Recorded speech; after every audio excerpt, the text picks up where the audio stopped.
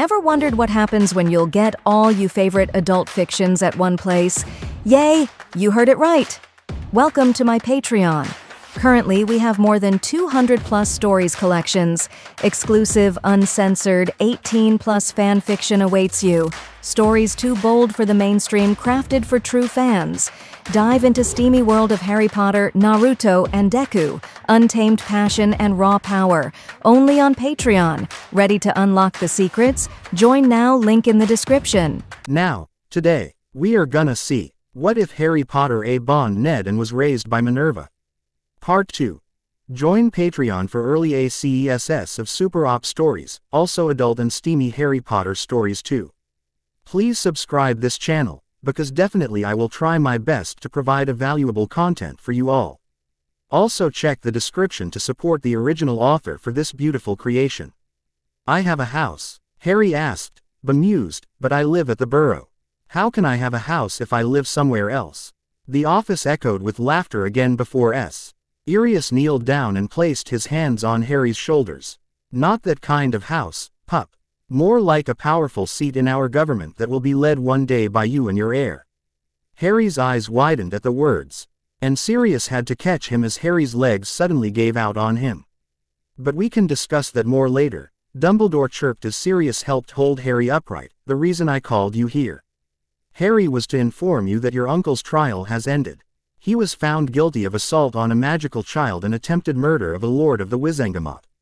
And as this was his second strike against you, he has been sentenced to the Dementor's kiss. That's all, Harry asked in anger. After what he's done, all he has to do is receive a kiss from someone.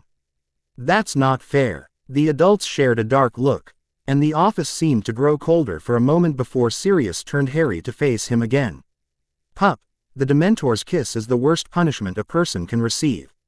The victim has their soul sucked out of their body and are rendered catatonic for the remainder of their lives.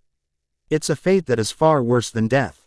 Harry shivered involuntarily at the words, and Sirius pulled him into a hug that soon became a group hug as Molly and Arthur joined in while Dumbledore watched sadly. After a moment of this, Harry was released and stood trembling as Sirius rested his hand on the boy's shoulder. It's quite late, Harry, Dumbledore said softly. Why don't you have Sirius walk you back to your dormitory so you can get ready for bed? I'm looking forward to seeing your first Quidditch match, and I'm sure you'll do wonderfully. Sirius laughed joyfully at the words, clapping a hand on Harry's shoulder and making a smile across the boy's face. I have no doubt he will, Sirius barked, and I, for one, can't wait to see it. Harry looked up at his godfather with surprise. You'll be there? Of course, pup. You thought I'd miss your first game? Sirius asked with a wink. We'll be there as well, Harry, Molly said with a smile. We come to all our children's first games, after all. Harry smiled at that, happier than he could express, and quickly blinked away. The tears he felt in his eyes before Sirius began to lead him out of the office. Vernon Dursley was cold. He had been since those freaks had locked him in this cell after that farce of a trial he had received. Worse than that, however, was that he had been deprived of alcohol for quite some time now and was suffering from withdrawal. He didn't know what a Dementor was, but if all he had to do was give it a kiss, then he had gotten off light, as far as he was concerned, and once he was free, he would track down that little brat again and this time kill him properly. As his thoughts ran wild everything he would do to the little freak once he was free, Vernon failed to notice how cold the temperature had dropped until he saw his breath, and his attention was brought back to the present. He suddenly felt unbearably depressed and shuddered as memories of things long thought forgotten began to bombard him. As Vernon rubbed his hands over his arms in an attempt to warm himself and tried to push the memories away, a sudden sound hit his ears that terrified him to his core. It sounded like breathing. More like gurgling than breathing, to be honest, and as the thing making the noise suddenly came around the corner and approached his cell, Vernon knew true fear for the first time in his life. It looked like the Grim Reaper, tall and terrifying and wearing a dirty black cloak that hid its face. When it raised its hand and the cell door sprang open, Vernon saw, to his horror, that the hand looked like dead flesh, and Vernon quickly jumped back until his back was touching the wall behind him. Stay back. Keep away from me. Vernon said in terror as the thing entered his cell and slowly stalked towards him. "Stay away from me," Vernon shouted. "Help! Help me! Somebody!" The thing slowly lowered its hood. And Vernon pissed himself as he saw what was underneath before screaming incoherently in terror as the Dementor roughly grabbed Vernon's shoulders and pulled him close. Outside the cells, the other prisoners listened with horror as the Muggle screamed and cried before going silent a moment later. Author's note: "Don't hate me. I swear I took no joy putting the attempted rape scene in this story. I only did so to further the story and help character development. Of course, Lucius isn't going to change. We all know that. But Draco and Narcissa are an entirely different story. By saving his sister, Harry will develop a closer relationship with Draco and Narcissa while simultaneously annoying Lucius. As always, I hope you enjoy the new chapter, and reviews are always welcome." As they entered November, the weather turned freezing. The mountains around the school became icy gray, and the lake was like chilled steel. Every morning the ground was covered in frost. Hagrid could be seen from the upstairs windows defrosting broomsticks on the Quidditch field, bundled up in a long moleskin overcoat, rabbit fur gloves, and enormous beaver skin boots. The Quidditch season had begun. On Saturday, Harry would be playing in his first match after weeks of training, Gryffindor versus Slytherin. If Gryffindor won, they would be second in the house championship. Harry, however, was not as happy about the first game of the season as everyone else was. In fact, he was almost hoping it would be cancelled, though he would never say it out loud for fear of his house and family ostracizing him for such blasphemy. Between Quidditch practices, trying to finish the ungodly amount of homework that they had suddenly been saddled with, and the extra classes that Harry was receiving from Narcissa Malfoy on etiquette and how to act appropriately as a Lord of the Wizengamot was supposed to behave, Harry felt as though he was being run ragged. To help Harry, as well as any other student that might require aid with their classes, Hermione had started a study group that was open to any and all who wished to join, regardless of house. Harry had assumed that only a Fae W would want to take part in it and was therefore surprised when several showed up. Daphne Greengrass and her friend Tracy Davis joined almost every night, as well as Theodore Nott, Draco, Crabbe, Goyle, and even Rhea would occasionally join, despite being a third year offering helpful advice to the first years. Ron had at first taken objection to studying with Slytherins, but over time he mellowed out from outright dislike to a more cool tolerance as Tracy had offered to supplement the help that Hermione was offering to Ron in order for him to be able to read better. When they weren't busy studying, Harry, Ron, and Hermione would discuss what they thought the three-headed dog was guarding and why Bill seemed to think it was so dangerous and who might be trying to steal it. When Neville had mentioned in passing that he had overheard from one of the ghosts that Snape was seen on the third floor the night of the troll attack, Ron had immediately decided that it must be Snape who wanted to steal whatever was there. Harry had quickly put the suspicion to rest by saying that Snape was a Hogwarts teacher and there was no way that a teacher would try and steal something from under Dumbledore's nose. To which Hermione had readily agreed. On the day of the Quidditch match, Harry felt as though he was going to throw up. Everyone in Gryffindor had offered him words of comfort and told him. Even Draco and Rhea had come to wish him well, with the understanding that they would, of course, be rooting for their own house. By 11 o'clock, the whole school seemed to be out in the stands around the Quidditch pitch. Many students had binoculars. The seats might be raised high in the air, but it was still difficult to see what was sometimes happening. Ron and Hermione joined Neville, Seamus, and Dean up in the top row. As a surprise for Harry, they had painted a large banner on one of the sheets. It said Potter for President, and Dean, who was good at drawing, had done a large Gryffindor lion underneath. Then Hermione had performed a tricky little charm so that the paint flashed different colors. They were soon joined by Molly, Arthur, and Sirius. Sirius, to the embarrassment of Molly, had chosen to show up with his hair dyed gold and red and wearing a Quidditch jersey with Potter written on the back. Meanwhile, in the locker room, Harry and the rest of the Team W changing into their scarlet Quidditch robes. Slytherin would be playing in green. Wood cleared his throat for silence. "Okay, men," he said. "And women," said Chaser Angelina Johnson. "And women," Wood agreed. "This is it. The big one," said Fred Weasley. "The one we've all been waiting for," said George. "We know Oliver's speech by heart," Fred told Harry. "We were on the team last year." "Shut up, you two," said Wood. "This is the best team Gryffindor's had in years. We're going to win. I know it." He glared at them all as if to say, "Or else." "Right, it's time. Good luck, all of you." Harry followed Fred and George out of the locker room and, hoping his knees wouldn't give way, walked onto the field with loud cheers. Madam Hooch was refereeing. She stood in the middle of the field, waiting for the two teams, her broom in her hand. "Now, I want a nice fair game, all of you," she said once they were all gathered around her. Harry noticed that she seemed to speak mainly to the Slytherin captain, Marcus Flint, a sixth year. Harry thought Flint looked as if he had some troll blood in him. Then, out of the corner of his eye, he saw the fluttering banner high above, flashing Potter for president over the crowd. He saw his parents cheering wildly. He saw Sirius looking and screaming like a nutcase, and despite his upset stomach, Harry couldn't help but laugh.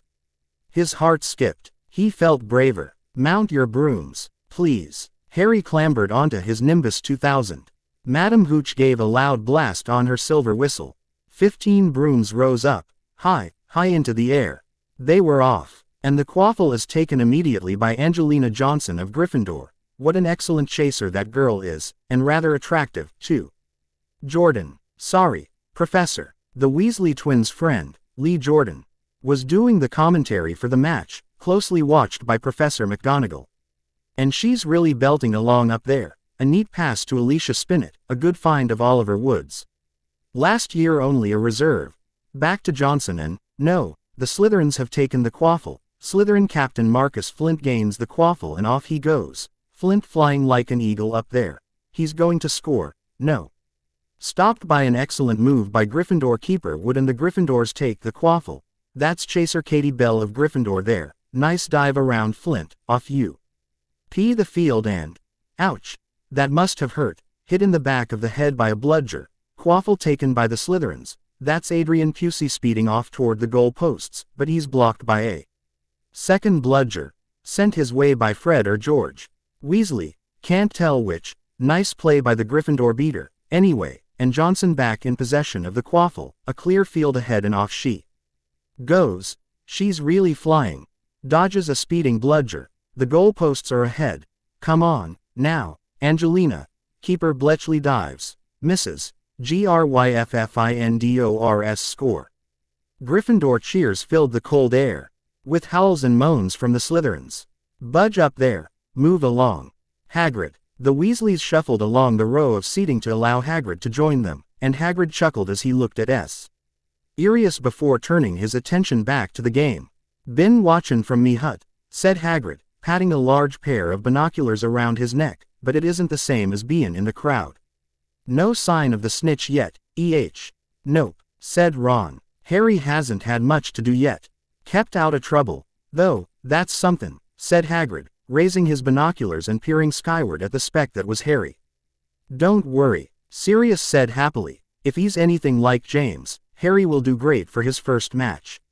High in the sky, Harry was scanning the field for the golden snitch. Wood had told him to keep out of the way so as to avoid being attacked by the Slytherin team, and that's why Harry had gone straight up in the sky the moment the match had begun and stayed there scanning the field.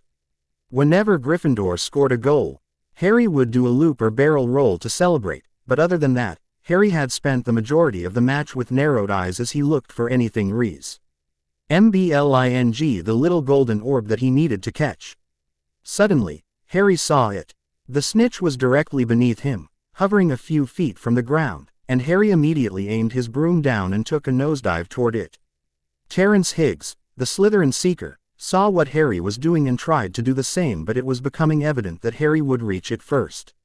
As Harry got closer to this target, he felt exhilaration course through him when Marcus Flint suddenly appeared out of nowhere, cutting Harry off and forcing him to swerve or slam into the Slytherin captain. The sudden movement made Harry momentarily lose control. He hung to his broom for dear life as boos and shouts rang out from the Gryffindor side of the stands. "Cheating bastard," Sirius snarled while Molly shook her fist in rage at the boy who had nearly killed her son. Lee Jordan was finding it difficult not to take sides. So, after that obvious and disgusting bit of cheating. Jordan, growled Professor McGonagall. I mean, after that open and revolting foul. Jordan, I'm warning you. All right. Flint nearly kills the Gryffindor Seeker, which could happen to anyone, I'm sure, so a penalty to Gryffindor, taken by Spinner. Who puts it away? No trouble, and we continue play, Gryffindor still in possession. It was as Harry dodged another bludger, which went spinning dangerously past his head, that it happened. His broom gave a sudden, frightening lurch. For a split second, he thought he was going to fall. But instead, he gripped the broom tightly with both his hands and knees. He'd never felt anything like that. It happened again. It was as though the broom was trying to buck him off. But Nimbus 2000s did not suddenly decide to buck their riders off. Harry tried to turn back toward the Gryffindor goalposts. He had half a mind to ask Wood to call a timeout, and then he realized that his broom was completely out of his control. He couldn't turn it. He couldn't direct it at all. It was zigzagging through the air and made violent swishing movements that almost unseated him every now and then. What's Harry doing? Sirius asked as he looked at his godson curiously. If I didn't know better, I'd swear he's lost control of his broomstick. Could something have happened when the Slytherin boy blocked him? Molly asked. Not possible, Sirius replied quickly. Only dark magic can do something like that. Hermione gasped and pointed her binoculars towards the teacher's box, hoping she was wrong, only for her worst fears to be realized a moment later. Ron, it's Snape. Snape, what about him? Ron demanded angrily as he turned and squinted to where Hermione was looking. He's jinxing Harry's broom, Hermione replied in an angry whisper as she zeroed in on the professor and saw that, indeed. The potion professor's lips were moving, and his gaze was fixed upon Harry, who was desperately trying to hold onto his broom. That cheat angrily. I knew he was no good. And Harry defended him. I'll take care of it, Hermione said quickly before rushing away while everyone else's gaze was fixed on Harry. The twins had attempted to pull Harry off of his broom, but every time they got close, the broom would jerk out of the way, so instead, the twins now hovered under their little brother in case he fell.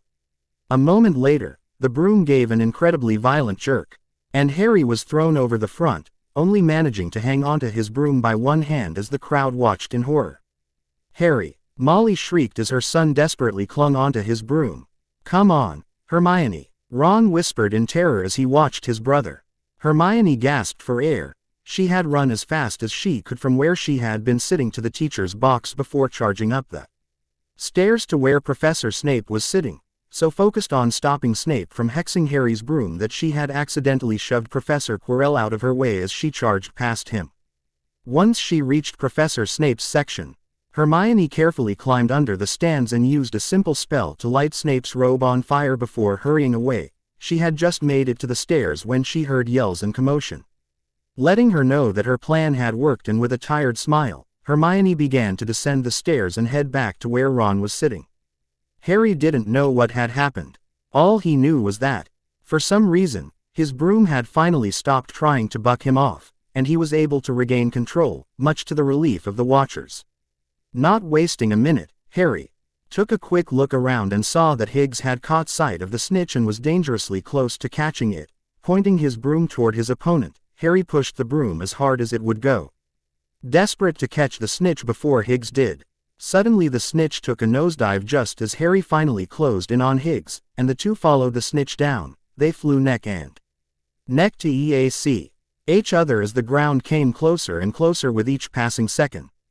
Pull up, Harry, Molly yelled as she watched. Pull up, Higgs yelled. Screw this, at the last possible second, and pulled away. As the snitch came dangerously close to the ground and Harry lunged forward, hoping to catch it before it was too late. Unfortunately, Harry lunged too far and rolled off of his broom as the crowd watched in horror.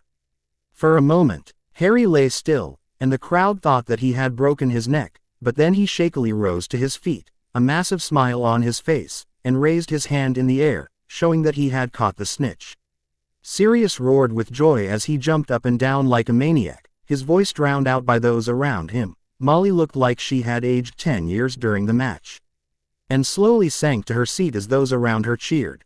An hour later, Harry was being checked over in the hospital wing by Madame Pomfrey. They were soon joined by Molly, Arthur, and Sirius, Arthur A. N.D. Sirius had congratulated Harry on his spectacular first match, while Molly had berated Harry on his carelessness and almost giving her a heart attack. Once Harry was finally released, he headed to the Gryffindor common room only to find Hermione and Ron waiting for him. "We need to talk," Hermione said seriously. "It was Snape that jinxed your broom," Ron added, making Harry go pale in an instant. Author's note: I have received a myriad of messages, so I thought I would answer the two questions that popped up the most. 1. How was Vernon able to see the Dementor if he's a Muggle? Answer: He Ministry of Magic is steeped in magic, and the cells beneath its floor are no exception. That much magic would allow even a Muggle like Vernon to temporarily see the monster that was about to kill him. 2. Why would you write your last chapter like that? It was entirely out of character for this story, and you should be ashamed of yourself. Answer: Every word I write has meaning. It adds to the story and will make sense later on down the road. I don't do anything just because I can. There's a reason to it, and you'll see that later in the story.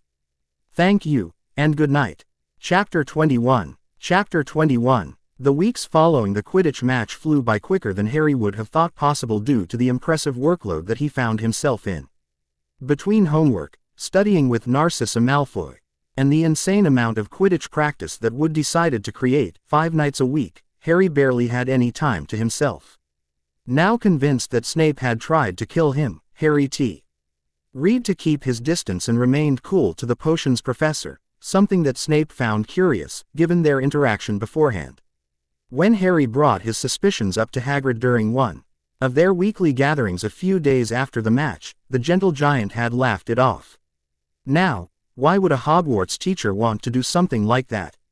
I don't know, Harry replied. Why was he trying to get past that 3-headed dog on Halloween? Hagrid choked on his tea at that and coughed hard for several minutes before he was able to regain control of himself. Who told you about Fluffy? Hagrid gasped as he struggled to breathe. Fluffy, Ron said, paling slightly. That thing has a name. Hermione asked in horror. Of course, he has a name, Hagrid replied indignantly. He's mine. Bought him off some Greek chap I met in the pub last year. Then I lent him to Dumbledore to guard the... Yes, Harry asked, leaning forward excitedly, as Hagrid turned beet red with embarrassment. I shouldn't have said that. No more questions. But Hagrid, Harry retorted stubbornly, whatever Fluffy is guarding, Snape is trying to steal it. It's the only explanation. Nonsense, Hagrid retorted as he refilled his cup. Professor Snape is one of the teachers protecting it. Then why did he try and kill me? Harry demanded, his hair turning fiery red, and why was he sneaking round the 3rd floor instead of with the other teachers looking for the troll? I can't rightly answer that, Hagrid grumbled, but I'm sure you're misunderstanding things, Harry. Hagrid sat his cup down and stared Harry in the eye, trying to make the boy understand how serious the giant was as he continued. Now listen, you need to let this go, all right? It's dangerous what Fluffy is guarding. It's strictly between Dumbledore and Nicholas Flamel.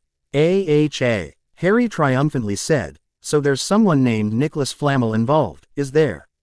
Hagrid looked furious at himself as he threw the 3 students out of his home before slamming the door shut behind them. Now knowing that someone named Nicholas Flamel was involved, the trio began trying to find out exactly who he was. After a week of this, and more books than Harry had ever read before, he was starting to hate this mysterious Flamel person with all the spite that an 11-year-old could muster. I've never doubted your intelligence, Harry, Draco said one day as he and a few others sat with Harry in the library studying, but don't you think you're taking it a little far? Harry was sitting at the table next to Draco's, and had the entirety of the table covered with open books and papers as he once again searched for the elusive Mr. Flamel. Across from him, Hermione and Ron were also reading, looking for their target.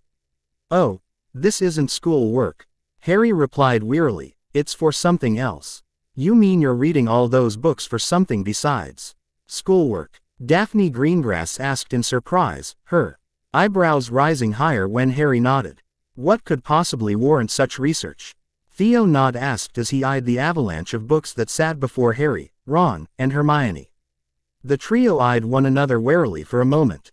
While the trio did view the Slytherins as friends, they didn't know if they should tell them what they were looking for, seeing as how the one they suspected of trying to saint the object on the third floor was their head of house.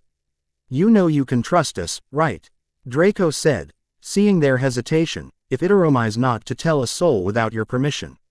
"It's not that we don't trust you, Draco," Harry said softly. "Speak for yourself," Ron mumbled, earning a glare from Harry. "It's just that," Harry said before pausing, "it's just that there's something on the third floor.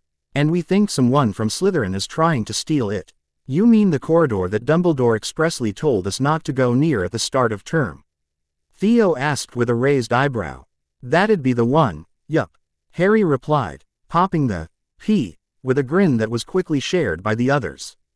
"It's guarded by a Cerberus," Hermione said, making Tracy Davis and Daphne go pale. "It belongs to Hagrid," Ron added. "He named it Fluffy." Theo smirked at that while the rest began to laugh at the absurdity of such a name on such a beast. "A few weeks ago, Hagrid let slip that whatever Fluffy is guarding is between Dumbledore and some guy named Nicholas Flamel," Harry said quickly, deciding to trust his friends. "Now we're just trying to figure out who he is." The Slytherins looked at the trio in shock before Daphne lowered her head to the table and rested her forehead there. "You have got to be joking," Daphne said in irritation. "Why in the bloody hell would the headmaster keep that thing here?" Theo asked in annoyance. "He's out of his mind," Tracy added, completely mad. "What are you all talking about?" Harry asked, completely confused about his friends' reactions, which were shared by Ron and Hermione. "Judging by their faces, Harry," Draco said in an annoyed voice, "Nicholas Flamel is an alchemist, perhaps the most well-known alchemist to have ever lived. And the reason for that is because he is the only known creator of the Philosopher's Stone." "The what?" Harry and Ron chorused while Hermione looked like she had just remembered something. "It's an immensely powerful magical object," Daphne replied from where her head was still resting on the table. "It has the power to turn any metal into pure gold," Theo said quickly, smirking as Ron and Harry's jaws dropped in astonishment. "As well as produce a substance called the Elixir of Life, which will make anyone who drinks it immortal," Tracy added, laughing out loud when Harry's red hair turned bone white. "No wonder the thief wants it," Ron whispered softly. "Eternal life and endless riches, anyone would want it." "Indeed," Draco said, narrowing his eyes at Ron's slip. "So who's the thief?" "Obviously, you know, as you almost said their name just now." Ron, to his credit, blushed but was spared from answering by Harry, who quickly replied in his brother's stead. "We don't know who it is, but we have a suspect." "Well," Theo asked, "who is it?" "I'd rather not say," Harry replied sheepishly. "In the off chance I'm wrong, I don't want to ruin someone's reputation with baseless slander." "Very sensible," Tracy said as the others nodded their heads in agreement. "What I want to know," Daphne said, finally raising her head off the table, "is why Dumbledore brought that cursed thing here in the first place. It shouldn't be anywhere near a school." "Cursed?" Harry asked in confusion. "Wars have been fought over it," Draco replied softly. "The stone is drenched in so much blood. Nicholas Flamel finally decided to hide it away centuries ago, as well as himself. He didn't reappear again for almost 2 centuries. Harry's eyes widened in horror as he took in the words. Daphne was right. Such an object had no place in a school, and if Snape got his hands on it, the consequences could be disastrous. "Christmas break will be here in a week," Draco said after a moment of silence. "I'll inform my parents of what Dumbledore has done. No doubt they will want it removed immediately." "Why not tell them now?" Harry asked. "Owls can be intercepted," Theo said simply, "and this is not something you want getting out." The others nodded quickly as Theo's words. "Theo's right," Tracy said quickly. "That stone has been the cause of more magical wars than could possibly be remembered. It needs to be removed." To everyone's surprise, Harry began to laugh and his hair turned a bright pink while the others looked at him as though he had gone mad. "What are you laughing about?" Ron asked his brother incredulously. "We don't have to look for him anymore. No more research," Harry exclaimed happily as he began to close the books. After a moment, Ron realized that Harry was right, and began to laugh just as crazily as his brother while the others shook their heads at the two's lack of decorum. A few days later, Harry and Ron received a letter from their parents saying that Mo Lly and Arthur would be visiting Charlie in Romania for Christmas and that Sirius would be going to France to attend a conference for the Wizengamot. As such, both would, unfortunately, have to remain at Hogwarts for the holidays. Rather than be disappointed, Har and Ron instead found themselves delighted when Dora decided to stay as well. "Can't have my little brother alone on Christmas, can I?" she said happily after telling them the news. "Hey," Ron exclaimed angrily, "I'd be here with him too." "Oh yeah," Dora joked, "forgot about you." Ron stuck his tongue at her, making Dora laugh as shish. He wrapped her arms around the pair and guided them towards the Great Hall for dinner. Christmas morning was a grand affair. Harry was woken up early by Ron's shouts of pleasure and quickly put his glasses on before smiling at the impressive stack of presents that sat at the end of his bed. As the two tore through their presents with gusto, Harry couldn't help but smile at what he had received from his friends and family. From Draco, Harry had received a new ebony black wand holster that seemed to fit his wrist like a second skin. From Rhea, Harry received a beautiful bracelet that resembled a silver snake eating its own tail. With green emeralds in place of its eyes, Ron looked at the bracelet in shock for a moment, something that was shared by Harry as he read the note that came with it. "When you wear this, I hope you will think of how grateful I am to you. Happy Christmas from Rhea Malfoy." "That's got to be worth a fortune," Ron said in awe. "Man, when the Malfoys want to say thank you, they don't pull any punches. Do they?" "I guess not," Harry replied as he delicately sat the bracelet down, desperately trying to make the blush on his face fade before turning to the others. Sirius had given Harry 100 galleon credit at Quality Quidditch Supplies, which made Harry smile uncontrollably as he imagined all he could get with such a gift. Hermione's present turned out to be a mountain of sweets. Something that surprised Harry, given that her parents were dentists. Remus' present was a voucher for Flourish and Blots, which Harry looked forward to using. Molly's present was the traditional Weasley sweater, dark green with a red H on the center, that Harry instantly put on with a smile. Dora's present was a massive pile of Zonko's prank supplies, which Harry knew he would be putting to good use soon enough. Finally, there was only one present left, and as Harry tore the wrapping paper off of it, Ron dropped his box of Bertie Bott's in shock as he saw what Harry was holding. "No bloody way," Ron exclaimed as Harry stood up to examine the long silvery cloak. It felt like liquid, and Harry stared at it in awe as his brother came next to him to examine it. "It's an invisibility cloak," Ron said in awe. "Those things are really rare. Quick, try it on." Quickly, Harry threw the cloak around his shoulders and looked down in shock as his body disappeared, leaving just his floating head behind. "Who sent it?" Ron asked in awe. "Sirius, maybe." "Can't have been," Harry replied as he took the cloak off. "He already sent me something." "Hang on, there's a note," Ron exclaimed as he picked up a piece of paper from the ground that had fallen unnoticed when Harry opened the present. "Your father left this in my care before he died. It is time it was returned to you. Use it well." "There's no name," Ron said as he turned the note over, but Harry barely heard the cloak with wide eyes. "This was my dad's," Harry asked softly, tears beginning to prick his eyes. Before Ron could say anything, the door to the room banged open, and Fred and George barged in wearing their own Weasley sweaters. "Are you two still in bed?" Fred asked with a warm smile. "Come on, it's Christmas. A time for family," George added as the two grabbed Ron and Harry and pulled them out of the room to join the twins for breakfast. The rest of the day passed in a blur for Harry as, right after breakfast, the twins dragged Harry, Ron, and Percy outside to participate in a furious snowball fight that Dora quickly joined in on and soon left them all sweating tired. After a quick nap, the group spent the rest of the day enjoying various games until finally, it was time for dinner. Harry couldn't help but stare in shock as he took in the awe-inspiring amount of food that appeared on the tables. There were over a dozen giant cooked turkeys, ham, stuffing, and dozens upon dozens of other dishes that Harry could scarcely believe. The best part, however, was dessert, as the tables filled with hundreds of different pies and cakes of every flavor. Finally, it was time for bed, and the Weasleys sluggishly dragged themselves to their respective dormitories and promptly collapsed into a collective food coma. Harry was very nearly asleep when a thought came to him, and he shot upright in excitement. He had an invisibility cloak. he could go anywhere in the castle without fear of being caught. The whole of Hogwarts was open to him. Silently, Harry got out of bed and retrieved his father's cloak from his trunk before exiting the dormitory, shutting the door quietly behind him to not wake Ron. Then, throwing the cloak on, Harry made his exit from Gryffindor Tower as the thrill of being able to go anywhere without getting in trouble coursed through him. Having no fixed destination, Harry began to wander aimlessly, reveling in his freedom. When he turned a corner and stopped short, Professor Snape had Professor Quirrell pinned against the nearby wall and fixed the stuttering professor with a stare that made Harry shiver. "S.S. Severus, please." Professor Quirrell began before being cut off by Snape. "You may have the others fooled, Quirrell, but not me.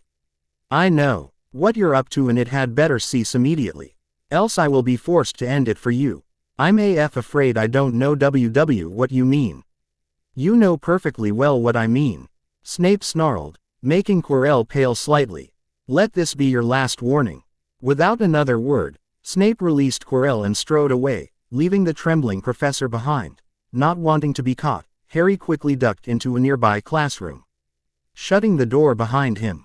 "I'll just wait here until it's safe," Harry thought as he turned to look around and saw a colossal mirror resting against a far wall. Curious. Harry slowly approached until he was standing directly in front of it. His eyes widened in shock at what he saw, and he spun around quickly to look behind him, yet there was no one there. Slowly, Harry turned back to the mirror, his eyes wide at what he saw. Standing directly behind Harry was a beautiful red-headed woman who was smiling at Harry. Next to her was a black-haired man who was likewise smiling at the boy. Harry knew immediately who they were as one of the first things Sirius had given him was a photo album filled with pictures of his parents. Harry hadn't been able to stop himself from crying when he first received it and had spent hours looking through it. As Harry's eyes took in the image, he noticed there were more people. Molly and Arthur were there, as was Sirius and the rest of Harry's family. They were all standing around Harry and laughing. Sirius walked forward and smacked his hand on the black-haired man's shoulder as a bright smile appeared on both of their faces. And a terrible sort of sadness took over Harry as he watched his family gathered together. "Mum?" Harry asked in a broken voice as he looked at the woman, who he noticed was smiling but crying as well, turning to the man. Harry felt his chest tighten as he asked, "Dad?" Both adults nodded at him, and Harry thought his knees would buckle from under him as he looked at his parents and the Weasleys, all waving and smiling at him. Harry was aware that his cloak had fallen from him as he stared, and yet he didn't care. He just wanted to stand there forever and look at his family. He knew it was stupid. For if he were caught, he would risk detention and loss of point, and yet he still did not care. All that mattered was being here with his family, so Harry slowly lowered himself to the ground intending to sit there all night. Hours later, or so it seemed, a cough behind Harry made the boy jump to his feet and spin around in surprise. Standing behind him was Headmaster Dumbledore, who was looking at Harry with a sad expression on his face. "Hello, Harry," Dumbledore said softly. Hello, Professor Dumbledore," Harry stuttered. He'd been caught out of bed after hours, and now he would surely pay for it. "I see that you, like so many others before you, have discovered the delights of the Mirror of Erased," Dumbledore said as he approached the boy. "By now, I'm sure you know what it does." "It shows me my family," Harry replied so softly that Dumbledore almost missed it, and the old man's sad expression turned more so. "This mirror is a powerful magical object that was created many centuries ago. And it shows us nothing less or more than the deepest, most desperate desires of our hearts." Harry felt tears prick his eyes at the words and angrily wiped them as Dumbledore watched. "I am so sorry, Harry," Dumbledore said softly as he placed a hand on the boy's shoulder. "The mirror was brought here for personal reasons, and I placed it in this classroom for tonight only, hoping that it would remain undiscovered until I could move it to its new home. Tomorrow." Harry's head shot up at the words, and he opened his mouth to plead with Dumbledore not to take tea from him before being cut off by the aged headmaster. "This mirror is a very dangerous artifact, Harry. It offers us neither knowledge nor truth. Men have wasted away in front of it, and some have even gone mad, not knowing if what they see is real or even possible. That is why tomorrow it will be moved to its new home, and I must ask you not to go looking for it again." "But," Harry began before being cut off again. I know how desperately you wish to see them again, Harry, Dumbledore said sadly, but they would not want their boy driven mad for them, and you will see them again, never forget that.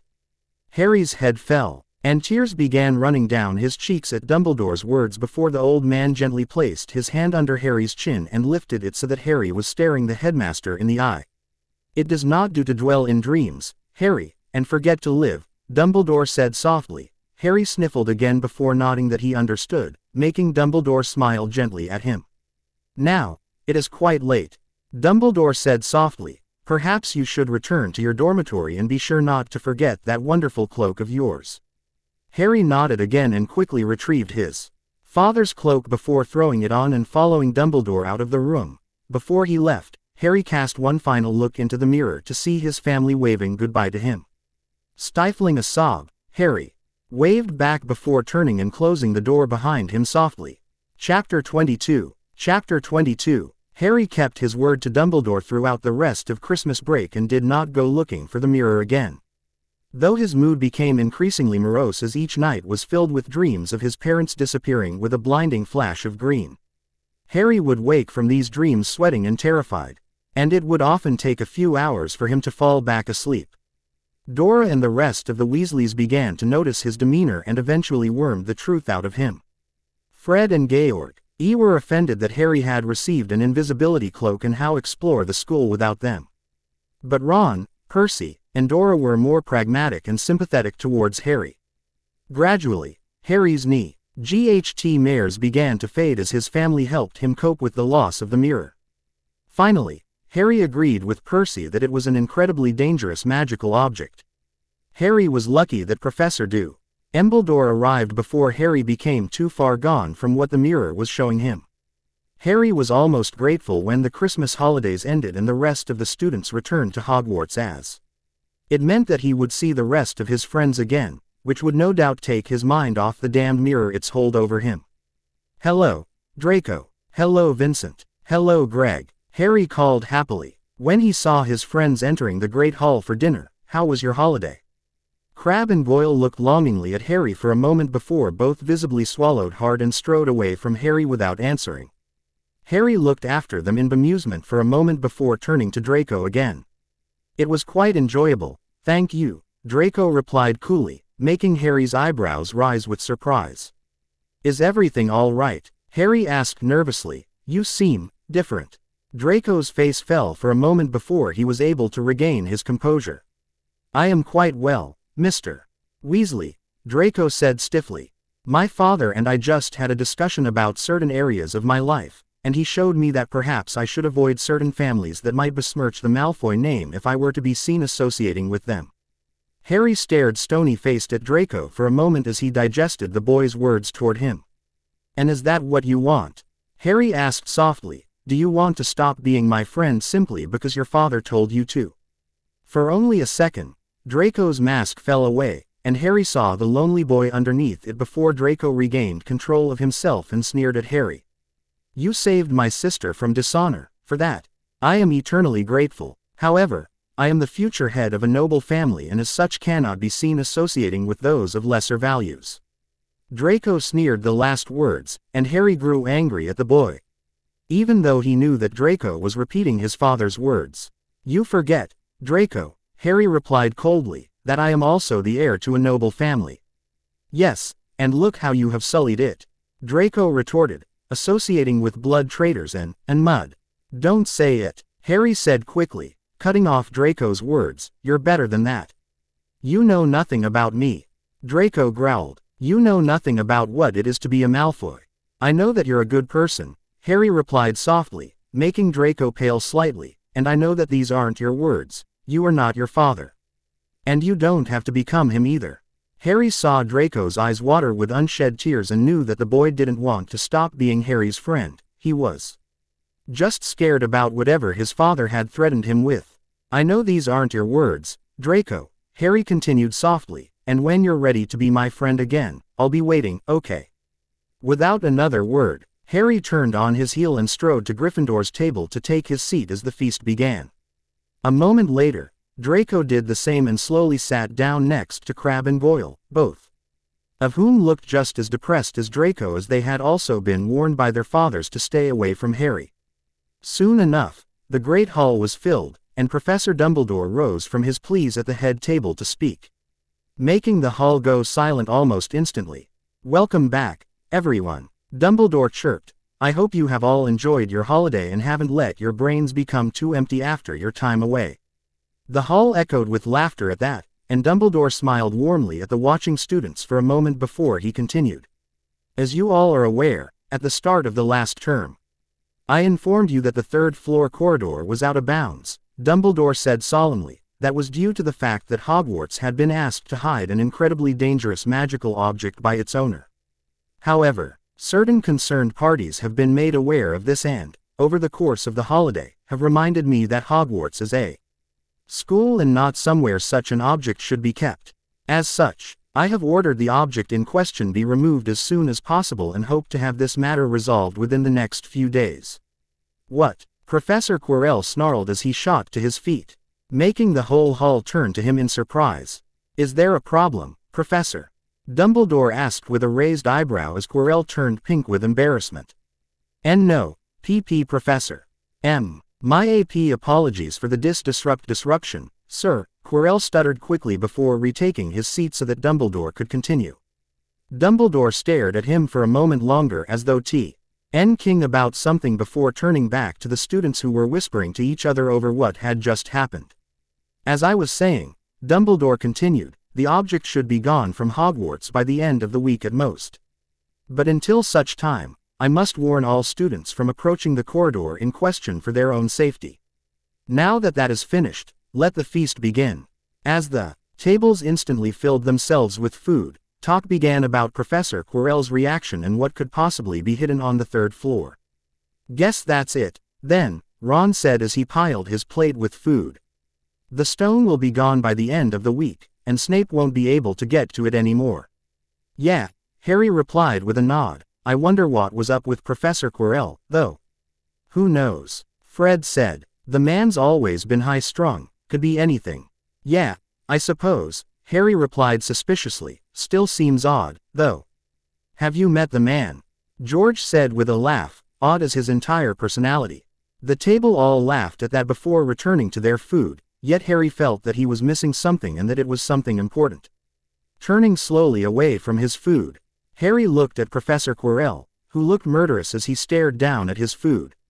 For a moment, the two locked eyes, and Harry felt a rush of pain across his scar that made him wince. However, the pain disappeared as quickly as it had come as Quirrell looked back at his food, leaving Harry confused and worried in equal measure. "Master, what are we going to do?" Quirrell asked. Once dinner was over, he had rushed to his quarters and placed a silencing charm on the room to not be disturbed as he conferred with the Dark Lord, who now shared his body. "That old bastard has not left us much choice," Voldemort hissed back, anger evident in every word. "We must retrieve the stone before week's end." "But we're not ready," Quirrell cried. "We still have no idea how to get past Hagrid's beast, nor what other dangers protect the stone." Pain instantly raced through Quirrell's body, and the professor fell to the floor as he tried not to scream at the agony his master was putting him through. However, his resolve lasted only a few seconds, and he was soon begging his master for mercy before the pain finally ended, and Quirrell was left gasping on the floor. "Whatever so-called protection these incompetent fools have put in place is no match for the power, my Lord Voldemort." The Dark Lord hissed as Quirrell fought for breath. "I will have that stone before it leaves Hogwarts, or you will see just how creative I can be in punishing those who displease me. Do you understand me?" "Yes, Master," Quirrell cried as tears ran down his cheeks. "I will get you the stone. I swear it." The next 3 days were perhaps the most depressing that Harry could remember in a long time. Due to her NEWT tests coming up, Dora wasn't given as much time to spend with Harry as she usually did, as she was constantly studying or sleeping. Added to that, the ungodly amount of homework that the professors decided to drop onto the returning students, and that 6 days a week now. And Harry felt he was being run dry. However, what hurt the most was how Draco, Crabbe, and Goyle seemed to go out of their way to avoid him. The only time that Harry saw his 3 former friends now was during class. And they didn't so much as look at Harry during that time. They no longer attended the study sessions like they did before, and the few times that Harry managed to spot Draco staring at him, it was with a look filled with regret which depressed Harry even more.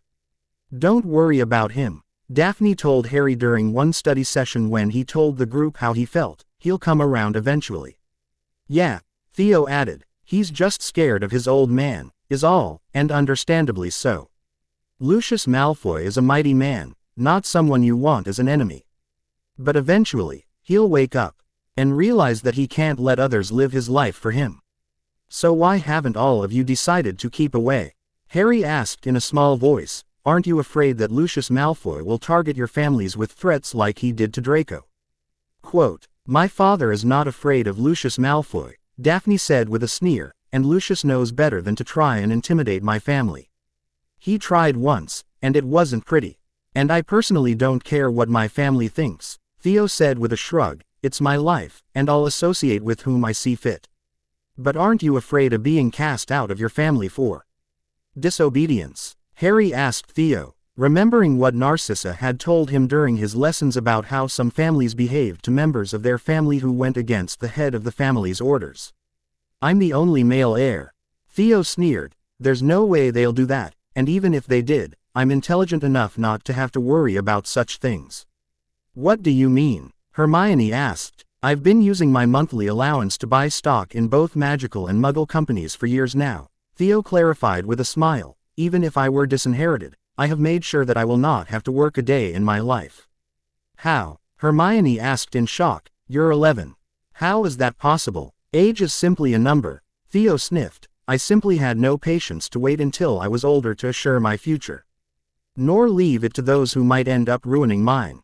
The group stared in awe at Theo for a moment before regaining their composure, though Harry saw that Theo had turned slightly pink. Being the center of everyone's attention. "Thanks, guys," Harry said softly as he looked down at his hands, "for being my friends, I mean."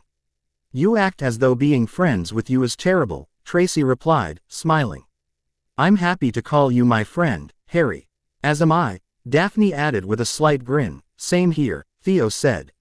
"I never really had friends before," Hermione mumbled, making the group turn to her. "It's nice to have some for a change."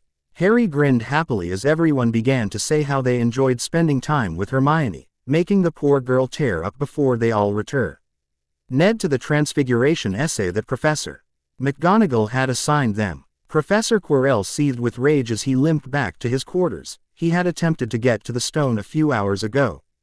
The last chance he had as Dumbledore was preparing to move it the next day. Terrified of failing his master again, Quirrell had stormed into Hagrid's hut after dinner and used the Crucio curse on the groundskeeper, demanding that Hagrid tell him how to get past his beast. To Quirrell's astonishment, Hagrid had refused to say anything and, realizing that any further torture would cause the giant's mind to break, had asked his master for help. It was simple for Lord Voldemort to peer into Hagrid's head and discover the secret. Hagrid had been too weak from torture to stop him. After petrifying the groundskeeper to ensure he would not be able to tell anyone what had occurred, Quirrell had stormed the third floor and conjured a harp to put the dog to sleep and allow Quirrell entrance to the trapdoor. After the dog, the other traps had been child's play to get past, until Quirrell had reached that damned mirror. Quirrell had stared at the mirror for over an hour trying to figure out how to get the stone out of it and had been so preoccupied that he failed to notice Albus Dumbledore enter the room where the mirror was being kept. Realizing that the game was over, Quirrell immediately began attacking Dumbledore with every spell and curse he could think of, to no avail. All it had taken was one stray curse to shatter the mirror and ensure that Quirrell would never be able to retrieve the stone for his master. Dumbledore had used the broken glass to slash Quirrell over a dozen times until it was obvious that if Quirrell didn't escape, he would be killed. Using a spell that his master had taught him, Quirrell had managed to blast the old headmaster off of his feet, temporarily giving Quirrell the time he needed to escape the chamber and, hopefully, Dumbledore as well. Now, he was racing to his quarters as fast as he could. He needed to collect a few things before making his escape from this damned school and, above all, from Dumbledore, who would no doubt activate the wards and try and prevent his escape now that he knew Quirrell served the Dark Lord. As he rounded the corner, Quirrell ran straight into a group of students, causing one of them to fall to the ground. Hard as Quirrell stumbled to regain his balance. "Professor, are you all right?" Daphne Greengrass asked as Theo helped Hermione and Harry to their feet. "You're bleeding. Do you need to go to the hospital wing?" "I'm perfectly fine," Quirrell snapped. "Get out of my way." "Hey," Theo retorted, "she was only trying to help. Kill the children if you have to," Voldemort hissed, making the children freeze as they heard the voice. "We have no time to spare. We must escape from here." Who said that?" Tracy asked in a scared voice as she looked around for the speaker, as Quirrell's hand went for his wand. Harry's eyes went wide as though he finally realized something, and he suddenly pushed Tracy to the floor as a beam of green light sailed past where she had just been standing. Quirrell snarled in rage as he raised his wand again to try and curse Tracy, who was cowering beneath Harry. Before Quirrell could attack again, he suddenly doubled over in pain because Daphne had just kicked him hard between the legs. "Brat," Quirrell snarled, "how dare you attack me? Get out of here," Harry yelled as he hauled Tracy to her feet. "Go get a teacher." Run. Tracy, Daphne, and Hermione immediately ran as fast as they could while Theo and Harry tried desperately to evade beams of light from where Quirrell was trying to either stun or kill the two boys. "Kill them, you idiot!" Voldemort repeatedly screamed. "We don't have time for this." Theo's luck finally ran out, and he was hit by a stunner which sent him crashing to the floor a moment later, making Harry turn pale in an instant. "Theo!" Harry yelled as he ran to his fallen friend while Quirrell watched with a cruel smile on his face. "Don't worry, Mr. Potter. He's not dead." Quirrell sneered, "only stunned. You, however, I will truly enjoy killing. I may have failed to retrieve the stone, but I'm sure my master will reward me for your death." "It was you." Harry breathed in shock. "You were the one trying to steal the stone, not Snape." "Why?" "Because my master wished it," Quirrell said simply. "He told me to retrieve the stone, and I obeyed as a good servant should." "Master? Who's your master?" Harry asked, still in shock from finding out Quirrell was the culprit, not Snape as he had suspected all year. "Show him to me," Voldemort hissed. "Let him see my face one last time and know that I am the one who reigns victorious in the end." With a final sneer, Quirrell stowed his wand in his robes before reaching up and undoing his turban as Harry watched with wide eyes. A moment later, the color ran from Harry's face, and his red hair turned white as Quirrell dropped the purple cloth to the floor and turned so that his back was to Harry, rather than the backward in horror at a second face that protruded from Quirrell's head. "Hello, Harry Potter," Voldemort hissed with a cruel smile. "We meet again." Harry tried to say something, anything, but his voice seemed to have been stolen from him, and he could only stare in horror at what he saw in front of him. "Voldemort," Harry whispered when his voice finally returned to him, "but you died. You don't truly think that some pathetic brat like you could possibly defeat the most powerful wizard who ever lived?" Voldemort sneered as Quirrell took a step backward toward Harry, who seemed to have lost feeling in his legs. "I'm glad I was able to face you one last time.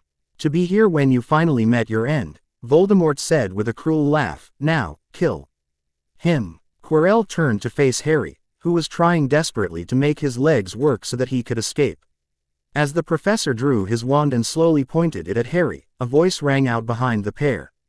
"Harry, what's going on?" If there was any color left on Harry's face, it vanished as Quirrell turned to look at Ron, who had just come around the corner and was staring wide-eyed at his brother, who seemed to be kneeling next to the unconscious form of Theo Knott as Professor Quirrell stood over them with a raised wand. Quirrell spun around and raised his wand to curse Ron, who seemed just as frozen as Harry. "No!" Harry screamed as he burst into action and ran at Quirrell before grabbing the professor's arm.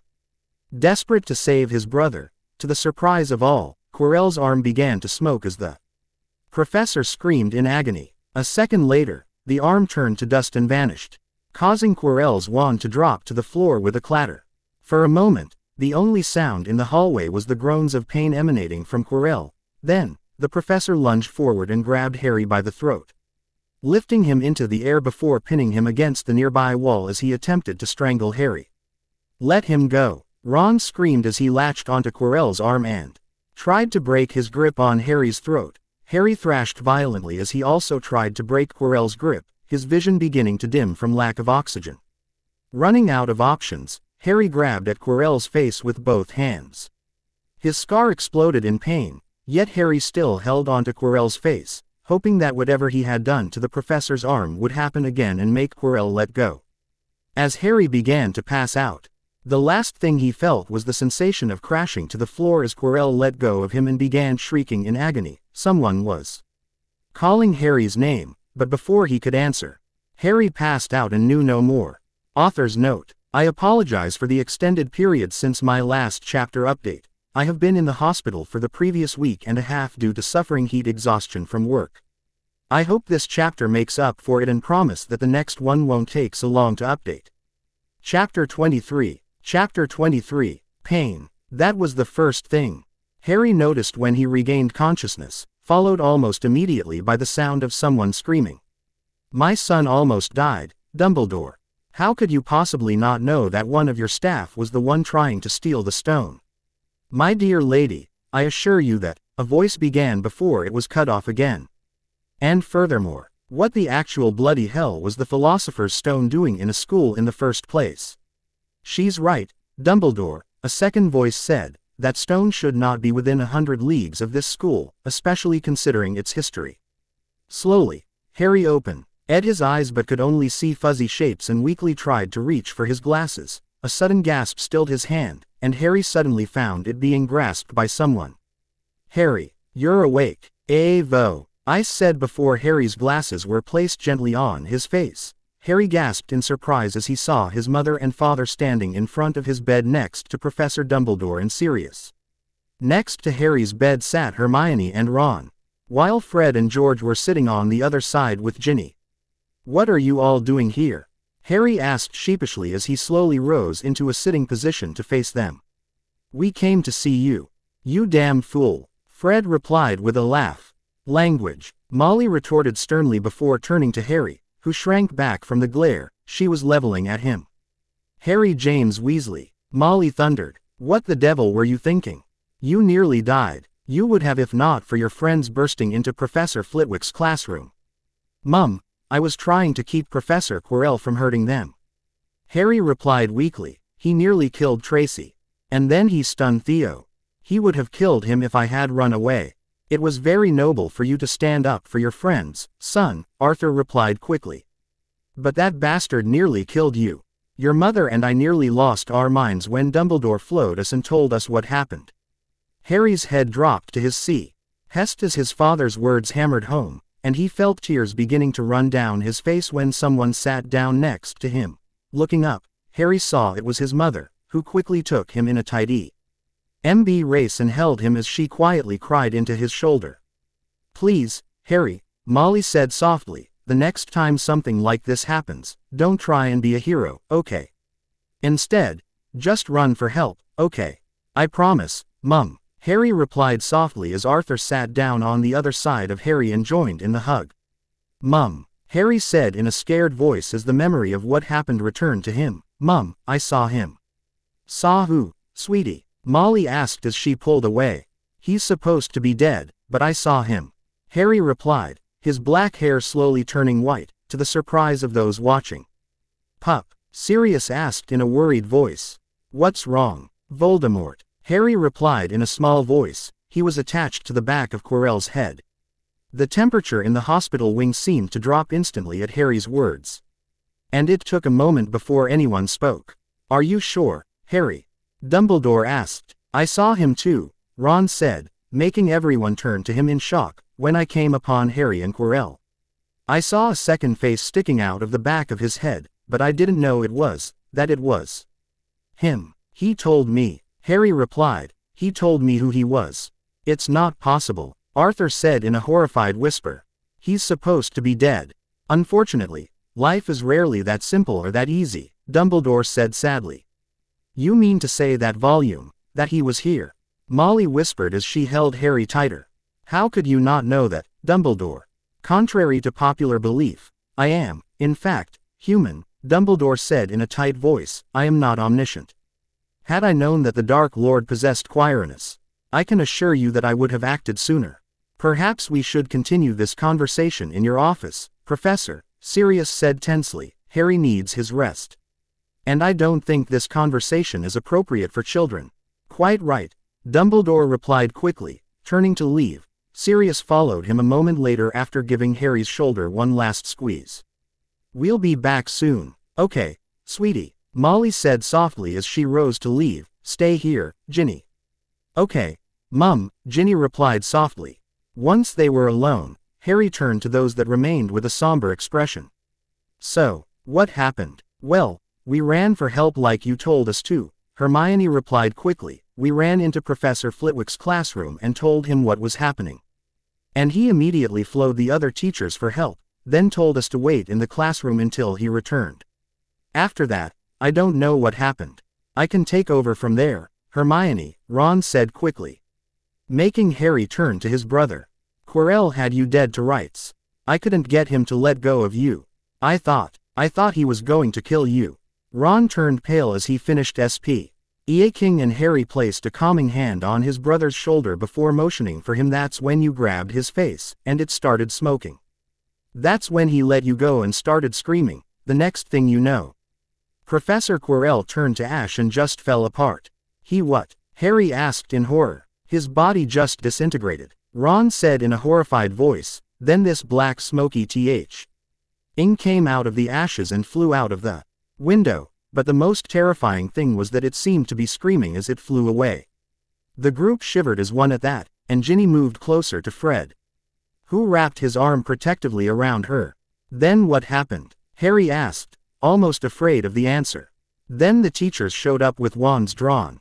Ron said, they levitated you and Theo to the hospital wing while demanding to know what happened. How long have I been here? Harry asked with a grimace. And where is Theo? Not long, Hermione said softly, just a few hours. And Theo woke up a little while ago. Fred clarified. Once he was sure that you were okay, he went back to the Slytherin common room to tell the others. Yeah, Rhea Malfoy came running in here not too long ago, asking about you. George said with a wink that made Harry blush. Not consorting with the enemy, are you, Harrykins? Shut up. Harry scowled, making the others erupt in laughter as his hair began to turn bright pink and his face began to grow redder. Ah, look, Fred said with a laugh, our little brother is blushing. Now, why would he be blushing upon the mention of Rhea Malfoy? I don't know, my dear brother. George laughed back, but it sure is interesting. Whatever else the twins might have said was halted as Harry smacked them in the face with his pillow, causing further laughter until, at last, Madame Pomfrey came storming out of her office. What's all this? Mr. Potter needs his rest, so out. The lot of you. Could it really have been him, Albus? Arthur asked as as they entered Dumbledore's office and the door closed behind them. As much as I would love to say no, I fear it was, Dumbledore replied softly as he took his seat behind his desk and steepled his fingers. But how is it possible? Sirius asked with gritted teeth. Harry beat the bastard. Everyone knows that. Unfortunately, the only people who truly know what happened that night are Harry and Voldemort, Dumbledore said softly. Ignoring the flinch that the others produced at the mention of the Dark Lord's name, and seeing as how Harry was a baby at the time, I fear the only one who truly knows what happened is the one who was destroyed. But according to Ron, he was possessing Quirrell, Sirius said thoughtfully. So what is he, now?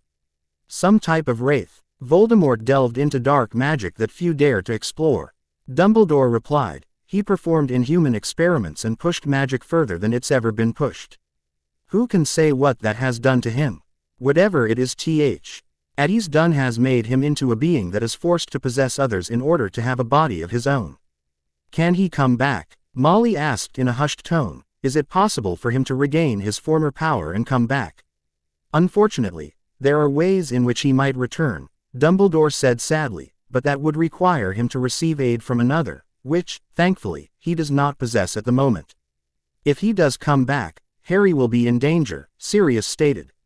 Undoubtedly, Dumbledore replied seriously, making Molly and Arthur pale. No, Molly cried, he will not have him. He took my brothers. He will not have my son too. Arthur wrapped his arms around his wife as she began to cry into his shoulder. Arthur, we can't let him have Harry. We won't, Molly wobbles, Arth. Said soothingly as he rubbed her back, we'll kill anyone who tries. Damn straight. Sirius growled, I owe that bastard for all the years I was locked in Azkaban and for the loved ones he took from me. For now, Dumbledore said loudly, bringing the group's attention back to him, Harry will undoubtedly need you all. I'm sure this has been a truly traumatizing event for him, and he will need his family to help him through it. We should head back to the hospital wing to check on him, Molly sniffled. Should you wish to stay the night, I'll inform Madame Pomfrey to make beds available, Dumbledore said with a warm smile. Thank you, Albus, Arthur replied, but I think that we'll be heading home soon now that we know that Harry is going to be okay. And that you will be removing a damn menace to society from the school grounds. Molly added with a dangerous look in her eye that made Dumbledore suddenly nervous, not that he would admit it, of course. Of course, Dumbledore said quickly as he rose from his chair. The stone will be gone by dawn tomorrow. You have my word on it. See that it is, Dumbledore, or so help me, I'll shave your beard off. Sirius said with an ill smile that made Dumbledore pale and absent-mindedly stroke his beard as he thought of what he would look like without it. Without another word, the group exited Dumbledore's office, and the aged headmaster leaned heavily against it. His back pressing hard against the wood. I really am getting too old for this, Dumbledore said softly. Just what the bloody hell were you thinking, fighting a fully trained wizard all on your own? Daphne asked after a quick hug, the next day, at breakfast when Harry entered the Great Hall. I guess I wasn't thinking, Harry offered with a small smile. Obviously not, Daphne growled. You bloody Gryffindors are all the same. All brawn and not a brain among you. Hey, Hermione cried in indignation. I didn't mean you, Hermione, obviously. Daphne SCOFFED before turning and walking back to Slytherin's table. Thank you for saving me, Harry, Tracy said shyly before turning to follow Daphne, a deep blush beginning to form on Tracy's neck, which confused Harry greatly. Girls are weird, Harry said in bemusement, made worse when Hermione began to laugh for some reason. You have no idea, Theo said with a slight grin before turning to follow his housemates. Harry was just starting on his oatmeal when a slight cough from behind him caused him to turn around and gasp in surprise as he saw Rhea Malfoy looking down at him with a raised eyebrow. Good morning, Rhea, Harry said warmly as he rose to greet her, as Narcissa Malfoy had taught him. How are you doing today? Much better now that I know you are all right, Mr. Potter. You can call me Harry if you want to, Harry said softly, noticing how Rhea seemed to be fighting a smile at that for some reason. I might just do that. Harry, Rhea replied with a smile that made Harry freeze like a deer in headlights for a moment. Without another word, Rhea turned on her heel and strode back to her table while the rest of Gryffindor tried not to laugh as Harry's hair turned bright pink. They grow up so fast, Dora said dramatically as he placed a hand on her forehead and pretended to swoon, to the enjoyment of the rest of Gryffindor's table. What are you on about? Harry asked in bemusement, which only seemed to make the table laugh harder. I'll tell you when you're older, Dora teased. See what I mean? Harry asked Ron. Weird, every one of them. The table howled with laughter at this. And Harry felt himself turning beet red as he dug into his breakfast and tried to ignore the noise surrounding him. Author's note. Only 1 or 2 chapters left in Harry's first year. And then we move on to number 2. I honestly have no idea who Harry will end up with, so don't ask. Also, he's 11, lol. Pairing won't be coming until at least the 3rd year, maybe the 4th. Chapter 24. Chapter 24. The next month flew by in a flash for Harry as he and the others who had been involved in the attack were forced ad nauseum to retell the story to students who still found it hard to believe that Professor Quirrell had not only attempted to steal something from Hogwarts but had also tried to kill students in his attempt to escape. Ron seemed to never grow red of the attention he was receiving and seemed happy of how he and Harry had fought against the Dark Wizard, but Harry had a different emotion coursing through him altogether, shame.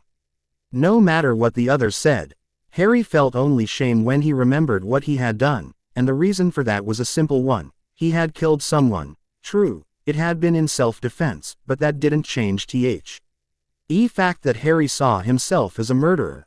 Nor did it make the nightmares go away as almost every night, Harry saw Quirrell as pale and corpse-like and repeatedly telling Harry that he had murdered him. Each dream would end with Harry sobbing into his pillow and repeatedly apologizing to anyone who might be listening. Thanks to his metamorphagus abilities, no one had yet noticed Harry's true visage and instead saw him as they usually did, with bright-colored hair and a smile perpetually plastered to his face. But once he was alone, Harry would let the illusion slip, showing what he really looked like. Due to lack of sleep and the chain of guilt that seemed to hang around his neck, Harry's true appearance had become gaunt. Dark circles hung under his eyes and he seemed to have lost a great deal of weight from lack of appetite. Even his grades were beginning to suffer, and the professors had seemed to notice as they repeatedly asked questions that were becoming harder to answer. Professor McGonagall seemed especially suspicious, something that didn't help Harry's predicament. One day, after a particularly difficult transfiguration class, Harry found himself leaning over the sink of the boys' bathroom and holding onto the rim with shaky hands. Lack of proper nourishment on the boy's part had made him increasingly weak, yet he just couldn't seem to keep anything down. Slowly, Harry's gaze rose to the mirror and he saw Quirrell's reflection waiting for him, looking just as pale and dead as ever. "You murdered me, Potter," Quirrell whispered. "I'm sorry," Harry said in a broken voice as he drew a shaky breath. "I never meant to kill you. Your apologies mean nothing to me, boy. I'm still dead. Because of you. Please." Harry breathed as tears began to slide down his cheeks. "Please stop." "Never," Quirrell snapped back. "Not until you have paid for what you did to me." "Harry," a voice behind the boy called softly, making Harry spin around in surprise and almost fall as a result. Dora was standing in the doorway looking horrified at her little brother's appearance, and Harry quickly tried to change his appearance back to what he normally looked like. Dora's horrified look transformed into one of anger at that, and she quickly stormed over and grabbed the shoulders of Harry's robe in a tight grip as she kneeled down so that she was level with the boy. "No more illusions. You show me how you really look, and I mean now, mister." Under his older sister's stern gaze, Harry sniffed miserably, and his head dropped to his chest. A moment later, Harry's illusion fell away and Dora let out a little gasp of horror as she beheld the state her brother was in. "My God," Dora breathed as she took in his appearance. "Harry, what happened to you?" It's not," Harry replied, desperately trying to think of something to say as he gazed at his shoes. "No," Dora snapped, putting her hand under his chin, and forcing him to look at her. "No more lies. I want the truth. What is wrong with you? Did Quirrell do this before he died? Did he curse you or something?" At the mention of Quirrell's name, tears began to run down Harry's face, and he quickly threw himself into his big sister's arms.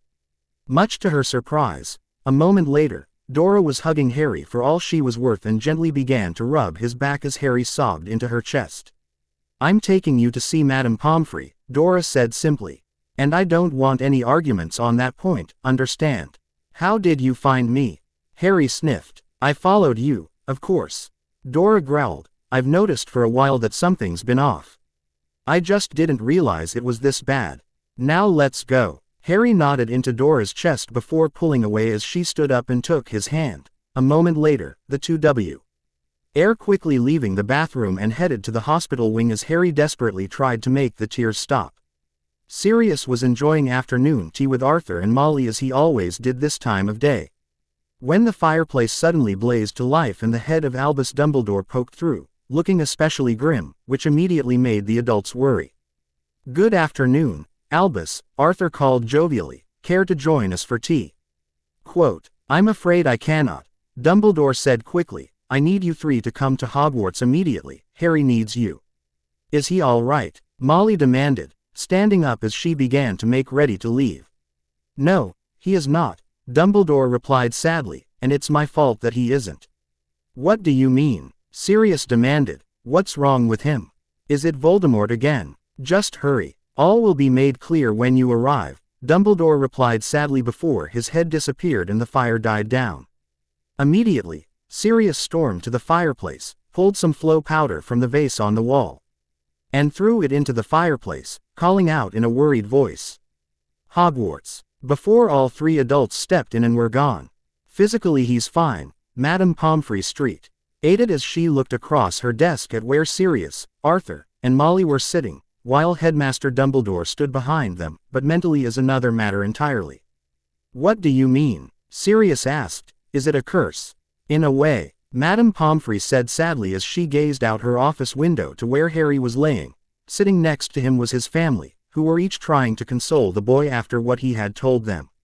"Ms. Tonks managed to get the whole story out of him, and I am ashamed to say that I never realized what the poor boy was going through," Dumbledore stated in a broken voice. "Well, what's wrong with him?" Molly demanded. "Someone tell me what is wrong with my son.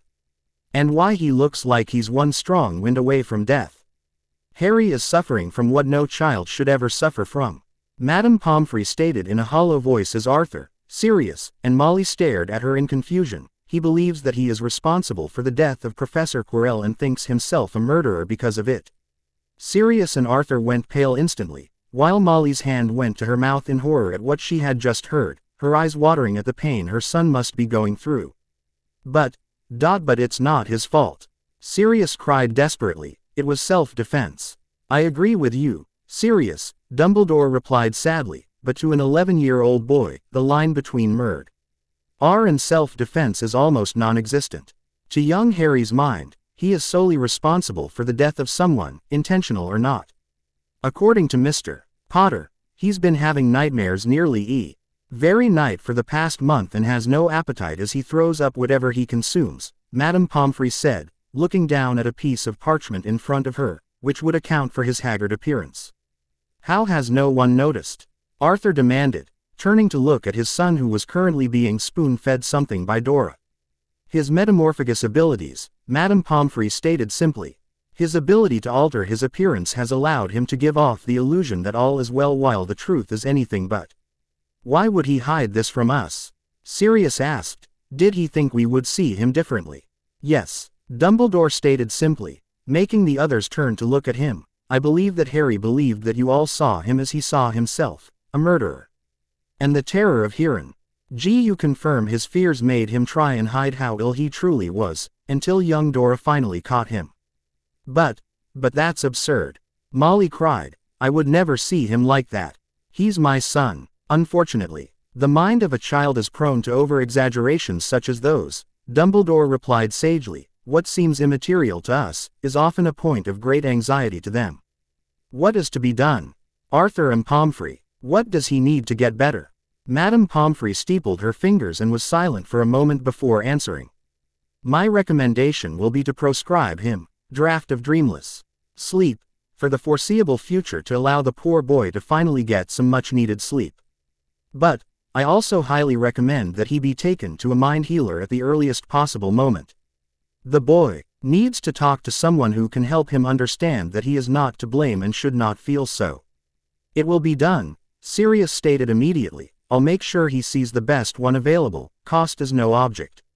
Molly smiled warmly at Sirius' show of altruism as Madame Pomfrey continued to speak. "Make no mistake, it will not be an easy road for Mr. Potter. It will take time and he will need you all to be there for him. You will most likely have to reassure him when the ideas return that he is a murderer." The Weasleys paled, and Sirius looked ready to collapse as they all heard how badly He had failed to notice what Harry was going through. Without another word, the adults rose and exited the office. Harry sat in a stupor as Dora spoon-fed him some pea soup, after arriving at the hospital wing and receiving a thorough examination by Madame Pomfrey. Dora had demanded the truth, and under his big sister's stern gaze, Harry found he was unable to lie any longer. Harry had expected Dora to tell him that she agreed with him, that he was a murderer and had killed Quirrell. To Harry's surprise, however, Dora had smacked him upside the head and told him off for being so foolish as to believe that she would think that about him. She had then climbed into the bed with Harry and held him tight as he sobbed how sorry he was and begged her to forgive him, but she continually reassured him that there was nothing to forgive and that he wasn't a murderer, he was a good kid. Not long after, the rest of the Weasleys had arrived and similarly consoled Harry about what had been bothering him and repeatedly told him that it wasn't his fault, no matter what he thought. Fred and George, normally flippant and always ready with a joke, were unusually solemn and instead simply told Harry They didn't hold him responsible for what happened, he wasn't a killer, and that alone had made Harry sob with happiness. When Harry's parents and Sirius had arrived, Harry had been too ashamed to look at them and simply stared silently at the floor as they were led into Madame Pomfrey's office where, no doubt, they would be told the ugly truth of what a fool Harry had been. As Dora spoon-fed him, Harry desperately tried to push the dark thoughts away that were closing in on him. His family's words had helped a lot, but the darkness was still there and Harry was so afraid of it coming to get him again. A moment later, the office door burst open and the adults poured into the room. Dora had wisely judged the situation and stepped away, taking the bowl of soup with her, as Molly ran to Reese sighed and pulled him into a fierce hug. Almost immediately, Arthur followed and Harry found himself squished between his parents, while Sirius watched from the end of the bed. "Mum," Harry whispered in a hollow voice, "I'm so sorry."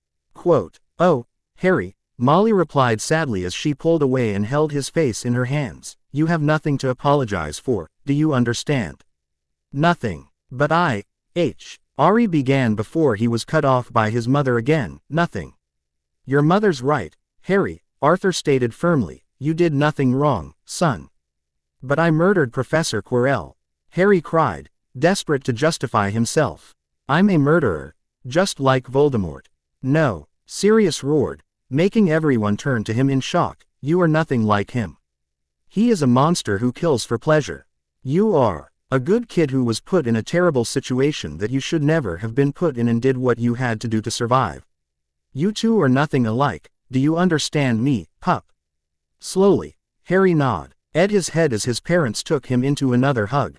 "What happens now?" Harry asked softly. "Now, we get you the help you need to overcome this," Arthur replied firmly.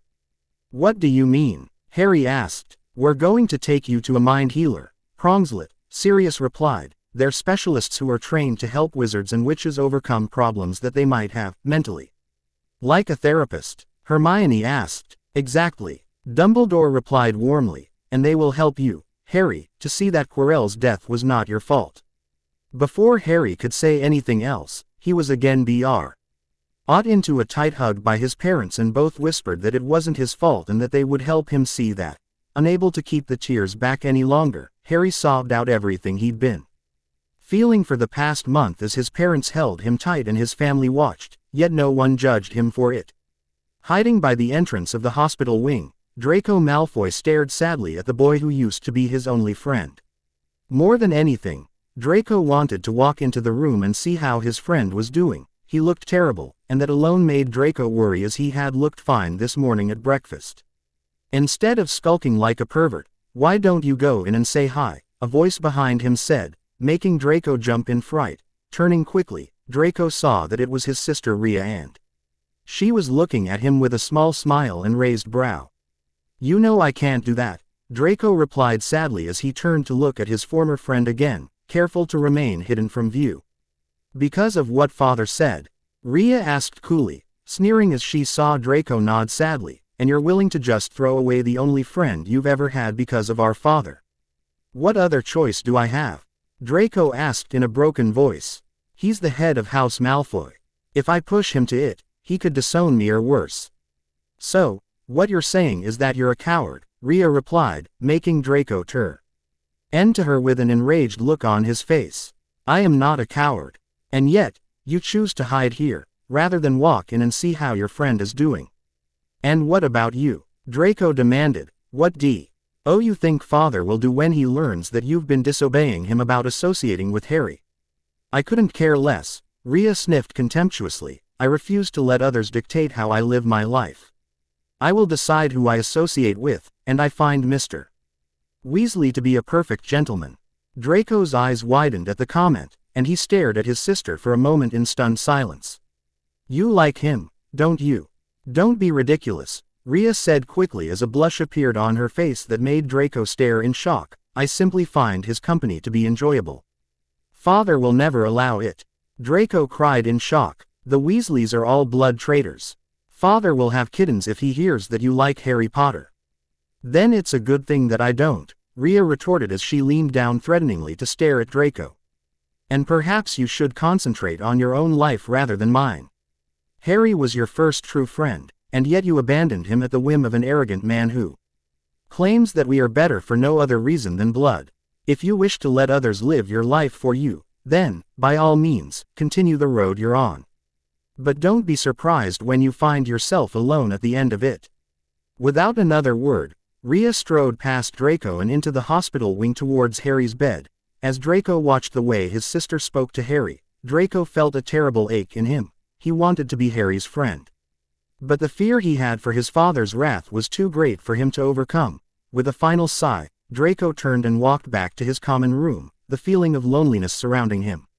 Chapter 25. Chapter 25. Lucius Malfoy stared at the fire as his mind raced in thought as he took another sip of fire whiskey. For several hours now, he had been sitting in the same spot and staring at the roaring fire in his study's fireplace as he continued to pilfer the contents of his liquor cabinet. The reason for his night was due to a certain raven hair metamorphagus that was increasingly causing him a headache that refused to go away, no matter how many pain potions he took. It wasn't bad enough that the little brat had somehow destroyed his master, the greatest wizard since Grindelwald. What was worse was that the boy seemed determined to fill Lucius' son and heir with dangerous ideas regarding the way the wizarding world was supposed to work. And what was worse was that the little brat had somehow managed to ensnare Lucius' daughter and wife as well. All year now, Lucius had forced down his bile as he watched his family fall for the boy's seemingly innocent act. Lucius had been forced to listen as his wife told him how Potter was taking to the lessons that she was giving him with gusto and was shaping up to be a proper gentleman. Word had reached Lucius that his son Draco was spending time with the boy. Lucius had, at first, been pleased with his son, thinking it an excellent political move on his son's part to ingratiate himself with the future Lord of House Potter.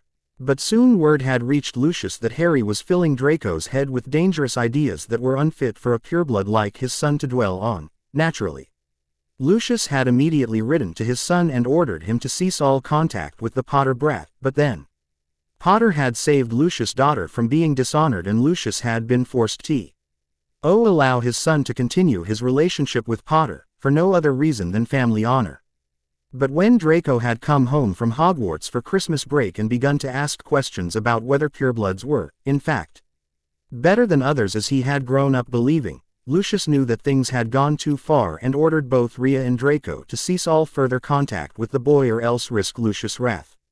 Much to Lucius' aggravation, Rhea began to openly defy him by not only continuing to associate with Potter but by also refusing to obey her father's wishes when he told her that he was planning on beginning talks about starting a marriage contract between Rhea and the heir to the powerful royal family.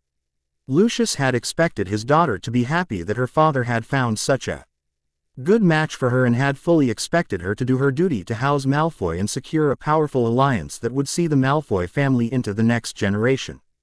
Instead, Rhea leveled such invectives on Lucius that it had left him momentarily stunned into silence.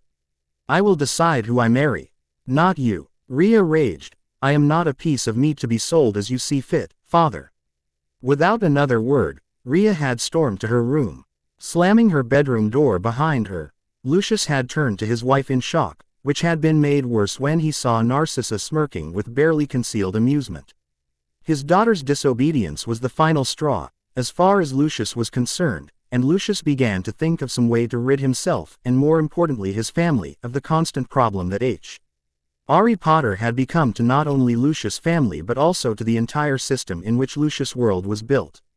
For weeks Lucius had racked his brain, coming up with plan after plan, only to throw them away in disgust as each proved either reckless or asinine, and Lucius began to grow irritated at his inability to figure out how to dispose of an 11-year-old child, were it not for the wards placed around the Weasley home. Lucius would have simply gathered some of his old allies and stormed the hovel, killing the blood traitor family and leave their home burning as they left. As the summer holiday began to end, Lucius began to worry that he would not find a way to get rid of the brat when the solution fell into his lap. Almost literally, before his master had fallen, he had given Luke a book that he said was very valuable to him and had the power to unlock the legendary Chamber of Secrets. Naturally, Lucius had been honored when his master had given him so powerful an item to keep safe on his behalf. And even when his master had disappeared, Lucius still had refused to throw the book away as his wife had suggested, fearing the consequences if his master should return and discover the book gone. But after 10 long years, Lucius had finally decided that the risk was worth the reward and had begun planning his revenge against the Potter brat for daring to infect Lucius' family with his blood traitor ideas. If Lucius' idea managed to work, not only would the danger that Potter presented be gone for good, but also the reputation of Albus Dumbledore would be torn to shreds, and the aged headmaster would be forced from Hogwarts in disgrace. As an added bonus, the Weasley Patriarch would also find his reputation destroyed and would most likely lose his position at the ministry, thus removing the annoying bill that he was attempting to get passed. The way Lucius saw it, it was as if he was killing 3 birds with 1 stone. As Lucius gazed into the flames, a smile slowly began to spread across his face as he pictured the Potter boy destroyed once and for all, as he should have been a decade ago when Lucius' master killed the boy's parents. Taking another drink, Lucius smiled as he felt the whiskey burn its way down his throat. If all went according to plan, not only would Hogwarts be free of the filth that had polluted it for far too long, but also the threat of Harry Potter's influence on his family would be eliminated permanently. Harry sighed wearily, placing the end of his quill in his mouth as he paused his writing and stared down at his Transfiguration essay. The essay was the last piece of homework that Harry had, and he was eager to finally be free to enjoy the remaining month of summer that he had before school started again, and yet despite his best efforts, Harry was still 3 inches short. Throwing his quill down in annoyance, Harry wished Dora was here to help him, as she always seemed able to find a way to milk a few more inches into his essays where Harry had given up. Unfortunately, Dora had been accepted into the Auror program and was therefore unavailable to help Harry. As Harry thought of his surrogate older sister, he felt a wave of sadness pass through him. Harry was proud of Dora, it was true, but at the same time he missed her company, which had been less constant since the enormous workload that Dora was under seemed to keep her in a constant state of study and training. A sudden knock had Harry turn around as his bedroom door opened and Jaya appeared. "Master Harry, Mrs. Weasley wanted me to tell you that it's being almost time to go." "Thank you, Jaya," Harry replied warmly, "I'll be right down." With a nod, Jaya left, softly closing the door behind her as Harry turned back to his homework. For over a month now, Harry had been going to see a mind healer twice a week to help him overcome the trauma that had come from Professor Quirrell's death, and the results were more than Harry could have hoped for. The process had been slow at first, but before long Harry was made to see that Quirrell's death was not his fault. Rather, Harry had begun to see that even though Harry had inadvertently caused Quirrell's death, it had been self-defense, and once Harry had discovered that, the nightmares had finally begun to end. Now, after a month of seeing the healers, Harry was finally beginning to look like himself again. Instead of looking like a starving rat, Harry now looked as he had before the event with Quirrell had taken place, though Harry was still being taken to his sessions by his parents, who were taking no chances of Harry suffering a relapse. With a final sigh of contempt for the essay in front of him, Harry slowly stood up and stretched before making his way out the door of his room and downstairs to join his family and attend his next session with the mind healers. Dobby wrung his hands anxiously as he thought of what he should do. Dobby had served the Malfoy his entire life, just like his parents had before him, and their parents before them, all the way back to Dobby's 4 times great-grandparents. Dobby had always been his place to question the orders of his masters, but Dobby was not like other house elves. He didn't want to serve the Malfoys, who were always cruel to him and making him hurt himself for the simplest of reasons. Other house elves would think Dobby to be a freak of nature for his wish to be his own master, but Dobby cared not at all, for to him, the other house elves were the freaks for happily serving those who treated them like vermin, those like the Malfoys, for example. When Dobby heard that his master was planning on using a dark artifact given to him by the Dark Lord to try and harm Harry Potter, as well as the other Muggle-borns at Hogwarts, Dobby knew that he had to do something. Yet, the idea of going against his master terrified the poor elf, which was why he was currently in his cupboard wringing his hands in indecision as to what to do. If poor Dobby was caught, he would be brutally punished, perhaps even beheaded, as was the case with other house elves that had dared to defy their masters in the past. But at the same time, Dobby knew that he had to do something to save Harry Potter, for it was Harry Potter who had saved the wizarding world, and every creature of magic owed a debt to the boy who lived for vanquishing the evil dark wizard that would have made slaves of them all. Quickly strengthening his resolve, Dobby let out a breath that he didn't realize he had been holding before snapping his fingers and disappearing with a loud crack. Determined to do something that he had never done before, and something that would have made Dobby's poor parents very disappointed in him, defy his master. Luna smiled happily, as she watched the Weasleys and, more importantly, Harry zip around above her head. Harry's birthday had been a few days ago, and Sirius, in a supreme act of altruism, had not only bought his godson a new broom but had decided to buy all the other Weasley children new brooms as well, much to their astonishment and delight. Luna smiled as she saw Harry give a whoop of delight as he performed a barrel roll, followed up by an impressive dive. Harry had been very morose lately, and she had been worried about him these past few weeks since his return from Hogwarts, though thankfully his visits with the Mind Healer had helped a great deal in returning the smiling boy that Luna cared so much for. Harry had been Luna's first friend. He was the first one to not make fun of how she dressed or how she believed in what others called made-up creatures, and was always willing to listen to her talk. All these things combined made Luna very fond of Harry, but the thing that had made her certain that Harry was her best friend had happened a few years ago when Harry had saved her mother's life. The Weasleys had come over to Luna's house for the day while their parents had gone out to celebrate their anniversary, and were playing a game of hide and seek. Harry had chosen to hide in Luna's mother's lab, thinking that no one would look for him there. It was due to this that Harry witnessed Luna's mother accidentally mix up a new spell that she was testing and had managed to tackle the Lovegood matriarch to the ground as the spell caused her wand to explode. Both Luna's mother and Harry had suffered severe burns, and the lab had been turned into a smoking ruin, but thankfully neither Harry nor her mother had suffered worse than that. Had Harry not intervened, Luna was sure that her mother would have died, and Luna had sobbed into Harry's shirt as she tearfully thanked him for saving her mother. Afterward, Luna's mother made the decision to end her experiments as she saw them as too dang ruse to continue, and the idea of leaving her daughter behind too heartbreaking to think on.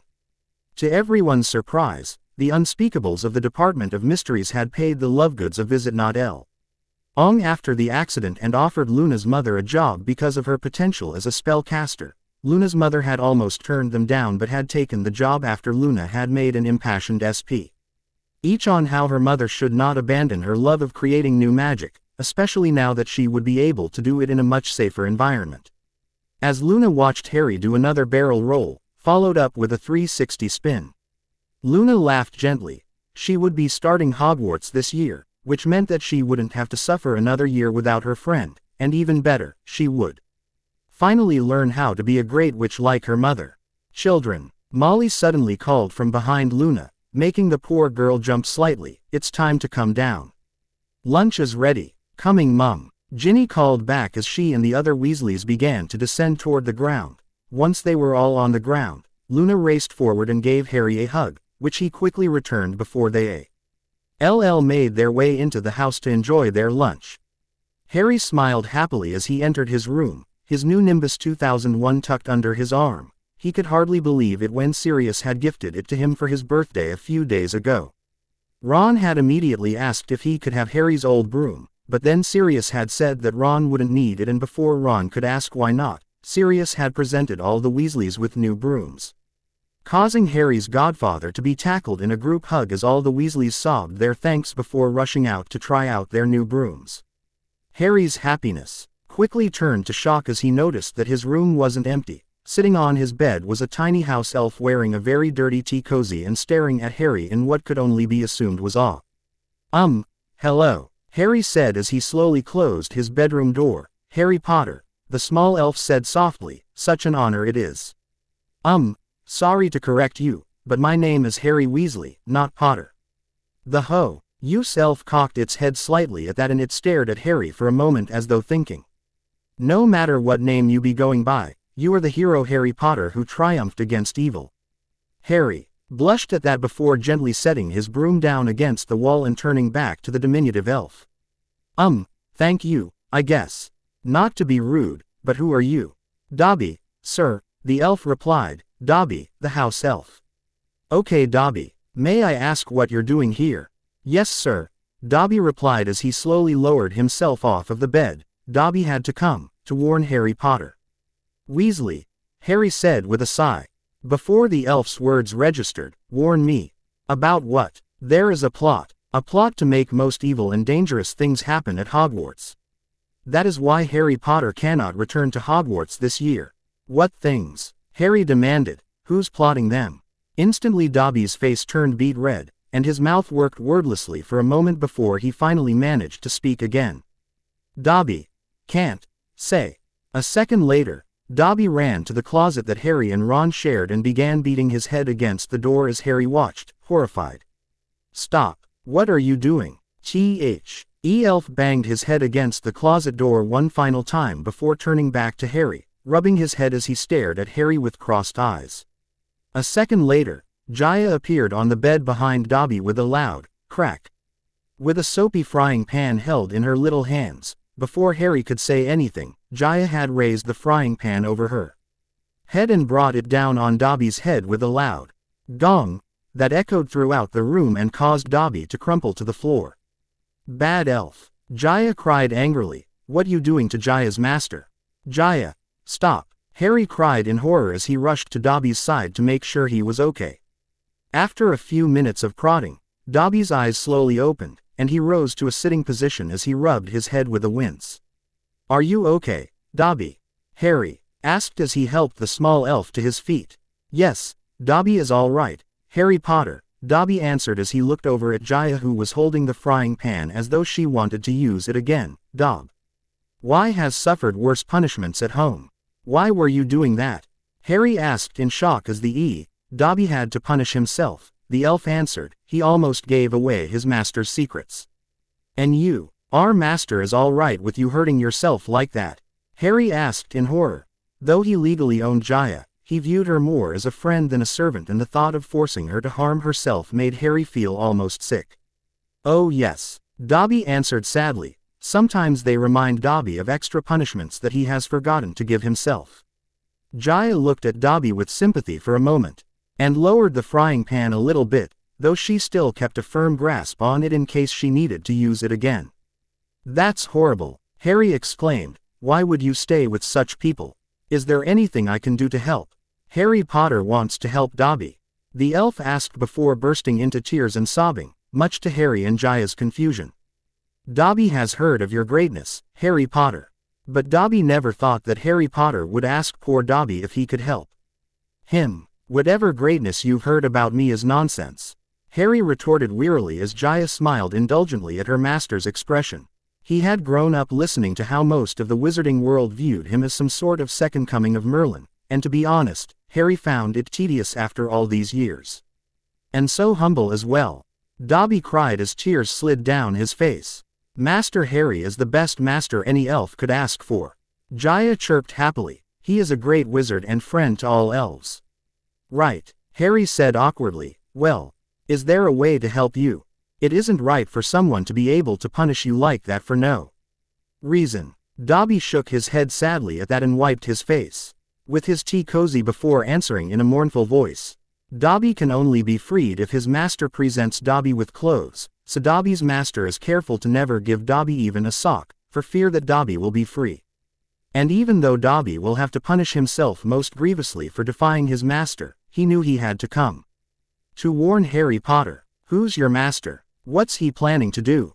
Before Dobby could answer, Harry's door burst open and Ron ran in with an excited look on his face. Harry, come on, we're going to play Quidditch. Everyone's waiting for. Ron stopped short as he saw Dobby, and his mouth dropped open in surprise before he regained control of himself. Blimey, did you inherit a new house elf? Ron asked, turning to Harry. Certainly not, Jaya retorted as she glared at Ron. Jaya is the only elf that Master Harry needs, and if he chooses to get another, Jaya will certainly not allow her master to be shamed by such a dirty creature. Harry couldn't help but smirk at Jaya's words. Jaya prided herself on always being clean and tidy so as to not shame Harry, as she called it. As such, the little elf's tea cozy was always pristine and Jaya would take a Once a day after she was done with her work. Well then, whose is it? Ron asked as Dobby continued to rub his head. No idea, Harry replied, that's what I'm trying to figure out. His name is Dobby, and he says that his master is plotting to harm me when I return to Hogwarts. What? Ron said in shock before turning back to Dobby. Who's your master? What's he plotting? Dobby simply shook his head quickly before turning back to Harry. Harry Potter must not go back to Hogwarts. He is too great to lose. Dobby, I have to go back, Harry said gently, and Headmaster Dumbledore would never allow anything bad to happen at his school. The headmaster is a great wizard, Dobby replied reverently, but even he cannot stop what is to come. If Harry Potter will not promise Dobby not to go back, then Dobby must stop Harry Potter from going back, for his own good. Without another word, Dobby snapped his fingers and disappeared with a loud crack that left both boys stunned as they turned to each other. Why is it always me? Harry asked as he shook his head in annoyance. Beats me, mate, Ron replied with a grin. Reckon we should tell Mum and Dad. Definitely, especially if BBY is planning on doing something to stop me from going back. Dobby is being a bad elf. Jaya seethed. If he tries to hurt Jaya's master, Jaya will beat him again. Harry and Ron laughed as Jaya F'd the frying pan menacingly and tried to look intimidating, though failing miserably. Come on, let's go tell Mum and Dad what happened, Harry said quickly, then we can go play some Quidditch before dinner. Sounds like a good idea, Ron replied as the two quickly made their way downstairs, Jaya following not far behind. Chapter 26. Chapter 26. Harry, Ron, I want you ready and down here in 5 minutes. Molly shouted from the bottom of the stairs, we don't want to be late to meet Sirius. A loud rumble of movement from above her made Molly smile as she turned and made her way back to the kitchen where Jaya was busy cleaning up from that morning's breakfast. Are you sure you wouldn't like to come along, Jaya? Molly asked. Truth be told, Molly made a habit of always asking the little elf if she would like to join the Weasleys on their outings, but like always, Jaya declined. No, thank you, Miss Weasley, Jay said with a smile as she turned away from the plate she had been washing to face Molly. Someone has to keep watch in case the bad elf returns. Molly frowned at that. It had been a month since Harry and Ron had told them about Dobby's visit, and Molly had immediately flowed Sirius and Dumbledore to inform them that someone had managed to get through the wards that had been set up to specifically keep that from happening. Sirius had at once decided to find out who the elf's owner was after questioning Harry and Ron about everything that Dobby had said. Dumbledore, however, had been more pragmatic and decided that the elf could hardly be dangerous as Dobby had risked his own safety to warn Harry about the supposed danger that was coming to Hogwarts this year. A few days later, Dumbledore's view shifted when Sirius informed him and Molly that the only elf named Dobby that was registered belonged to Lucius Malfoy. Sirius had nearly marched on Malfoy Manor intending to beat Lucius to a bloody pulp until the pureblood Git told him what he had planned for his godson. Only Dumbledore's reminder that such action would land Sirius back in Azkaban had stopped him from going through with his plan. Instead, Dumbledore had decided that Hogwarts would need to be watched far more carefully than usual this year to ensure that whatever Lucius had planned would not be allowed to come to pass. Sirius, while not happy that they were basically adopting a wait-and-see approach, had acquiesced in the end, after a great deal of grumbling. The sound of running feet coming down the stairs brought Molly back to the present, and she turned with a smile to see her children all dressed and ready to go do their school shopping. Harry had decided to take on a different look today and was therefore stunningly bright blue eyes and sporting vivid purple hair. He was tied in a braid and hung down almost to his waist, which made Molly shake her head in exasperation. Harry dear, are you sure you want to go out like that? It seems quite bright. Ah, Mum, Harry said with a grin. That's the point. I think it looks good on me. If you say so, dear, Molly replied as she glanced at the rest of her children to ensure they weren't forgetting anything. Ah, leave the boy alone, Molly dear, Arthur said with a smile as he finished reading the Daily Prophet and placed it on the table before rising to his feet. Harry's always been a bit eccentric. You would be, too, if you could change your appearance at will, I suppose, Molly grumbled, though I think he gets it from Dora more than anything else. Is she coming too? Harry asked excitedly, almost bouncing in place at the thought of seeing his big sister. It had been nearly 3 months since he had actually seen her last, and Harry missed her a great deal. Unfortunately not, Molly said sadly. I flowed Andromeda to ask. But she said that Dora and all on a training mission all week with Alistair Moody. Poor girl, Arthur said grimly before draining the last of his coffee. Oh, okay then, Harry replied softly, his purple hair slowly retracting and turning a light blue as he stared at the floor. Now, none of that, Molly replied quickly, kneeling so she could look at Harry directly. You know how badly she wants to be an Auror and how hard it is to become one. I know you miss her, and I'm sure she misses you just as much, but right now, she has to focus on her training to achieve her dream. But I'm sure that once she's done, she'll be here in a flash to see her favorite little brother, so no sad faces, okay? Okay, Mum, Harry replied with a bright smile, his hair returning to its original length and color and making Molly shake her head again as she rose back to her feet. Now, we have a lot of ground to cover if we're going to get everything that everyone needs for school.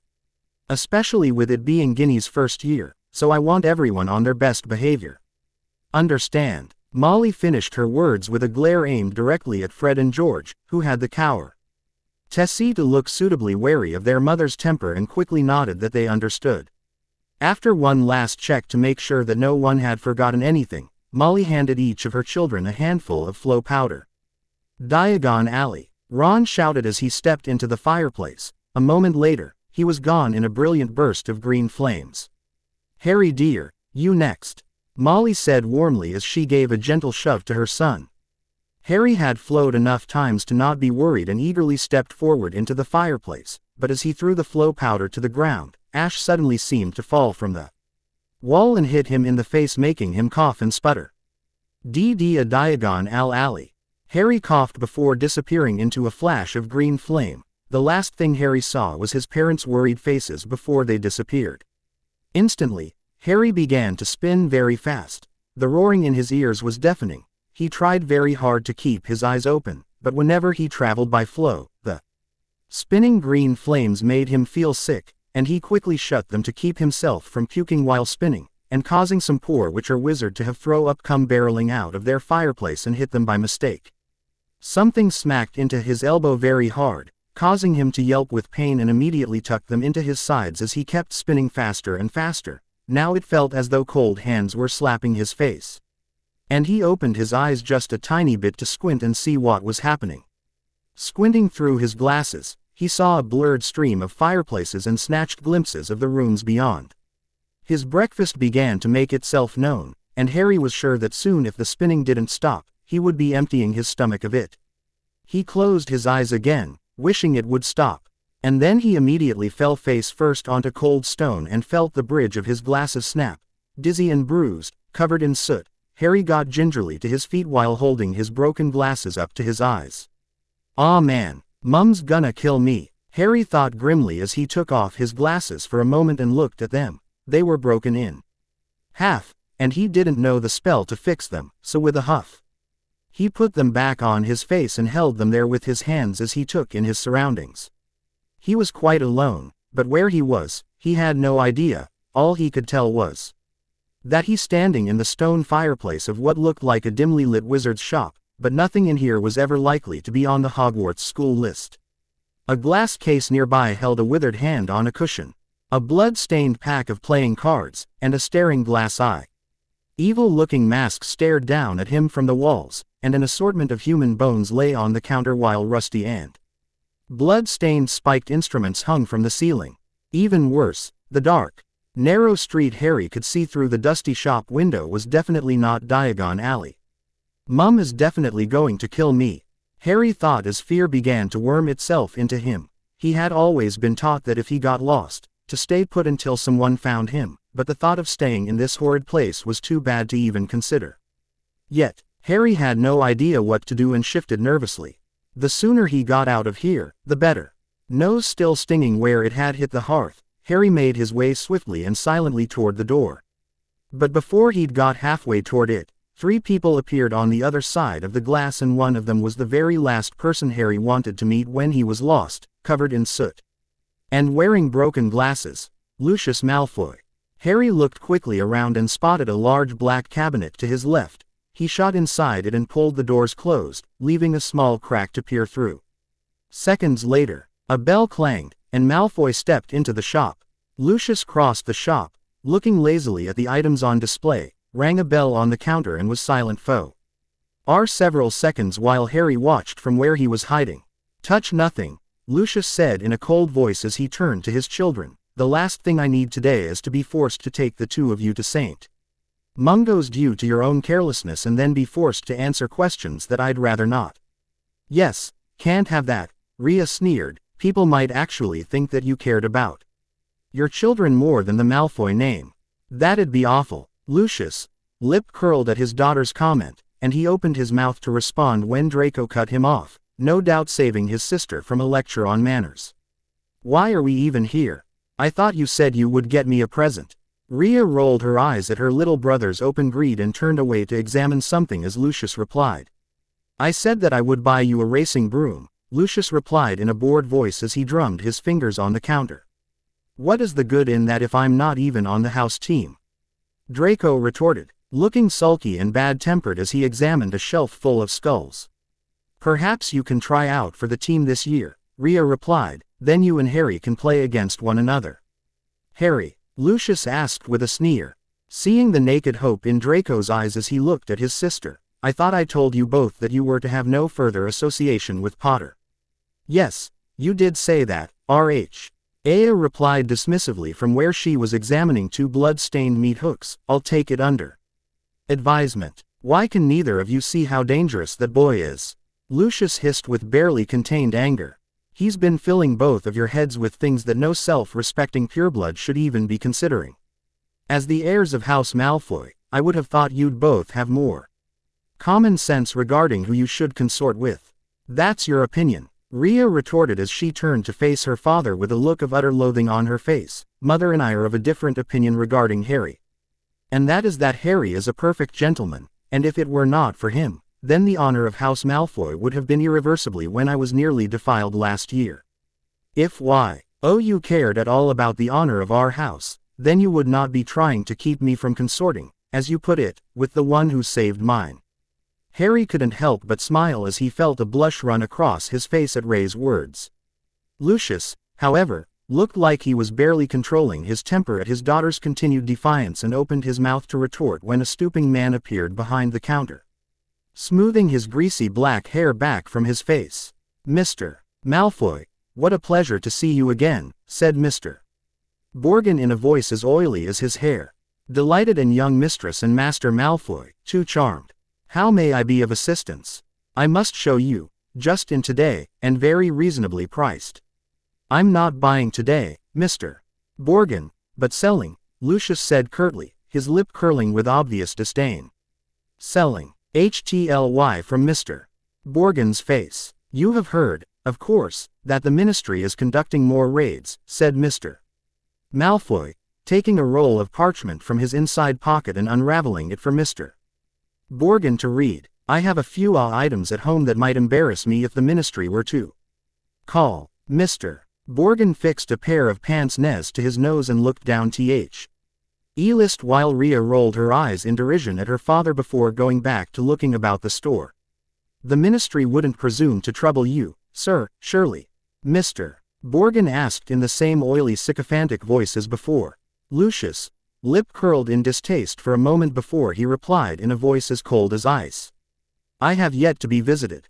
The name Malfoy still commands a certain respect, yet the Ministry grows ever more meddlesome. There are rumors about a new Muggle Protection Act, no doubt that flea-bitten, Muggle-loving fool Arthur Weasley is behind it. Harry felt a surge of anger run through him at Lucius' insult to Harry's father, and it was only through sheer strength of will that kept him from leaping from his hiding place and hexing the Malfoy patriarch. "Can I have that?" Draco interrupted, pointing at the withered hand on its cushion. "Ah, the hand of glory," Mr. Borgin said with a grin as he abandoned Lucius' list and scurried over to Draco. "Insert a candle, and it gives light only to the holder. Best friend of thieves and plunderers." Your son has fine taste, sir. I would hope my son will amount to more than a thief or plunderer, Mr. Borgin, Lucius replied coldly as Mr. Borgin began to profusely apologize. No offense meant, sir. Though if his grades do not pick up, Lucius continued in an even colder voice, that may indeed be all he is fit for. I don't know how you can say that. Rhea retorted coldly. Draco was 5th in his year. Yes, Lucius sneered, behind mudbloods and half-bloods. As heir to House Malfoy, I would have thought my son would prove himself to be better than such filth. Harry felt another wave of anger shoot through him as Rhea glared at her father while Draco turned away and looked as though he were about to start crying. Rhea finally turned away from her father and placed a comforting arm around her brother before whispering something in his ear. It's the same all over, Mr. Borgin said as he made his way back behind the counter. Wizard blood is counting for less everywhere. Not with me, Lucius retorted angrily. Nor with me, sir, Mr. Borgin replied with a deep bow. In that case, perhaps we could return to my list, Lucius replied. I am in something of a hurry, Mr. Borgin. I have other pressing matters to attend to today. They started to haggle. Harry watched nervously as Rhea drew nearer and nearer to his hiding place. Examining the objects for sale, Draco paused to examine a long coil of hangman's rope and to read the card propped on a magnificent necklace of opals. Caution, do not touch. Curse. D has claimed the lives of 19 Muggle owners to date. So focused was he on Lucius and Mr. Borgin that Harry failed to notice Rhea stop directly in front of the cabinet that he was hiding in, as Rhea pulled open the door. She gasped in surprise as the light showed on Harry, who looked at her with fear. What happened? Lucius demanded as he looked over at his daughter, who was thankfully blocking Harry from view.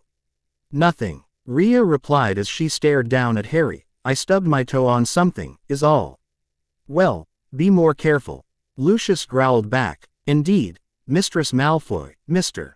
Borgin added. Some of my wares are incredibly valuable, and should you damage anything, I'm afraid your father will have to reimburse me. Lucius sniffed contemptuously at the shop owner for a moment before. The two returned to the list as Rhea continued to stare at Harry in surprise. What are you doing here? Rhea whispered, a faint blush spreading across her face as she realized that Harry had heard what she said earlier regarding him. I got lost in the flow and ended up here. Harry whispered back, wherever here is. You're in Nocturne Alley, Rhea whispered, in Borgin and Burke's shop. Not a very nice place. As you can probably tell.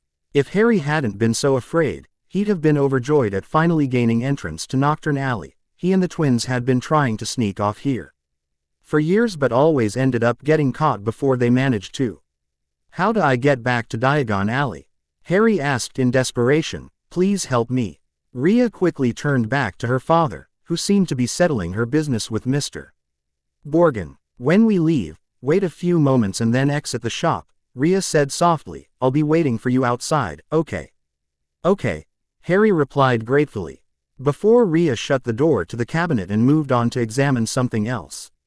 Done, Lucius said at the counter before turning to his children. Come, Rhea, Draco, we're leaving. As Draco and Rhea left the shop, Lucius turned back to the store owner one last time. Good day to you, Mr. Borgin. I'll expect you at the manor tomorrow to pick up the goods. With a final sniff of contempt, Lucius exited the shop, closing the door behind him. The moment the door had closed, Mr. Borgin dropped his oily manner and spoke in a voice that was riddled with contempt and anger. Good day yourself, Mr. Malfoy, and if the stories are true, you haven't sold me half of what's hidden in your manor. Muttering darkly, Mr. Borgin disappeared into a back room. Harry waited a minute or two as Rhea had told him to, in case Mr. Borgin decided to come back. He quietly slipped out of the cabinet, past the glass cases, and out of the shop. Clutching his broken glasses to his face, Harry stared around. He had emerged into a dingy alleyway that seemed to be made up entirely of shops devoted to the dark arts. The one he'd just left, Borgin and Burke's, looked like the largest, but opposite was a nasty window display of shrunken heads. And 2 doors down, a large cage was alive with gigantic black spiders. 2 shabby-looking wizards were watching him from the shadow of a doorway, muttering to each other. Feeling jumpy, Harry set off. trying to hold his glasses on straight and hoping against hope he'd be able to find a way out of here. Where was Rhea? Had she left him here? Not lost, are you, my dear? A voice said in his ear, making him jump and spin quickly around, his hair turning white instantly. An aged witch stood in front of him, holding a tray of what looked horribly like whole human fingernails. As she watched his hair change color, she leered at him, showing mossy teeth as Harry backed away. No, I'm fine, Harry replied quickly. A metamorphagus, them's rare. A cold voice said from behind Harry, making him spin around again, only to see that a dark-skinned wizard had closed off Harry's means of escape. Rare and valuable, the dark-skinned wizard added, licking his lips, in a way that made Harry instantly afraid. He's fine, thank you very much, Rhea shouted as she strode down the alley towards Harry, making the witch and wizard both jump in sudden fright. The tray of fingernails cascaded to the ground, causing the witch to begin muttering darkly as Rhea grabbed Harry's hand and began to pull him away. Now, hold on just a moment, the dark-skinned wizard replied angrily, we found him. He belongs to us. He belongs to me, Rhea retorted angrily, causing Harry to flush in embarrassment, unless you'd like to explain to my father, Lucius Malfoy, that you tree D to steal something that belongs to House Malfoy. Instantly, the witch and wizard shared a scared look at one another before the witch turned and fled down the alley and out of sight. My apologies, Mistress Malfoy, the wizard said in an oily voice, perhaps you had better keep your pet on a tighter leash. After all, you don't want something bad to happen to it. Before Rhea could respond, the wizard turned and stalked away, muttering under his breath as Rhea stared after him contemptuously. Come on, let's get you out of here, Rhea said softly as she began pulling Harry down the aisle. Harry said quickly. I don't know what would have happened if you hadn't shown up.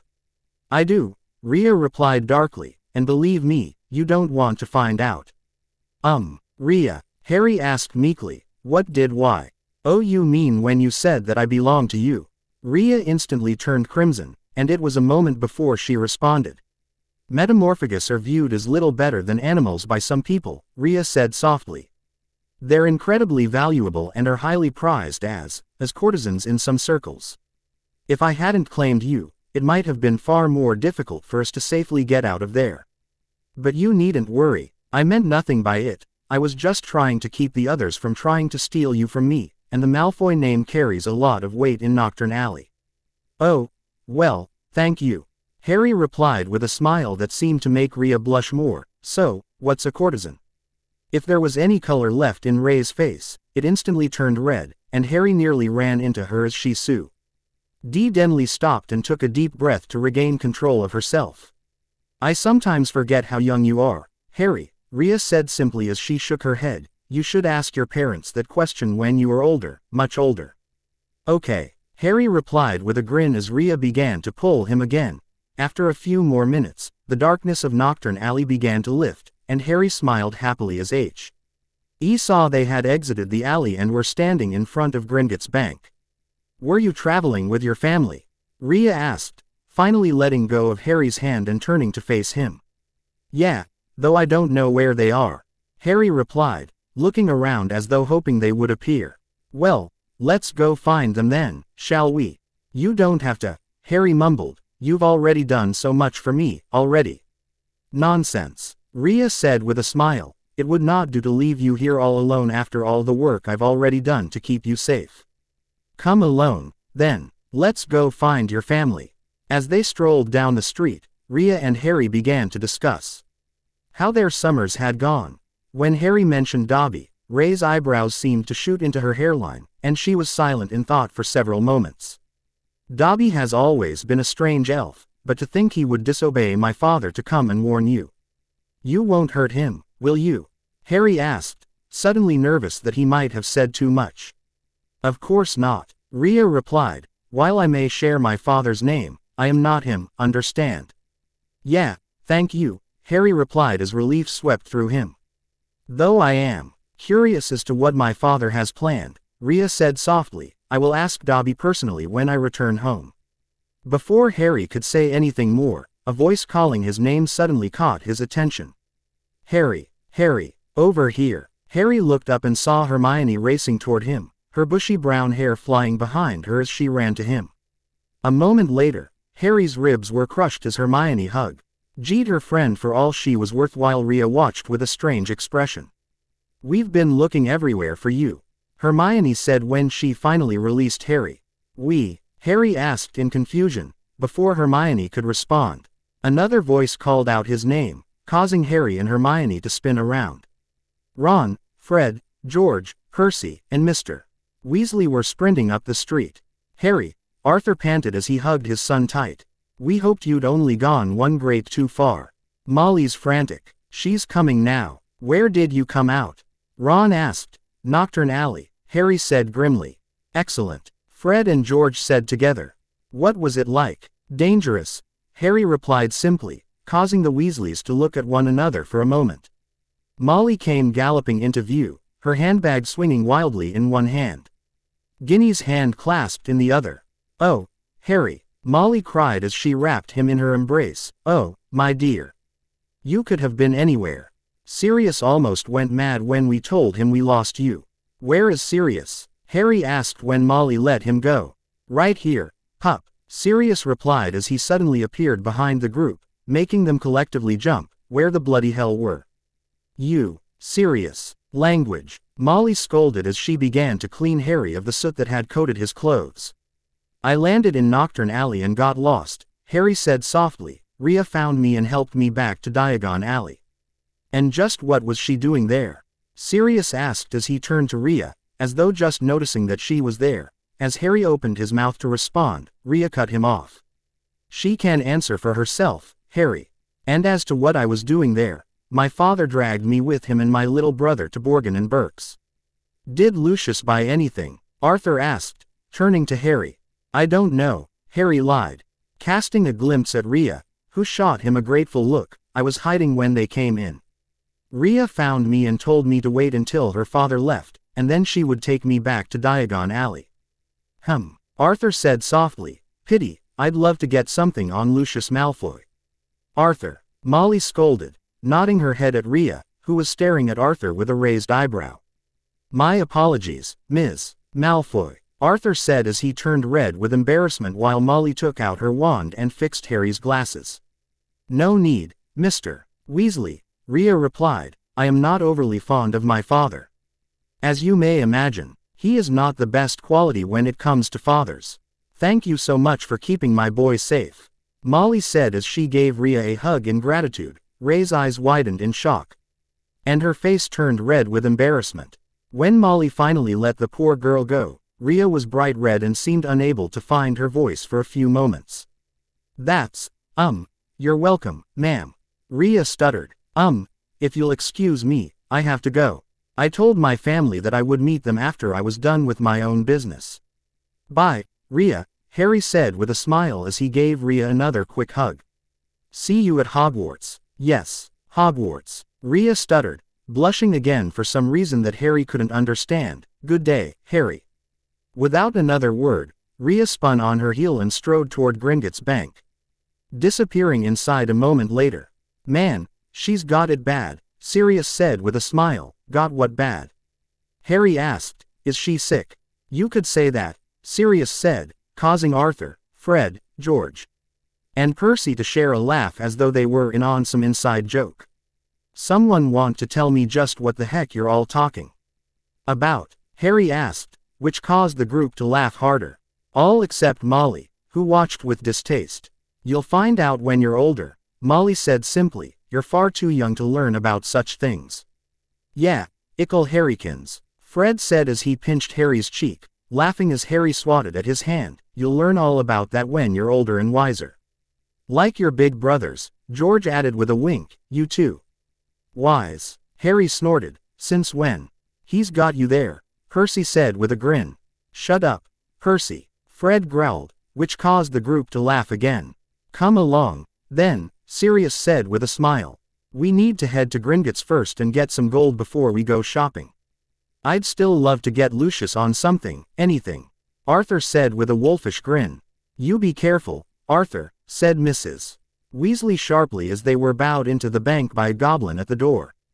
"That family's trouble," Don't go biting off more than you can chew. They're not all trouble, Mum, Harry retorted. Rico and Rhea aren't nearly as bad as their dad. Ron snorted at that, causing Harry to glare at him for a moment as Molly and Arthur continued arguing. So you don't think I'm a match for Lucius Malfoy? Said Arthur indignantly, but he was distracted almost at once by the sight of Hermione's parents, who were standing nervously at the counter that ran all along the great marble hall, waiting for Hermione to introduce them. But you're muggles, said Arthur in delight. We must have a drink. What's that you've got there? Oh, you're Kaoli, look. He pointed excitedly at the 10-pound notes in Mr.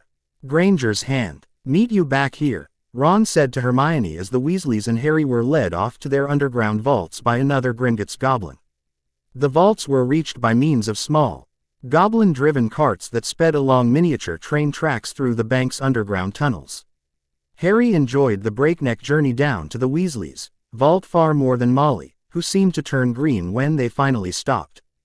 Thanks to the stipend that the Weasleys had received over the years, as well as the generous donations that Sirius had made to their vault over the years, the Weasleys had a generous amount of gold in their vault, though not nearly as much as Harry did in his, which made him feel guilty as he quickly tried to shove the money into his pouch. Back outside on the marble steps, they all separated. Percy muttered vaguely about needing a new quill. Fred and George had spotted their friend from Hogwarts, Lee Jordan. Mrs. Weasley and Ginny were going to the nearby robe shop. Mr. Weasley insisted on taking the Grangers off to the Leaky Cauldron for a drink, and Sirius asked if he could join them. We'll all meet at Flourish and Blott's in an hour to buy your schoolbooks, said Mrs. Weasley, setting off with Ginny, and not one step down Knockturn Alley. She shouted at the twins' retreating backs. Harry, Ron, and Hermione strolled off along the winding, cobbled street. The bag of gold, silver, and bronze jangling cheerfully in Harry's pocket was clamoring to be spent, so he bought 3 large strawberry and peanut butter ice creams, which they slurped happily as they wandered up the alley. Examining the fascinating shop windows, Ron gazed longingly at a complete set of Chudley Cannon robes in the windows of Quality Quidditch Supplies until Hermione dragged them off to buy ink and parchment next door. In Gamble and Jape's Wizarding Joke Shop, they met Fred, George, and Lee Jordan, who were stocking up on Dr. Filibuster's fabulous wet start, no-heat fireworks, and in a tiny junk shop full of broken wands, lopsided brass scales, and old cloaks covered in potion stains they found Percy, deeply immersed in a small and deeply boring book called Prefects Who Gained Power. A study of Hogwarts prefects and their later careers, Ron read aloud off the back cover. That sounds fascinating. Go away, Percy snapped. Must you always be so mean to him? Hermione asked as they wound their way through the shop. Course, Ron said with a grin, can't let him get too big of a head, after all. He's very ambitious, Harry said with a grin, been that way since he was a kid. He's got it all planned out, Ron added as they exited the shop, wants to be Minister of Magic someday. An hour later, they headed for Flourish and Blott's. They were by no means the only ones making their way to the bookshop. As they approached it, they saw, to their surprise, a large crowd jostling outside the doors, trying to get in. The reason for this was Procol, aimed by a large banner stretched across the upper windows. Gilderoy Lockhart will be signing copies of his autobiography, Magical Me, today from 12:30 to 4:30. We can actually meet him. Hermione squealed, I mean, he's written the whole book list. The crowd was made up mostly of witches around Mrs. Weasley's age. A harassed-looking wizard stood at the door, saying, calmly, please, ladies, don't push, there, mind the books, now. Harry, Ron, and Hermione squeezed inside. A long line wound right to the back of the shop, where Gilderoy Lockhart was signing his books. They each grabbed a copy of the Standard Book of Spells, Grade 2. And sneaked up the line to where the rest of the Weasleys were standing with Mr. and Mrs. Granger. Oh, there you are, good, said Molly. She sounded breathless and kept patting her hair. We'll be able to see him in a minute. Gilderoy Lockhart came slowly into view, seated at a table surrounded by large pictures of his own face, all winking and flashing dazzlingly white teeth at the crowd. The real Lockhart was wearing robes of forget-me-not blue that exactly matched his eyes, his pointed wizard's hat was set at a jaunty angle on his wavy hair. "What a git," Sirius sneered, causing a few nearby witches to glare at him, which seemed to amuse Sirius more. A short, irritable-looking man was dancing around, taking photographs with a large black camera that emitted puffs of purple smoke with every blinding flash. "Out of the way, there," he snarled at Ron, moving back to get a better shot. "This is for the Daily Prophet." "Big deal," Ron growled as he rubbed his foot where the photographer had stepped on it. Gilderoy Lockhart heard him. He looked up. He saw Ron, and then he saw Harry. He stared. Then he leapt to his feet and positively shouted, "It can't be Harry Potter." "Weasley," Harry shouted on instinct before he realized it. Years of correcting people had made it almost natural for Harry at this point. The crowd parted, whispering excitedly. Lockhart dived forward, seized Harry's arm, and pulled him to the front. The crowd burst into applause. Harry's face burned as Lockhart shook his hand for the photographer, who was clicking away madly, wafting thick smoke over the Weasleys. "Nice big smile, Harry," said Lockhart through his own gleaming teeth. "Together, you and I are worth the front page." "Nope, not happening," Sirius yelled as he barreled past people until he stood in front of Harry and Lockhart. "Let my godson go. Now." Immediately, Lockhart released his hold on Harry and backed away as Sirius turned to the photographer. "And you, if I see so much as a single photo of Harry in the Daily Prophet, I'll sue you into oblivion. Are we clear? But, surely you wouldn't object to Harry getting a little exposure. He's already used to it, after all." "Being the boy who lived," Lockhart said as he flashed his damnable smile at Sirius, who glared back while the photographer paled significantly. "He is a child," Sirius growled back, "and unlike some jackasses, Harry doesn't flaunt his fame since the only reason he's famous is that he survived while his parents are dead." The crowd seemed to go dead silent at that, and Sirius grabbed Harry's arm and roughly pushed people aside as they extricated themselves from the throng who were still in line to meet Lockhart. "Thanks, Sirius," Harry said softly once they had escaped the mob and were standing at the back of the store. A moment later, the rest of the Weasleys joined them as Sirius shook his head in annoyance. "You don't need to thank me, Harry," Sirius growled back. "That jackass had no right to pull that. He's lucky I didn't curse his ponce ass." "Language," Molly said as she swatted Sirius' shoulder. "There are children present." Sirius lip curled, and he opened his mouth to reply when a cold voice behind him cut him off. It would seem that one cannot even go into a bookstore without the smell of poverty and filth afflicting them. Pity, Diagon Alley used to be such a pleasant place. Spinning around, Sirius felt his temper rise when he came face to face with Lucius Malfoy, who stood in the doorway sneering at Sirius and his group. Hot I caught the whiff of arrogance and an excessive amount of hair gel," Sirius said with a grin, which seemed to grow as Lucius turned crimson with anger. "How you doing, Lucy?" "Don't call me that," Lucius growled, which only seemed to make Sirius' smile grow. "What's the matter, Lucy?" Sirius asked. "You used to love that nickname when we were kids, don't you remember?" Rather than reply, Lucius turned his attention to Sirius' group, his lip curling as he took in the number of red heads that stood before him. Well, Arthur Weasley," Lucius sneered. "Lucius," Arthur said, nodding coldly. "Busy time at the ministry, I hear," Lucius said. "All those extra raids. I hope they're paying you overtime." As Lucius' gaze swept over the cheap-looking clothes that the Weasleys were wearing, his lip curled in distaste. "Obviously not." "Apparently," Lucius sneered. "Dear me, what a disgrace to the name of wizard if they don't even pay you for it." The Weasleys seemed to all flush dark red with anger as one collective unit, and the twins took a step forward, only to stop as Arthur raised his hand at them. "We have a very different opinion of what disgraces the name of wizard, Malfoy," Arthur retorted angrily. "Clearly," Lucius sneered back as his pale eyes strayed to Mr. and Mrs. Granger, who were watching apprehensively. "The company you keep, Weasley.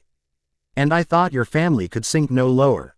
There was a thud of metal as Ginny's cauldron went flying. Arthur had thrown himself at Lucius, knocking him backward into a bookshelf. Dozens of heavy spell books came thundering down on all their heads.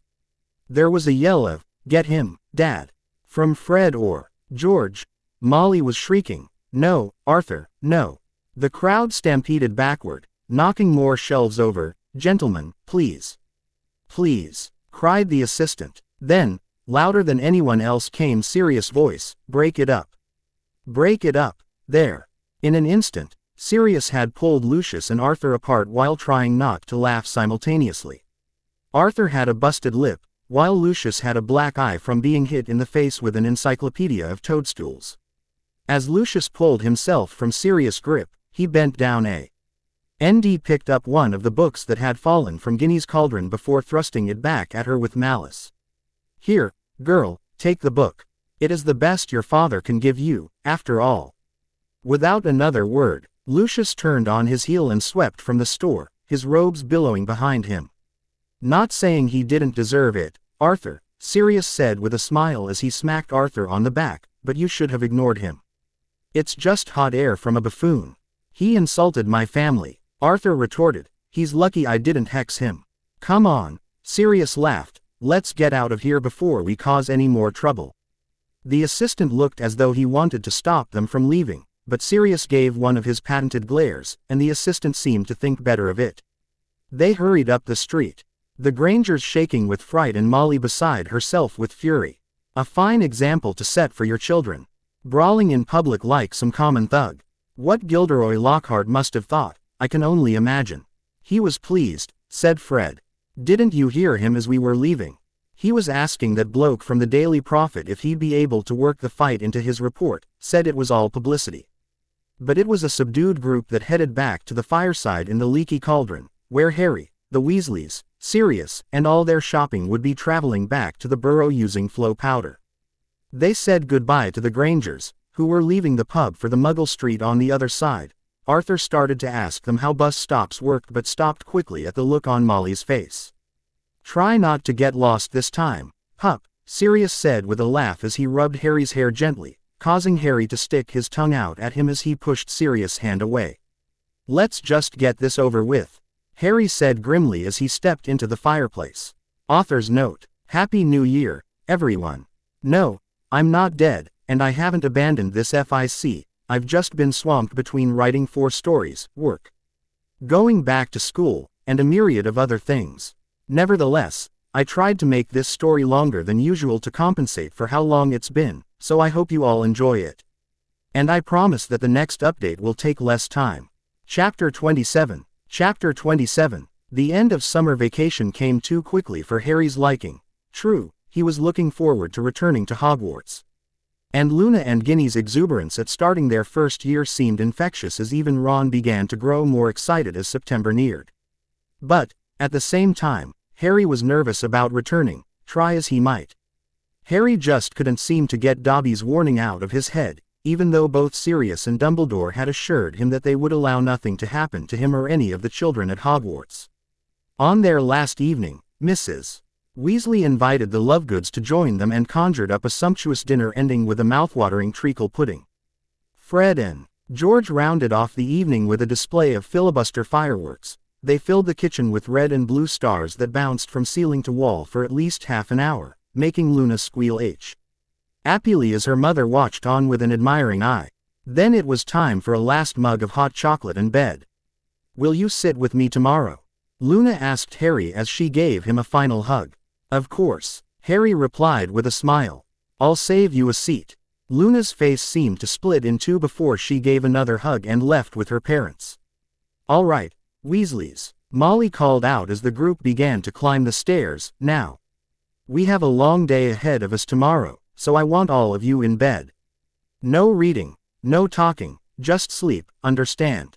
Yes, Mum, came the chorused voices as Harry and his brothers and Ginny made their way to their respective rooms. It took a long while to get started the next morning. They were up at dawn, but somehow they still seemed to have a great deal to do. Mrs. Weasley dashed about in a bad mood looking for spare socks and quills. People kept colliding on the stairs, half-dressed with bits of toast in their hands, and Mr. Weasley nearly broke his neck, tripping over a stray chicken as he crossed the yard carrying Ginny's trunk to the car. Poor Jaya was sent tumbling down the stairs, along with an avalanche of clean laundry, when she collided with Molly whilst attempting to bring the Weasley matriarch the freshly cleaned clothes. Harry couldn't help but shake his head as he brought down his trunk and laid it on the ground beside the car that Arthur had bought 6 months ago. Try as he might, Harry just couldn't see how 8 people, 6 large trunks, and 2 owls were going to fit into one small Ford Angelia. He was just glad that the Lovegoods were operating there. Otherwise it would be a catastrophe. "Harry, would you please help me load your trunk into the boot?" Arthur called out as Harry was turning to head back inside. "Sure thing, Dad," Harry called as he turned around where Arthur was already trying to lift the heavy thing. With a heave, Harry grabbed his end of the trunk and lifted it towards the back of the car, only to almost drop it a moment later as he saw how the boot had been magically expanded so that all the luggage fit easily. "Not a word to your mother," Arthur whispered, making Harry grin conspiratorially. "Not a word," Harry replied with a wink before turning and running back into the house to see if he had forgotten anything. When at last they were all in the car, Molly glanced into the back seat, where Harry, Ron, Fred, George, and Percy were all sitting side by side comfortably, and said, "Muggles do no more than we give them credit for, don't they?" She and Ginny got into the front seat, which had been stretched to resemble a park bench. "I mean, you'd never know it was this roomy from the outside, would you?" Mr. Weasley started up the engine, and they trundled out of the yard, Harry turning back for a last look at the house, where Jaya was happily waving goodbye. He barely had time to wonder when he'd see it again when they were back. George had forgotten his box of filibuster fireworks. 5 minutes after that, they skidded to a halt in the yard so that Fred could run in for his broomstick. They had almost reached the highway when Percy shrieked that he had forgotten his prefect badge. By the time he had clambered back into the car, they were running very late, and tempers were running high.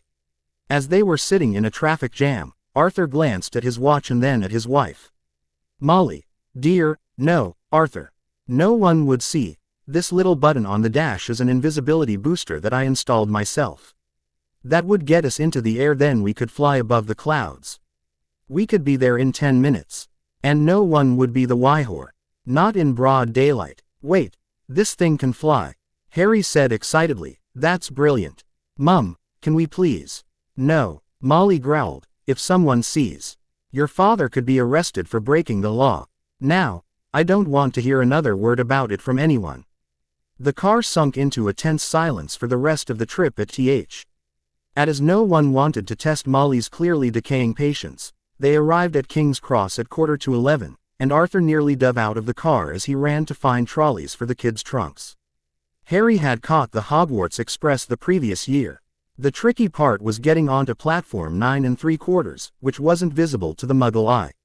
What you had to do was walk through the solid barrier dividing platforms 9 and 10. It didn't hurt, but it had to be done carefully so that none of the Muggles noticed you vanishing. "Percy first," Molly said as she nervously looked at the clock overhead that showed they had 5 minutes before the train left. Percy briskly strode forward and vanished a moment later, followed immediately by Arthur with Fred and George. "I'll take Ginny, and you two follow us," Molly told Harry and Ron, grabbing Ginny's hand and setting off. A moment later, they both disappeared, leaving Harry and Ron alone by their trolleys. "Let's go," Ron said, glancing at the clock. "We've only got a minute left." Harry ensured Hedwig's cage was safely wedged on top of his trunk and wheeled his trolley around to face the barrier.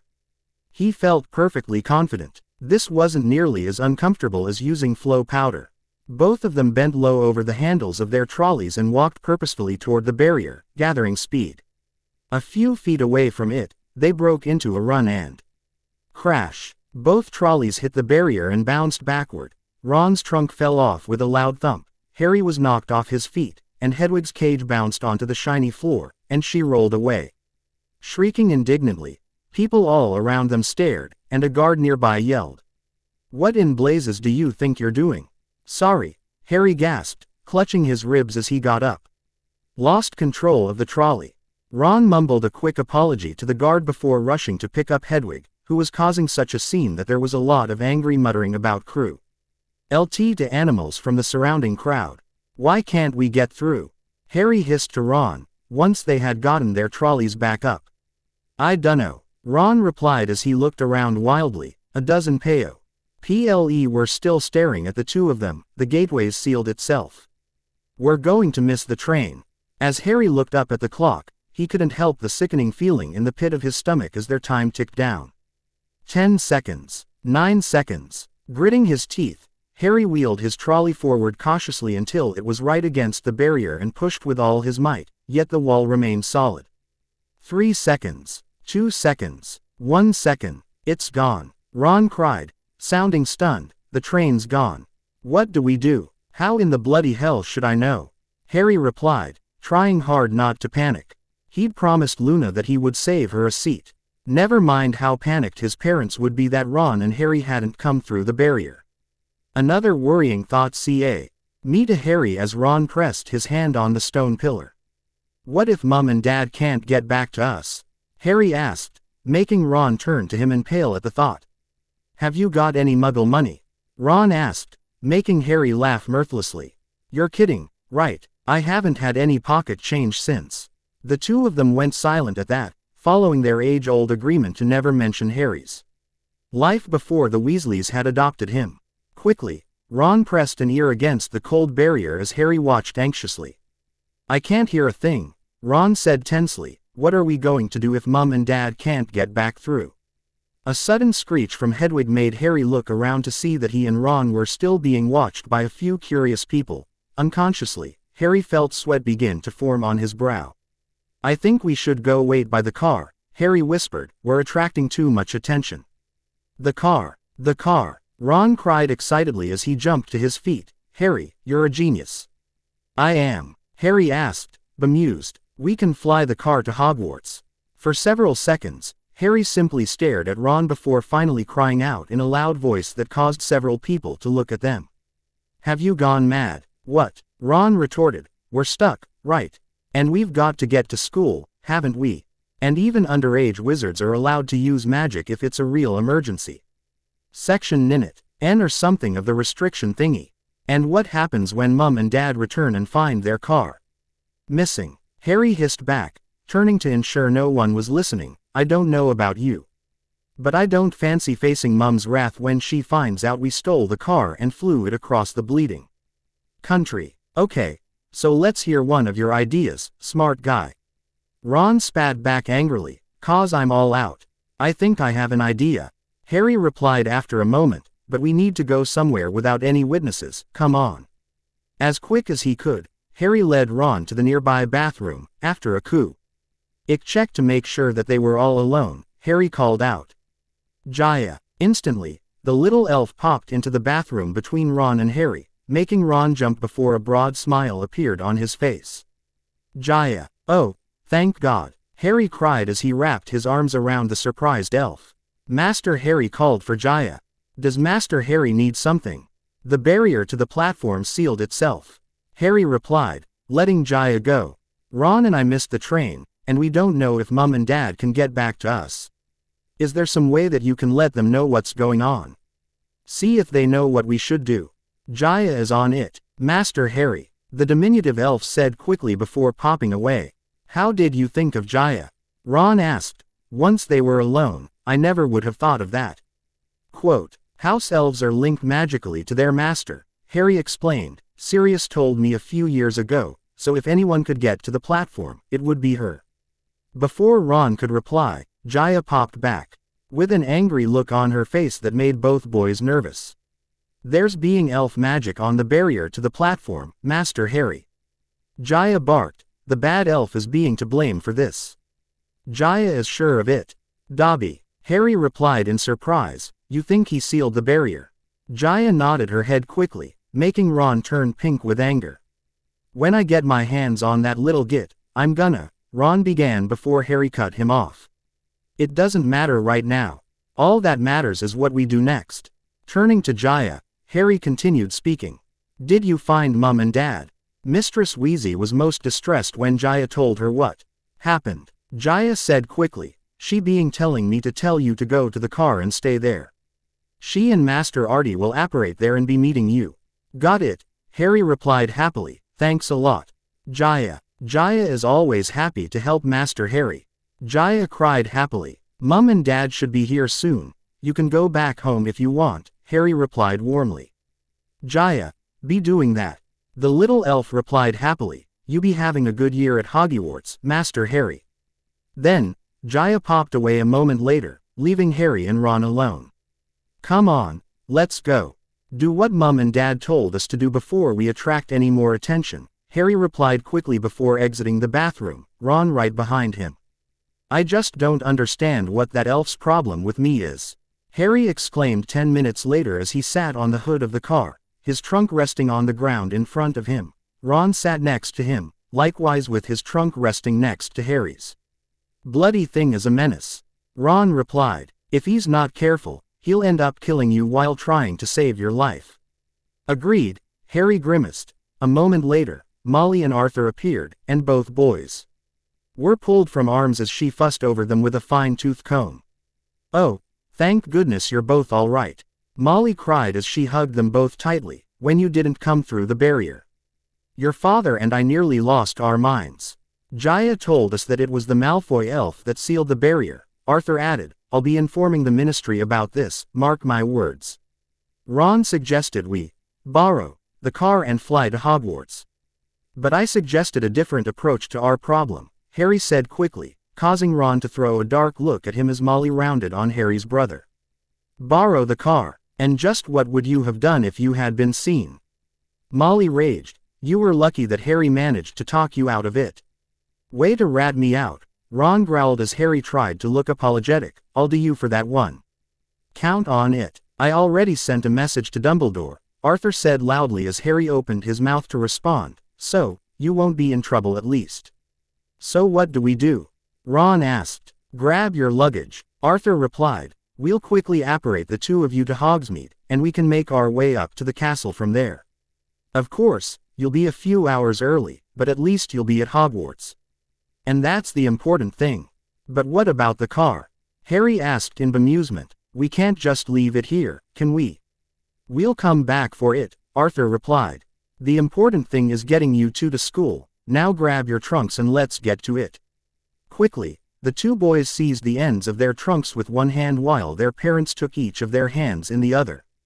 A moment later, Harry was forced to endure the unpleasant feeling of being sucked through a straw before the feeling ended and he was standing next to his mother in front of the 3 broomsticks inn. I hate apparition, Harry groaned as Molly let go of his hand, and Harry fell to his knees as he tried to keep his breakfast down. You and me both, Ron replied as he, too, fell to his knees. Oh, for goodness sake, you too, Molly said in exasperation. It is not that bad. Says you, Harry mumbled, hoping she wouldn't hear him as he rose shakily to his feet. Molly, you take the boys to the castle, Arthur said with a smile. I'll go back and get the car. And you two behave yourselves this year, understand? No adventures, no sneaking about, just keep your noses in your own business. Yes sir, Harry and Ron chorused as one, making Arthur wink at them before spinning on the spot and disappearing in a flurry of robes. Come along then, boys, Molly said as she took out her wand and gave it a wave. Instantly, Harry and Ron's trunk rose into the air and followed behind her as she made her way towards the castle. A few hours later, Harry and Ron sat with the other house members. They had spent most of the day in Gryffindor's common room after being let in by Professor McGonagall when they arrived. They had spent most of the day playing chess or making last-minute checks on their summer homework, much to Ron's disgust at having to do schoolwork before school even began. As soon as the others strode into the Great Hall, they made a beeline straight for Harry and Ron and demanded they explain why they weren't on the train. Even Rhea made her way over to see why Harry wasn't on the train. Poor Luna was simply beside herself with worry. Hermione scolded. I found her all alone in the corridor. No one would let her sit with them. Not even Ginny, Ron asked in surprise. Ginny was with me, Hermione retorted. She's the one who asked me to let Luna sit with us when we saw her pass our carriage, close to tears. Harry suddenly felt terrible at having broken his promise to Luna and couldn't help but let his head droop before he began telling what had happened to him and Ron. I wouldn't worry too much, boys, Fred said warmly. Luna's a very forgiving person. I'm sure once you tell her why you weren't on the train, she'll forget all about it. George added with a smile. The twins' words seemed to give Harry hope as he seemed to sit a little straighter. I must apologize for Dobby's actions, Rhea said softly. I will make sure to. You both are properly reciprocated for my elf making you miss the train. There's no need for that, Harry said quickly. Did you find out why he wants to save my life so badly, though? I think we should wait until we are alone to have that particular conversation, Rhea said as she looked Harry in the eye until he nodded that he understood. Then, I hope to speak to you again soon, Rhea sighed. With a nod before she turned on her heel and strode away back to Slytherin's table. Not long after that, the line of first years strode into the Great Hall, led by Professor McGonagall. Ginny and Luna trailed near the end. And Harry waved a hand at the pair, only to lower it awkwardly when Luna ducked her head sadly, and Ginny glared at him angrily as she wrapped her arm around Luna. How am I ever going to make this up to her? Harry whispered sadly as Luna passed him by. She'll forgive you, mate, Ron replied as he patted Harry's shoulder. Just make sure and tell her what happened the first chance you get. Harry anxiously bit his lip as the hat gave its traditional song and the sorting began. Harry clapped robotically along with the other students as each new student was placed where the hat thought they should be. But he hardly paid attention to anyone as the only students whose sorting Harry cared about waited their turn. Luna Lovegood, Professor McGonagall called out, Mackin. Harry sit straighter as the little girl shyly stepped forward and the hat was dropped over her eyes. As the hat covered her, Harry found himself holding his breath anxiously. For several moments the Great Hall was silent. And it seemed like Luna was actually arguing with the hat. What's more, it appeared Luna was becoming very agitated based on how tightly she was gripping the sides of the stool she sat on. Finally, after what seemed like an eternity, the hat opened its mouth and shouted out. Ravenclaw. Luna's shoulders slumped, and it seemed like she was walking towards her own executio. And as she made her way towards the table where her new house sat, Harry couldn't help but sigh sadly as she sat down. He had been so hoping that she would be sorted into Gryffindor, but it seemed like the hat had other ideas. Ginny's sorting went as expected, and she was promptly placed into Gryffindor, and the Weasleys all clapped and congratulated their newest addition. Just as the sorting hat was taken away, the doors boomed open and everyone turned to see who had entered. Harry felt his jaw drop open when a smiling Gilderoy Lockhart strode past him and took a seat at the head table, next to a sneering Snape. Oh, please. God no, Harry whispered in growing horror. We're not that unlucky, are we? Ron added. Unfortunately, it looks like we are, brother dear, Fred said sadly as Dumbledore rose to his feet and the Great Hall fell silent. Welcome to another year, dear students, Dumbledore called happily. Before we begin what I can only assume will be a very delicious feast, I have a few start of term announcements to make. First, I would like to introduce our new defense against the dark arts professor, Gilderoy Lockhart. Immediately, Lockhart rose and bowed extravagantly. Harry smiled as he realized that almost all those clapping were witches while the wizards were sneering or glaring contemptuously. Second, Dumbledore continued after a suitable amount of time, Mr. Filch has added a few new items that are hereby banned at Hogwarts, all of which can be found nailed to the door of Mr. Filch's office. The Forbidden Forest, once again, is banned to all students, and hopefully that will stick this year. Polite laughter followed this before Dumbledore spoke again. Now, without further ado, let the feast begin. The tables instantly filled with food of every kind, and Harry happily began to fill his plate as the Great Hall began to echo with voices and laughter. So, Lockhart, Ron asked the table. Poor bloke, Fred said with a creepy grin with a similar creepy smile. I almost feel bad for the bugger. What are you two talking about? Harry asked in bemusement. No defense teacher has ever lasted a year, Fred said with a laugh, been that way since our parents went to Hogwarts. It's the curse of the defense position, George added in a creepy voice, and sometimes the professors leave in boxes, like Quirrell. Harry instantly paled at that, and his hair turned white, causing the twins to freeze in place as they paled in, realizing what George had said. Harry, I'm so sorry, I didn't think, George said as Harry tried to regain control of himself. A moment later, Harry felt Ginny grip his hand. Nodding at his little sister in gratitude, Harry finally managed to slow his breathing. It had been a long time since his last panic attack. And Harry was afraid of how close he had just come to having another one. "It's okay, George," Harry replied softly, "I know you didn't mean it. Let's just finish our dinner and forget it, okay?"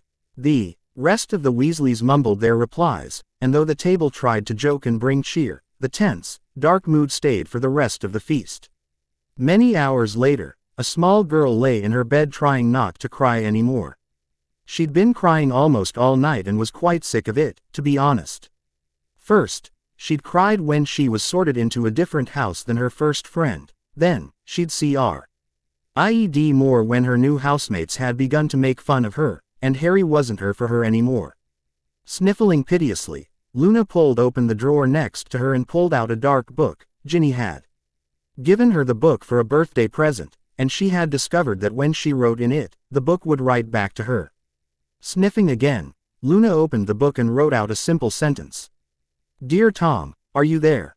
Chapter 28. Chapter 28. The following week was honestly the worst that Harry could remember in a long time, not only due to the fact that Luna seemed to avoid Harry at all costs, but also because Rhea had informed him that, according to Dobby, her father planned to unleash dark magic on Hogwarts that would end with Harry hopefully dead and Dumbledore disgraced. Immediately, Harry had gone to Dumbledore with the information in the hope of stopping whatever the Malfoy Patriarch had planned, but unfortunately, Dumbledore had informed Harry that without further information, there was nothing the aged headmaster could do but keep a close eye on the school. Sirius and Molly were of a different mind, however, wanting instead to march on Malfoy Manor and beat Lucius to within an inch of his life until he told them what he was planning. This plan was quickly put to rest when Dumbledore informed the pair that such action would undoubtedly lead to their incarceration in Azkaban. Rhea was also nearly apoplectic at her father's actions that not only would put the school in danger but could potentially harm her brother and friends, all because of her father's inability to tolerate any other opinion but his own. Rhea had even taken Draco aside and told him what their father had done, something that had horrified the boy. Draco had immediately agreed to keep an eye out as well, though he had mumbled about doing it for no other reason than to protect the Malfoy name from his father's idiocy. As Harry and his friends entered the Great Hall for breakfast, Harry began scanning the nearby Ravenclaw table for Luna, spotting her a moment later, sitting by herself at the far end of the table, eating alone with a sad expression. Swallowing his nervousness, Harry strode to his friend while Ron and Hermione took their seats at the Gryffindor table, realizing without words that Harry needed to speak to Luna alone. As Harry approached, Luna raised her eyes from her plate to look at Harry, her expression going from sad to heartbroken, something that felt like a knife in the gut to Harry. "Hey, Luna," Harry said in a soft voice, after a few seconds of silence, when Luna didn't respond back. Harry swallowed again and continued, "Can I talk to you? Please?" For a moment, Harry thought Luna would deny his request and steadied his nerves for such an outcome. Still, after a moment of silence in which Luna simply stared at Harry with an intensity that unnerved him, Luna finally nodded at him to sit down with her. After taking a deep breath, Harry took a seat across from Luna as she once again took an interest in her breakfast as the other Ravenclaws glared at them from further down the table. "I wanted to apologize to you, Luna," Harry said softly, causing the girl's head to shoot up in surprise. "I know I hurt you, and I am so sorry." The gateway to the platform sealed itself for some reason. "Ron and I couldn't get through. We had to have Mum give us a ride to Hogwarts." Harry held his breath as he watched Luna silently stare at him for a moment. "You mean you didn't abandon me?" Luna asked in a small voice as a tear ran down her cheek. "Luna, I would never abandon you," Harry cried in shock. "You're one of my best friends." Before Harry could adequately figure out what was happening, Luna jumped onto the table and tackled him in a hug that sent Harry crashing from the bench onto the floor with a sobbing girl holding onto him. As Harry stared down at the little girl who was sobbing into his shirt, he noticed that the rest of the Great Hall was staring at the two of them. Growling in annoyance, Harry turned his hair fiery red and his eyes as black as coal, so that he resembled a monster before he snarled at his audience. "What are all of you staring at? Go back to your own business." As the watching crowd quickly returned to their food, Harry turned his appearance back to normal before focusing on Luna, who seemed to be regaining control of herself and had gone from sobbing to sniffling into his shirt. I'm sorry, Luna sniffled. I should have known you wouldn't abandon me. Never, Harry promised as he hugged the small girl. I'll always be here for you. As careful as he could, Harry extracted himself from Luna's hug before rising to his feet and helping Luna to hers. Now, how has your first week at Hogwarts been? Harry asked as he and Luna sat back down on the bench. Are you enjoying your classes? Instantly, Luna's head drooped again, and she sniffled slightly before answering. I like my classes well enough. Charms are proving to be just as amazing as Mummy told me it would be. But, Harry asked, I don't think my housemates like me very much, Luna said sadly, and the Nargles aren't helping either. What do you mean? Harry asked, very much used to Luna's way of thinking by now. What are the Nargles up to? They keep stealing my things. Luna sniffed. I thought my butterbeer necklace would keep them away. But I guess it's not working. Instantly, Harry's hair began to turn red, and a slight growl issued forth from his throat as he turned to stare at a few of the girls who were listening in without appearing to do so. While Harry truly loved Luna, he didn't really believe in the creatures she did, having seen no proof of said creatures despite Luna's many assurances of their existence. As far as Harry was concerned, the reality was most likely that some of Luna's roommates had taken her things as a sort of bullying tactic, something that Harry would not allow to continue. Would you excuse me for a moment, Luna? Harry asked in a tight voice before rising from the bench and walking toward the girls as Luna watched, bemused. As Harry approached the girls, he could tell that they were nervous about something. Thus confirming his suspicions that these were the ones responsible for his friend's misery. With a low growl, Harry slammed his hand onto the table, causing the GIRLs to turn to him with scared looks on their faces. Leaning on the table and talking low to avoid being overheard, Harry spoke with all the anger he was currently feeling. I know what you all have been doing, and it stops now. I'm afraid I don't know what you're talking about, Potter. One of the girls, a pretty blonde, spat back, though Harry the tremor in her voice. I think you know exactly what I'm talking about. And my name is Weasley. Harry growled back as he leaned further over the table. Now, Luna may be too polite to call you on what you're doing, but I can assure you I am not. So, everything you've stolen from Luna will be returned by dinner tonight, and then you are to stay away from her. Is that understood? And if we refuse? Another girl, this one with soft red hair, sneered. Then I'll make you. Harry growled dangerously, making his eyes turn into cat slits as emphasis, which caused the three girls to gulp as one. Make no mistake, ladies, Luna is my friend and therefore under my protection. And I will not allow 3 bullies to make her life miserable just for a laugh. Am I understood? Another gulp was shared by the 3 girls before they nodded as one, making Harry sneer at them again. You have until dinner, then we'll see how much you enjoy being pranked. And I promise that if you push me to it, the lesson will be sure to stick. Without another word, Harry rose to his feet and walked back to where Luna was watching with curiosity. Taking his seat next to her, Harry wrapped a comforting arm around her shoulder. I think the Nargles have learned their lesson, Harry said with a warm smile. Your things should be returned by dinner tonight, but let me know if that's not the case, okay? Okay, Harry, Luna said softly, a slight blush taking over her cheeks, and thank you. You don't have to thank me, Luna, Harry smiled. That's what friends are for, after all, and you and I will always be friends. So, would you like to come and have breakfast with us at the Gryffindor table? I can introduce you to a few new people if you want, and I know Ginny would enjoy the company. Luna's face instantly split into a dazzling smile as she nodded.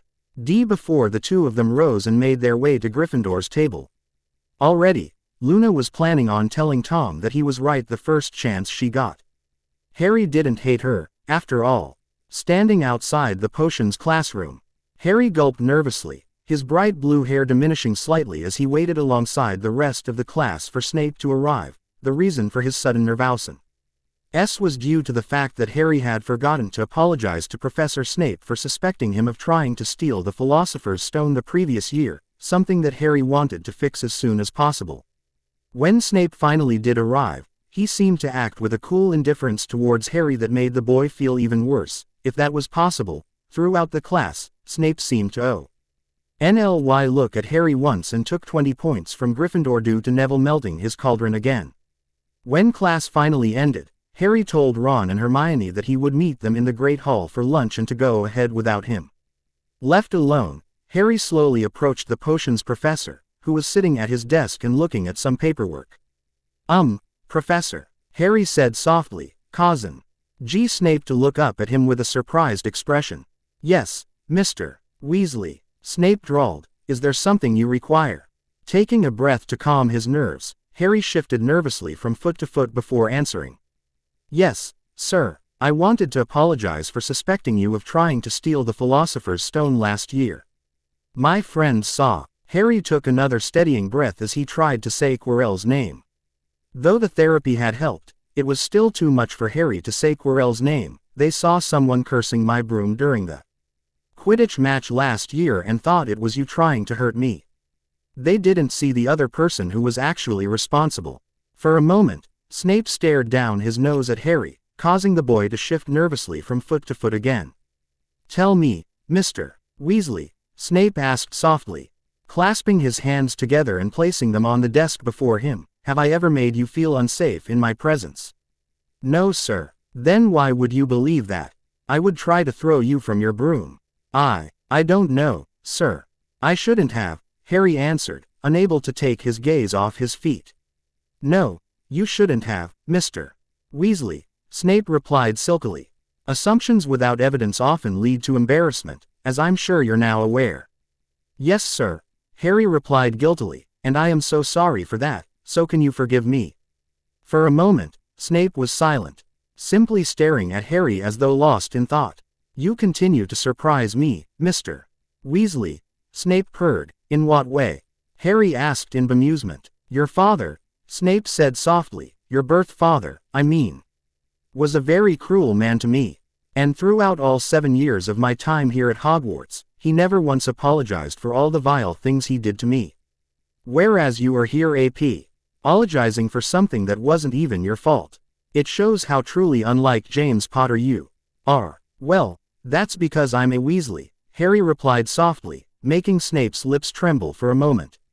Indeed you are, Mr. Weasley, Snape replied softly. Very well, then. I accept your apology. You do? Harry asked happily. Indeed, now I think you should head to lunch, Snape smirked. Yes, sir, Harry said happily before turning on his heel and rushing from the room, leaving a smirking Snape behind him.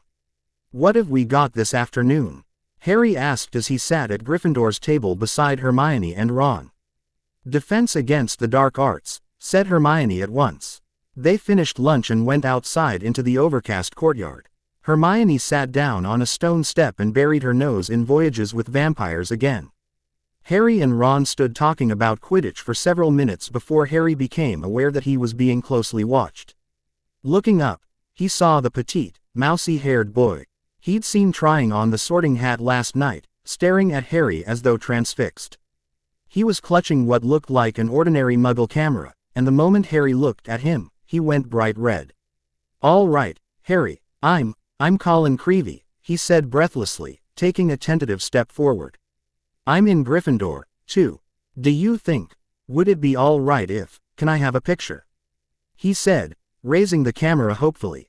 A picture, Harry repeated blankly. So I can prove I've met you, said Colin Creevey eagerly, edging further forward. I know all about you. Everyone's told me about how you survived when you know who tried to kill you and how he disappeared and everything and how you've still got a lightning scar on your forehead. His eyes raked Harry's hairline. And a boy in my dormitory said if I develop the film in the right potion, the pictures will move. Colin drew a great shuddering breath of excitement and said, it's amazing here, isn't it?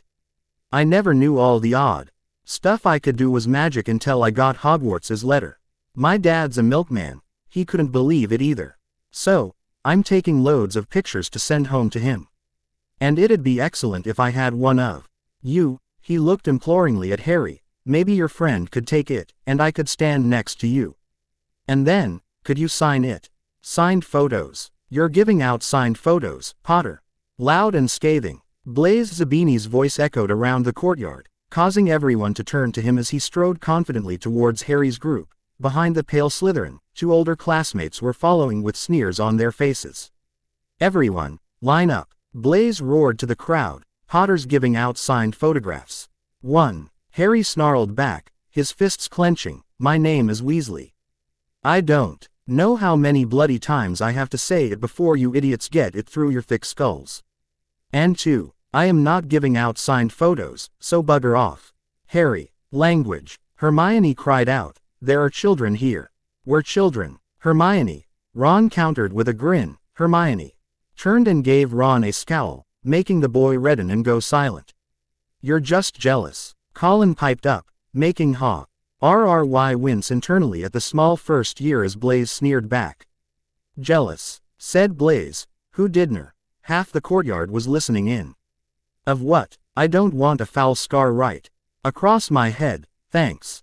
I don't think getting your head cut open makes you that special, myself. You're right, Ron sneered back, quick to defend his brother, it's more special to be known as the son of a murderer.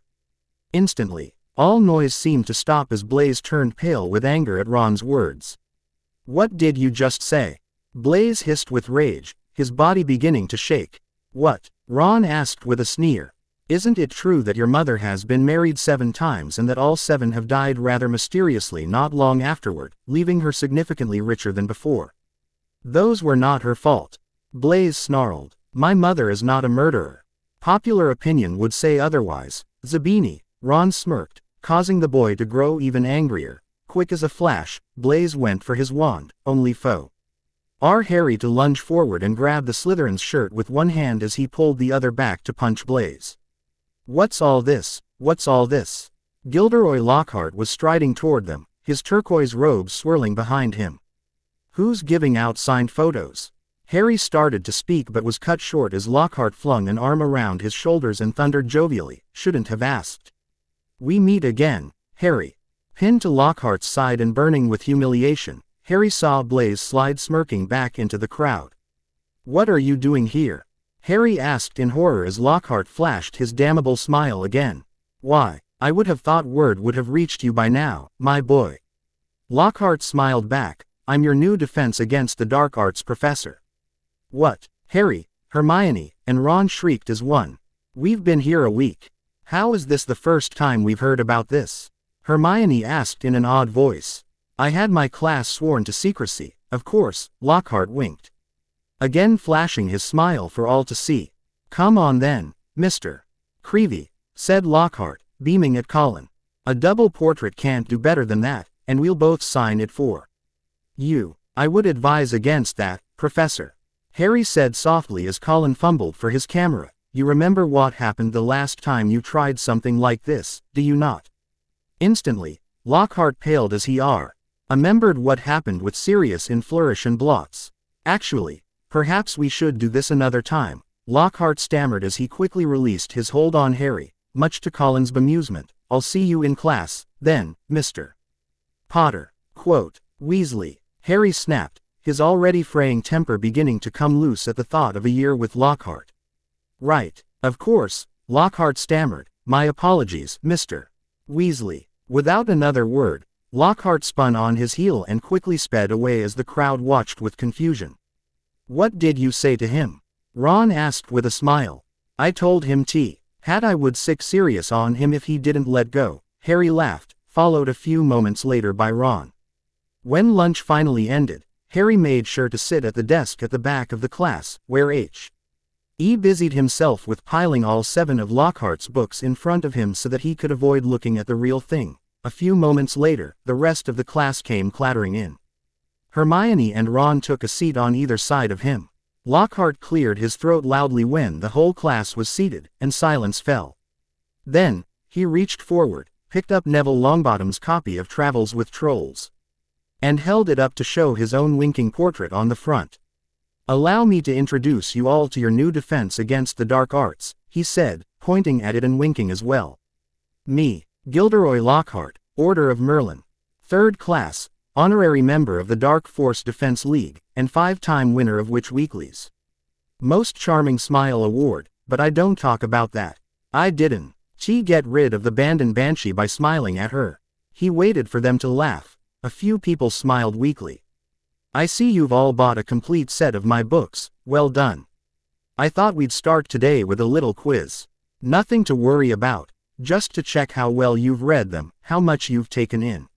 When he handed out the test papers, he returned to the front of the class and said, "You have 30 minutes, start now." Harry looked down at his paper and read. 1. What is Gilderoy Lockhart's favorite color? 2. What is Gilderoy Lockhart's secret ambition? 3. What, in your opinion, is Gilderoy Lockhart's greatest achievement to date? On and on it went, over 3 sides of paper, right down to 54. When is Gilderoy Lockhart's birthday, and what would his ideal gift be? Half an hour later, Lockhart collected the papers and rifled through them in front of the class. Tut, tut, hardly any of you remembered that my favorite color is lilac. I say so in Year with the Yeti. And a few of why. Oh, you need to read Wanderings with Werewolves more carefully. I clearly state in Chapter 12 that my ideal birthday gift would be harmony between all magic and non-magic peoples, though I wouldn't say no to a large bottle of Ogden's Old Fire Whiskey. He gave them another roguish wink. Ron was now staring at Lockhart with an expression of disbelief. Seamus Finnegan and Dean Thomas, sitting in front, were shaking with silent laughter. Hermione, on the other hand, was listening to Lockhart with rapt attention and gave a start when he mentioned her name. But Miss Hermione Granger knew my secret. Ambition is to rid the world of evil and market my own range of hair care potions, good girl. In fact, he flipped her paper over, full marks. Where is Miss Hermione Granger? Hermione raised a trembling hand. Excellent, beamed Lockhart. Quite excellent. Take 10 points for Gryffindor. And so, to business. He bent down behind his desk and lifted a large, covered cage onto it.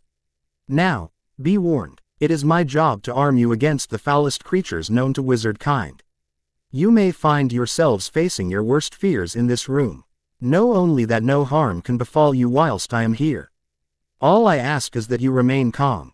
In spite of himself, Harry leaned around his pile of books for a better look at the cage. Lockhart placed a hand on the cover. Dean and Seamus had stopped laughing now. Neville was cowering in his front row seat. I must ask you not to scream, said Lockhart in a low voice. It might provoke them. As the whole class held its breath, Lockhart whipped off the cover. Yes, he said dramatically. Freshly caught Cornish pixies. Seamus Finnegan couldn't control himself. He let out a snort of laughter that even Lockhart couldn't mistake for a scream of terror. Yes, he smiled at Seamus. Well, they're not very dangerous, are they? Seamus choked. Don't be so sure, said Lockhart, waggling a finger annoyingly at Seamus. Devilish tricky little blighters they can be. The pixies were electric blue and about 8 inches high, with pointed faces and voices so shrill it was like listening to a lot of budgies arguing. When the cover was removed, Hay started jabbering and rocketing around, rattling the bars and making bizarre faces at the people nearest them.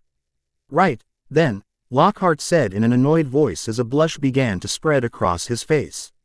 As the classroom began to descend into giggles and snorts, let's see what you make of them. And he opened the cage. It was pandemonium. The pixies shot in every direction like rockets. 2 of them seized Neville by the ears and lifted him into the air. Several shot straight through the window, showering the back row with broken glass. The rest proceeded to wreck the classroom more effectively than a rampaging rhino. They grabbed ink bottles and sprayed the class with them, shredded books and papers, tore pictures from the walls, appended the waste basket, grabbed bags and books, and threw them out of the smashed window. Within minutes, half the class was sheltering under desks, and Neville was swinging from the iron chandelier in the ceiling. Finally, one of them grabbed Harry's long purple braid and began pulling him across the room as though Y yelled in pain. Come now, Lockhart laughed, I thought you said they were only pixies. Surely you can overcome a few pixies. Get it off, Harry screamed, too in pain to change his hair length. Hold still, Harry, Daphne yelled as she grabbed one of his books and swung it at the offending pixie. It connected with a satisfying smack. And the pixie was launched against the nearby wall before sliding down unconscious. Thanks, Daph, Harry replied before shortening his hair to its natural length and color.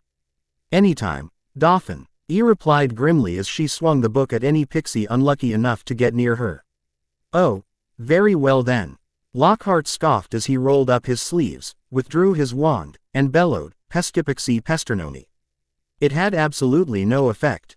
One of the pixies seized his wand and threw it out of the window, too. Lockhart gulped and dived under his own desk, narrowly avoiding being squashed by Neville, who fell a second later as the chandelier gave way. The bell rang, and there was a mad rush toward the exit. In the relative calm that followed, Lockhart straightened up, caught sight of Daphne, Tracy, Theo, Ron, Hermione, and Harry, who were almost at the door, and said, "Well, I'll ask you to just nip the rest of them back into their cage. I have to get ready for next class, after all." He swept past them and shut the door quickly behind him. "Can you believe him?" roared Ron as one of the remaining pixies bit him painfully on the ear. "The man is an incompetent ass," Tracy snapped as she smacked an incoming pixie with her bag. "Who the hell thought hiring him was a good idea?" Daphne added. "I'd like to know that myself," Theo growled as he froze two pixies with a freezing charm before stuffing them back into the cage.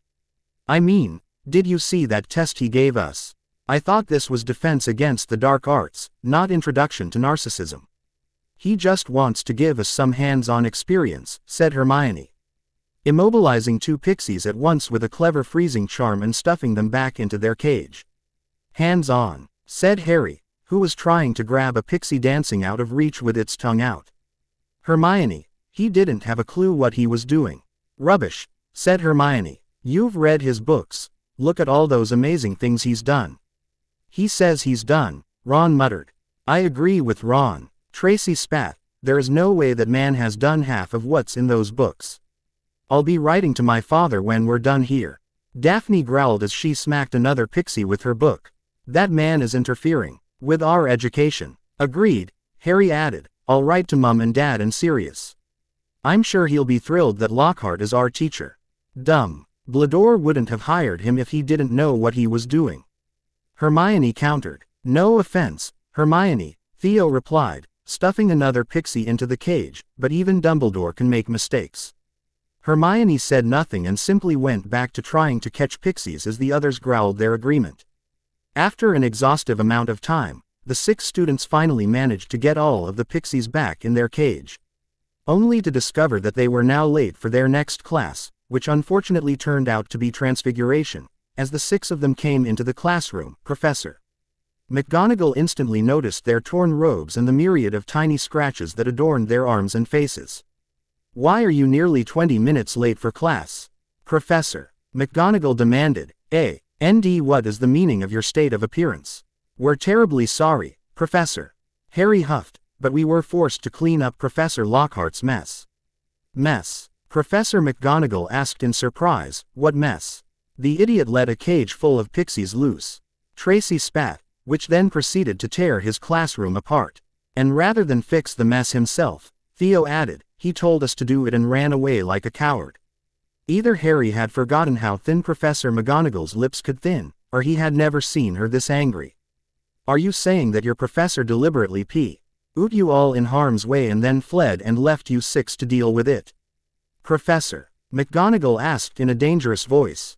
"Yes, ma'am," 5 voices echoed as one. Hermione was the only one who didn't answer, suddenly choosing to find her shoes fascinating. "I want you all to open your books until I return, Professor," McGonagall thundered to the students who had been listening with rapt attention. "You 6, come with me." Without another word, Professor McGonagall stormed out of the classroom, with Harry and the others following close behind while sharing a confused look, their confusion clear when it became apparent that they were being taken to the hospital wing. "Madame Pomfrey," Professor McGonagall cried out as they entered, causing the hospital matron to quickly exit her office with a worried look. "Yes. Oh, Professor McGonagall, what's the matter?" "These 6 were attacked by pixies," Professor McGonagall stated, her voice tight with anger. "I would like for you to give them a look while I go and fetch the headmaster if you would be so kind." "Professor, we don't need a checkup," Ron said quickly, "they were just pixies." "Nonsense, Mr. Weasley," Madame Pomfrey exclaimed, "pixies can carry all manner of diseases. Just as if you were attacked by a wild animal. Now, you 6, sit down and let me look at you this instant." Unable to withstand her wrath, the 6 students CKLY took their seats on 2 separate beds. Daphne, Tracy, and Ron took one, while Harry, Hermione, and Theo took the other to sit across from each other. Then, after a quick nod, Professor McGonagall spun on her heel and stormed away, muttering something in Gaelic as she left.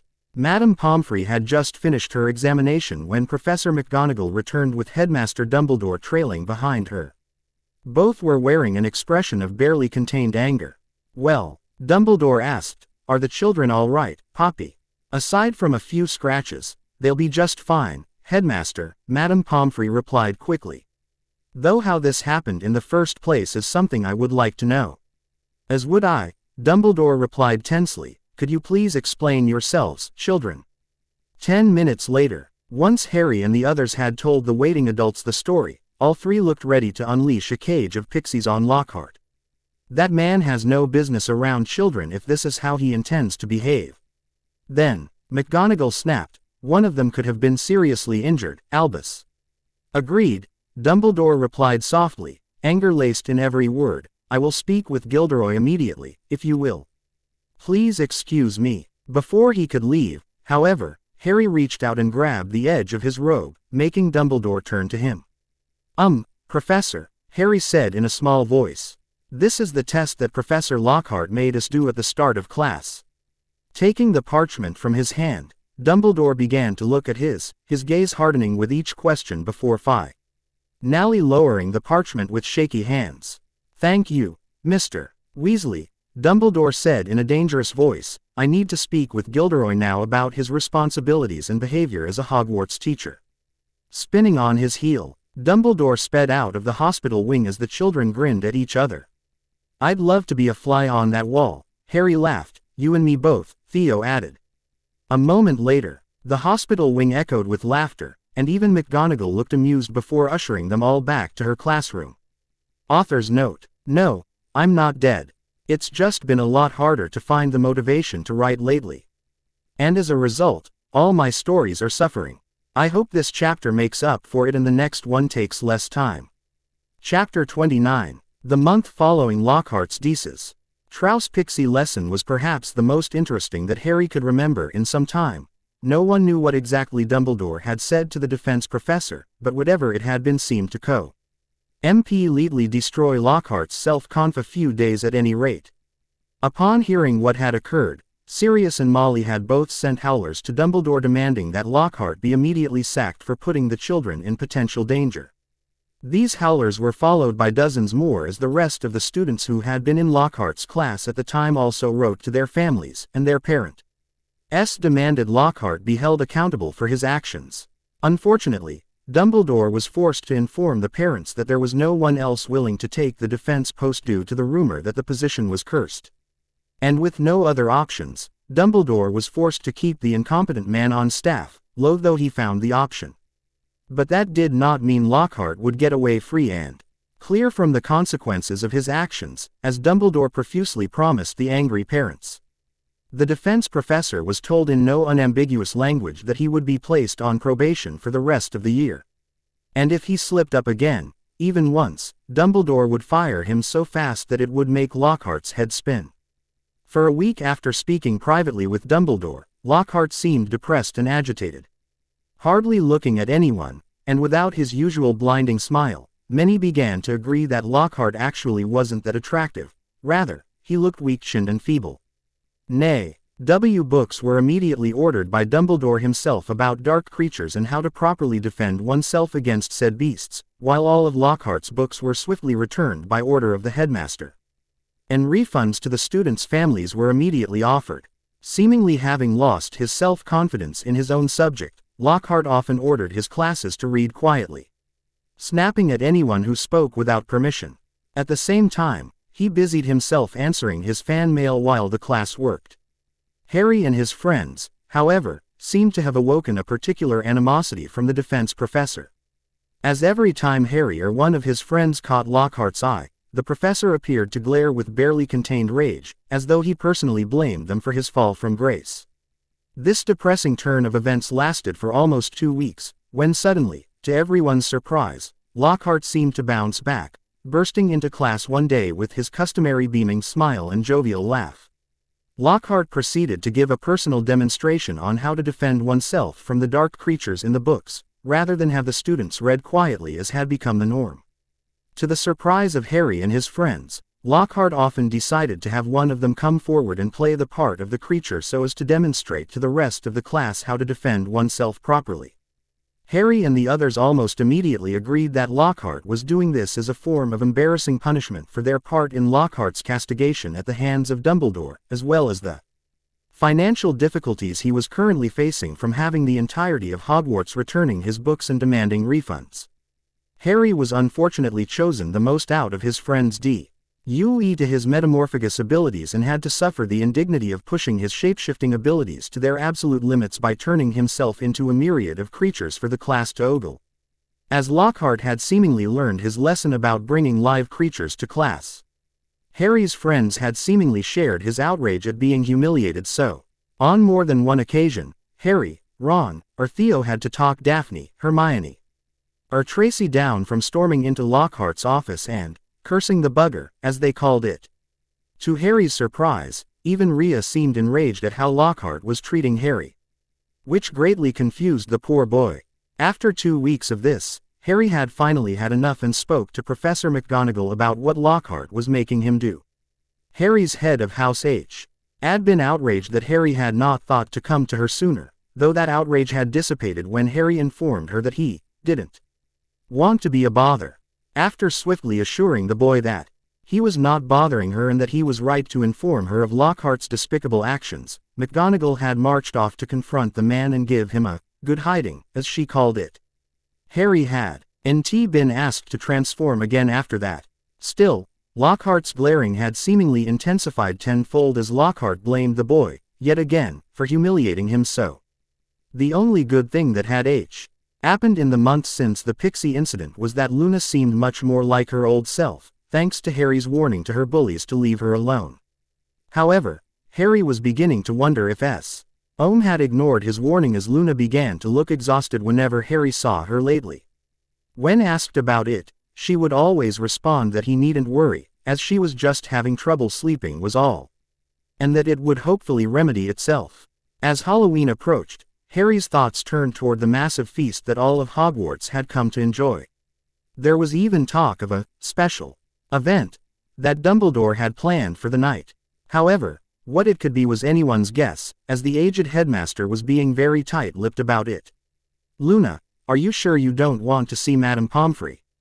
Harry asked as they looked at her from across the breakfast table. The poor girl looked as though she hadn't had a good night's sleep in quite some time, judging by the redness of her eyes and the frazzled look of her hair.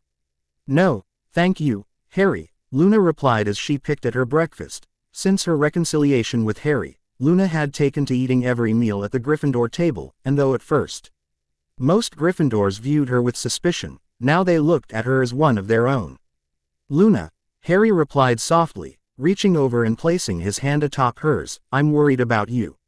You barely eat. You always look like you're exhausted.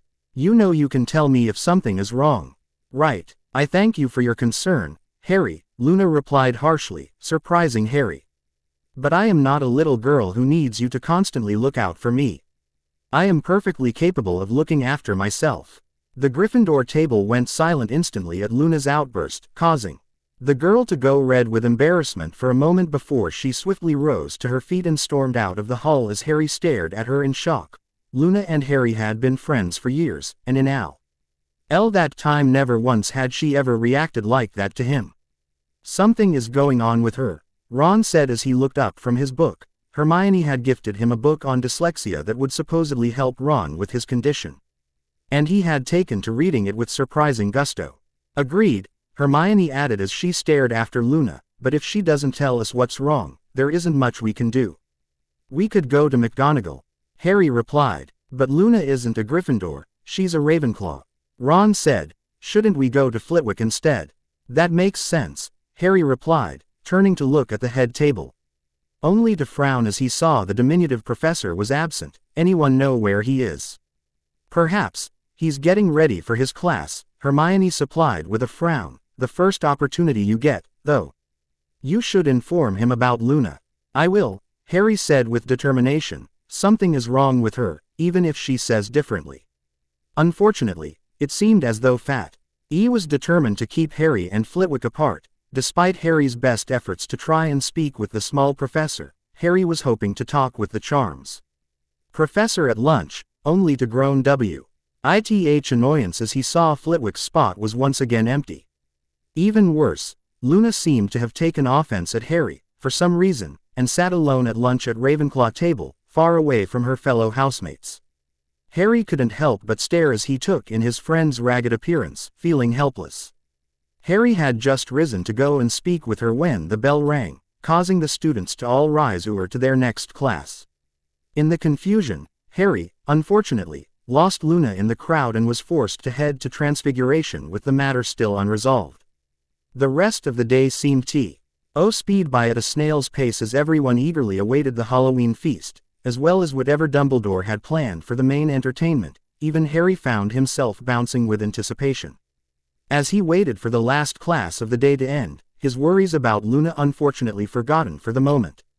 When the final bell rang, there was a mad rush for the door, causing a temporary jam in the doorway that made Professor Sprout chuckle lightly as she watched the students try and shove their way through.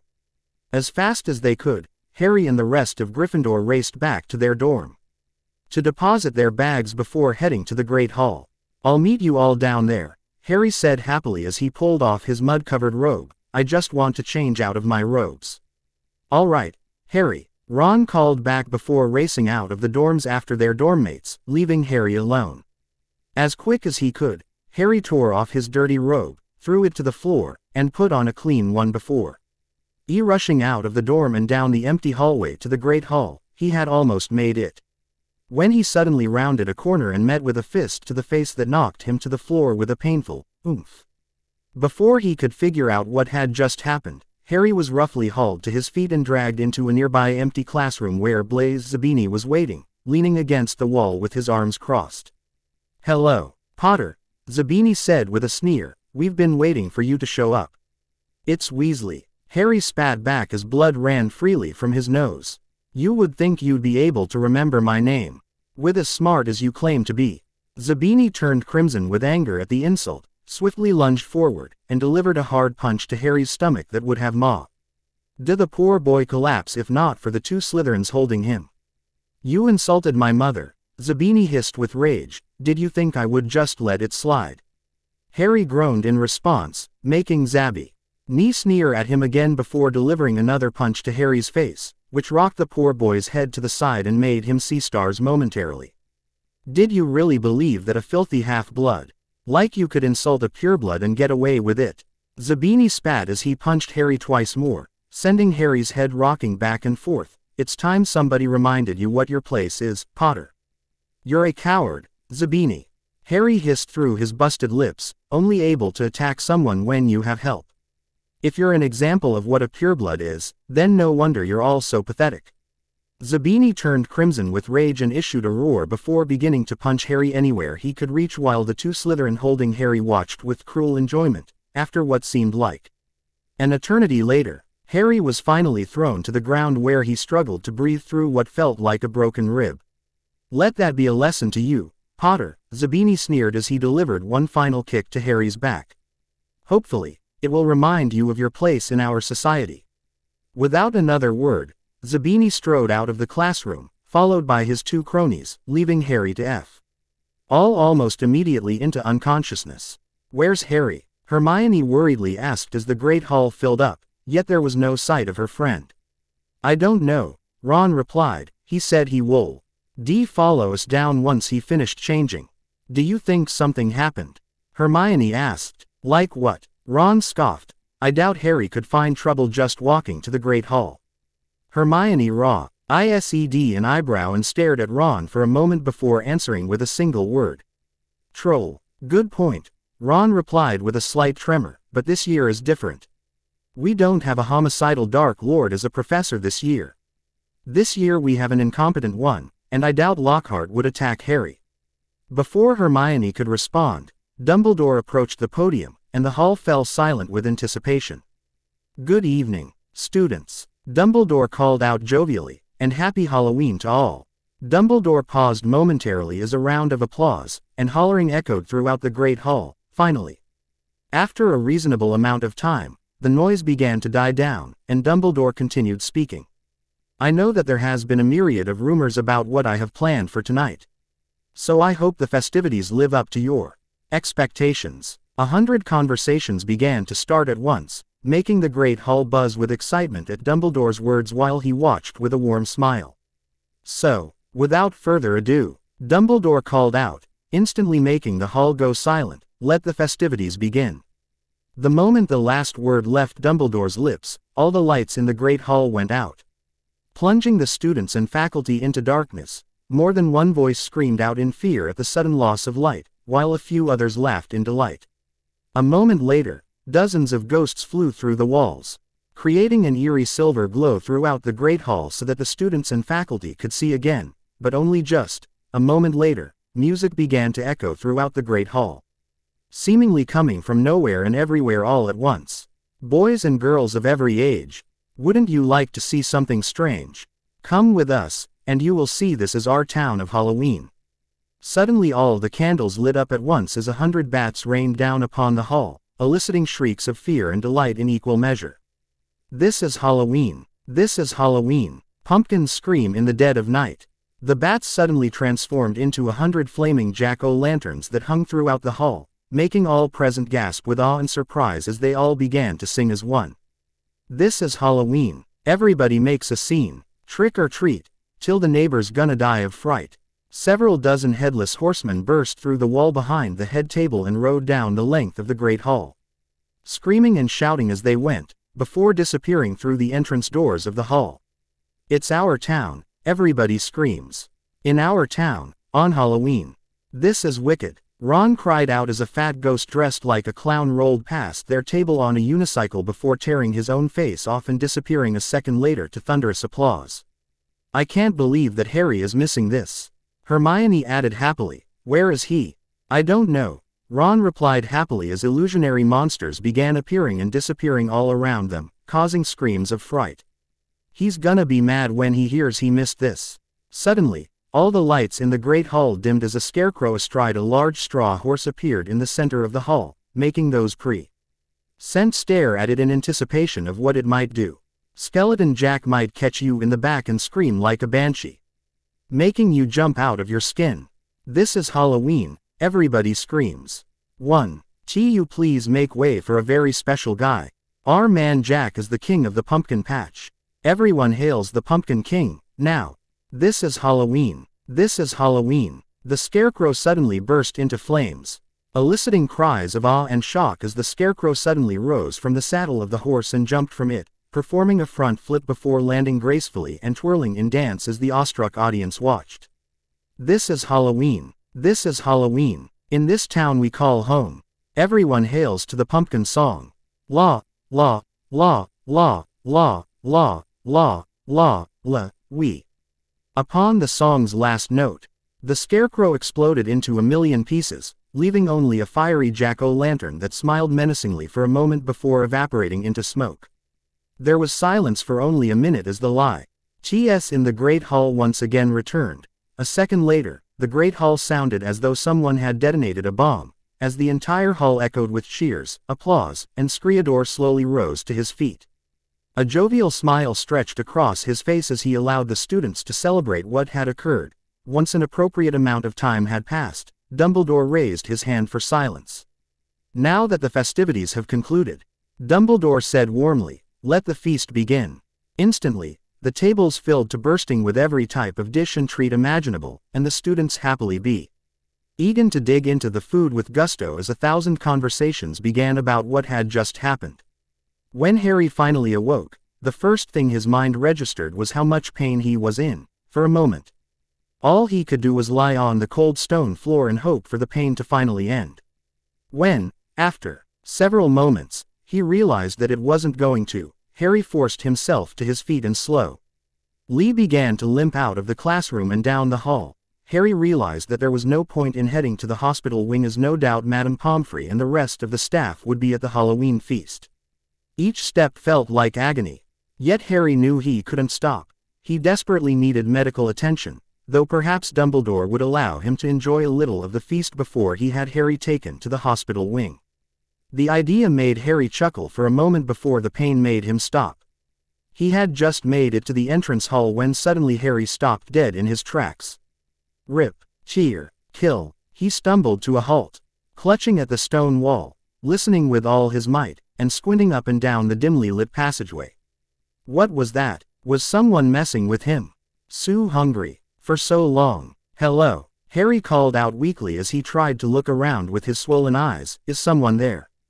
Kill. Time to kill. Harry's eyes shot open wide in alarm at hearing that, and he began to spin around wildly, looking for whoever the voice belonged to, yet finding no one. Time to kill. The voice was growing fainter.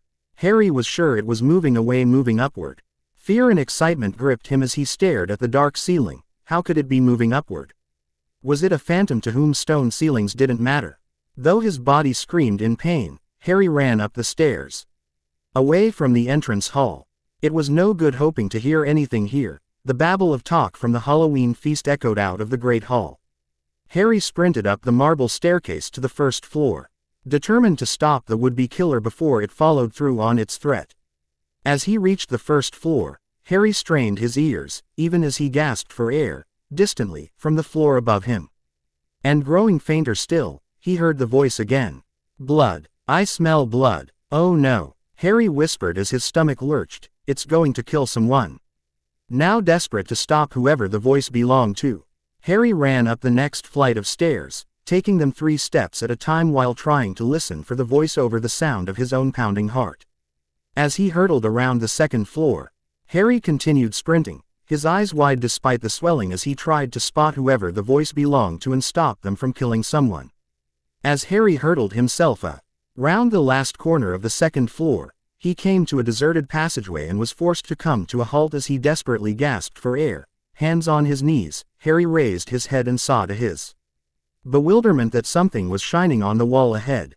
As he approached slowly, squinting through the darkness, foot-high words had been daubed on the wall between 2 windows, shimmering in the light cast by the flaming torches. The Chamber of Secrets has been opened. Enemies of the air, beware. As Harry stared in shock at the words, he realized something was hanging underneath the words, tied to one of the torches. As he edged nearer, Harry almost slipped. There was a large puddle of water on the floor. Barely managing to keep his balance, Harry righted himself and inched toward the message.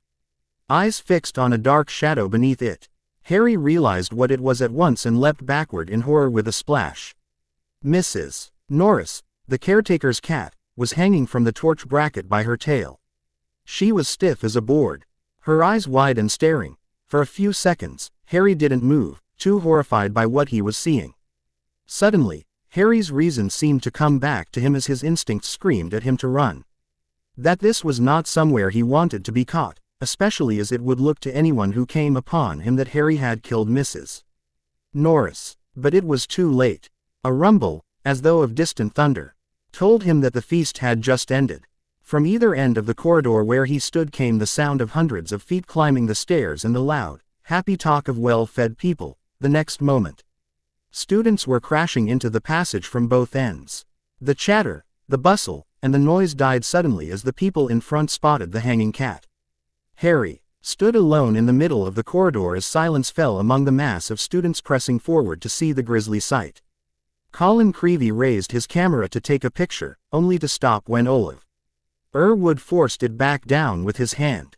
Hermione and Ron stared in horror at the seemingly dead cat before finally turning their attention to Harry. Seeing his injuries, Hermione rushed forward, followed quickly by Ron. It was a good thing, too, as at that moment, the last of Harry's strength left him, and he collapsed into their arms. Rhea took a step forward as she saw Harry collapse, a peculiar expression on her face, before calmly stepping back next to her brother, who was also looking at Harry with worry. Then someone shouted through the quiet, "Enemies of the air, beware. You'll be next, mudbloods." It was Blaise Zabini. He had pushed to the front of the crowd, his cold eyes alive, his usually bloodless face flushed, as he grinned at the sight of the hanging, immobile cat. "What's going on here? What's going on?" Attracted no doubt by Zabini's shout, Argus Filch came shouldering his way through the crowd. Then he saw Mrs. Norris and fell back, clutching his face in horror. My cat, what's happened to Mrs. Norris? He shrieked, and his popping eyes fell on Harry. He screeched, you've murdered my cat, you've killed her, I'll kill you, Argus. Dumbledore had arrived on the scene, followed by several other teachers. In seconds, he had swept past Harry, Ron, and Hermione and detached Mrs. Norris from the torch bracket. Come with me, Argus, he said to Filch. You, too, Mr. Potter. Quote, Albus. Madame Pomfrey cried in shock, look at the poor boy. He needs medical attention, not an interrogation. Unfortunately, I need answers, Poppy. Dumbledore replied at once before looking back at Harry in a softer manner. It won't take long, Harry, I assure you. Unable to speak, Harry simply nodded and rose shakily to his feet with the help of Hermione and Ron. Lockhart stepped forward eagerly. My office is nearest, Headmaster, just upstairs, please feel free. Thank you, Gilderoy, said Dumbledore stiffly. The silent crowd parted to let them pass. Looking excited and important, Lockhart hurried after Dumbledore, so did Professors McGonagall and Snape while Hermione and Ron helped a limping Harry. As they entered Lockhart's darkened office, there was a flurry of movement across the walls. Harry saw several of the Lockharts in the pictures dodging out of sight, their hair in rollers. The real Lockhart lit the candles on his desk and stood back. Dumbledore laid Mrs. Norris on the polished surface and began to examine her. Ron and Hermione exchanged tense looks and helped Harry into a nearby chair before sinking into chairs themselves outside the pool of candlelight. Watching, Madame Pomfrey descended on Harry immediately and began to check him over with a worried eye as Harry tried not to pass out from the pain again. The tip of Dumbledore's long, crooked nose was barely an inch from Mrs. Norris's fur. He looked at her closely through his half-moon specters, gently prodding and poking. Professor McGonagall was bent almost as close, her eyes narrowed. Snape loomed behind them, half in shadow, wearing a most peculiar expression. It was as though he was trying hard not to smile. And Lockhart was hovering around all of them, making suggestions. It was definitely a curse that killed her, probably the transmogrified torture. I've seen it used many times, so unlucky I wasn't there. I know the very counter curse that would have saved her. Lockhart's comments were punctuated by Filch's dry, racking sobs. He was slumped in a chair by the desk, unable to look at Mrs. Norris, his face in his hands. Much as he detested Filch, Harry couldn't help feeling a bit sorry for him, though not nearly as sorry as he felt for himself. If Dumbledore believed Filch, he would surely be expelled, injuries or not. Dumbledore was now mute, tearing strange words under his breath and tapping Mrs. Norris with his wand, but nothing happened. She continued to look as though she had been recently stuffed. I remember something very similar happening in Ouagadougou, said Lockhart. A series of attacks, the full stories in my autobiography. I was able to provide the townsfolk with various amulets, which cleared the matter up at once. The photographs of Lockhart on the walls were all nodding in agreement as he talked. One of them had forgotten to remove his hairnet. At last, Dumbledore straightened up. She's not dead, Argus, he said softly. Lockhart stopped abruptly in the middle of counting the number of murders he had prevented. Not dead, choked Filch, looking through his fingers at Mrs. Norris. But why's she all stiff and frozen? She has been petrified, said Dumbledore. Ah, I thought so, said Lockhart. But how I cannot say. Ask him, shrieked Filch, turning his blotched and tear-stained face to Harry. No second year could have done this, said Dumbledore firmly. It would take dark magic of the most advanced. He did it, Filch spat, his pouchy face purpling. You saw what he wrote on the wall. And besides, look at his injuries. What happened, Potter? Mrs. Norris put up a fight when you tried to kill her. His name is Weasley. Ron spat back, coming to his brother's defense. He's made that abundantly clear. You know account hack, Mr. Weasley. Professor McGonagall retorted. That will be enough. Sit down and be silent. Grumbling angrily to himself, Ron crossed his arms as Hermione placed a calming hand on his shoulder. Well, Harry, Dumbledore asked as he zeroed in on the boy currently at the mercy of Madame Pomfrey's inspection. I was attacked, Professor, Harry gasped out, I didn't see who it was. They pulled me into an abandoned classroom and began to beat me quite badly. I don't know how long the beating lasted, but I think I passed out before it was over because I woke up alone." Dumbledore paled with rage at Harry's account of what happened to him, and he wasn't the only one. McGonagall, Snape, and Ron looked livid with anger while Hermione's hand went to her mouth in horror. Harry hoped that the professors wouldn't be able to tell that Harry was lying about who did it. Harry would have vengeance against Zabini, but he didn't want anyone getting to the Slytherin before Harry did. Oh yes, Zabini would pay for what he did to him. Harry would make sure of that. "What happened next, my boy?" Dumbledore asked softly, causing Harry to wince as he drew a breath to keep going.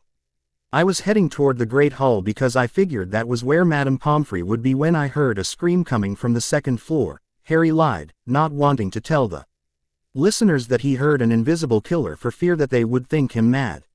"Since I was already there, I figured I might as well see what happened, in case someone was hurt." "You were the one who was hurt, you foolish boy," McGonagall retorted angrily. "What exactly did you expect to do in your condition?" "I don't know, Professor," Harry mumbled as he looked down at his feet, "but I couldn't just do nothing." "That was very noble of you, Mr. Weasley," McGonagall said proudly, "but you are in no condition to be running after potential dangers. You should have gone for a teacher." "I'm sorry," Harry muttered softly, hoping his act would fool the professors. "I guess I just wasn't thinking straight." "Certainly not," McGonagall agreed, nodding her head at the boy. Dumbledore was giving Harry a searching look. His twinkling light blue gaze made Harry feel as though he were being X-rayed. "Innocent until proven guilty, Argus," he said firmly, causing Mr. Filch to turn crimson with anger. "My cat has been petrified," he shrieked, his eyes popping. "I want to see some punishment."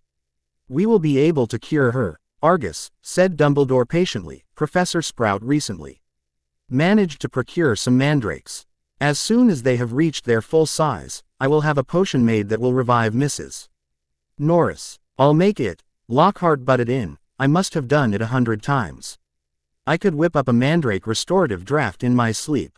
"Excuse me," said Snape icily, "but I believe I am the potions master at this school." There was a very awkward pause as Snape and Lockhart glared at one another. A moment later, Madame Pomfrey rose to her feet and coughed loudly, drawing everyone's attention. "If you have no further questions, Headmaster, I really must get Mr. Weasley to the hospital wing. His injuries are quite severe." "Of course, Poppy," Dumbledore replied at once. "Off you go, then." Trying to be as gentle as she could, Madame Pomfrey slowly helped Harry to his feet before having him wrap one of his arms around her shoulders to support himself as she helped him limp out of the classroom, followed quickly by Hermione and Ron. Author's note: yes, I'm still alive. No, I haven't abandoned this story. I've just lost my inspiration to write, which is why all of my stories have been suffering lately. I'll write 5 or more pages and then delete the whole thing because I don't like how it looks, so I'll start again. This chapter is one that I've been working on for over a month and finished a few hours ago, so I hope it holds up to what you guys are used to. Also, I want to personally thank one of my readers, Niumi, for sketching some of my story scenes for me. You can find them on AO3 if you want to take a look. My username there is the same as here. Also, this goes without saying, but I claim no ownership over The Nightmare Before Christmas. It belongs to Emperor Mickey and the Disney Empire. Chapter 30. When Luna awoke, she instantly knew that something was wrong without having to open her eyes. Slowly turning onto her side, Luna felt something tickle her nose, causing her eyes to shoot open in alarm. As she sat up, her alarm turned to horror. Luna's bed was covered in red feathers and what looked horribly like dried blood. Only covering her mouth with her hands stopped Luna from shrieking in sudden terror and awakening her dormmates. As she stared at the horrible mess, Luna tried to shuffle away from the feathers until she felt her back press against her headboard. Unable to tear her eyes away from the horrifying mess, Luna pulled her knees up to her chest and wrapped her arms around them as tears began to run freely down her cheeks. For weeks now, Luna had been blacking out and could never remember where she had been when she came to. As Luna lowered her head and rested it on her knees, she desperately tried to remember what had happened the previous night, she remembered Harry asking if she was okay during breakfast. Then she had yelled at him and stormed off. She felt guilt hit her like a train at that and began to sob even harder, for weeks. Now, Luna felt like someone else had taken over her body. She seemed to always feel a simmering level of anger just beneath the surface and would lash out like an injured animal at anyone who came too close to her. She had immediately regretted lashing out at Harry at breakfast and had wanted to apologize to him almost as soon as she ran out of the great distraction had kept her from doing so, as she needed to immediately run to class. As the day went on, Luna's shame had grown, and she found herself unable to even look at her friend when lunch came, choosing instead to simply sit by herself at the far end of Ravenclaw table. The last thing that Luna remembered, Ed was dropping off her bag after her last class, intending to head down to the Great Hall for the Halloween feast. Now, she had woken up surrounded by blood and feathers, with no idea how such a thing had occurred. Someone, Luna whimpered softly as her dorm mates slept on unknowingly, help me. Harry Weasley, you tell me his name this instant or so help me. Molly roared as she stared down at her youngest son. Dumbledore had wisely, or unwisely, depending on who you asked, chosen to wait to inform Molly and Arthur about Harry's attack, as well as what had happened to Mrs. Norris, until the following day. Naturally, Mr. and Mrs. Weasley had come barreling through Dumbledore's fireplace, with Sirius in tow, and immediately began demanding answers. Unfortunately, Albus had none to give, neither about the attack on Mrs. Norris nor about the attack on Harry that had resulted in 2 broken ribs as well as a host of other injuries. After realizing that Dumbledore had nothing to tell them, Sirius and the Weasleys marched down to the hospital wing just as Harry was taking his breakfast. Sitting on the bed next to him were Hermione and Ron, both of whom were looking suddenly nervous. Aft, quickly hugging her sons and making sure that Harry was okay, Molly immediately began demanding answers as to how Harry had appeared so injured, but Harry refused to say who had attacked him, saying only that it was too dark, and that he didn't get a good look at his attacker.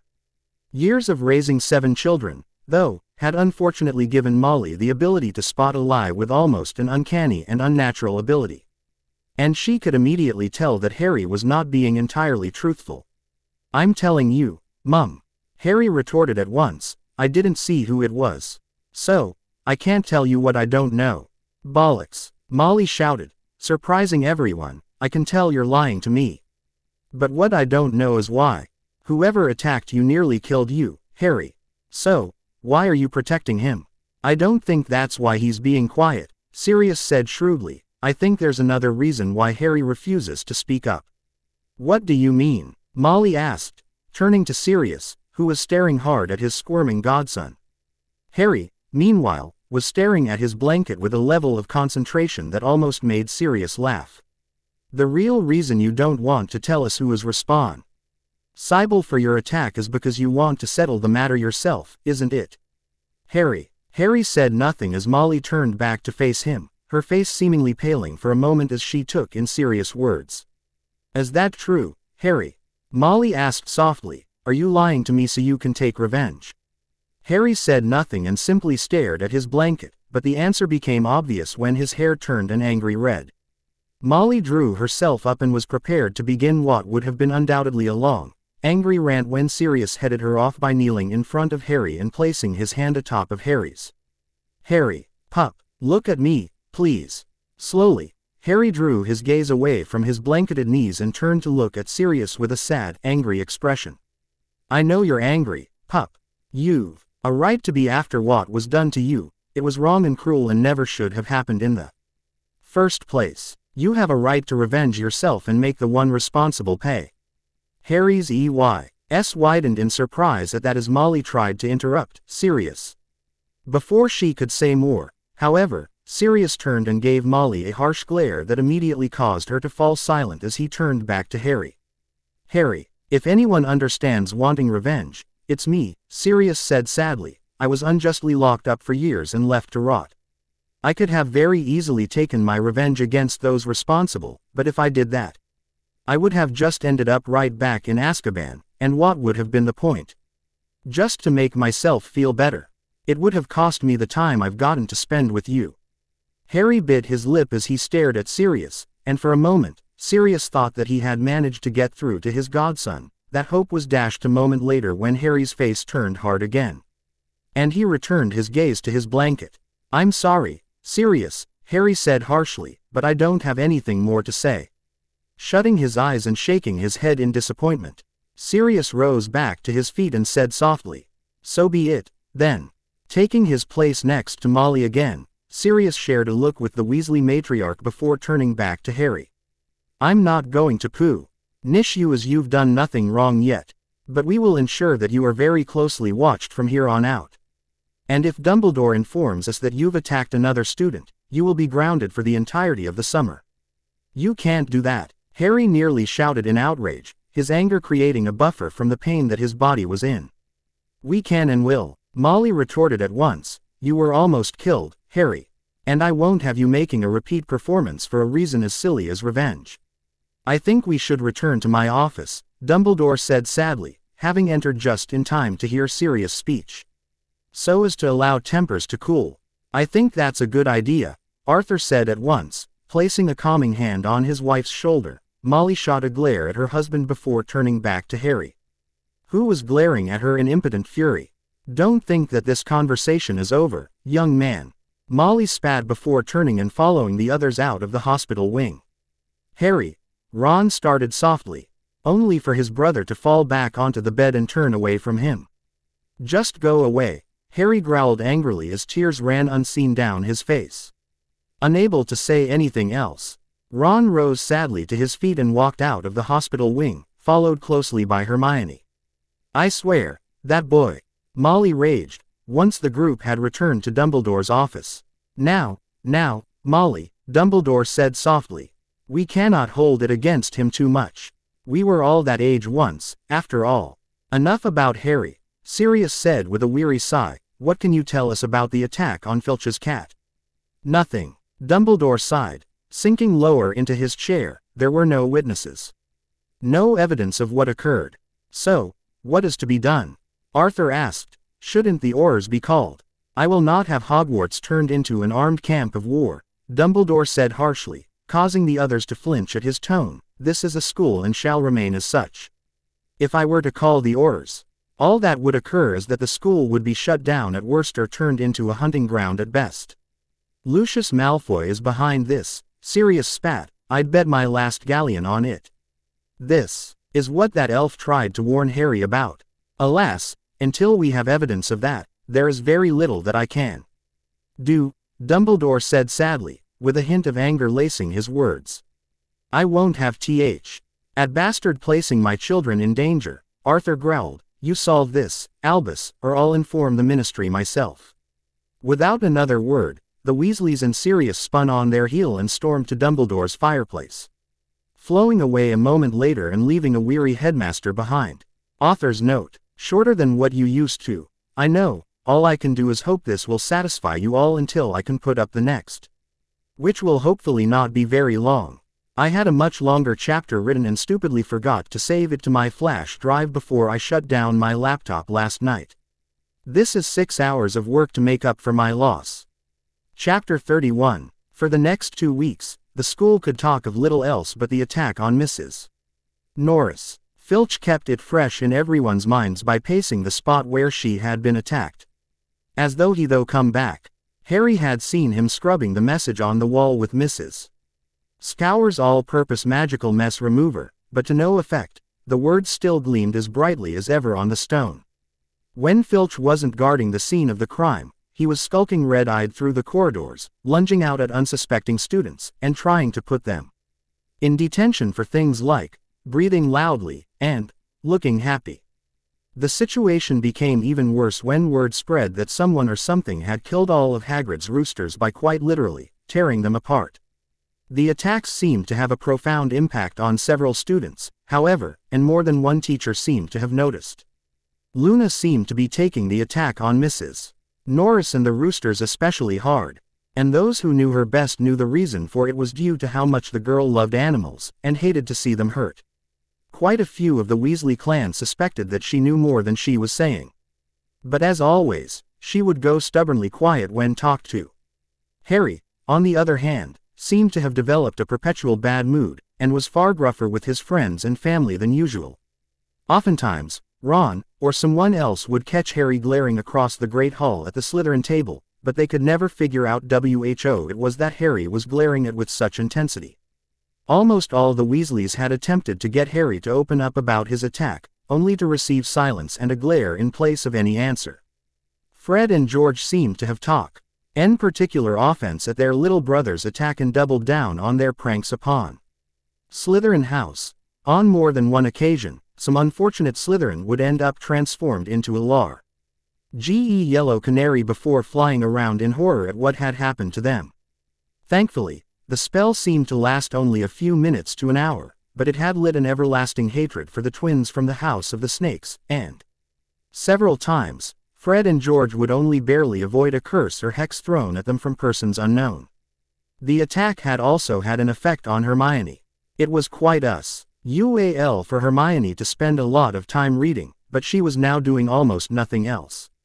Nor could Harry and Ron get much response from her when they asked what she was up to, and not until the following Wednesday did they find out. Harry had been held back in potions, after accidentally melting his cauldron, much to Snape's annoyance. After a hurried lunch, he went upstairs to meet Ron in the library, and saw Justin Finch-Fletchley, a Hufflepuff boy from herbology that Harry had talked to several times, coming toward him. Harry had just opened his mouth to say hello when Justin caught sight of him, turned abruptly, and sped off in the opposite direction, leaving Harry confused and a little hurt. Harry found Ron at the back of the library, measuring his history of magic homework. Professor Binns had asked for a 3-foot-long composition on the medieval assembly of European wizards. "I don't believe it, I'm still 8 inches short," said Ron furiously, letting go of his parchment, which sprang back into a roll. "And Hermione's done 4 feet 7 inches and her writing's tiny." Ron, much to everyone's surprise, seemed to actually begin to do well in his classes this year. No doubt thanks to Hermione helping him conquer his dyslexia, he had managed to pull himself up from dead last in Transfiguration, and was even showing some skill in charms, now that he could actually understand what he was reading. "Where is she?" asked Harry, grabbing the tape measure and unrolling his own homework. "Somewhere over there," said Ron, pointing along the shelves. "Looking for another book. I think she's trying to read the whole library before Christmas break." Seeing his brother's face, Ron immediately asked what was wrong and Harry told him about what had just happened with Justin. "Dunno why you care. I thought he was a bit of an idiot," said Ron, scribbling away, as he attempted to make his writing as large as possible. "All that junk about Lockhart being so great." Ry grimaced as he recalled the conversation that Justin, Ron, and Harry had a few weeks prior during herbology, in which Justin had all but deified Lockhart as the premier dark wizard and creature hunter. Ron and Harry had both had to fight to keep from laughing in Justin's face at that. Hermione emerged, then, from between the bookshelves, looking irritable and at last seemed ready to talk to them. "All the copies of Hogwarts A History have been taken out," she said, sitting beside Harry and Ron. "And there's a 2-week waiting list. I wish I hadn't left my copy at home, but I couldn't fit it in my trunk with all the Lockhart books." "Why do you want it?" said Harry. "The same reason everyone else wants it," said Hermione, "to read up on the legend of the Chamber of Secrets." "What's that?" said Harry quickly. "That's just it. I can't remember," said Hermione, biting her lip. "And I can't find the story anywhere else." "Hermione, let me read your composition," said Ron desperately, checking his watch. "No, I won't," said Hermione, suddenly severe. "You've had 10 days to finish it. I only need another 2 inches, come on." The bell rang. Ron and Hermione led the way to History of Magic, bickering. History of Magic was the dullest subject on their schedule. Professor Binns, who taught it, was their only ghost teacher, and the most exciting thing that ever happened in his classes was his entering the room through the blackboard. Ancient and shriveled, many people said he hadn't noticed he was dead. He had simply got up to teach one day and left his body behind him in an armchair in front of the staffroom fire. His routine had not varied in the slightest since. Today was as boring as ever. Professor Binns opened his notes and began to read in a flat drone like an old Vacuum cleaner until nearly everyone in the class was in a deep stupor, occasionally coming to long enough to copy down a name or date, then falling asleep again. He had been speaking for half an hour when something happened that had never happened before. Hermione put up her hand. Professor Binns, glancing up in the middle of a deadly dull lecture on the International Warlock Convention of 1289, looked amazed. Miss Granger, Professor, I was wondering if you could tell us anything about the Chamber of Secrets, said Hermione in a clear voice.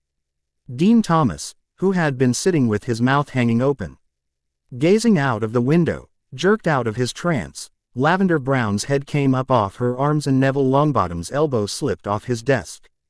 Professor Binns blinked. My subject is history of magic, he said in his dry, wheezy voice. I deal with facts, Miss Granger, not myths and legends. He cleared his throat with a small noise like chalk snapping and continued, in September of that year. A subcommittee of Sardinian sorcerers. He stuttered to a halt. Hermione's hand was waving in the air again. Miss Grant, please, sir, don't legends always have a basis in fact? Professor Binns was looking at her in such amazement, Harry was sure no student had ever interrupted him before, alive or dead. Well, said Professor Binns slowly, yes, one could argue that I suppose. He peered at Hermione as though he had never seen a student properly before. However, the legend of which you speak is such a very sensational, even ludicrous tale. But the whole claw SS was now hanging on Professor Binns's every word. He looked dimly at them all, every face turned to his. Harry could tell he was completely thrown by such an unusual show of interest. Oh, very well, he said slowly. Let me see, the Chamber of Secrets. You all know, of course, that Hogwarts was founded over 1,000 years ago, the precise date is uncertain, by the 4 greatest witches and wizards of the age. The 4 school houses are named after them. Godric Gryffindor, Helga Hufflepuff, Rowena Ravenclaw, and Salazar Slytherin. They built this castle together, far from prying Muggle G.E. when magic was feared by common people, and witches and wizards suffered much persecution. He paused, gazed blearily around the room, and continued. For a few years, the founders worked in harmony together, seeking out youngsters who showed signs of magic and bringing them to the castle to be educated. But then disagreements sprang up between them. A rift began to grow between Slytherin and the others.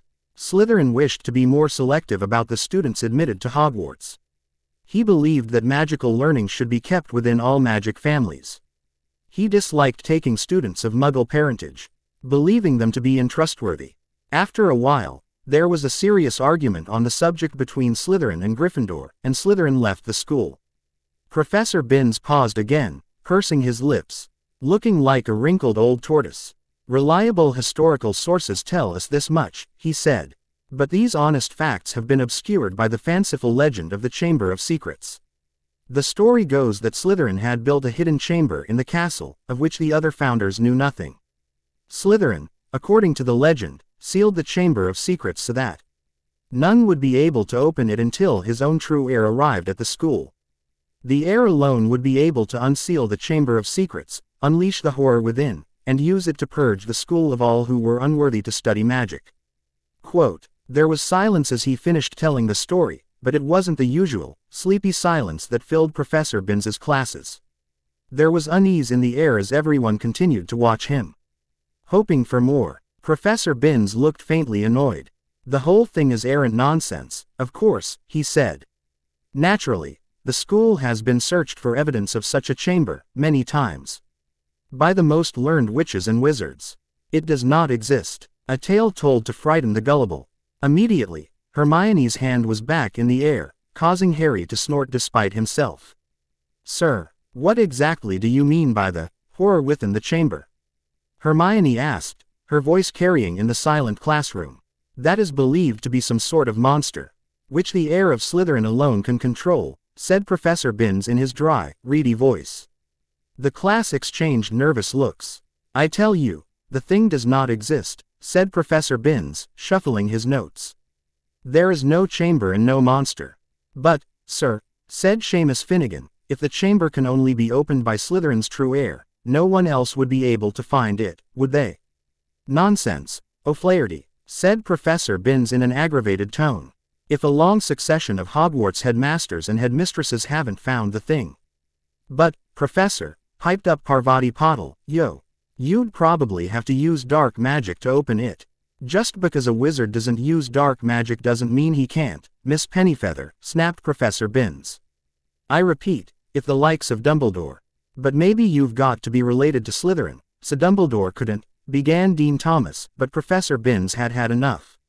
"That will do," he said sharply. "It is a myth. It does not exist. There is not a shred of evidence that Slytherin ever built so much as a secret broom cupboard. I regret telling you such a foolish story. We will return, if you please, to history, to solid, believable, verifiable fact." And within 5 minutes, the class had sunk back into its usual torpor. "I always knew Salazar Slytherin was a twisted old loony," Ron told Harry and Hermione as they fought the IR way through the teeming corridors at the end of the lesson to drop off their bags before dinner. "But I never knew he started all this pure blood stuff. I wouldn't be in his house if you paid me.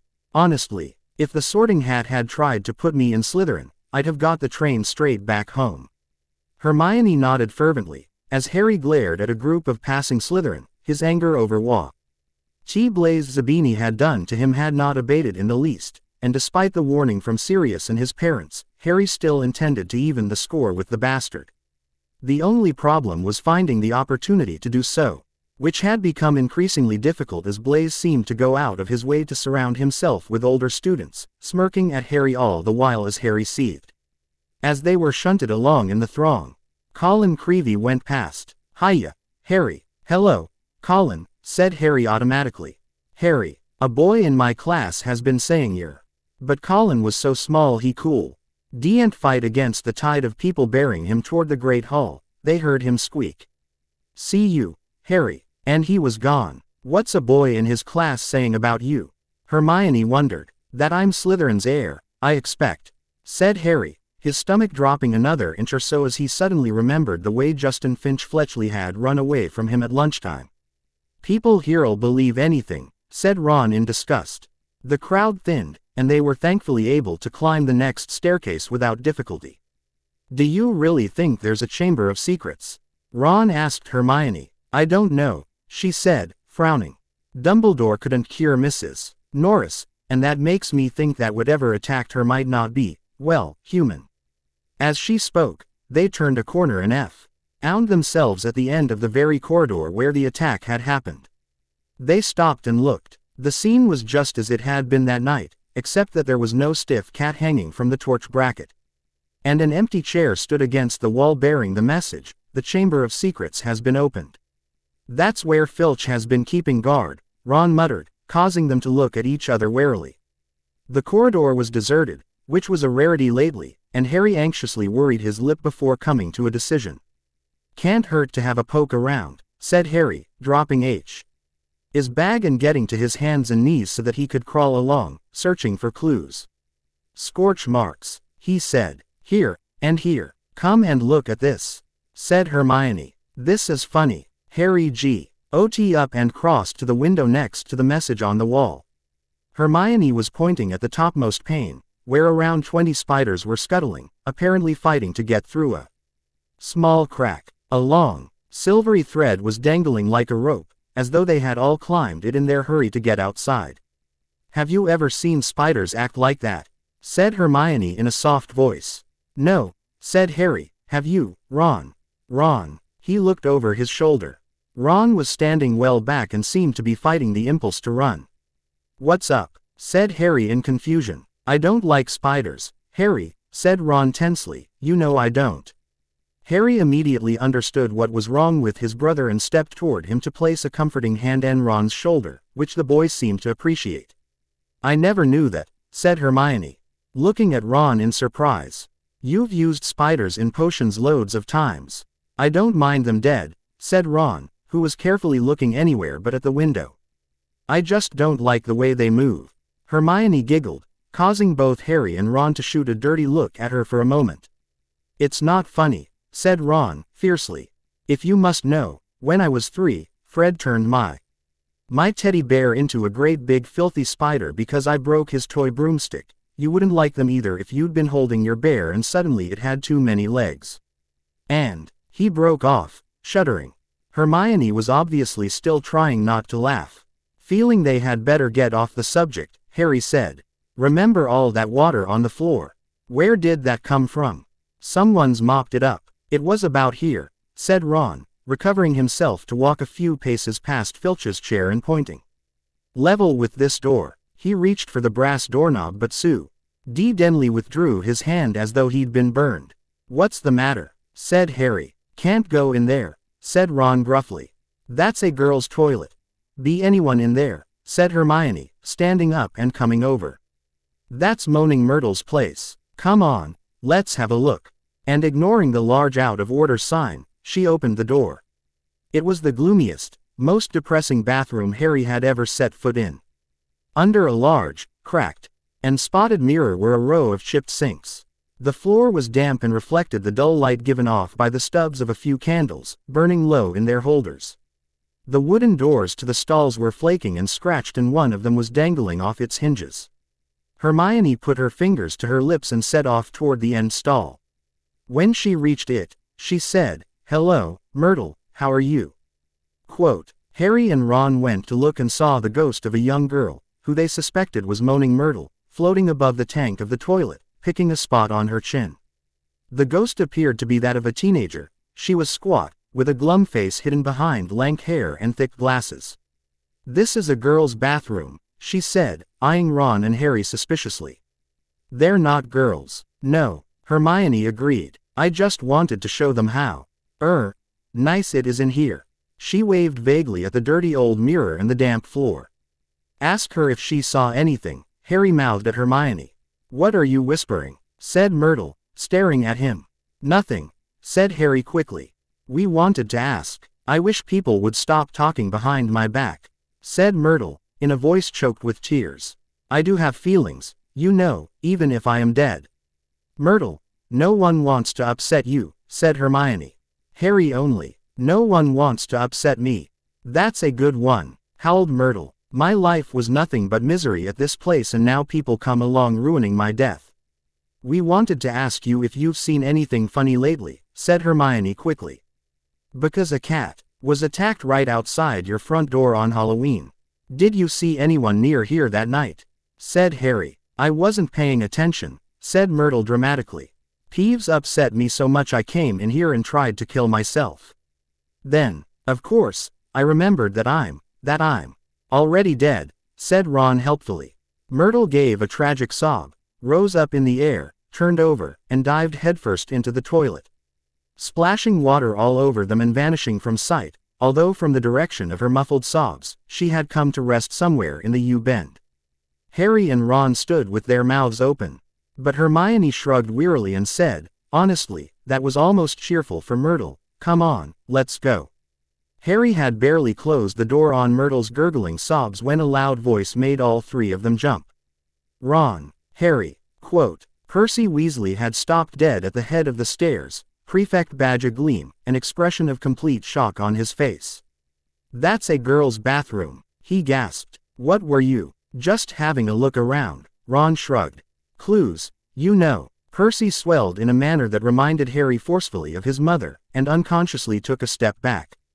"Get away from there," Percy said, striding toward them and starting to bustle them along, flapping his arms. "Don't you care what this looks like?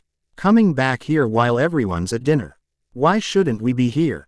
said Ron hotly, stopping short and glaring at Percy. "Listen, we never laid a finger on that cat. You saw how banged up Harry was that night." "That's what I told Ginny," Percy defended fiercely, "but she still seems to think you and Harry are going to be expelled.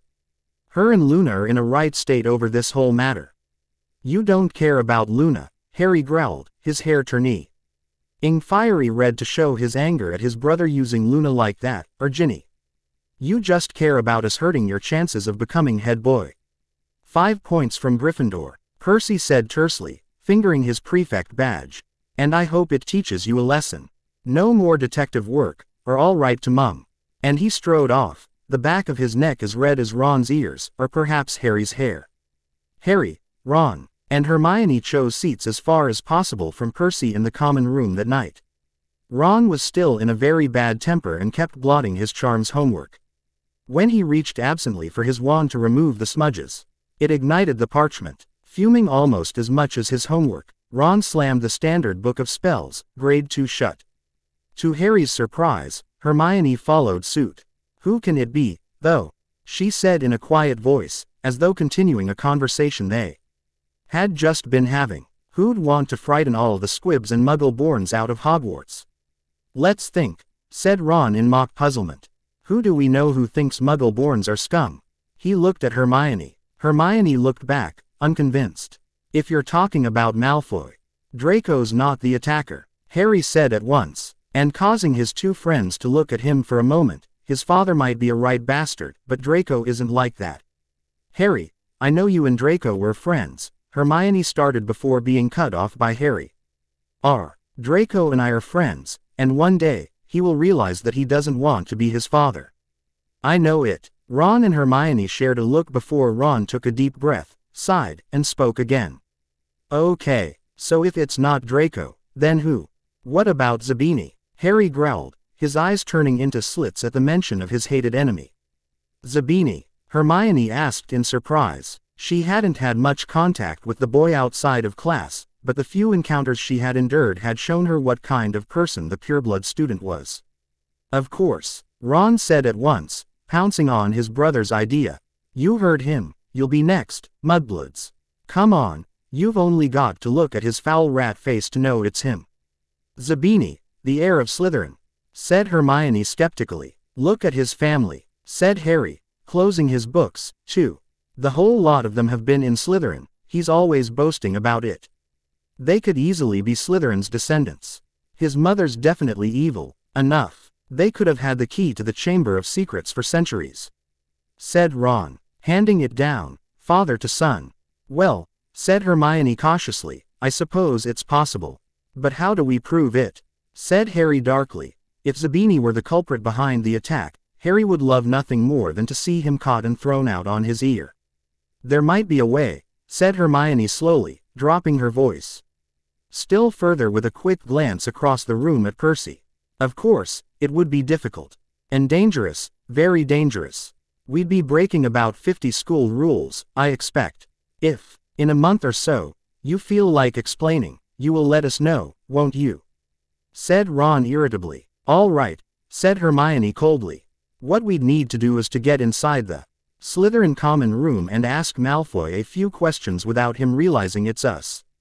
"But that's impossible," Harry said as Ron laughed.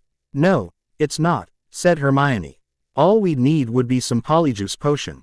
"What's that?" said Ron, while Harry's mouth dropped open in shock as he began to understand Hermione's plan. "Snape mentioned it in class a few weeks ago.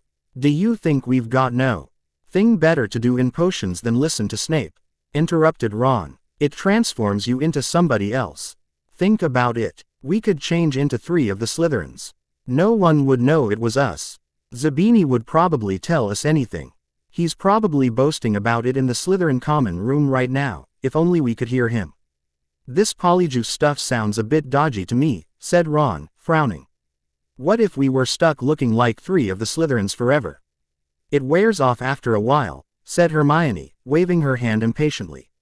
"But getting hold of the recipe will be very difficult.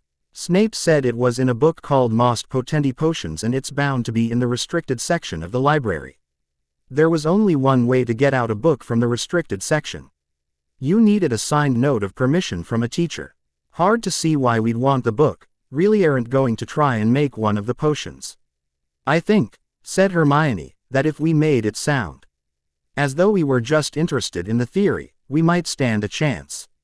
Or," Harry said quickly, folding his arms across his chest, "we could avoid the possibility of expulsion altogether by doing something else." "Such as?" Hermione asked in annoyance as her mind began to race with ideas on how to get the potions book. Rather than answer, Harry simply raised an eyebrow. An instant later, Drac Malfoy was sitting where Harry had just been, wearing a Gryffindor robe in place of his traditional Slytherin one, and causing both Ron and Hermione to look at him in shock. "Of course," Hermione cried softly, How could I have forgotten that you're a metamorphagus, Harry? Brilliant. Ron added with a smile. We just need to get a hold of some Slytherin robes, and Harry could impersonate one of the snakes. He could walk right into their common room and ask Zabini to his face if he's the one responsible.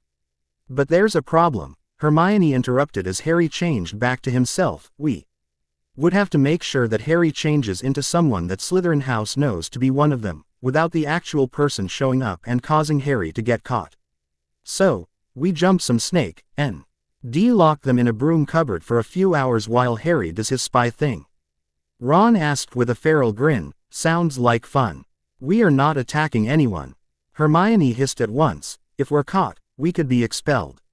Or worse. Then what's your idea? Ron replied with annoyance. We wait until Christmas break, when everyone has gone home, Hermione explained. Zabini will be staying here.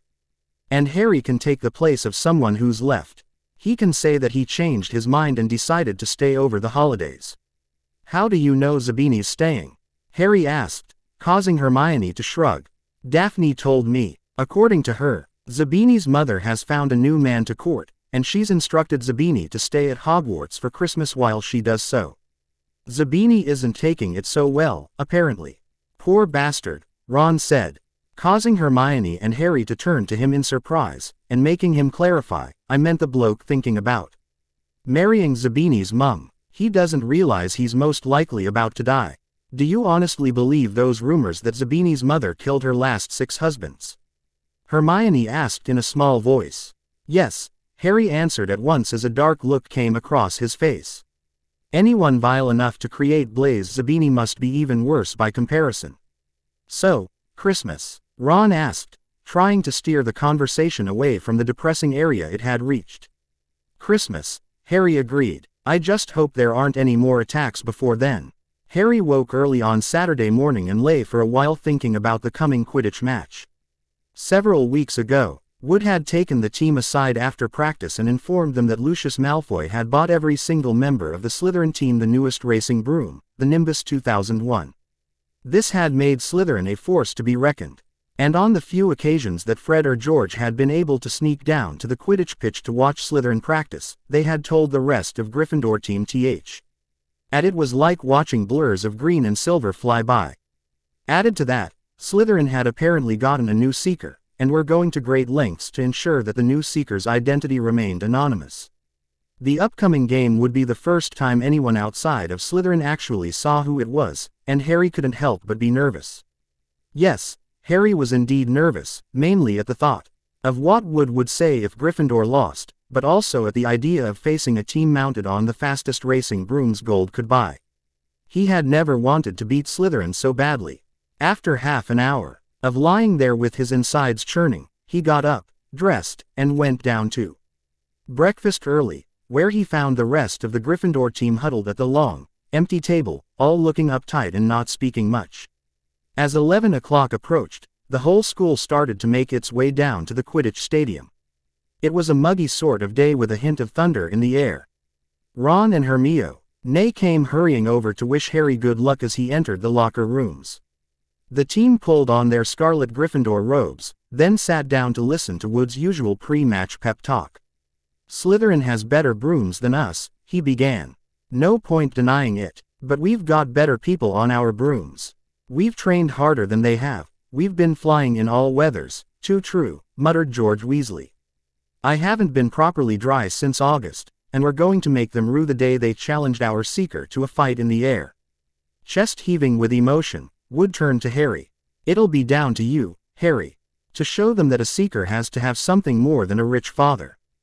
Get to that snitch before Slytherin's mystery seeker or die trying, Harry, because we've got to win today. We've got to. So, no pressure, little brother, said Fred, winking at him. As they walked out onto the field, a roar of noise greeted them, mainly cheers, because Ravenclaw and Hufflepuff were anxious to see Slytherin beaten. But the Slytherins in the crowd made their boos and hisses heard, too. Madam Hooch, the Quidditch teacher, asked Flint and Wood to shake hands, which they did, giving each other threatening stares and gripping rather harder than was necessary. As Harry took his place and waited for the game to begin, his eyes trailed over the Slytherin team that stood across from him, and at the very end Standing in the seeker spot was Draco. Harry asked in surprise, watching as his friend smiled shyly back at him. He's the new seeker. Should have known, George sneered from next to Harry. Only a Malfoy would try and buy his way on, instead of actually trying to get on with talent. Harry looked darkly at his big brother, but before he could say anything, Madam Hooch stepped into the center between the two teams and blew her whistle for silence. On my whistle, said Madam Hooch. 3, 2, 1. With a roar from the crowd to speed them upward, the team players rose toward the leaden sky. Harry flew higher than any of them, squinting around for the snitch. Great day for a game, huh, Potter? Draco called as he flew up next to Harry and making the boy smile. Why didn't you tell me you were the new seeker? Harry laughed back. This is brilliant. I wasn't allowed to, for one. Draco called back, and we're not friends anymore, for two. So, I'm not required to tell you anything. At the last part, Draco looked like it was physically hurting him to say the words, and Harry nodded in understanding before turning his attention back to the field as he looked for the snitch. Well then, may the best man win. Harry shouted back, you don't honestly think you can beat me on this broom, do you? Draco taunted jovially, as he trailed behind Harry. Harry had no time to reply.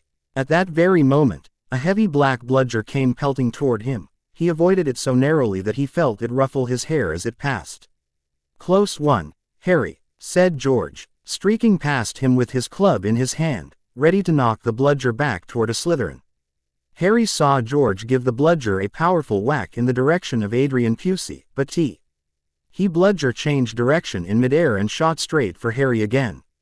Harry dropped quickly to avoid it, and George managed to hit it hard toward Malfoy. Once again, the bludger swerved like a boomerang and shot at Harry's head. Harry put on a burst of speed and zoomed toward the other end of the field. He could hear the bludger whistling along behind him. What was going on? Bludgers never concentrated on one player like this. It was their job to try and unseat as many people as possible. Fred Weasley was waiting for the bludger at the other end. Harry ducked as Fred swung at the bludger with all his might. The bludger was knocked off course happily, but he was wrong. As though it was magnetically attracted to Harry, the bludger pelted after him once more and Harry was forced to fly off at full speed. It had started to rain. Harry felt heavy drops fall onto his face, splattering onto his glasses. He didn't have a clue what was going on in the rest of the game until he heard Lee Jordan, who was commentating, say, Slytherin lead, 60 points to 0. The Slytherins' superior brooms were clearly doing their jobs, and meanwhile the mad bludger was doing all it could to knock Harry out of the air. Fred and George were now flying so close to him on either side that Harry could see nothing at all except their flailing arms and had no chance to look for the snitch, let alone catch it. Someone's tampered with this bludger. Fred grunted, swinging his bat with all his might at it as it launched a new attack on Harry. We need time out, said George, trying to signal to Wood. And stop the bludger breaking Harry's nose at the same time. Wood had obviously got the message. Madam Hooch's whistle rang out, and Harry, Fred, and George dived for the ground, still trying to avoid the mad bludger. What's going on? Said Wood as the Gryffindor team huddled together while Slytherins in the crowd jeered. We're being flattened. Fred, George, where were you when that bludger stopped Angelina from scoring? We were 20 feet above her, stopping the other bludger from murdering Harry. Oliver, said George angrily. Someone's fixed it. It won't leave Harry alone. It hasn't gone for anyone else all game. The Slytherins must have done something to it. But the bludgers have been locked in Madam Hooch's office since our last practice, and there was nothing wrong with them then, said Wood anxiously. Madam Hooch was walking toward them. Over her shoulder, Harry could see the Slytherin team jeering and pointing in his direction. Listen, said Harry as she came nearer and nearer. With you two flying around me all the time, the only way I'm going to catch the snitch is if it flies up my sleeve. Go back to the rest of the team, and let me deal with the rogue one. Don't be thick, said Fred. It'll take your head off. Wood was looking from Harry to the Weasleys. Oliver, this is insane, said Alicia Spinnet angrily. You can't let Harry deal with that thing on his own. Let's ask for an inquiry. If we stop now, we'll have to forfeit the match, said Harry. And we're not losing to Slytherin just because of a crazy bludger. Come on, Oliver, tell them to leave me alone. This is all your fault. George said angrily to Wood. Get the snitch or die trying. What a stupid thing to tell him. Madam Hooch had joined them. Ready to resume play, she asked Wood. Wood looked at the determined look on Harry's face. All right, he said. Fred, George, you heard Harry. Leave him alone and let him deal with the bludger on his own. I'm not going to watch why little brother die just so you can win some medal cup, Wood. Fred snarled, getting dangerously close to the captain, and raising his bat threateningly. Agreed, George growled, a stupid game isn't worth dying over. Wood's face turned crimson at that, and he opened his mouth to respond when Harry cut him off. Fred, George, that's enough. Harry cried out, I can do this. But you shouldn't have to. Fred spat back, spinning to look at his little brother. This is wrong. Do you think Mum will understand if something happens to you and we have to explain that we could have stopped it? Harry's head dropped at that, and for a moment, he stared at his shoes before his resolve returned, and he looked back at his team. I can do this, so, let's not waste any more unnecessary time with you lot trying to dissuade me from it. Damn the stubbornness of Weasleys. Fred growled, swinging his bat carelessly through the air as Madam Hooch watched with a look of interest. The rain was falling more heavily now. On Madam Hooch's whistle, Harry kicked hard into the air and heard the telltale whoosh of the bludger behind him. Higher and higher, Harry climbed. He looped and swooped, spiraled, zigzagged, and rolled. Slightly dizzy, he nevertheless kept his eyes wide open. Rain was speckling his glasses and ran up his nostrils as he hung upside down, avoiding another fierce dive from the bludger. He could hear laughter from the crowd. He knew he must look very stupid, but the rogue bludger was heavy and couldn't change direction as quickly as Harry could. He began a kind of roller coaster ride around the edges of the stadium, squinting through the silver sheets of rain to the Gryffindor goal posts, where Adrian Pusey was trying to get past Wood. A whistling in Harry's ear told him the bludger had just missed him again. He turned right over and sped in the opposite direction. Harry, what's wrong? Why are you flying like that? Yelled Draco as Harry was forced to do a stupid of twirl in midair to dodge the bludger, and he fled, the bludger trailing a few feet behind him, and then, turning to respond to Draco's question, Harry saw it. The golden snitch. It was hovering inches above Malfoy's left ear, and Malfoy, busy worried about Harry, hadn't seen it. For an agonizing moment, Harry hung in midair, not daring to speed toward Draco in case he looked up and saw the snitch. Wham! Harry! Draco screamed in shock. He had stayed still a second too long. The bludger had hit him at last, smashed into his elbow, and Harry felt his arm break.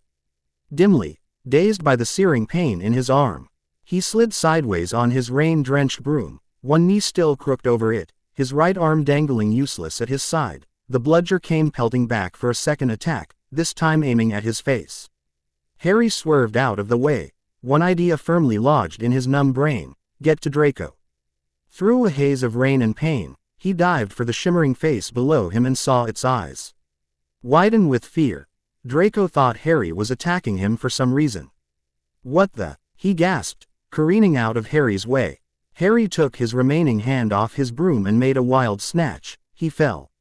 His fingers closed on the cold snitch but was now only gripping the broom with his legs, and there was a yell from the crowd below as he headed straight for the ground, trying hard not to pass out. With a splattering thud, he hit the mud and rolled off his broom. His arm was hanging at a very strange angle. Riddled with pain, he heard, as though from a distance, a good deal of whistling and shouting.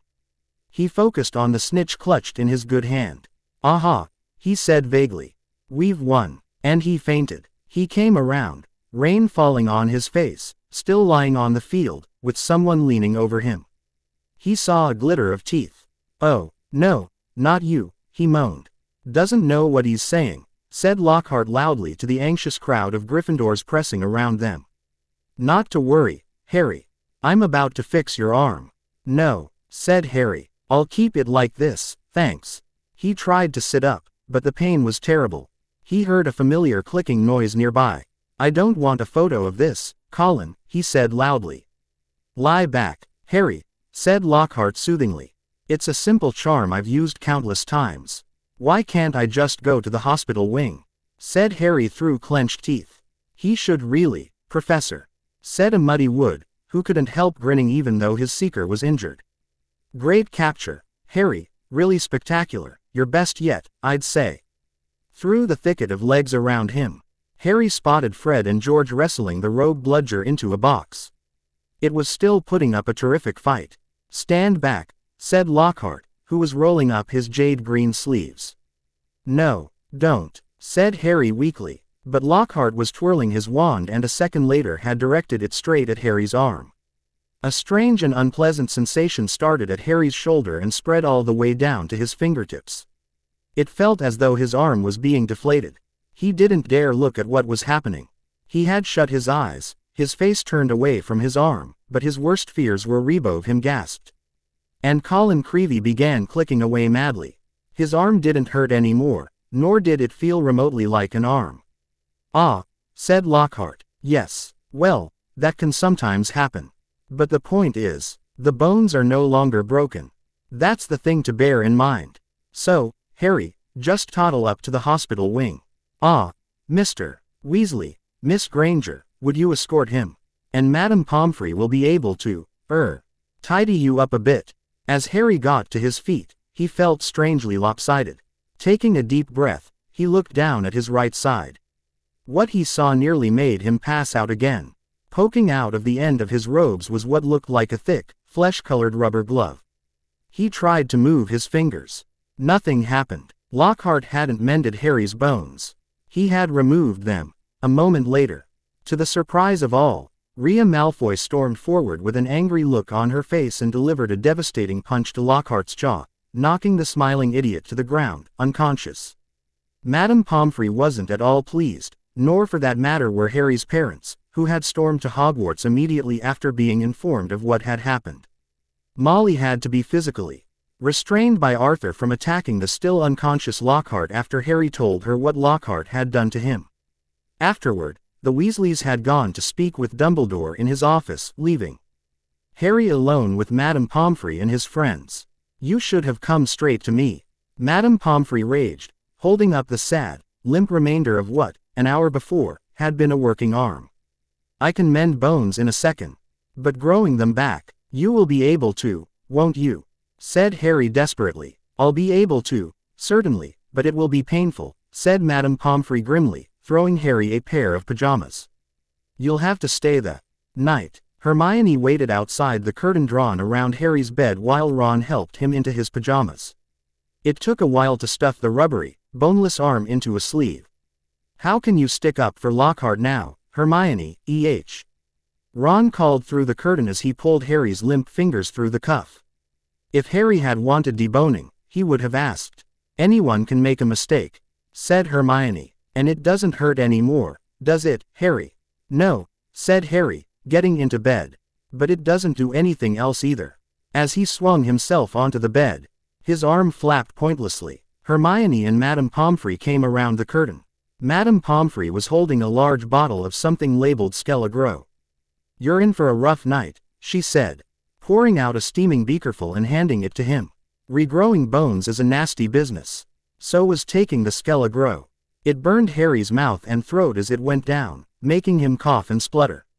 Still tut-tutting about dangerous sports and inept teachers, Madame Pomfrey retreated, leaving Ron and Hermione to help Harry gulp down some water. We won, though, said Ron, a grin breaking across his face. That was some catch you made. You should have seen Flint's face. He looked ready to kill. I want to know how Slytherin fixed that bludger, said Hermione darkly. We can add that to the list of questions I'll ask Zabini when Christmas comes, said Harry, sinking back onto his pillows. The door of the hospital wing burst open at that moment. Filthy and soaking wet, the rest of the Gryffindor team had arrived to see Harry. Unbelievable flying, Harry, said George. I've just seen Marcus Flint yelling at Malfoy. Something about having the snitch on top of his head and not noticing. Malfoy didn't seem too happy. What about Rhea? Harry asked anxiously. She attacked a teacher. Is she okay? Oh yeah, Fred said, waving away Harry's concerns. I said her old man come storming up the front entrance on the way here. I'm sure Dumbledore and Malfoy will come to an agreement regarding young Rhea. It'll probably help that Lockhart is an idiot, George added with a smirk. They had brought cakes, sweets, and bottles of pumpkin juice. They gathered around Harry's bed and were just getting started on what promised to be a good party when Madame Pomfrey came storming over, shouting, "This boy needs rest. He's got 33 bones to regrow. Out, out." And Harry was left alone, with nothing to distract him from the stabbing pains in his limp arm. Hours and hours later, Harry woke quite suddenly in the pitch blackness and gave a small yelp of pain. His arm now felt full of large splinters. For a second, he thought that was what had woken him. Then, with a thrill of horror, he realized that someone was sponging his forehead in the dark. "Get off," he said loudly, and then, Dobby. The house elf's goggling tennis ball eyes were peering at Harry through the darkness. A single tear was running down his long, pointed nose. "Harry Potter came back to school," he whispered miserably. Dobby warned and warned Harry Potter. "Ah, sir, why didn't you heed Dobby? Why didn't Harry Potter go back home when he missed the train?" Harry heaved himself up on his pillows and pushed Dobby's sponge away. "It's Weasley. And what are you doing here?" he said. "And how did you know I missed the train?" Dobby's lip trembled, and Harry was seized by a sudden suspicion. "It was you," he said slowly. "You stopped the barrier from letting us through." "Indeed, yes, sir," said Dobby, nodding his head vigorously, ears flapping. Dobby hid and watched for Harry Potter and sealed the gateway, and Dobby had to iron his hands afterward. He showed Harry 10 long, bandaged fingers. But Dobby didn't care, sir. For he thought Harry Potter was safe, and never did Dobby dream that Harry Potter would get to school another way. He was rocking backward and forward, shaking his ugly head. Dobby was so shocked when he heard Harry Potter was back at Hogwarts he let his master's dinner burn. Such a flogging Dobby never had, sir. Harry slumped back onto his pillows. "You'd better get lost before my bones come back, Dobby, or I might strangle you." Dobby smiled weakly. "Dobby is used to death threats, sir. Dobby gets them 5 times a day at home." He blew his nose on a corner of the filthy pillowcase he wore, looking so pathetic that Harry felt his anger ebb away in spite of himself. "Why do you wear that thing, Dobby?" he asked curiously. "This, sir," said Dobby, plucking at the pillowcase. "'Tis a mark of the house elf's enslavement, sir. Dobby can only be freed if his masters present him with clothes, sir. The family is careful not to pass Dobby even a sock, sir. For then he would be free to leave their house forever." Harry's mind suddenly went back to a few years prior when he had bought a beautiful green dress for Jaya for Christmas, only for her to wail in misery when Harry gave it to her. It had taken well over an hour before Jaya had calmed down enough for Sirius and the other adults to explain to Harry just why Jaya was so upset, as well as explaining to Jaya that Harry was not getting rid of her, as she thought he was. Dobby mopped his bulging eyes and suddenly spoke, bringing Harry's attention back to the diminutive elf. "Harry Potter must go home." Dobby thought his bludger would be enough to make. "Your bludger," said Harry, anger rising once more. "What do you mean, your bludger? You made that bludger try and kill me." "Not kill you, sir, never kill you," said Dobby, shocked. "Dobby wants to save Harry Potter's life. Better sent home, grievously injured, than remain here, sir." Dobby only wanted Harry Potter hurt enough to be sent home. "Oh, is that all?" said Harry angrily. "I don't suppose you'll tell me why you wanted me sent home in pieces." "Ah, if Harry Potter only knew," Dobby groaned, more tears dripping onto his ragged pillowcase. "If he knew what he means to us, to the lowly, the enslaved, we dregs of the magical world."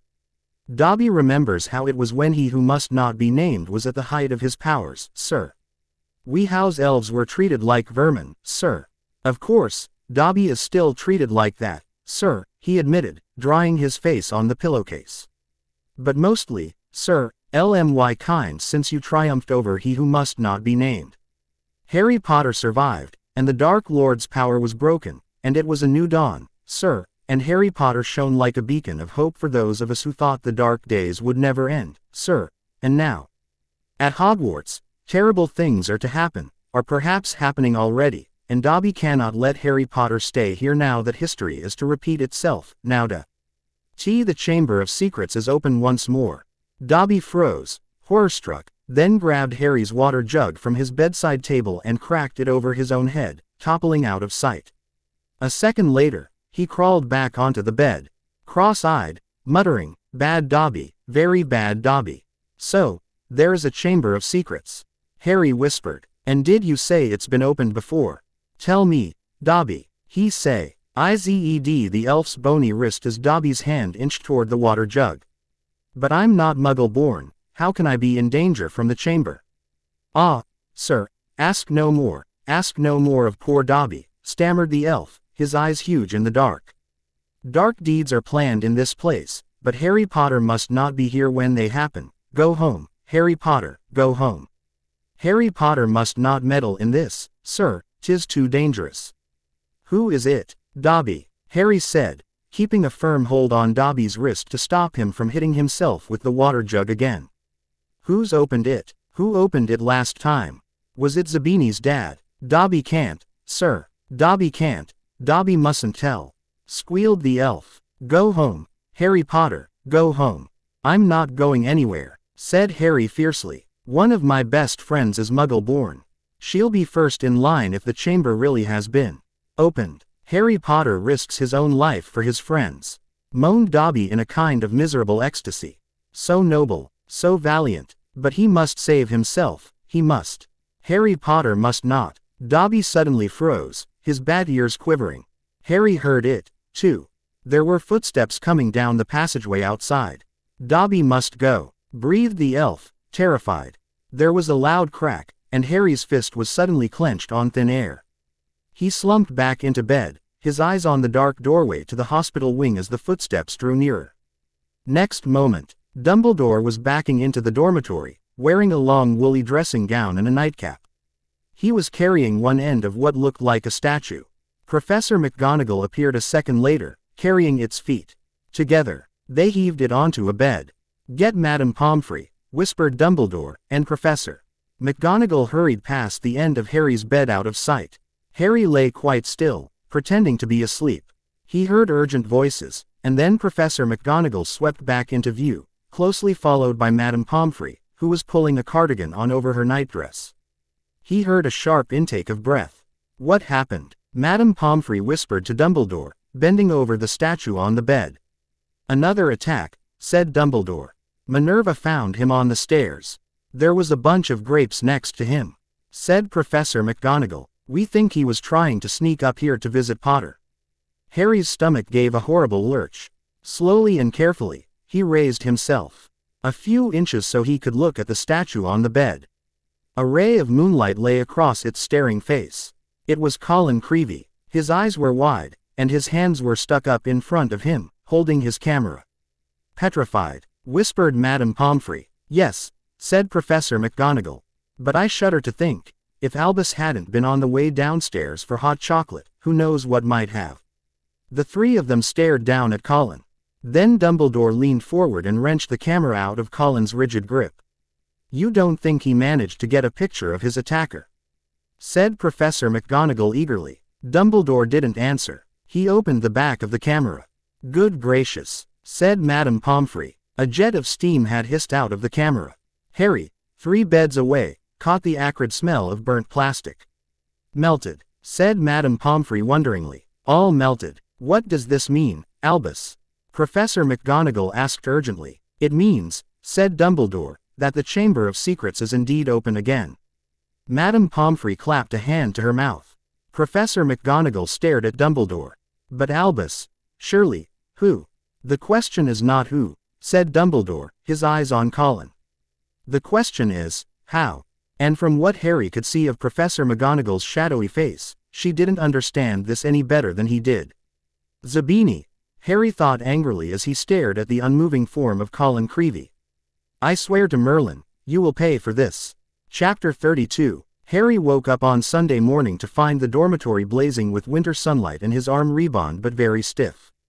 He sat up quickly and looked over at Colin's bed, but it had been blocked from view by the high curtains Harry had changed behind yesterday. Seeing that he was awake, Madame Pomfrey came bustling over with a breakfast tray. Then she began bending and stretching his arm and fingers. "All in order," she said as he clumsily fed himself porridge left-handed.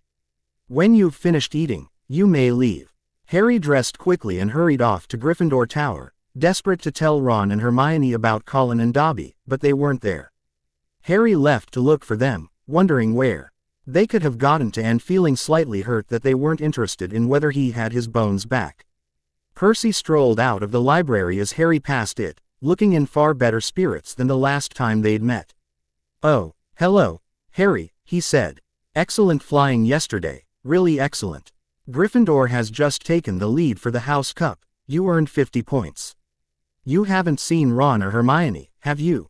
said Harry, trying not to show how annoyed he was that his older brother was more concerned with some stupid cup than with the fact that a bludger nearly killed him.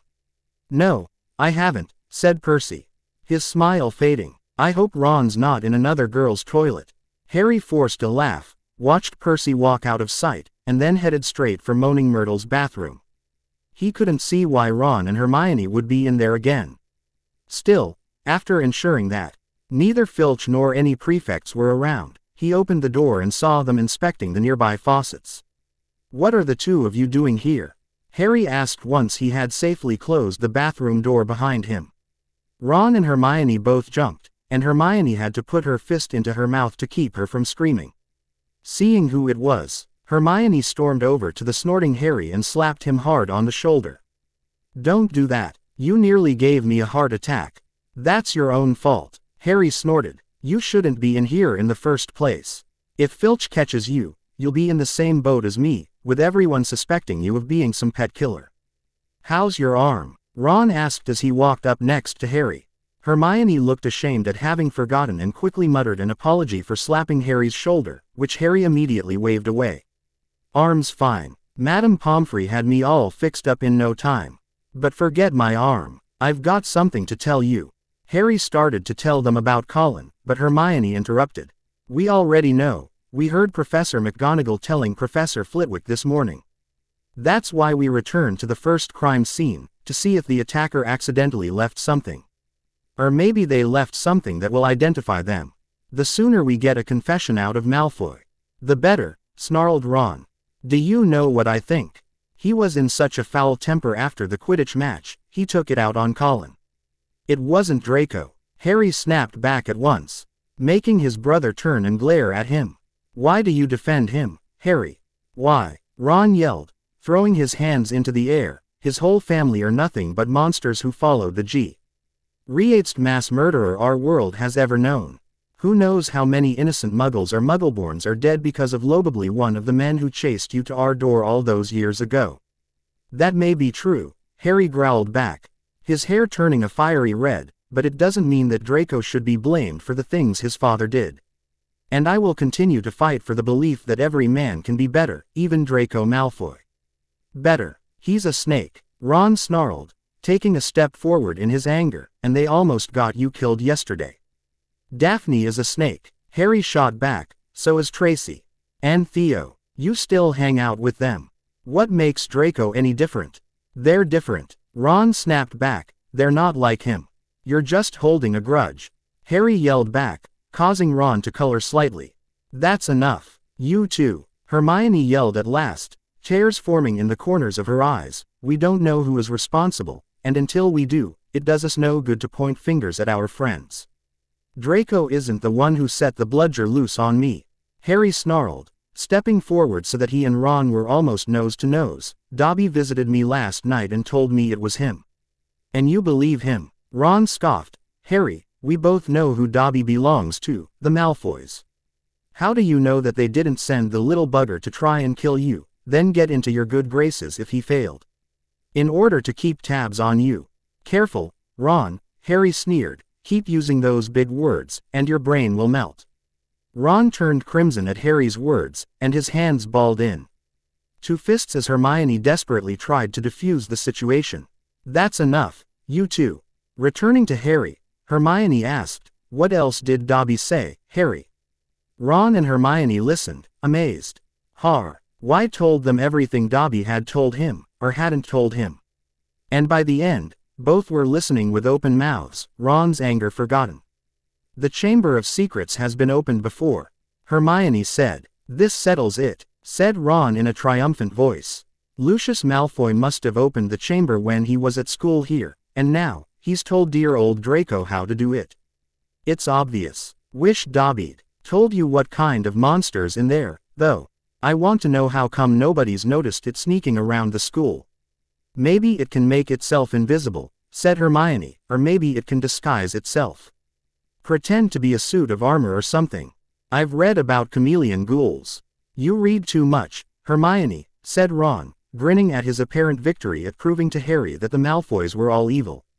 And you don't read enough, Ronald Weasley. Hermione sneered back before turning to Harry, who was worrying his lip. So, what are you going to do? Hermione asked, making Harry look up at her. It wasn't Draco, Harry said softly, I just know it wasn't. Harry, I don't want it to be him, either, Hermione said softly as Ron scoffed, but we must accept the possibility, all the same. Come on, Ron said after a moment of silence, let's go get some food, I'm starving. What a surprise, Harry muttered, earning a dark look from his brother as the three exited the bathroom. The news that Colin Creevey had been attacked and was now lying as though dead in the hospital wing had spread through the entire school by Monday morning. The air was suddenly thick with rumor and suspicion. The first years were now moving around the castle in tight-knit groups as though scared they would be attacked if they ventured forth alone. Ginny Weasley, who sat next to Colin Creevey in charms, was distraught. But Harry felt that Fred and George were going the wrong way about cheering her up. They took turns covering themselves with fur or boils and jumping out at her from behind statues. They only stopped when Percy, apoplectic with rage, told them he would write to Mrs. Weasley and tell her Ginny was having nightmares. Luna was faring no better and now seemed to completely avoid Harry and her former friends, often. Harry would see the poor girl with dark circles under her eyes and muttering to herself. Still, whenever Harry reached out to her, she would snap before a sudden sadness came over her eyes. And she would run away crying. Harry had already talked to Professor Flitwick about it, and he had assured Harry that he would speak with Luna at his earliest moment. Meanwhile, hidden from the teachers, a roaring trade in talismans, amulets, and other protective devices was sweeping the school. Neville Longbottom bought a large, evil-smelling green onion, a pointed purple crystal, and a rotting newt tail before the other Gryffindor boys pointed out that he was in no danger. He was pureblood and, therefore unlikely to be attacked. They went for Filch first, Neville said, his round face fearful. And everyone knows I'm almost a squib. In the second week of December, Professor McGonagall came around as usual, collecting names of those who would be staying at school for Christmas. Harry, Ron, and Hermione signed her list almost immediately. Harry almost offered a prayer of happiness when the trio discovered that Draco would be going home with his sister. It could still be him, Ron had muttered before returning to his book on dyslexia. Harry refused to give in and start another fight with his brother, so instead, he chose to say nothing. A week later, Harry, Ron, and Hermione were walking across the entrance hall when they saw a small knot of people gathered around the notice board, reading a piece of parchment that had just been pinned up. Seamus F. Innigan and Dean Thomas beckoned them over, looking excited. They're starting a dueling club, said Seamus. First meeting tonight. I wouldn't mind dueling lessons. They might come in handy one of these days. What, you reckon Slytherin's monster can duel? Said Ron, but he, too, read the sign with interest. Could be useful, he said to Harry and Hermione as they went to dinner. Shall we go? Harry and Hermione were all for it, so they hurried back to the Great Hall at 8 o'clock that evening. The long dining tables had vanished, and a golden stage had appeared along one wall, lit by thousands of candles floating overhead. The ceiling was velvety black once more, and most of the school seemed packed beneath it, all carrying their wands and looking excited. I wonder who'll be teaching us, said Hermione as they edged into the chattering crowd. Someone told me Flitwick was a dueling champion when he was young, Daphne replied as she approached the trio with Tracy and Theo trailing not far behind. Maybe it'll be him. Quote, as long as it's not, Harry began before he ended with a groan. Gilderoy Lockhart was walking onto the stage, resplendent in robes of deep plum and accompanied by none other than Snape. Wearing his usual black, Lockhart waved an arm for silence and called, gather round, gather round. Can everyone see me? Can you all hear me? Excellent. Now, Professor Do, Dumbledore has granted me permission to start this little dueling club, to train you all in case you ever need to defend yourselves as I myself have done on countless occasions. For full details, see my published works. Flashing another damnable smile toward the crowd, Harry stifled a laugh as he saw Daphne and Tracy both making retching noises from the corner of his eyes. "Let me introduce my assistant, Professor Snape," said Lockhart. Flashing a wide smile, "He tells me he knows a tiny little bit about dueling himself and has sportingly agreed to help me with a short demonstration before we begin.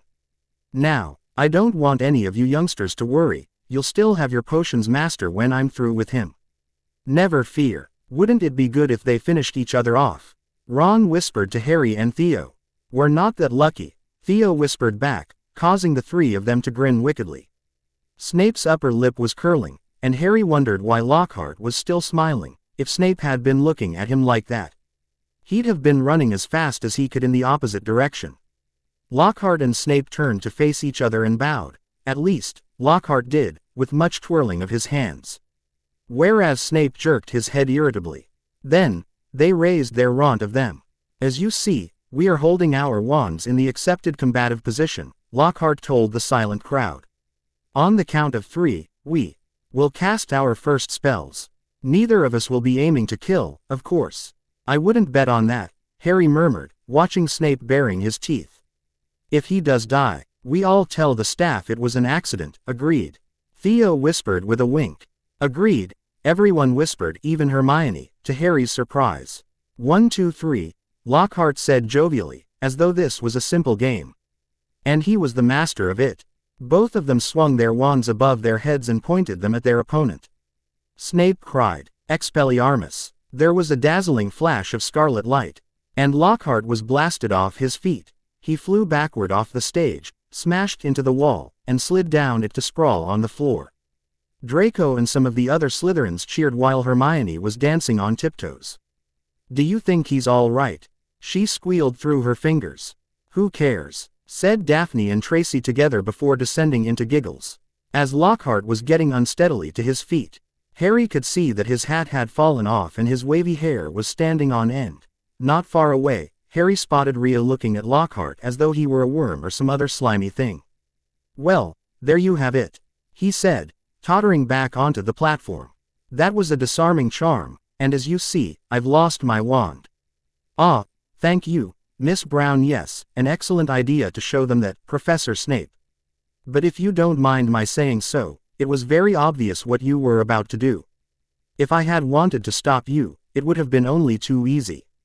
However, I felt it would be instructive to let them see." Snape was looking murderous. Possibly, Lockhart had noticed because he said, "Enough demonstrating. I'm going to come amongst you now and put you all into pairs. Professor Snape, if you'd like to help me."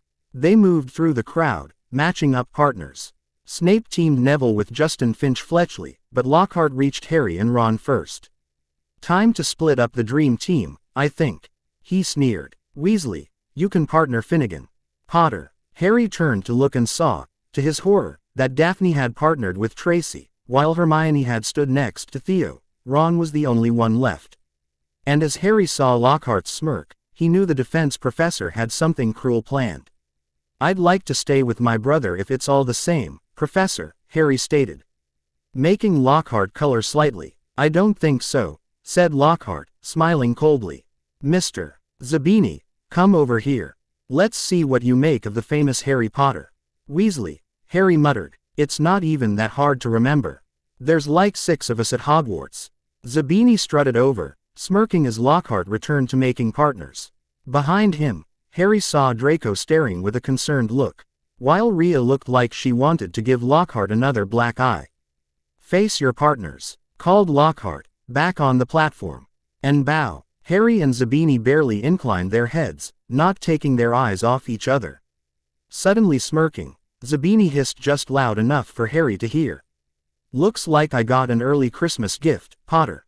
"What do you mean?" Harry hissed back. "I get to put you in your place again. Only this time in front of witnesses," Zabini replied, making Harry's face turn crimson with barely contained rage and humiliation. "This time, you won't have anyone to protect you, Zabini." Harry growled back, Wands at the ready, shouted Lockhart. When I count to 3, cast your charms to disarm your opponents, only to disarm them. We don't want any accidents. 1, 2, 3. Harry swung his wand high, but Zabini had already started on 2. His spell hit Harry so hard he felt as though he'd been hit over the head with a saucepan. He stumbled, but everything still seemed to be working. And wasting no more time, Harry pointed his wand straight at Zabini and shouted, Rictusempra. A jet of silver light hit Zabini in the stomach, and he doubled up, wheezing. I said disarm only. Lockhart shouted in alarm over the heads of the battling crowd, realizing that he may have made a mistake as Zabini sank to his knees. Harry had hit him with a tickling charm. And he could barely move for laughing. Harry hung back, with a vague feeling it would be unsporting to bewitch Zabini while he was on the floor, no matter what the arsehole had done to him, but this was a mistake. Gasping for breath, Zabini pointed his wand at Harry's knees, choked. Tarantalagra. And the next second, Harry's legs began to jerk around out of his control in a kind of quickstep. Stop, stop, screamed Lockhart as he tried to push his way through the crowd to reach the pair, but Snape took charge and snarled at the defense professor. What did you expect, you idiot? It's well known how Potter and Zabini feel about each other, even the staff know this. Reaching the pair, Snape immediately waved his wand and called out, Finite incantatum. Harry's feet stopped dancing, Zabini stopped laughing, and they were able to look up. A haze of greenish smoke was hovering over the scene. Both Neville and Justin were lying on the floor, panting. Ron was holding up an ashen-faced Seamus. The boy's proclivity for pyrotechnics making itself known during his and Ron's duel. Theo and Hermione were both breathing heavily, having apparently tried to outdo the other's defense, with neither succeeding. Dear, said Lockhart, skittering through the crowd, looking at the aftermath of the duels.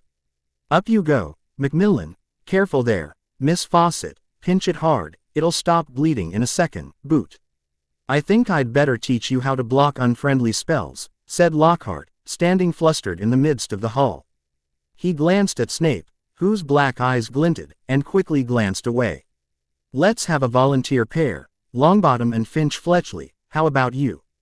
A bad idea, Professor Lockhart, said Snape, gliding over like a large and malevolent bat. Longbottom causes devastation with the simplest spells. We'll be sending what's left of Finch Fletchley up to the hospital wing in a matchbox. Neville's round, pink face went pinker. Lockhart, she said softly before turning back to Harry, who suddenly got a bad feeling in the pit of his stomach. Well then, how about Potter and Zabini? They seem like they're able to keep going, after all. What are you doing? Snape hissed, stepping forward into Lockhart's personal space. These two could have killed each other, and you want them to do it again. Explain yourself. Lockhart colored as the other students began to whisper to one another while Harry flashed a grateful smile at Snape. Pulling himself to his full height, Lockhart stared Snape down, and Harry to stifle his snort of amusement.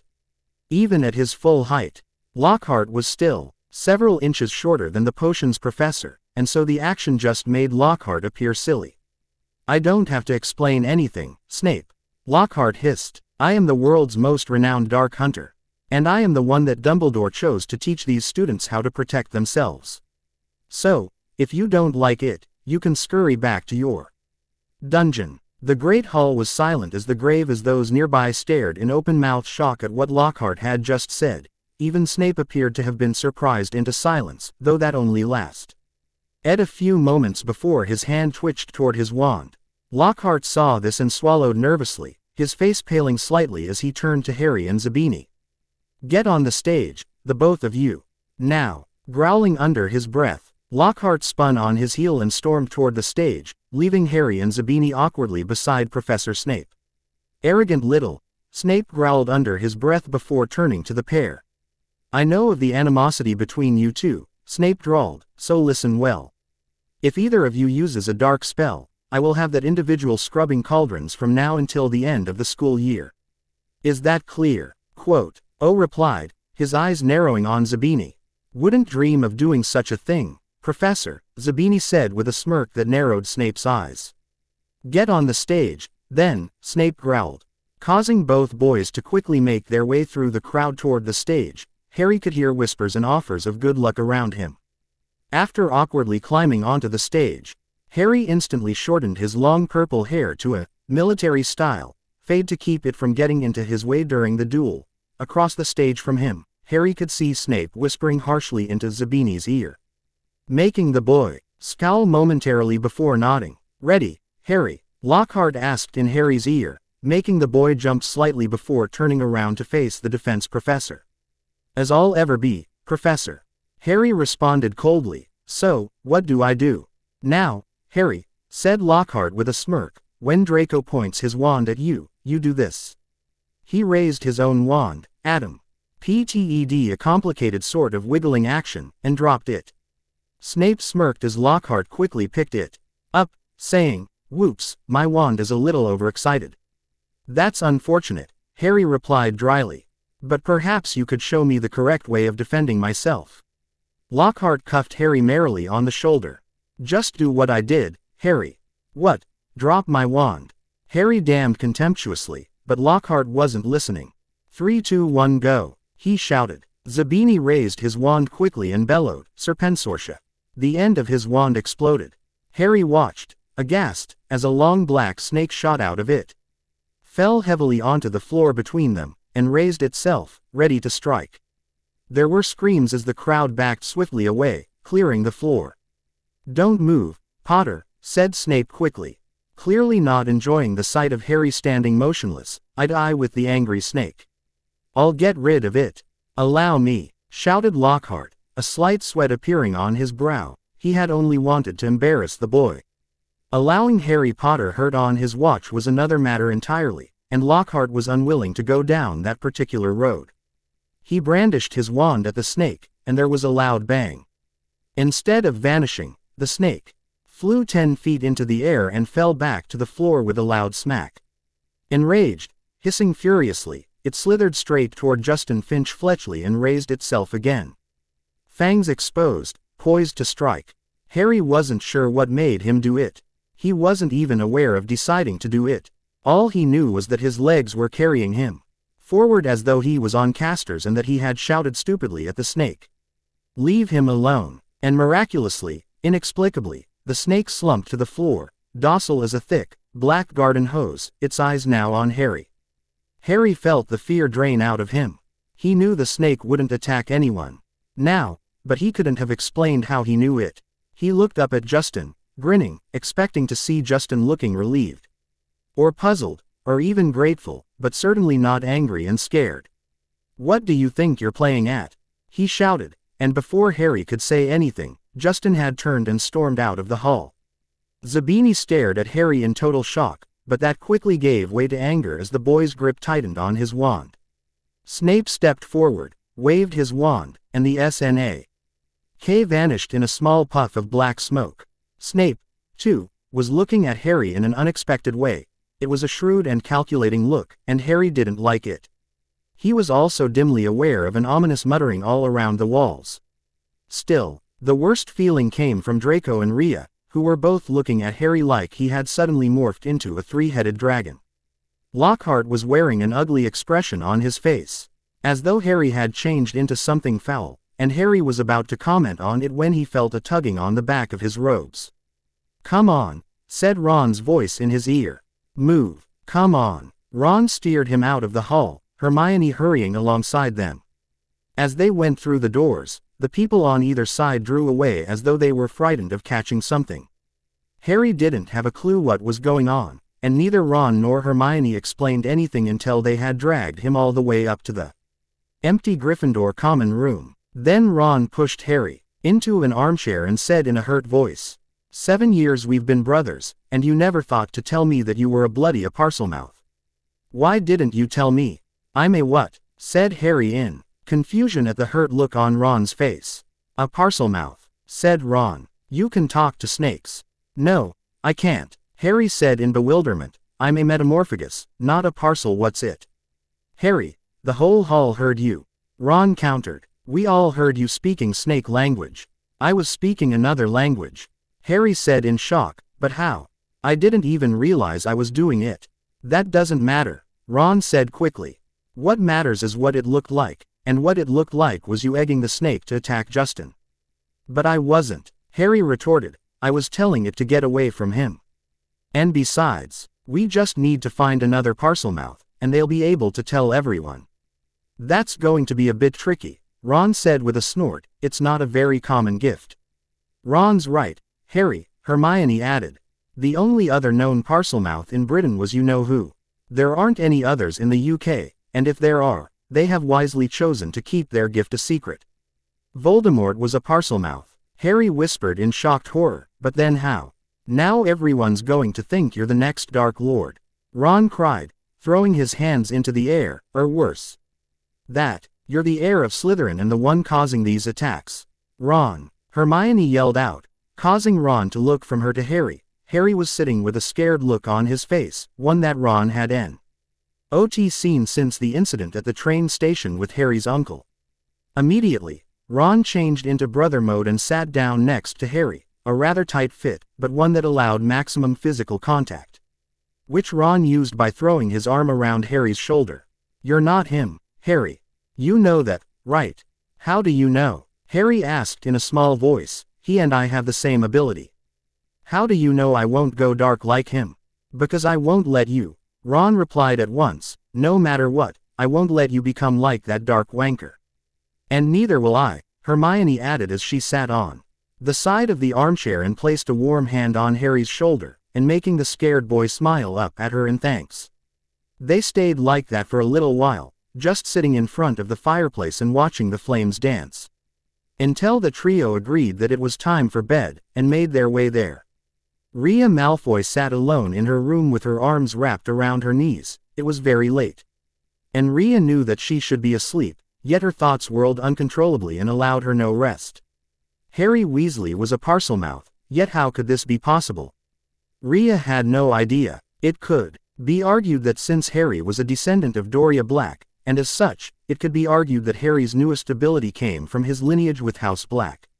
But at the same time, something inside Rhea was telling her that this wasn't the correct answer, and as such, she stayed awake trying to solve the latest mystery that seemed to have popped up at Hogwarts.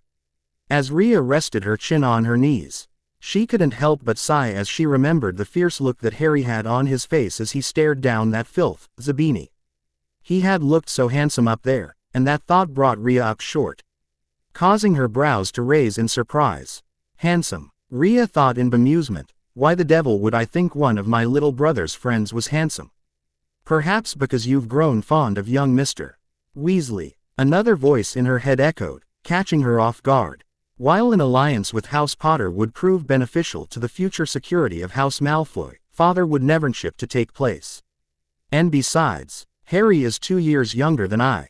And that matters. Why? The voice replied silkily. Rhea would be up a long time trying to think of an argument to counter the voice's line of thinking. Yet when dawn came, she would still be left wanting. Harry lay awake for hours that night. Through a gap in the curtains around his four-poster, he watched snow starting to rift past the tower window and wondered, could he be a descendant of Salazar Slytherin? He didn't know anything about his father's family, after all, aside from the things that Sirius and Remus had told him. The Dursleys had always forbidden questions about his parents, and he doubted the Weasleys would know any more than Harry did. Quietly, Harry tried to say something in Parseltongue, but the words wouldn't come. It seemed he had to be face to face with a snake to do it, and Harry was tempted to summon one for just that reason. But I'm in Gryffindor, Harry thought. The Sorting Hat wool didn't have put me in here if I had Slytherin blood. Unless it's been so diluted that the hat wasn't able to detect it, a nasty voice said in Harry's ear, making the boy pull his covers tighter over himself. Harry turned over. He'd see Justin the next day in herbology, and he'd explain that he'd been calling the snake off, not egging it on, which, he thought angrily, pummeling his pillow, any fool should have realized. By the next morning, however, the snow that had begun in the night had turned into a blizzard so thick that the last herbology lesson of the term was cancelled. Professor Sprue. She wanted to fit socks and scarves on the mandrakes, a tricky operation she would entrust to no one else, now that it was so crucial for the mandrakes to grow quickly and revive Mrs. Norris and Colin Creevey. Harry fretted about this next to the fire in the Gryffindor common room while Ron and Hermione used their time off to play a game of wizard chess. "For heaven's sake, Harry," said Hermione, exasperated, as one of Ron's bishops wrestled her knight off his horse and dragged him off the board. "Go and find Justin if it's so important to you." So Harry got up and left through the portrait hole, wondering where Justin might be. The castle was darker than it usually was in the daytime because of the thick, swirling gray snow at every window. Shivering, Harry walked past classrooms where lessons were taking place, catching snatches of what was happening within. Professor McGonagall was shouting at someone who, by the sound of it, had turned his friend into a badger. Resisting the urge to take a look, Harry walked on by, thinking that Justin might be using his free time to catch up on some work, and deciding to check the library first. A group of the Hufflepuffs who should have been in herbology were indeed sitting at the back of the library, but they didn't seem to be working. Harry could see that their heads were close together between the long lines of high bookshelves, and why were having what looked like an absorbing conversation. He couldn't see whether Justin was among them. He was walking toward them when something of what they were saying met his ears, and he paused to listen. Hidden in the invisibility section. "So anyway," a stout boy was saying, "I told Justin to hide up in our dormitory. I mean to say, if Potter's marked him down as his next victim, it's best if he keeps a low profile for a while." Quote, "You definitely think it is Potter, then, Ernie?" said a girl with blonde pigtails anxiously. "Hannah," the stout boy solemnly said, "he's a Parselmouth. Everyone knows that's the mark of a dark wizard. Have you ever heard of a decent one who could talk to snakes? They called Slytherin himself Serpent Tongue." There was some heavy murmuring at this, and Ernie went on. "Remember what was written on the wall?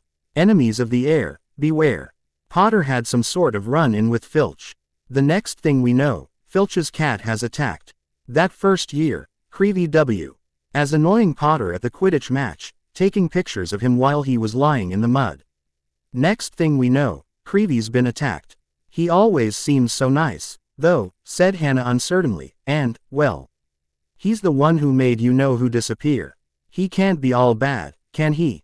Ernie lowered his voice mysteriously. The Hufflepuffs bent closer, and Harry edged nearer so that he could catch Ernie's words. "No one knows how he survived that attack by you-know-who.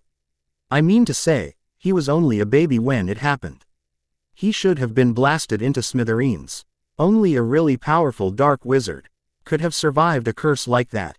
He dropped his voice until it was barely more than a whisper, and said, "That's probably why you-know-who wanted to kill him in the first place. D'n't want another Dark Lord competing with him. I mean, he's already a Metamorphagus, and now this. I wonder what other powers Potter's been hiding." Harry couldn't take any more. Clearing his throat loudly, he stepped out from behind the bookshelves. If he hadn't been feeling so angry, he would have found the sight that greeted him funny. Every one of the Hufflepuffs looked as though they had been petrified by the sight of him. And the color was draining out of Ernie's face. "Hello," said Harry. "I'm looking for Justin Finch Fletchley." The Hufflepuffs' worst fears had clearly been confirmed. They all looked fearfully at Ernie. "What do you want with him?" said Ernie in a quavering voice. "I wanted to tell him what really happened with that snake at the dueling club," said Harry. Ernie bit his white lips and then, taking a deep breath, said, "We were all there. We saw what happened. Then you noticed that after I spoke to it, the snake backed off," said Harry. "All I saw," said Ernie stubbornly, though he was trembling as he spoke, "was you speaking Parseltongue and chasing the snake toward Justin." "I didn't chase it at him," Harry said, his voice shaking with anger, his hair beginning to turn a fiery red. "It didn't even touch him. It was a very near miss," said Ernie. "And in case you're getting ideas," he added hastily, "I might tell you that you can trace my family CK through 9 generations of witches and warlocks, and my blood's as pure as anyone's, so I don't care what sort of blood you've got," said Harry fiercely. "Why would I want to attack Muggle-borns? I remember reading in the papers a few years ago about how you were treated by your Muggle relatives," Ernie replied, instantly making the table go quiet as Harry's eyes widened in outrage. Old makes sense for you to hate Muggles and Muggleborn after that." For several moments, no one said a word. The library's only sound was the scratch of quills as other students worked. The Hufflepuff Were looking back and forth between Ernie and Harry with mixed reactions, going from fear to pity to outrage on Harry's behalf. Harry simply stared at Ernie for a moment before lowering his head so that those seated could not see his face, and Ernie worried his lip, thinking he had gone too far. "Have you ever been starved?" Harry asked in a hiss, making Ernie pale slightly. "How about beaten for the sole crime of being born?" I, Ernie stuttered as the magical pressure at the table increased, making Ernie and all the other Hufflepuffs feel like they were being pressed into their chair. "I have seen and experienced things you couldn't imagine in your worst nightmares," Harry continued coldly, "and if I had been left there, who knows? I might have become the next Dark Lord." This made the other children's eyes widen in horror as Harry continued to speak. "But I was saved from that hellhole. The Weasleys took me in and showed me how family is supposed to treat one another. Today, I am no more a Dark Lord than Albus Dumbledore." Ernie stupidly chose this moment to respond and jabbed an accusing finger at Harry. "You comparing yourself to Dumbledore just shows how arrogant you really are. And you can't fool us. Potter, we know what you are." "My name is Weasley," Harry snarled, slamming his hand onto the table, only for the table to split and fall to the ground to the shock of everyone present. A moment later, Madame Pants came around the corner, her eyes widening in horror at what she saw. "What's this?" the elderly librarian screeched. "Destruction of school property. That's 20 points from Gryffindor. Mr. Weasley, and I'll be reporting this to the headmaster." Turning back to the gathered Hufflepuffs, Harry saw, to his annoyance, that Ernie was smirking at him. Harry was half tempted to curse that bastard, teacher or not. Instead, Harry rose to his full height, stared down at the scared students, and scoffed slightly. "Hufflepuff is supposed the house for loyalty. For those willing to stand up for others when no one else will," Harry said scornfully, causing more than one of the students to color slightly, "and yet I see none of that here. It's clear that you've already made up your minds. Just remember that when my innocence is proven, I want nothing from you. Not apologies, not attempts to assuage your guilt, just stay the hell away from me." As Harry stepped away, he saw that Hannah and a few other students already looked guilty, and he took a small amount of satisfaction from that as he stormed away from the glares of students and staff alike. Such was his fury at the unfairness of his situation that Harry barely paid attention to where he was going. He knew he should be heading back to his dormitory, after he had Transfiguration next, and would need to collect his things for class. But instead, Harry just kept walking with no particular destination in mind, just wanting to be left alone with his anger. Harry stamped up the stairs and turned along another corridor, which was particularly dark. The torches had been extinguished by a strong, icy draft that was blowing through a loose windowpane. He was halfway down the passage and he tripped headlong over something lying on the floor. He turned to squint at what he'd fallen over and felt as though his stomach had dissolved. Justin Finch Fletchley was lying on the floor, rigid and cold. A look of shock frozen on his face, his eyes staring blankly at the ceiling. And that wasn't all. Next to him was another figure, the strangest sight Harry had ever seen. It was nearly headless Nick, no longer pearly white and transparent but black and smoky, floating immobile and horizontal, 6 inches off the floor. His head was half off, and his face wore an expression of shock identical to Justin's.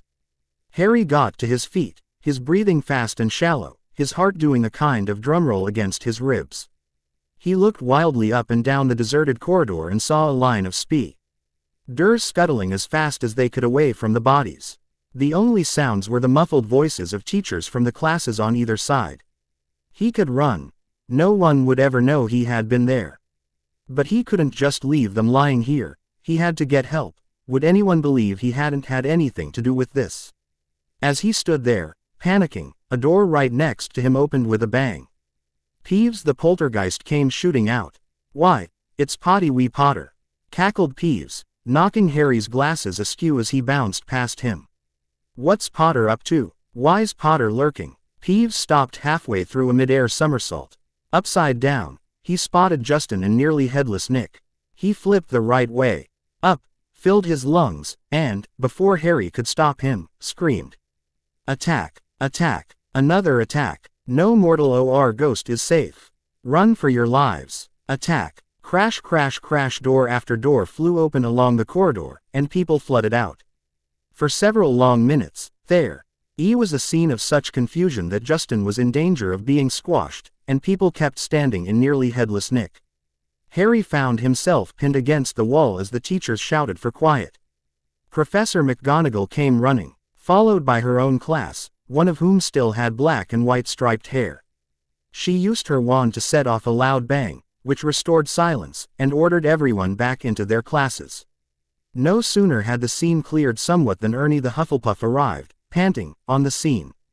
Caught in the act, Ernie yelled, his face stark white, pointing his finger dramatically at Harry, who suddenly felt an all-consuming desire to throttle the little bastard.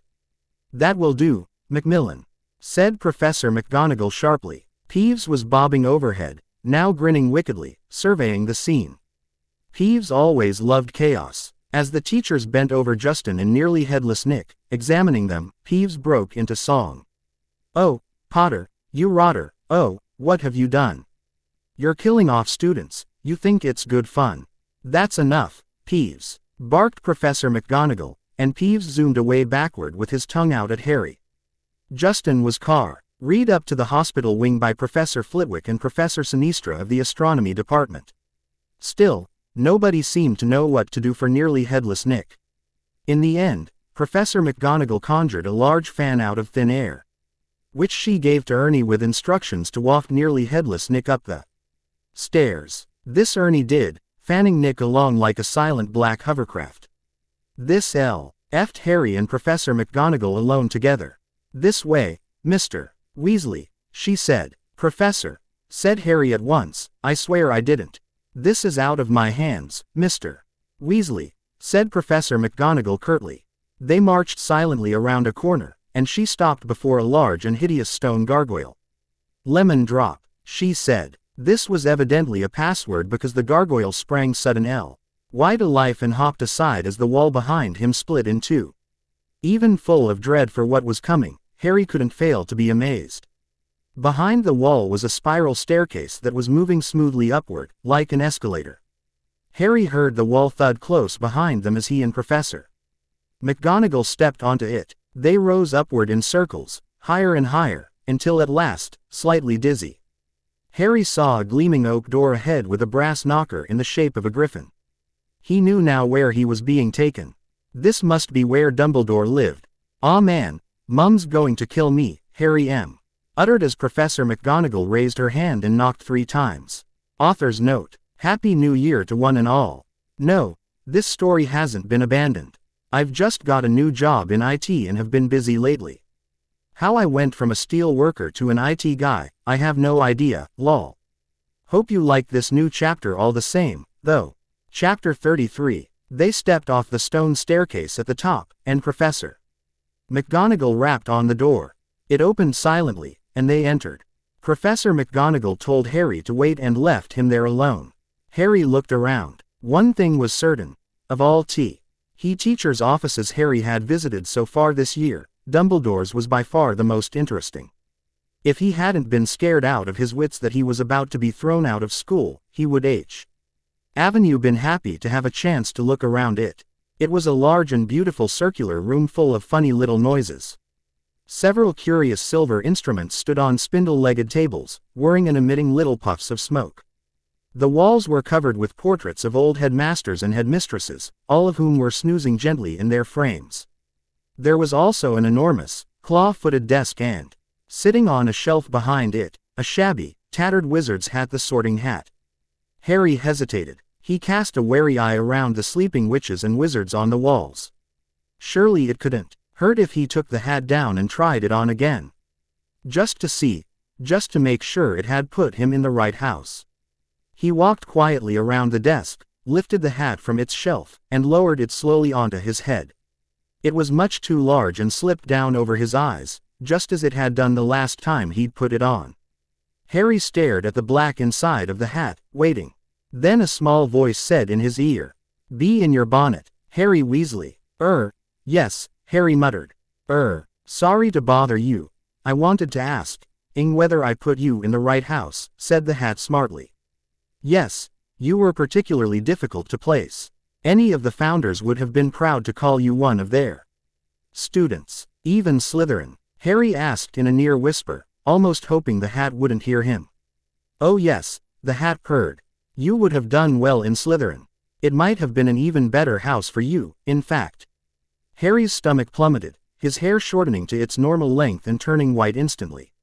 He grabbed the point of the hat and pulled it off, and it hung limply in his hand, grubby and faded.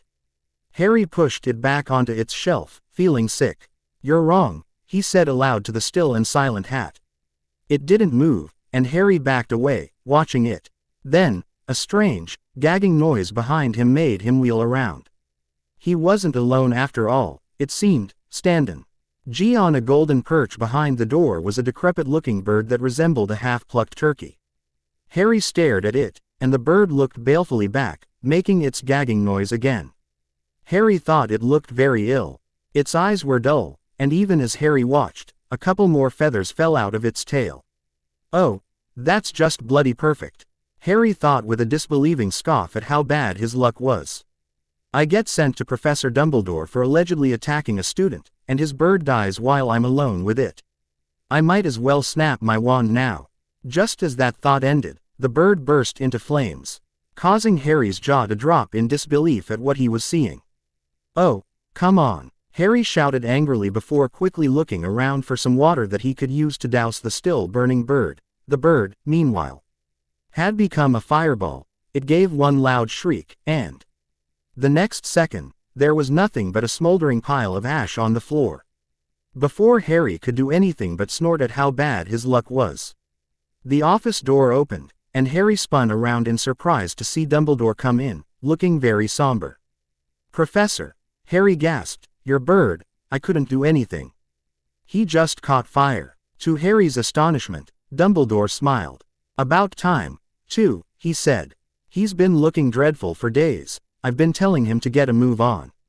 He chuckled at the stunned look on Harry's face, before moving around the boy and standing next to the golden perch, gazing fondly down into the ashes. Fox is a phoenix, Harry.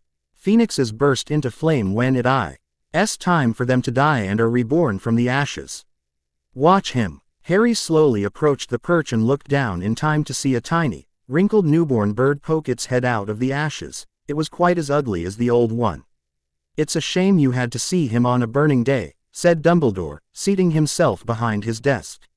He's really very handsome most of the time, wonderful red and gold plumage. Fascinating creatures, phoenixes. They can carry immensely heavy loads, their tears have healing powers, and they make highly faithful pets. In the shock of Fox catching fire, Harry had forgotten what he was there for. But it all returned to him as Dumbledore settled himself in the high chair behind the desk and fixed Harry with his penetrating, light blue stare. Professor Dumbledore, sir, Harry began with a tremble. I know how it must look to you, but I swear, sir, I had nothing to do with Justin's attack. I was actually looking for him to try and explain what happened that night. Harry, my boy, Dumbledore replied softly before Harry cut him off again. And I know you've heard by now that I can talk to snakes, but I'm not a dark wizard. I'm not Voldemort. By now, Harry seemed to be speaking more to himself than Dumbledore and had wrapped his arms around himself as his eyes swam with unshed tears. Harry, Dumbledore's voice boomed, breaking through Harry's panic and making the boy look up sharply at the sudden noise. Dumbledore didn't look angry but sad as he gazed at Harry. I know that you're not a dark wizard, Harry, Dumbledore said calmly, and I have, in fact, heard about your newfound ability. But that ability doesn't make you any more like Voldemort than having green eyes does. But Ron said that it's a dark gift and that the only other wizard to have it was Voldemort. Harry replied quickly, what if that means I'm gonna be like him one day? Dumbledore took a deep breath and then sighed sadly for several seconds before he spoke again in a weary voice. I very much doubt that will happen, Harry. For one thing, you have gifts that Voldemort never had. Like what, sir? Harry asked desperately, and Dumbledore felt his heart break as he looked at the boy. Harry was trying so hard to be strong, but between the school turning its collective back on the boy, and this recent attack no doubt exacerbating that problem, Harry looked dangerously close to completely falling apart. Like love, Harry, Dumbledore replied gently, calming the boy. It is a foreign concept to Voldemort and one that he believes to be a weakness.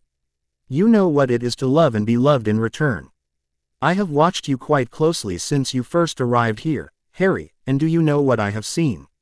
No, sir, Harry replied softly. I have seen a bright, wonderful child, who has offered the hand of friendship to those who need it most, even when others have tried to dissuade you from doing so. I see a child who will one day go on to do amazing things. And my only hope is that I live long enough to see some of them. Harry sniffled twice, wiped his nose, and then smiled gratefully at Professor Dumbledore for a moment before whispering. Thank you, sir. You're quite welcome, my boy. And I know how cruel some children can be, but you must never let their opinion of you darken your opinion of yourself. Do you understand? Yes, sir, Harry replied as he wiped his nose again. You don't think it was me, Professor? Harry repeated hopefully as Dumbledore brushed the ash off his desk. No, Harry, I don't, said Dumbledore, though his face was somber again. But I still want to talk to you. Harry waited nervously while Dumbledore considered him, the tips of his long fingers together. I must ask you, Harry, whether there is anything you'd like to tell me. He said gently. Anything at all. Harry didn't know what to say.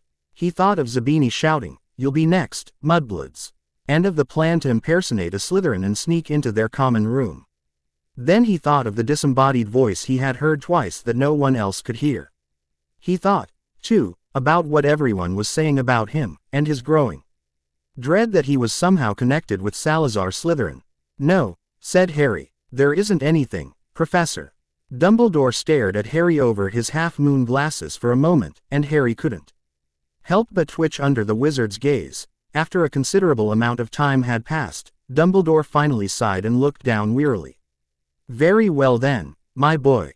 You may go, Dumbledore replied, looking back up.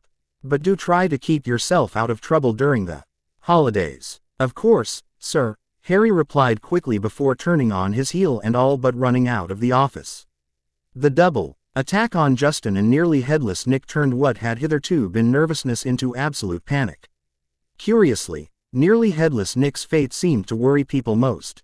What could possibly do that to a ghost? People asked each other, what terrible power could harm someone who was already dead?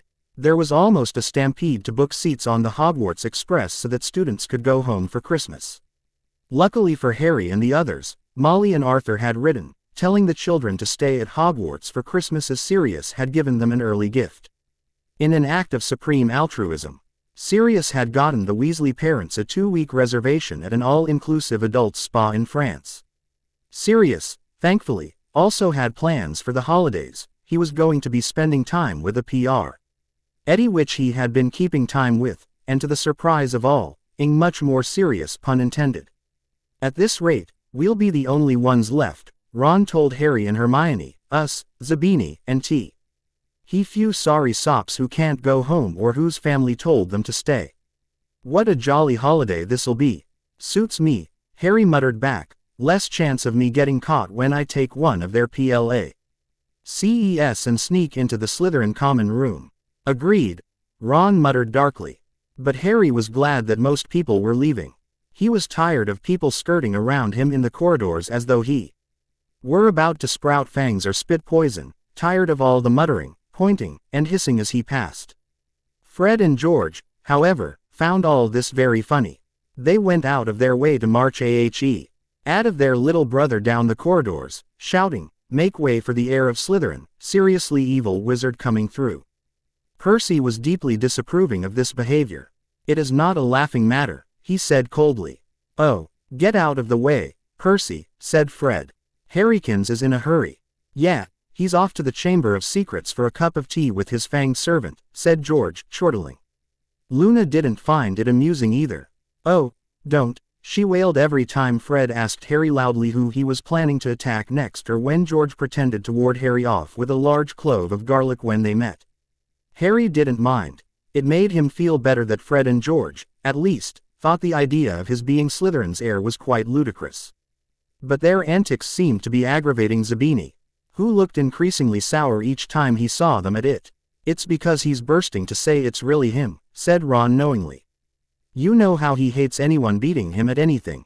And you're getting all the credit for his dirty work. Not for long, said Hermione in a satisfied tone. We'll be getting the truth out of him soon enough. And think of how much sweeter it'll be to catch him because of his own 2 lips.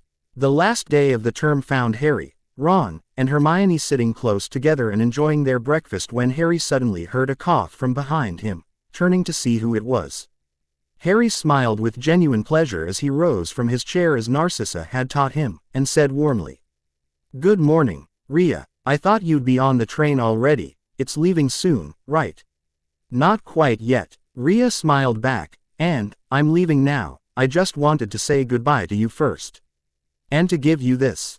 Quickly, Rhea retrieved a piece of parchment from within her robes and held it out to Harry expectantly. Slowly taking it, Harry swallowed nervously as he realized that the entire Great Hall was watching the encounter. Some, like his older brothers, were grinning knowingly, while others glared in obvious jealousy. All of this, however, went over Harry's innocent head as he broke the wax seal on the parchment, opened it, and began to read. "Lord Potter, it has reached my ears that you will be staying at Hogwarts for the holidays. This is fortuitous, it would appear, as I believe that you are ready for your first real test in how to behave as a lord in society. I have already gained acceptance from your mother and father, reluctantly, I might add, and so wish to offer you an invitation to my family's annual Yule Ball. If you accept, I will pick you up in the headmaster's office on Christmas Day at 4 p.m. sharp and will return you once the celebrations have concluded. You have my guarantee as a Malfoy and as a mother that you will come to no harm while in my care. Please send your owl as soon as you can, and know that I hope you are able to come, as some are more eager for you to attend than others. Respectfully yours, Lady Narcissa Malfoy." Harry felt pale as he read, then reread the letter. How could he refuse such an invitation? He couldn't without seriously insulting Narcissa. Such an insult might never be forgiven. She had been so kind to him, teaching him this last year. But, if he did accept, how was he supposed to sneak into the Slytherin common room? There was no way he could be in 2 places at once. Looking up from the letter, Harry could see a hopeful expectation in Ray's eyes that made his heart sink. There was simply no way he could refuse without hurting Rhea, and that was something that Harry simply refused to do. Harry could speak to Draco at the ball and begin to repair their friendship. "I would be honored to attend," Harry said with a slight bow. "Please inform your mother that I will be waiting at the agreed-upon time." "Brilliant," Rhea cried before blushing furiously, coughing slightly, then replying in a much more subdued voice, "Glad to hear it. I'll see you there, then. Goodbye." Bye," Harry replied in confusion as Rhea quickly stalked out of the Great Hall. Once she was gone, Harry sat back down and began to eat his breakfast again. After a few moments of silence, Harry looked up to see most of the table grinning at him in obvious delight. "What?" Harry asked in confusion. "What he says." Fred laughed, as if he didn't just get a handwritten invitation to the biggest party in England. Brother of mine," George laughed back, "they grow up so fast." The twins pretended to dissolve into tears and wiped their eyes on their cloaks as the table erupted in laughter. "Oh, shut up," Harry cried, throwing a bread roll at the twins. "Ray's just a friend." "It's not like that." Fred snorted. "Sure," George added, drawing out the word with a snort of his own. "Fools though they may be," Percy said with a slight chuckle, "our brothers do have a point." "We do," Fred and George asked in unison, identical shocked looks on their faces, making Percy roll his eyes before he answered. "Yes, you 2 idiots do. Enjoy it for once." Turning back to Harry, Percy continued in a haughty tone, "The Malfoys' annual Yule Ball is the biggest party in England. Dozens, perhaps hundreds, of government and political leaders will be there. You really are quite lucky, Harry. Some people would trade both arms for the opportunity you've just been given." "What does she mean by test?" Hermione asked, having read the letter while Harry wasn't looking. "Well, Hermione dear," Fred replied with a grin, "Harrykins here is the heir to the most ancient and honorable House of Potter. One of the founding members of the Wizengamot. And as thanks for saving Rhea last year, the dear, sweet Narcissa Malfoy has been training our little Harry on how to behave like a boring noble. Better him than us, I say," George added grimly. "I couldn't handle all those stuffy nobles." Walking around like they're better than everyone else. Too true. Fred nodded before turning to Harry and saluting him. We thank you for your noble sacrifice on our behalf, little brother. So, this will be your introduction into society, Hermione said with a gasp as Harry flicked a piece of egg at the twins. Oh.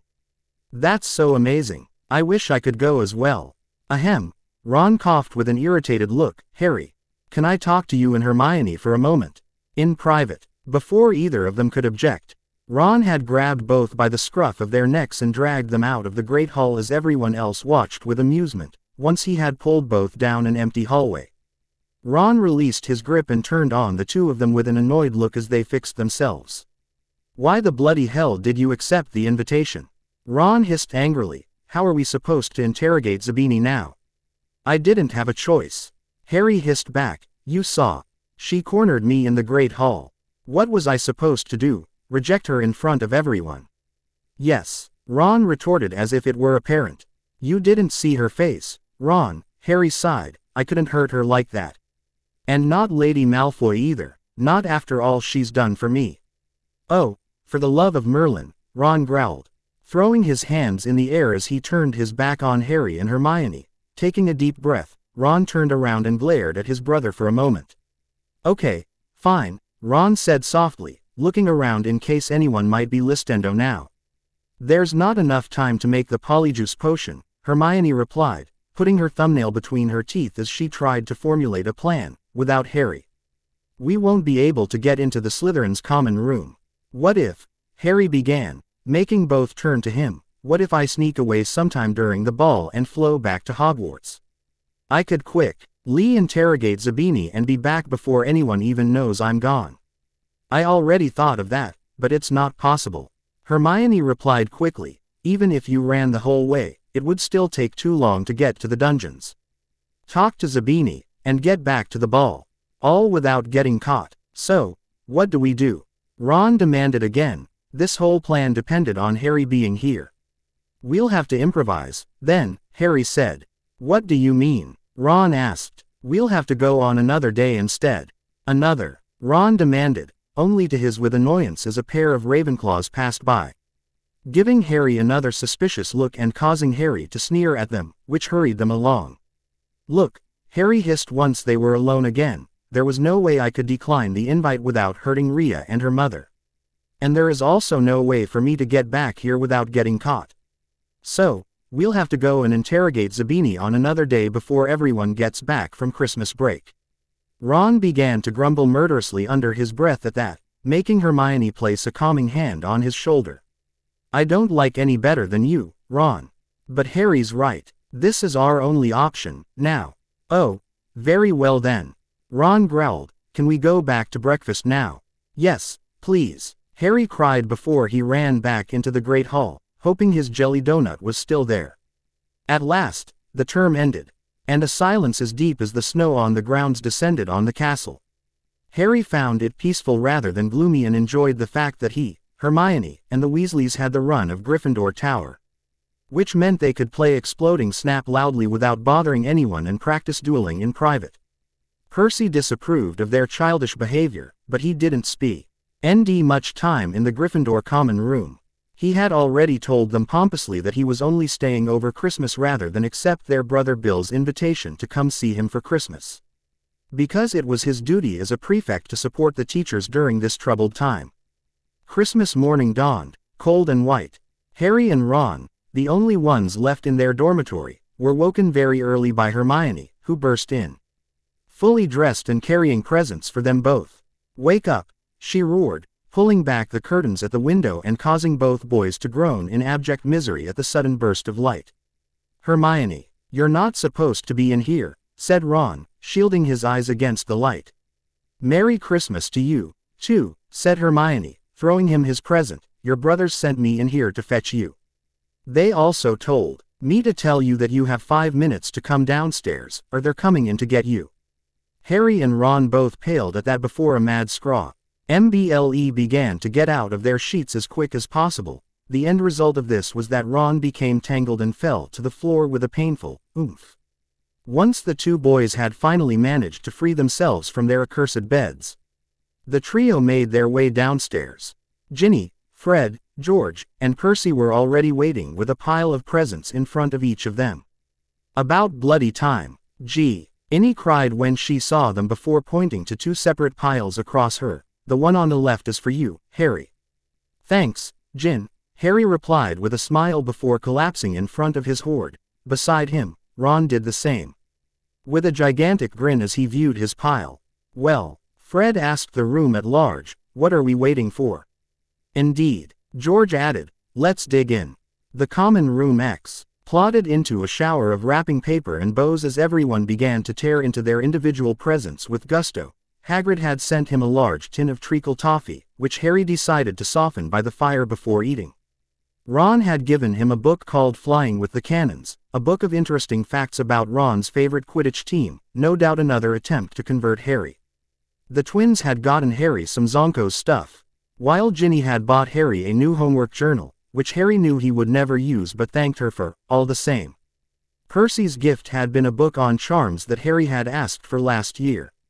Unfortunately, it had been sold out at the time, leaving Harry disappointed. Harry had almost hugged his big brother to death in gratitude. Percy surprised everyone with a genuine smile as he hugged Harry back. Hermione had bought him a luxury eagle feather quill. Harry opened the next present to find a new, hand-knitted sweater from Mrs. Weasley and a large plum cake. Sirius and Remus seemed to have chosen Harry's gift together this year, and Harry's eyes nearly bugged out of his head as he saw what it was. A 2-week cruise this summer for him and all his friends that would sail to Greece and back. Harry, did you get it too? Ron asked as he looked at his own gift from Remus and Sirius. Yeah, wicked, Harry breathed in shock at his godfather's generosity. I bloody love Sirius, Ron cried out as he kissed the ticket twice and quickly stowed it in his pajama robes. This summer is going to be amazing, Fred declared as he looked at the ticket. Quote, look at all the stops it makes in Greece. George added, his eyes gazing at the information in wonder. It's brilliant. Carefully putting the ticket on the ground next to him, Harry opened his last present with a smile. It was from Dora. And it seemed she had decided on something practical yet elegant for Harry's present. With wide eyes, Harry gazed down at the cherry-red wand holster that his big sister had given him. It appeared made from dragonhide and had strange runes carved along its length that glowed an eerie blue. A large Othala rune was carved into the middle of the holster, and as Harry slipped it onto his forearm, the runes suddenly turned red, and the holster snapped taut in a perfect fit. Whoa, Harry exclaimed in surprise as he ran his hand over the red leather. It felt as if it had been molded specifically for him, and he couldn't help grinning as he flexed his forearm and saw the leather flex with it. Seeing the letter that had been attached to the wrapping paper, Harry tore it open and began to read. Hey Squirt, first of all, Happy Christmas. I heard from Mum about how your year has been going so far, and I figured you could use a way to properly defend yourself, so you better appreciate it. This is a genuine dragonhide wand holster. But wait, there's more. If you look on the sides, you'll notice a series of runes. Those are to ensure that you and only you can remove the wand from the holster. There are also a few other itty-bitty protection runes in there. Still, the main thing is that this keeps you alive as you continue to defy the adults who are constantly telling you to stay out of trouble. All my love, Dora. This is so brilliant, Harry cried happily as he twisted his arm this way and that, marveling at the way that the holster seemed to move like a second skin. I love Dora. Not a bad haul this year, Ron said happily, marveling at the toy dragon Charlie had sent.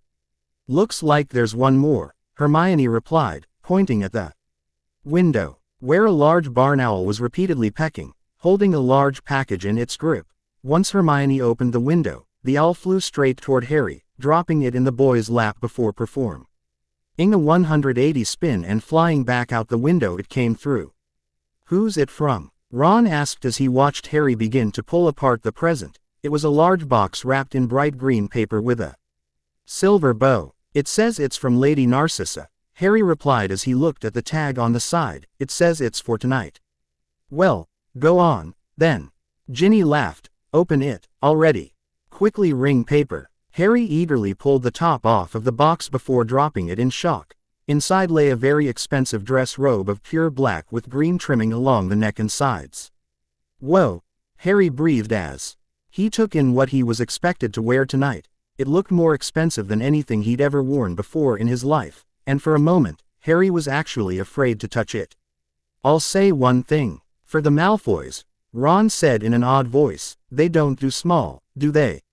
Author's note. Next time, the Malfoys' Yule Ball, and perhaps a dance. Chapter 34. When Harry descended the stairs a few hours later, the common room went eerily quiet, making him instantly self-conscious. True, only about a dozen students had chosen to remain at Hogwarts for the holidays.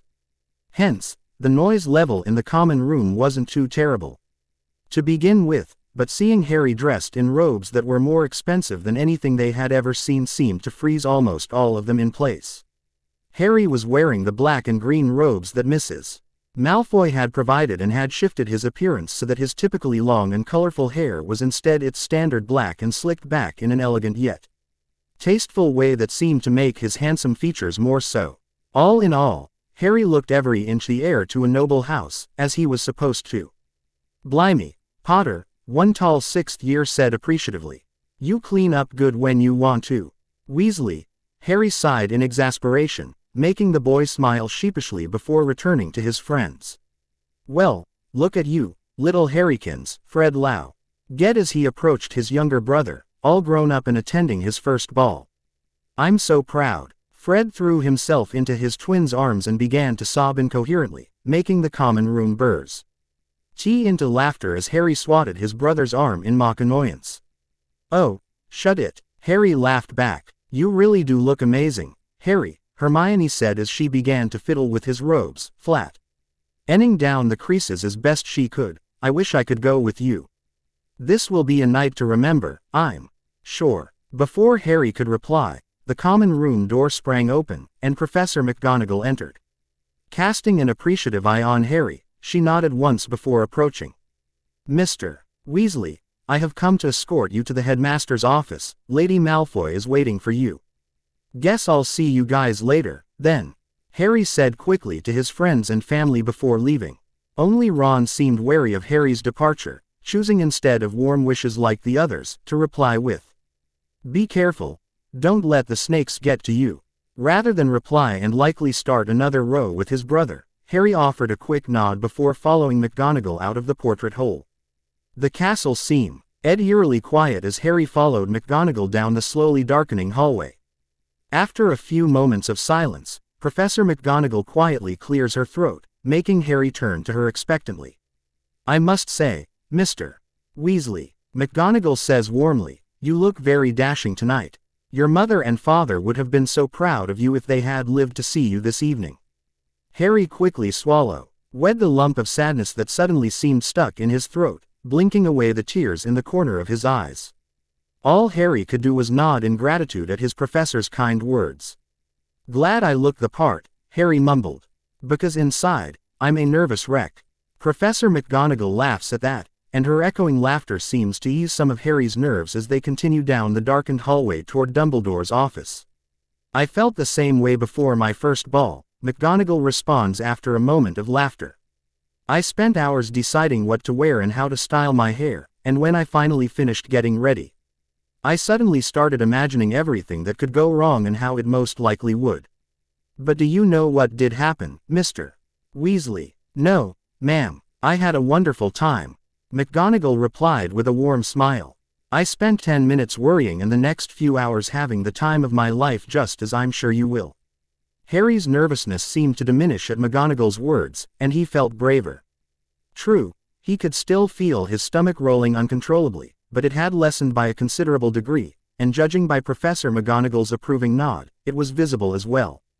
The rest of the walk was done in comfortable conversation as Harry asked the professor about her own experience at her first ball. Despite his nerves, Harry found himself enjoying the mental image of a young Professor McGonagall dancing the night away on the arms of several house heirs.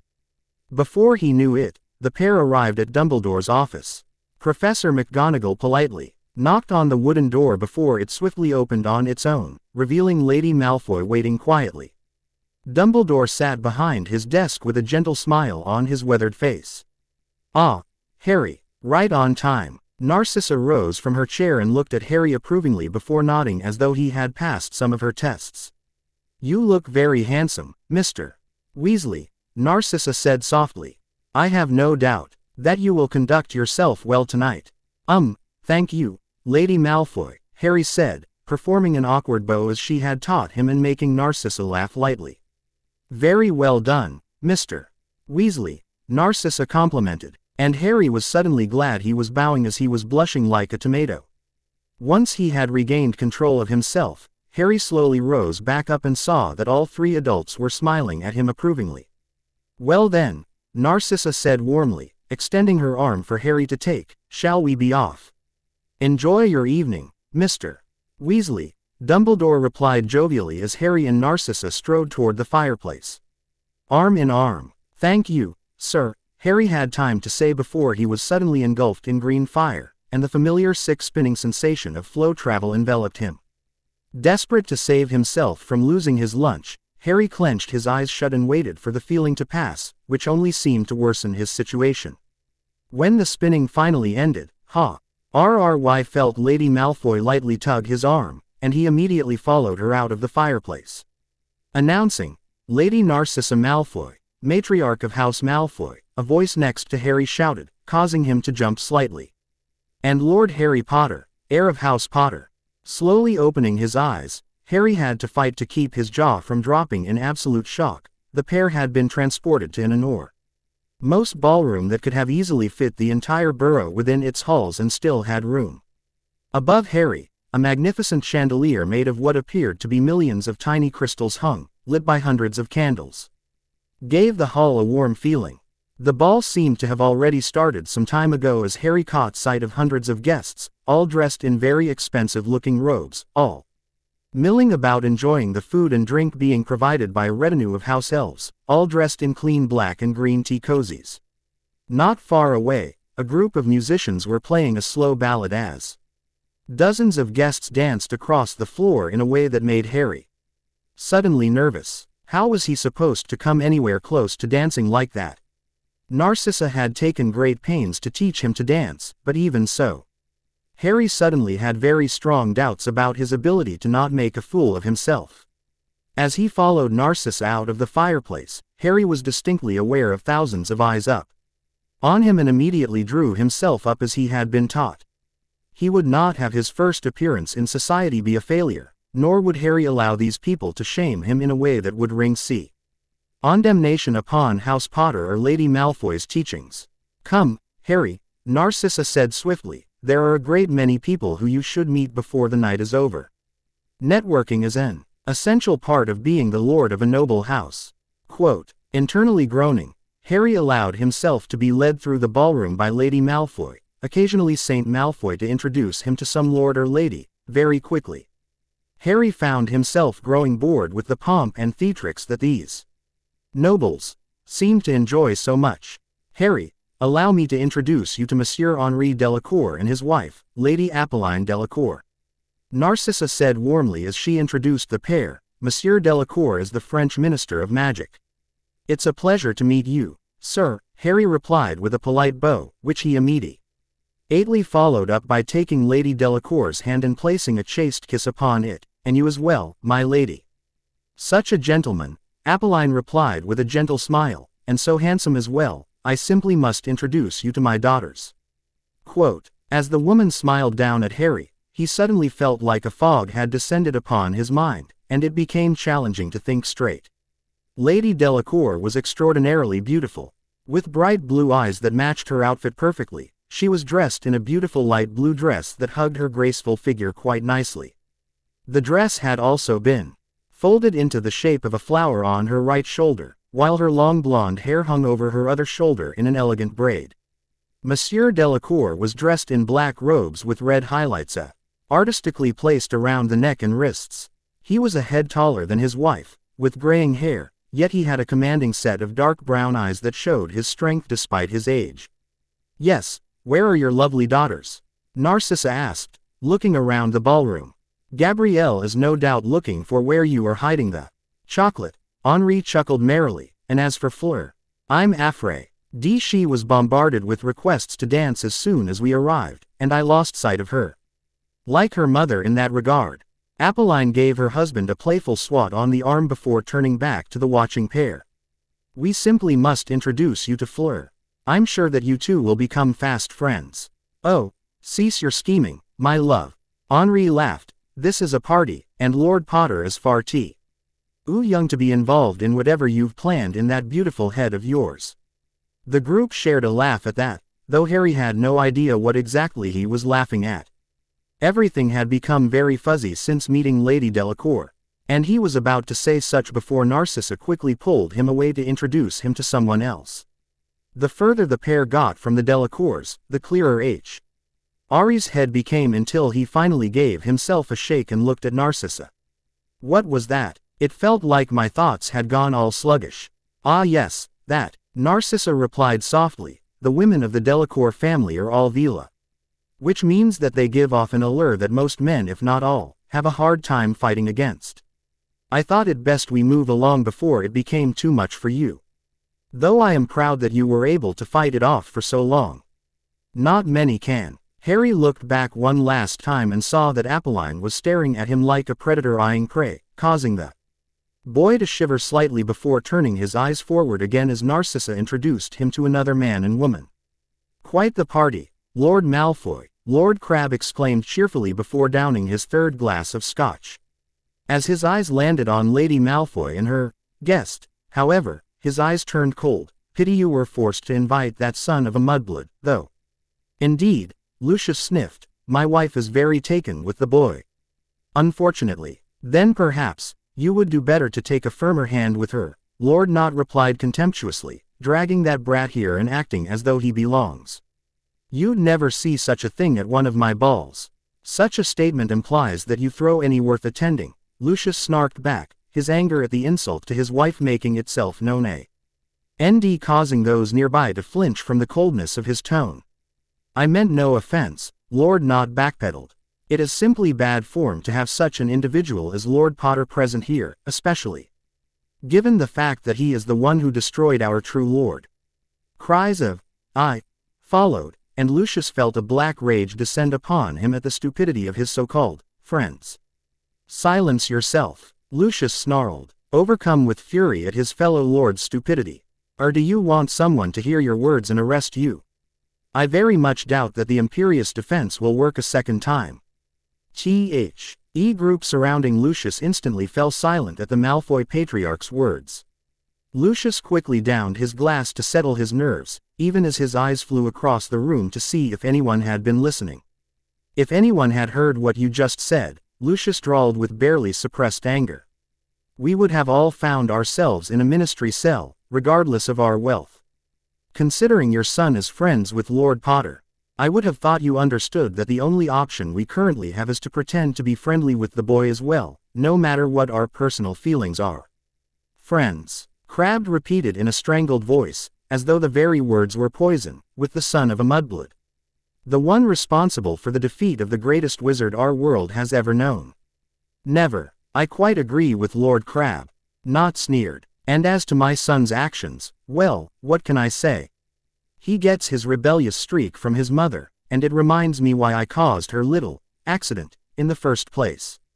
The other men paled slightly at that, and Lucius quickly summoned another house elf to bring him another drink. It was well known that Lord Nott's wife had been quite stubborn. And as to her role as matriarch of House Nott, and had on more than one occasion embarrassed her husband by participating in discussions about modernizing the wizarding world with new ideas that she preached would strengthen their world. She had been quite vocal about such changes right up until she had suffered an accident at her home that left her paralyzed from the waist down.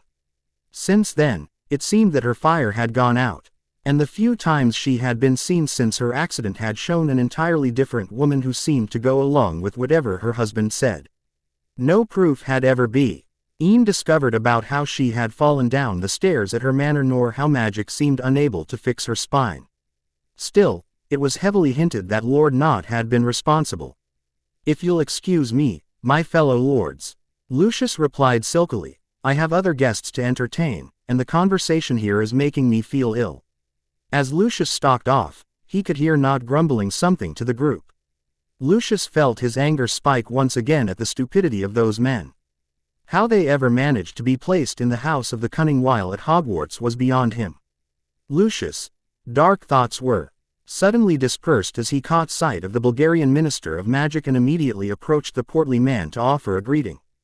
Harry took a deep breath of the night air as he leaned against the stone banister. Relishing the silence that came from being outside and away from the constant greetings and compliments. Lady Malfoy had all but forced Harry to meet dozens of different people, would all help his social standing in politics, should the day come when he would be interested in such things. By the time he had managed to escape from Lady Malfoy's clutches, Harry's head was pounding from trying to remember all the faces he had met and the names that belonged to each face. He'd attempted to speak with Draco several times throughout the night. Still, it seemed that Lucius had already warned Draco against such action. Every time Harry approached the boy, Draco would mumble some apology before quickly stepping away to talk to some dignitary, much to Harry's disappointment.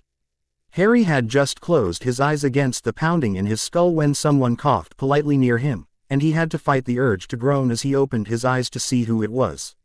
"Having fun out here?" Rhea Malfoy asked with a smirk. As Harry took in Rhea, he felt he'd rush across his face against his will. Rgeous Slytherin green dress with one strap over her right shoulder, leaving her left bare. Her long silver blonde hair was braided elegantly down her back, stopping just above her waist, but her eyes caught Harry's attention the most. Her makeup must have been done by a master in the art, for it neither took away nor added to her beauty but seemed to showcase it, making the girl's eyes explode in color and magnetism in a way that made Harry temporarily speechless. "Good evening, Lady Malfoy," Harry replied quickly, offering a deep bow to hide his quickly blushing face. For some reason, even his metamorph abilities were proving useless in this situation. This seemed to amuse Rhea, for she quickly hid her mouth behind her hand and laughed slightly, which only made Harry's blush worse as her laugh echoed around him like music. Taking a deep breath to center himself, Harry raised himself back up and took Ray's hand, offering a chaste kiss to her knuckles that made the girl turn slightly pink. "I must say," Rhea replied after a moment, "you do clean up nicely. One would think you actually belonged here." "Well, I am a lord," Harry replied, "so, I guess I do." "Oh, please," Rhea scoffed, rolling her eyes. "You may be a lord, but you're nothing like those stuffy nobles in there." "Am I not?" Harry asked with a smirk, which Rhea quickly copied. "If you were, I would not be out here talking to you." "Why are you, then?" Harry asked. "I mean, no offense, but you've been born into this." "I'm simply trying to learn how to be a part of it for the first time." "We're worlds apart, you and me." "Perhaps," Rhea replied softly, leaning against the stone banister beside Harry. "But you intrigue me in a way that none of those inside ever have." Silence followed Ray's answer, and for a few moments, the pair simply stared out into the Malfoys' back garden as pink flamingos lazily pecked the ground. "Would you like to dance?" Rhea suddenly asked, making Harry choke for a moment. "Dance? With you?" "Yes, with me," Rhea laughed back, quickly taking Harry's hand and all, but pulling the poor boy back into the ballroom. "I know that my mother has been giving you lessons, so come on. It's time to see if you've been paying attention." As they stepped onto the dance floor, Harry was distinctly aware that nearly every eye had suddenly turned toward him and Rhea. Swallowing nervously, Harry placed his hands respectfully on Ray's shoulder and waist in a way that would not be taken as too personal. "Take a breath," Rhea said softly, her warm smile making Harry blush again. "Ignore the crowd and focus on me. There's no one here but us, okay?" Nodding his head, Harry only had a moment to swallow down his nervousness again before the music began, and suddenly, he was swaying and spinning with Rhea, just as her mother had taught him. The other guests seemed to fade away until there's only Harry and Rhea on the dance floor. Nothing else seems to matter to Harry in that moment but the music and the beautiful woman he's dancing to. To Harry's surprise, the dance seemed to last only moments. And as the music ended and the illusion faded, he finished the dance by slightly dipping Rhea for a moment before pulling her back up as the crowd applauded the pair's performance. Both were breathing heavily from the exercise they had just completed and blushing heavily for reasons only they could know. Narcissa was positively beaming as she watched how her daughter looked at Lord Potter. And already she was beginning to make plans in her head. A group of men stared at Harry and Rhea with disgust and open dislike. Still, Narcissa's attention went from the paw to the one man staring at the two angrily, carefully hidden behind his mask that he'd spent years creating. Only his eyes showed his true feelings. Lucius Malfoy could see how his daughter was looking at the Potter brat. And it sickened him to his core. He was unable to watch any more, so he turned away and stormed from the hall. Only his wife saw him leave, and her eyes narrowed angrily as she did so. Leading Rhea off the dance floor, Harry could see more than one girl preparing to attack him and demand that he dance with them the way he had danced with Rhea. He was already mentally groaning. Gee, at the prospect of having to dance with so many different partners. You're quite the gifted dancer, Rhea complimented softly. Perhaps later, we can have another. I think I'd like that, Harry replied honestly. I think I'd like that very much, in fact. With another blush, Rhea excuses herself and disappears through the crowd just as another girl approached Harry and asked for a dance, unable to refuse. Harry politely took the girl's hand and led her out onto the dance floor as another song began. Several hours later, a thoroughly exhausted Harry and a smiling Narcissa flowed back to Dumbledore's office. Harry's feet were killing him from all the dancing he had endured. One clumsy girl had actually trodden on his feet more than a dozen times before the music finally, and mercifully, ended. He'd only been able to dance with Rhea one more time that evening, but it had made all the others pale in comparison, in Harry's opinion. When the time finally arrived to return to Hogwarts, Harry offered a respectful bow to Rhea while her mother smiled knowingly. Harry had even tried to offer his compliments to Lord Malfoy for inviting the boy, but Lucius had seemingly vanished, much to his wife's annoyance. For some reason that Harry could not explain. As they stepped into the office, Harry's good mood seemed to disappear in mere moments. He could tell that something was wrong. On the somber looks coming from Professors Dumbledore and McGonagall. What happened? Harry asked in a small voice, already dreading the answer. Mr. Weasley. Dumbledore starts in a sad voice before going silent, seemingly unable to finish his sentence. Behind him, Harry could feel Lady Malfoy gripping his shoulder in a calming manner as Dumbledore took a deep breath and spoke again. There's been another attack. I'm afraid that Ms. Granger has been petrified. It was a good thing that Lady Malfoy had her hand on his shoulder, for as Harry heard those words, he suddenly felt like his legs had turned to jelly. And only her hand kept him from collapsing to the floor. Chapter 35. Harry had no idea how he ended up in the hospital wing. Following Dumbledore's words, Harry had seemingly gone numb, blind, and deaf to everything around him. All he knew was that somehow, he had ended up standing in front of Hermione's bed with Lady Malfoy's hand resting comfortingly on his shoulder. Rather than the happy smile or exasperated frown that Hermione usually sported, her expression was one of terror, her mouth frozen in a silent scream. Her left arm was raised as though she had been holding something, while her right arm was frozen to her side, her hand closed into a fist. Harry only caught snatches of the conversation between Madame Pomfrey and Lady Malfoy, too absorbed in staring at his friend. But he caught words through the haze, such as, library, mirror saved her life, and, no idea what she was doing there alone. More useless platitudes followed this that Harry mostly ignored, including a promise from Dumbledore that the culprit would soon be arrested. With all due respect, Headmaster, Lady Malfoy said coldly, there are now 3 children trapped in a petrified state through no fault of their own. And you seem to be doing everything in your power to ensure the culprit stays free. I can assure you, Lady Malfoy, Dumbledore replied in a carefully controlled voice. I am doing everything in my power to keep my students safe from whatever is doing this. Really? Narcissa scoffed. Then where are the orders? 3 attacks, Dumbledore. 3, not counting the Squib's cat. The school should have been closed after the second attack, and orders should have been sent in to tear this castle apart until they found the creature responsible for it and put it down. I will not have my school turned into an armed camp of war. Dumbledore Grolionsable will be captured in short order, and the attacks will stop. I give you my word on that. I'm sorry, Headmaster, Narcissa replied. actually sounding apologetic. But your word is simply not enough. My own children attend here, and though he is not of my blood, I have grown quite fond of Harry here. Both Adel. T.S. turned to stare at the boy seated on his friend's bed, looking broken and softly whispering apologies to Hermione for not being there to protect her. What would have happened had Harry been with Ms. Granger? Narcissa continued. The fact that no one has yet been killed is nothing short of a miracle.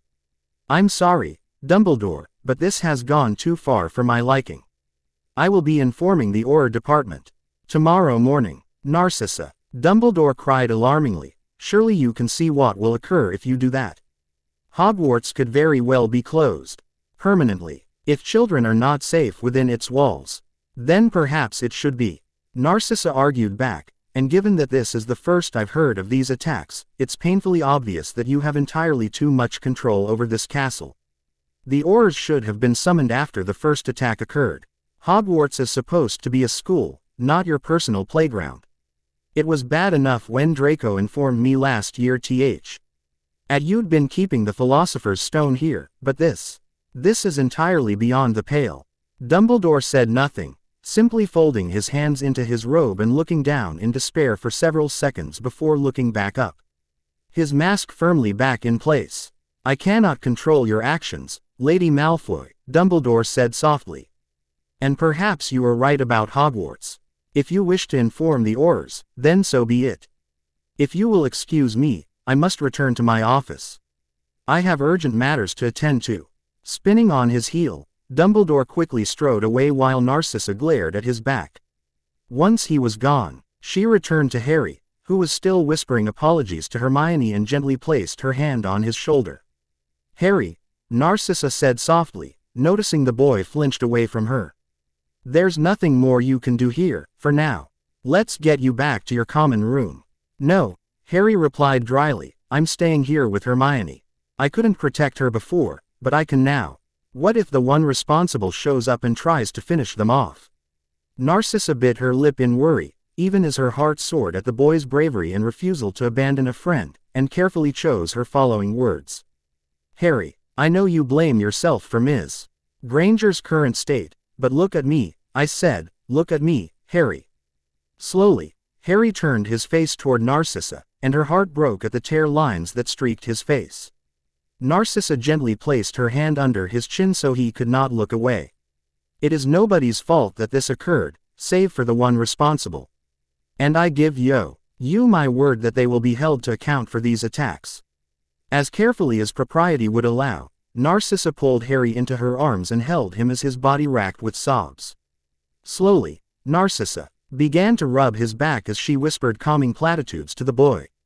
After several moments of this, Harry finally pulled away and looked down sadly.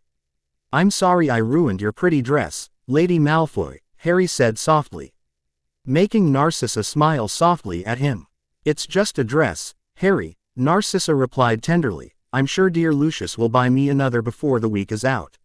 Now, let's get you back to your common room. There's nothing more to be done here.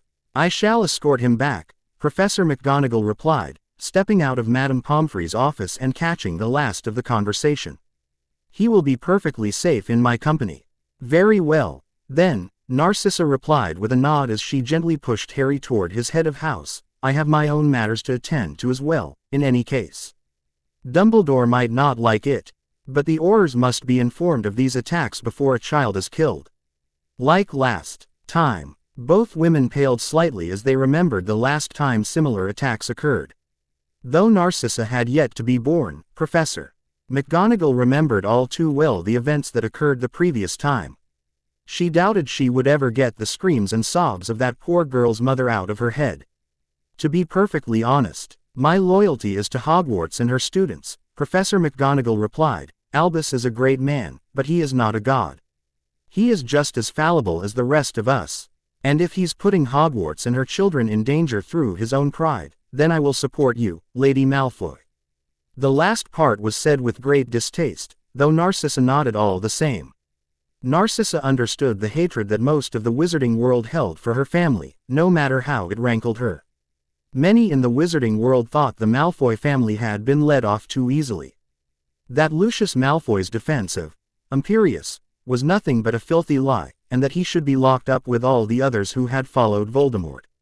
It, therefore, pleased Narcy SSA that despite the apparent distaste with which Professor McGonagall viewed her, the professor was still willing to work with her for no other reason than to protect the children.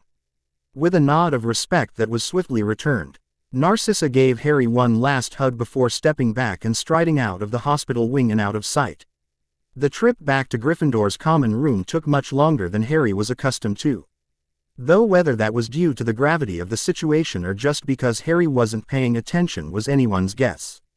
When Harry finally entered Gryffindor's common room, he was immediately bowled over by the rest of his family, having been waiting for Harry when they heard of what happened to Hermione, who all hugged him for all they were worth, each telling Harry that it was going to be okay and that Hermione would be just fine.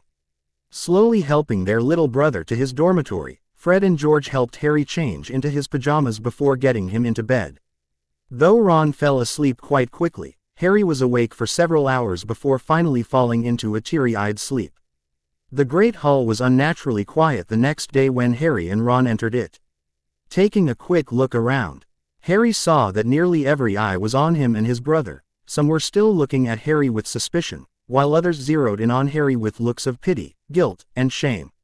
As 1,000 different hushed conversations began, the Great Hall suddenly echoed with an unending buzzing. As Harry heard his name whispered over and over again, he grit his teeth in annoyance before motioning to his brother, "Let's go sit down." Before either of them could so much as take a step, they suddenly found their path blocked by Blaise Zabini and his two thugs. "Go away, Zabini," Ron growled. "Now's not the time." "Why so down, Potter?" Zabini said happily, ignoring Ron and focusing his attention on Harry. "This is a grand day. Someone has finally taken it upon themselves to cleanse the filth from this school. It's a pity they couldn't make your mudblood's nap more permanent, though, wouldn't you agree?" The noise in the Great Hall instantly dropped away as they all awaited Harry's response. Ron had turned crimson with anger and would have attacked had Fred and George not suddenly appeared and grabbed their little brother's arms to hold him back. Harry had gone well past rage at Zabini's disgusting comment and instead felt an almost unholy black anger sweep through him. "How dare he?" a dark voice whispered in Harry's mind. "Make him pay, Harry. K him pay for everything he's ever done. I can help you." Seeing Zabini's smug smirk as he looked at Ron being held back by the twins seemed to be the straw that broke the camel's back, as far as Harry was concerned. This bastard had beaten Harry nearly to death, attacked the students of Hogwarts, caused Harry to be blamed for it, and now had the audacity to brag about what he'd done to Hermione. No, make him pay. Harry thought rage finally consumed him, and he blacked out. "I will make him pay." Professor Snape had a death grip on his fork as he stared at the boy who had dared to use that disgusting slur.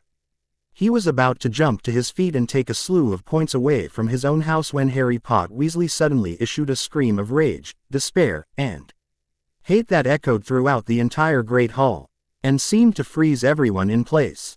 A moment later, Snape's eyes widened in shock as black smoke began to billow off Harry's body, causing Zabini and his goons to step back in trepidation.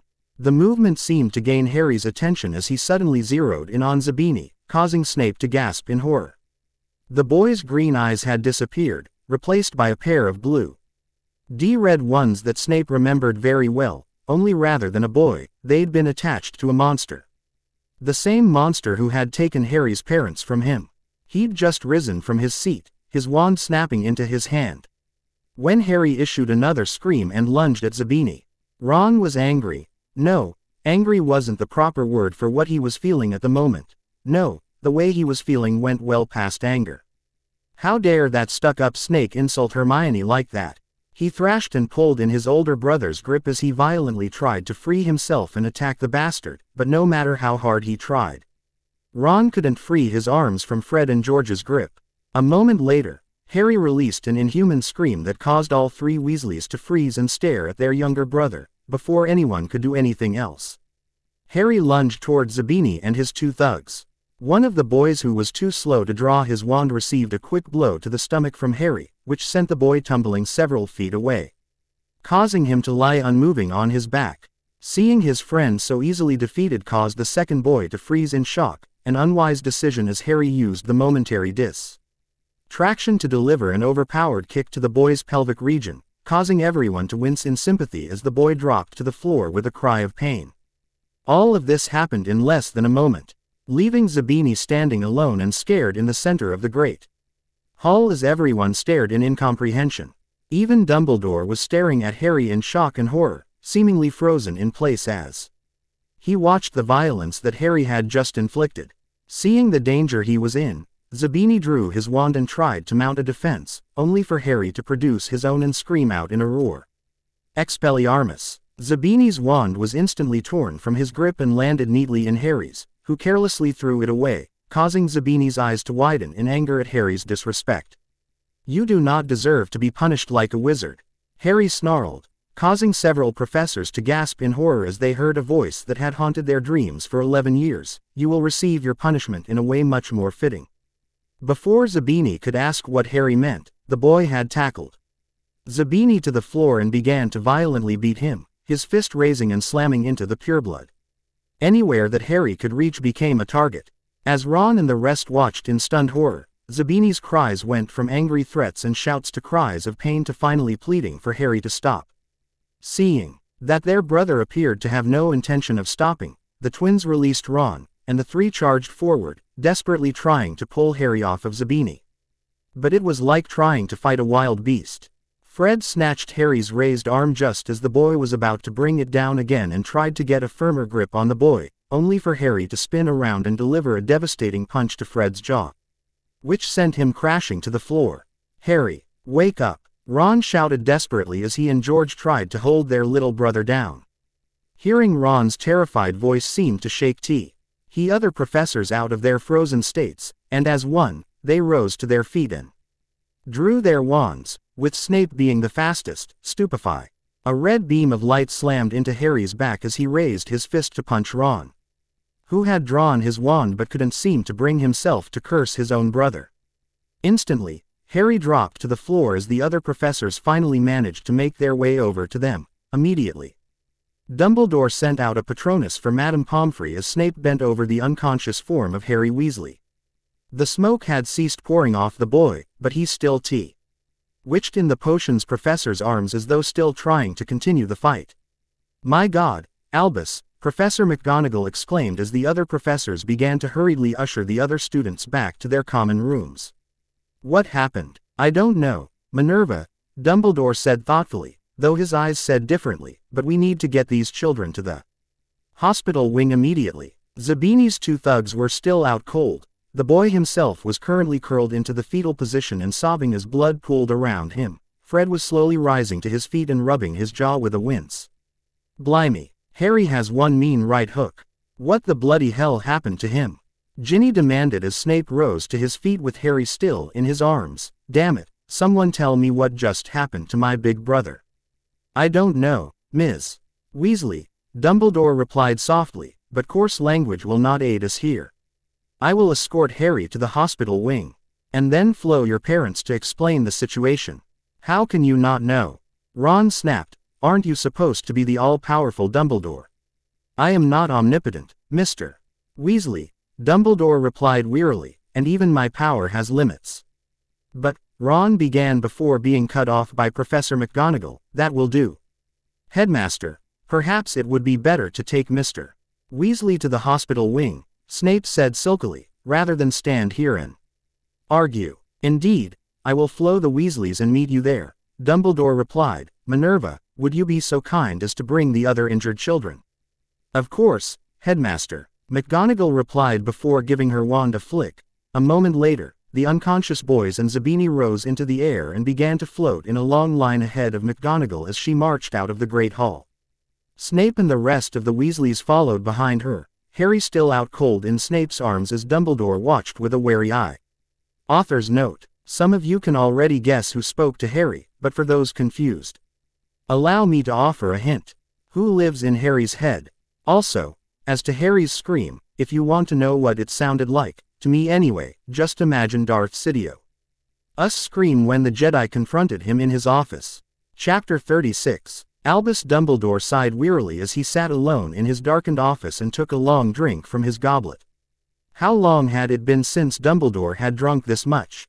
He honestly couldn't say, but given the events of the last few hours, Dumbledore would not be remiss in saying that he definitely needed a drink. Right after Harry's meltdown, Dumbledore had started damage control. Immediately, he'd headed to his office and sealed the castle, to ensure that no students would be able to send any letters to their parents regarding what happened. All owls trying to leave Hogwarts had found themselves unable to do so and were redirected back to the headmaster's office, even with a large majority of the school being away for Christmas break.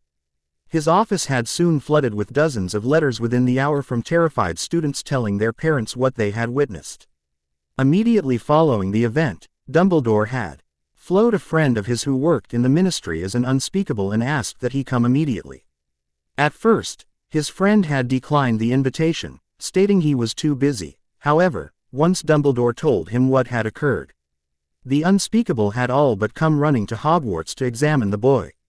The next thing that Dumbledore did was summon everyone back to the Great Hall with the Pretons. Occurred when Harry Weasley attacked Blaise Zabini. Once he had done a headcount to ensure that all students and staff had reported to the Great Hall as ordered, Dumbledore had immediately drawn his wand and obliterated the entire group before anyone could even blink. Now, as far as Dumbledore was aware, the only people who still remembered what actually occurred were himself, Severus Snape, and the Weasley family. The rest of Hogwarts would remember only that Harry Weasley had attacked Blaise Zabini after the boy had made a disgusting remark regarding Hermione Granger.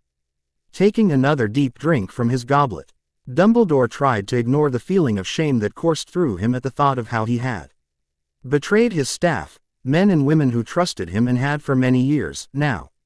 It was simply another sin that Dumbledore would have to learn to love with. He had so many, now, that he was often amazed that he hadn't yet been crushed by the weight of them. As Dumbledore refilled his now empty goblet with more red wine, he looked over to where his phoenix familiar, Fawkes, was sound asleep on his perch. A small smile played across Dumbledore's face as he listened to the song that the bird was humming as it slept. Even asleep, Fawkes could feel Dumbledore's tumultuous emotions, it seemed, and was trying to help as much as he could. As Dumbledore raised his goblet to his lips and took another drink, he squashed the feeling of guilt and betrayal beneath an underlying fact. Harry Potter, now Harry Weasley, had suffered enough in this life. Almost all of that suffering could be laid at Dumbledore's feet. It had been Dumbledore who had failed to recognize that there had been someone listening at the door when Sybil had given the prophecy of Voldemort's eventual defeat. And it had been Dumbledore who had stupidly sent Sirius Black to Azkaban without trial, thereby ensuring that Harry was sent to an abusive home for years. That poor boy had been through enough suffering, perhaps even more than anyone should have to endure at such a young age, so if Dumbledore could repay a little of the debt that he owed the boy, he was more than willing to do so. A sudden knock at his office door caused Dumbledore to look up from his cup as Severus Snape entered with a sallow look on his face. While he may not have agreed with the headmaster's decision to wipe the memories of almost everyone in Hogwarts, he could at least understand it. Had the ministry learned of what had occurred, they would have undoubtedly taken Harry Weasley into custody and thrown him into the darkest cell that Azkaban had to offer. "Headmaster, the boy's family has arrived," Snape said lowly, "and the unspeakable you summoned has finished his examination. He says that he must speak to you immediately." "Thank you, Severus," Dumbledore replied wearily, draining the last of his cup and rising to his feet.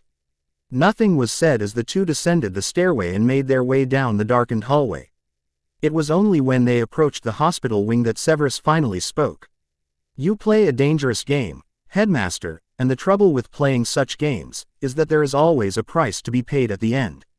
"I know," Dumbledore replied softly, "I will have much to answer for when the time of my judgment comes.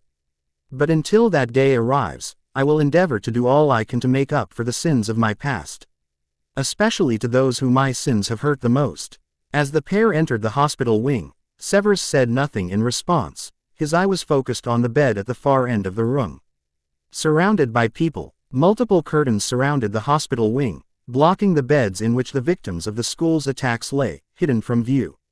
Seeing them enter, a man in dark gray robes stepped away from Harry Weasley's bed and approached the pair, a serious look on his face. As he approached, Severus couldn't help but stare at the man who'd hardly left the boy's bedside for the last hour. The man was tall and lithe, standing almost as high as Dumbledore, and had dark brown hair that was riddled with streaks of gray. Cool blue eyes gazed out from under heavy lids. And Snape couldn't help but shudder at the way those eyes looked at him, as though calculating Snape's every move and had already formulated a plan to counter them, before the potion's master had even considered which moves to make.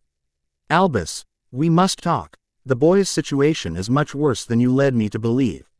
Molly Weasley tried not to sob as she gently ran her hand across her youngest son's sleeping face.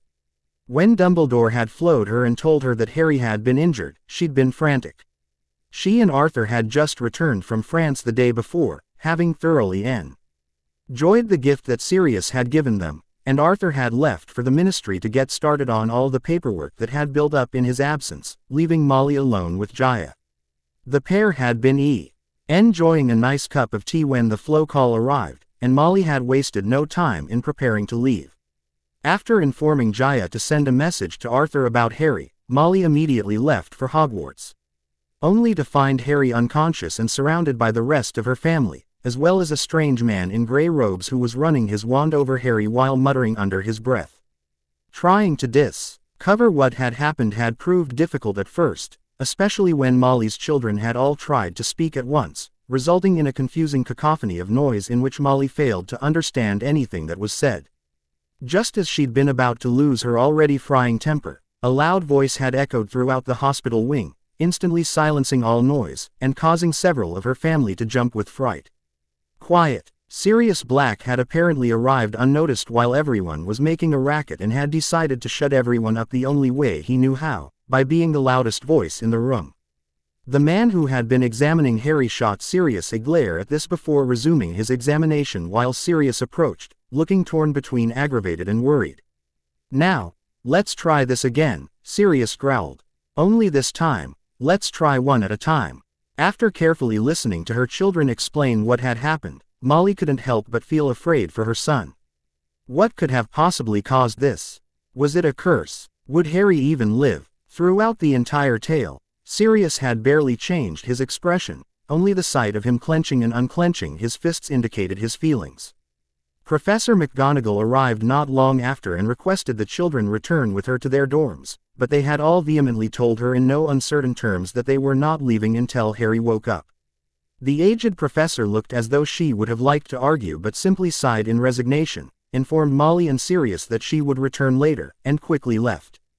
Not long after, the strange man finally ended his examination and strode over to Dumbledore and Snape, who had just entered the hospital wing.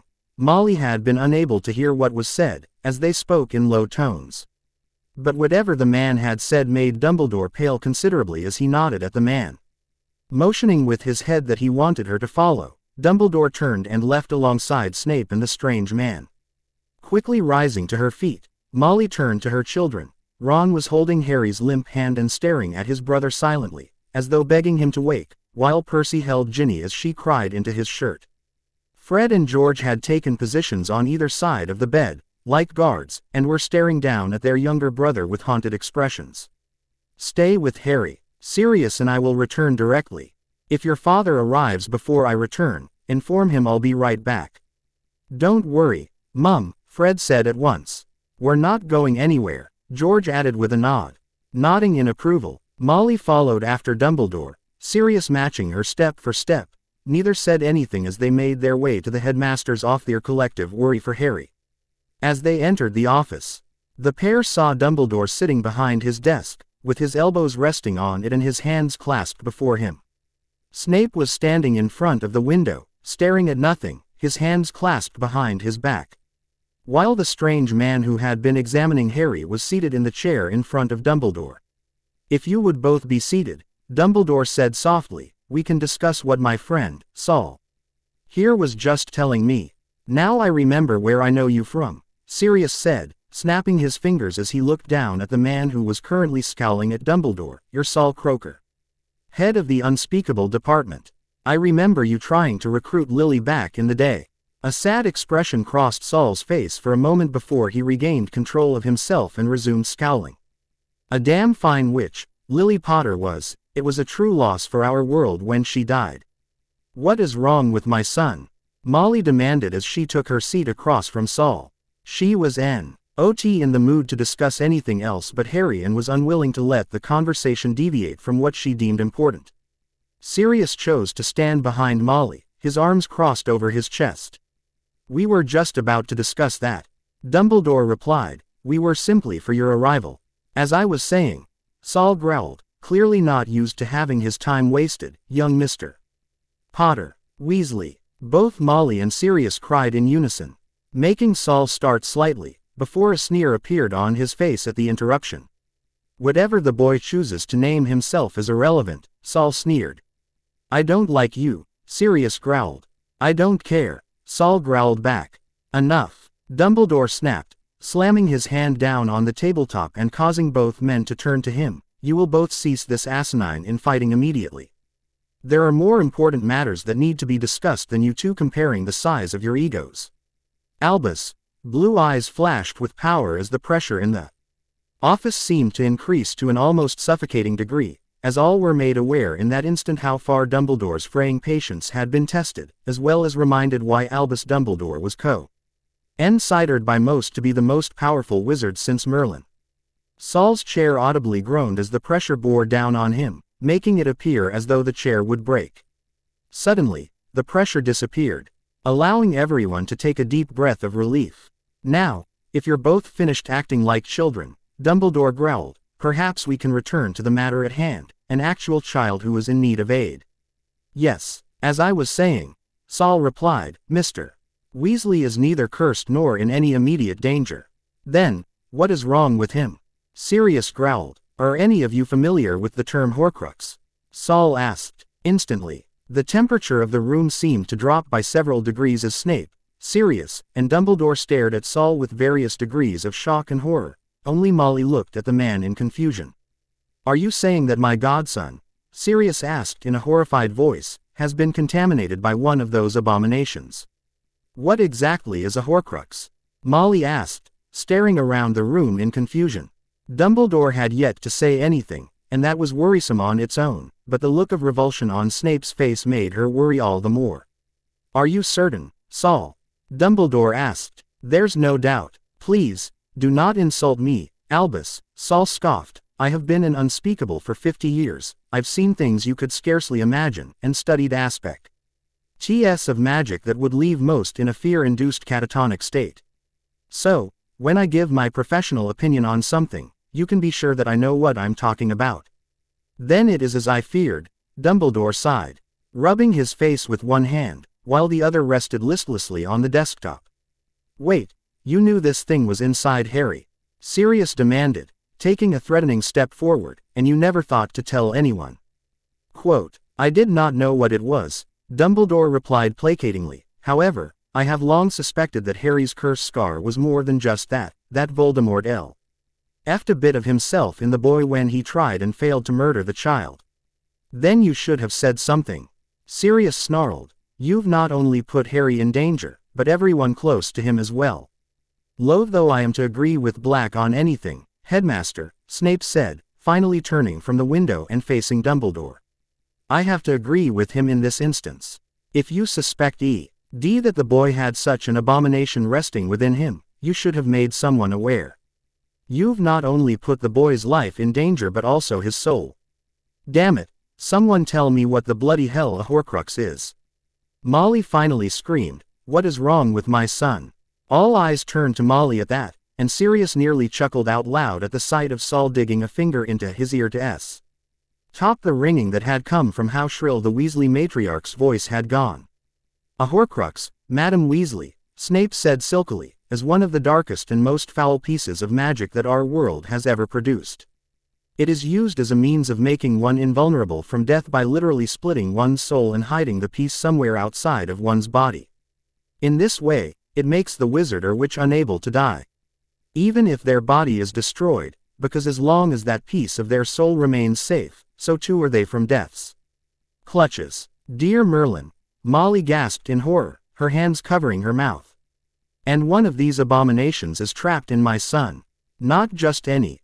Dumbledore replied seriously, if I am correct, the Horcrux currently trapped in Harry's scar was placed there by none other than Lord Voldemort himself. If there was any blood left on Molly's face, it promptly fled in the wake of this revelation, leaving her almost as pale as a ghost. The others weren't much better. Sirius had to grip the back of Molly's chair to keep his legs from giving out on him. Only Snape managed to keep his outward composure, though, on the inside, he was reeling. A piece of the Dark Lord's soul was trapped in the head of the one person on Earth who could destroy him. Unbelievable. Did Voldemort put it there himself in order to negate the prophecy? Or was its placement purely coincidental? How do we get it out? Molly whispered. There must be some way. Ordinarily, to destroy a Horcrux, the container itself must also be destroyed, Saul explained in a cold, clinical tone as though discussing the weather, causing Molly to gasp in horror before falling almost listlessly into her chair. An instant later, Saul found himself face to face with Sirius, whose temper had finally exploded, causing him to grab the front of Saul's shirt and haul the unspeakable to his feet. If you say another word about killing my godson, Sirius growled, I promise I will end you where you stand. Saul stared unafraid at Sirius, simply calculating the best way to negate this current threat when Dumbledore quickly rose to his feet. Sirius, that's enough. No one is talking about killing Harry. Nor will we discuss such a monstrous act. I will not allow it. Now, if you would please release Mr. Croaker so that we can discuss what it is we are going to do to help the child. The group watched in silent anticipation for a moment as Sirius seemed to physically struggle with his anger before finally releasing Saul and making his way back to Molly's side. Saul simply sneered at Sirius for a moment before carefully patting down his robe and retaking his seat. As I was saying before, you rudely accosted me, Lord Black, Saul sneered. Ordinarily, to destroy a Horcrux, one must also destroy the container that houses it. However, there has never been a record of a human being used to house such evil magic. I will admit that in this instance, I am in uncharted territory. Something that has very rarely happened in my career. So, what is to be done? Sirius demanded piece of filth's soul out of Harry without killing the boy. I will need to do some research on the matter, Saul replied. Perhaps even confer with a few of my associates in the Goblin Nation. No one knows more about those abominations than those cheeky blighters. They view Horcruxes as an affront to life itself and have declared what tantamount to a holy war against the monstrosities since they were first created. I've no doubt that if we made the Goblin Nation aware of what we've found, EY will be more than willing to help us remove it from the child. Or they might instead decide that the best way to destroy it will be to remove Mr. Weasley's head from his shoulders, Snape hissed. Let us not forget that goblins do not view life with the same sanctity that we do. Everything is a number to them, and if the cons outweigh the pros in this instance, they may decide that the easy way is the better way. Molly issued a squeak of terror at that, and Sirius instantly pulled the woman out of her chair and into his arms as he glared hatefully at Snape. I very much doubt that will happen, Dumbledore replied icily, causing the others to turn to him. And you base that assumption on what exactly? Snape asked with a raised brow.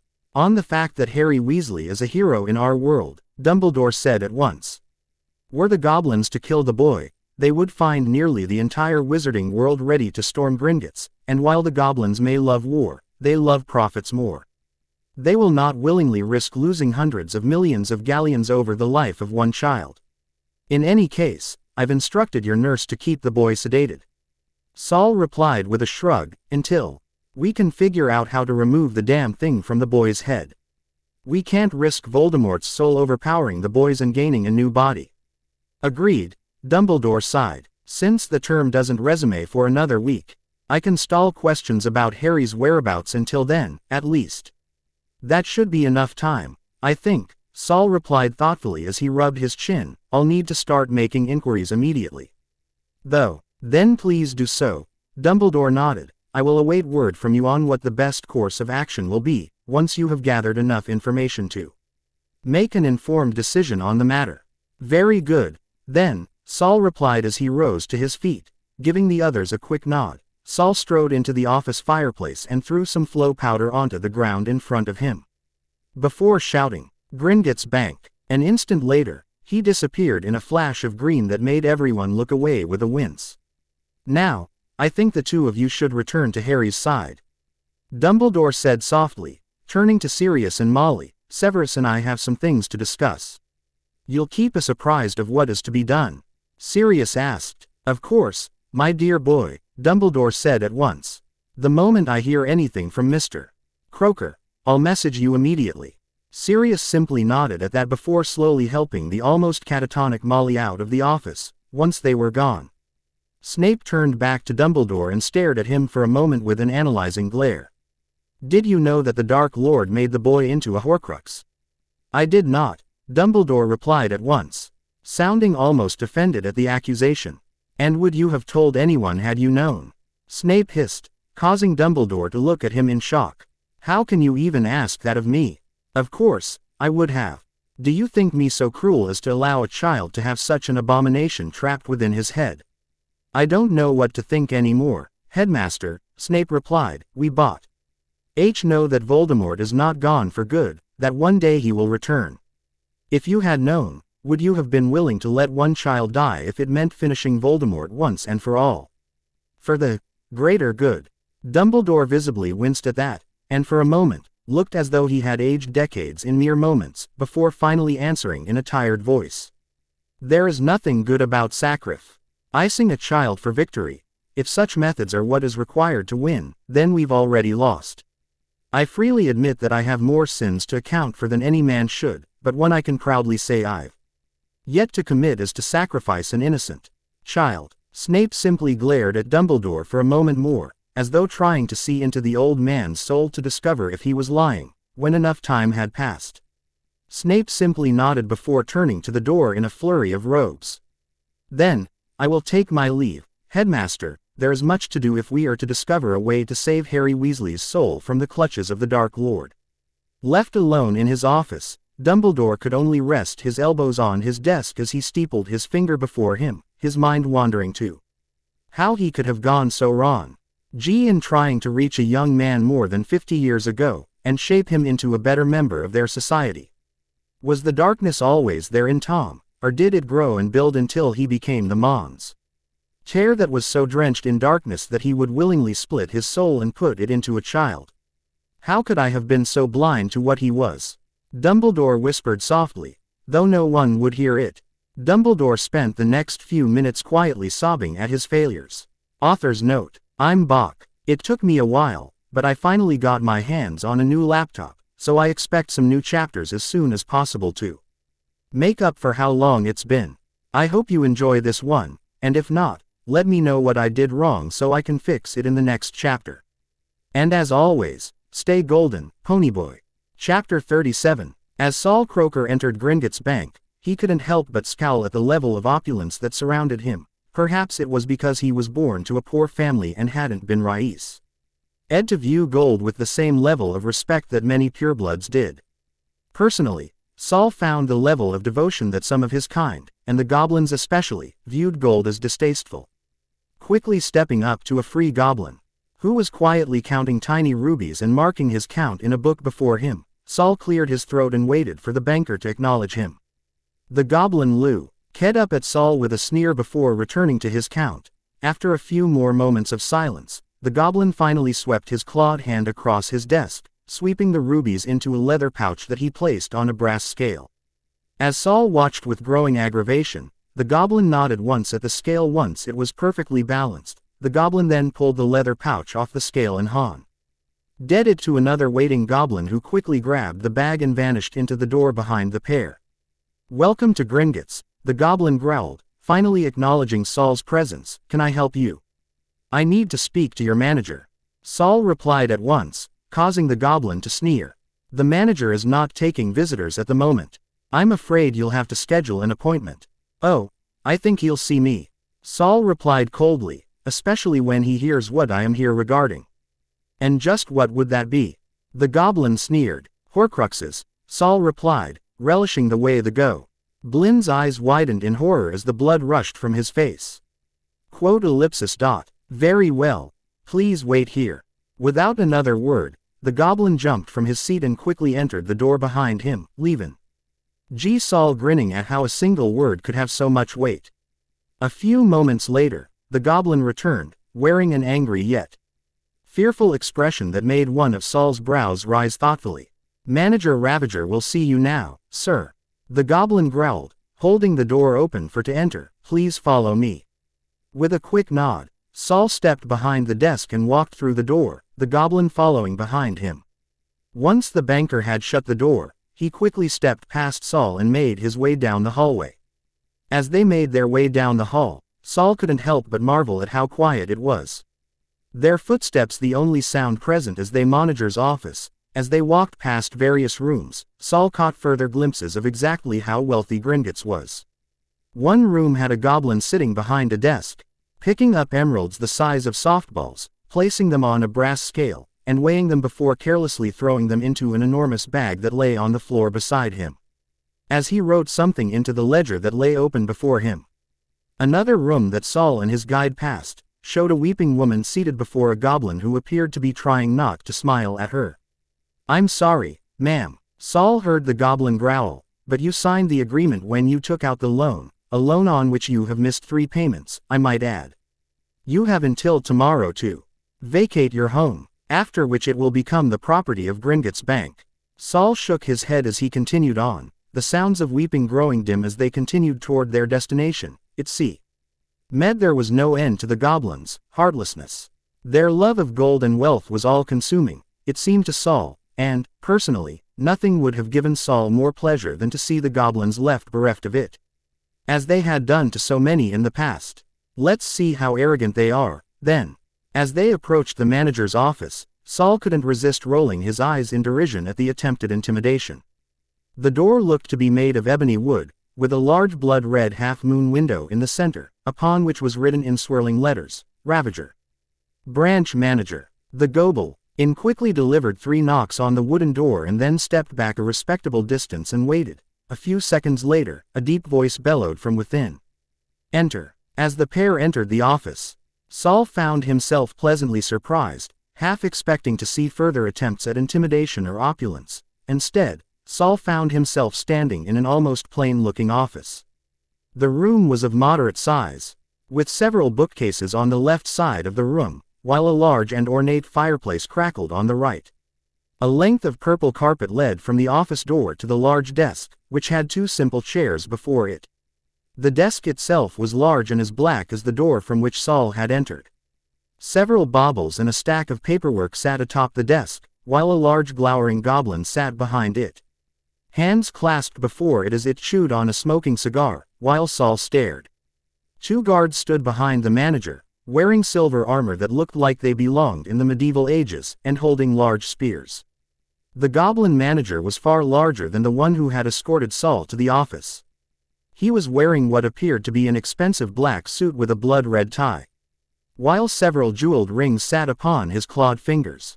A large scar ran diagonally across the goblin's left eye, the eye itself milky white while the other glared out at Saul angrily. All in all, Saul could respectfully agree that this was a goblin that shouldn't be taken lightly.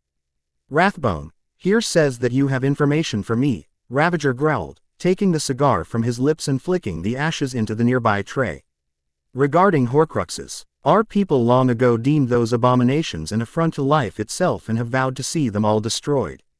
So, if you know the whereabouts of one, I would greatly appreciate knowing its whereabouts." "May I sit?" Saul responded, causing Ravager to glower for a moment before nodding. Quickly taking a seat, Saul took a deep breath, relishing the annoyance he could feel coming from the manager. Let them wait, as they had made him wait, arrogant little shits.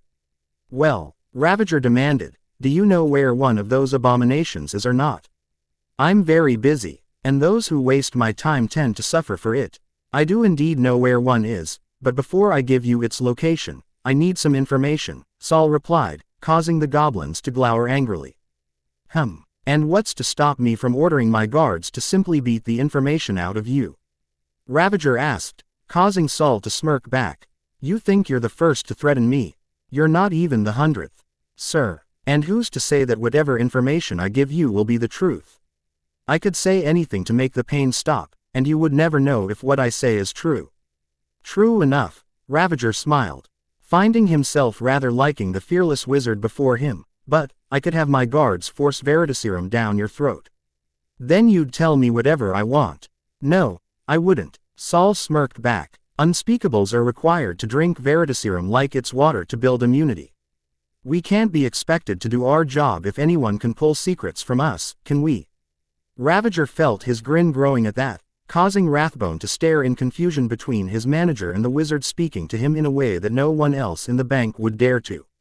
After several tense moments during which Saul and Ravager stared at one another, the manager suddenly began to chuckle, sounding like shifting stones, as he once again flicked his cigar into the ashtray. "Very well. Then, ask your questions, wizard." "I've encountered an impossibility," Saul replied, "a Horcrux placed into a living being. Namely, a child." The office grew deathly silent at that, as the goblins stared at Saul like he'd suddenly grown a second head and began a duet. Ravager's cigar hung limply between his lips. "Impossible," Ravager whispered. "Such a thing has never been done in the history of their existence. Nevertheless, I can attest to encountering one. Now, I know that the ordinary method of destroying a Horcrux is to also destroy its container, but considering the fact that I've no interest in using fiendfire on an innocent child, I was hoping you could aid me in finding some way of removing it from the boy before we destroy it." "What monster would subject a child to such evil?" Ravager snarled, his clawed hand curling into a tight fist. "Voldemort," Saul sneered, causing the goblins to growl angrily so that the office sounded like it was suffering an earthquake. "Of course," Ravager sneered. "That idiotic upstart would be responsible for something as heinous as this." "Not a fan, I take it," Saul replied. "He's the one who took my eye," Ravager growled back. "He wanted control of Gringotts and demanded I submit to him. Naturally, I promptly told him where he could shove his threats. And he took offense to that." "I imagine he did," Saul chuckled. "Yes, well, afterward, he conspired with a few of my brethren to assassinate me and have me replaced with someone more like-minded. As you can see, he failed, and the conspirators were sealed alive in one of Th.E. empty vaults to starve to death as punishment for their stupidity." "Sounds fair," Saul nodded, causing Ravager to smirk at the wizard's bloodthirstiness. "I checked the vault not long ago, just to see if anyone was still alive in there." "Was there?" "Of course not," Ravager scoffed. "However, it did appear that they resorted to cannibalism before the end." "Serves them right." "Oof. Dark," Saul responded, knowing Ravager was trying to make him queasy, and determined not to give him the satisfaction. Seeing that he wasn't making Saul as uncomfortable as he would have liked, Ravager smirked again and continued. "But, we're getting off track. There's never been a case of a Horcrux being placed into a living being. Removing it may be impossible, to be perfectly honest." "For both our sakes, I hope not," Saul replied. "Oh. And why is that?" Ravager asked, intrigued. "Because the child in question is Harry Potter, or Weasley as he likes to be called."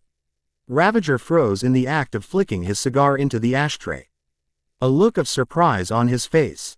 "You're joking." "I never joke," Saul replied. "Never." In that case, we definitely cannot just kill the child," Ravager said thoughtfully, rubbing his clawed hand under his chin for a moment before pointing at Rathbone. "You go and get Carnage and have her bring her scrolls on Horcruxes. Let's see if she can find us an answer, sir." Rathbone replied at once before turning and sprinting out of the office. "I take it this Carnage is someone with a more intimate knowledge of Horcruxes?" Saul asked. "Indeed," Ravager nodded. "Her clan has spent nearly 2,000 years hunting the damn things down and recording everything they've ever learned about them, including how to destroy them. If anyone would know how to separate them from their container, it would be her and her clan." "Very good," Saul nodded. Several minutes later, 3 loud bangs echoed in the office as someone knocked hard on the office door. "Enter," Ravager cried out, making Saul wince at the sound.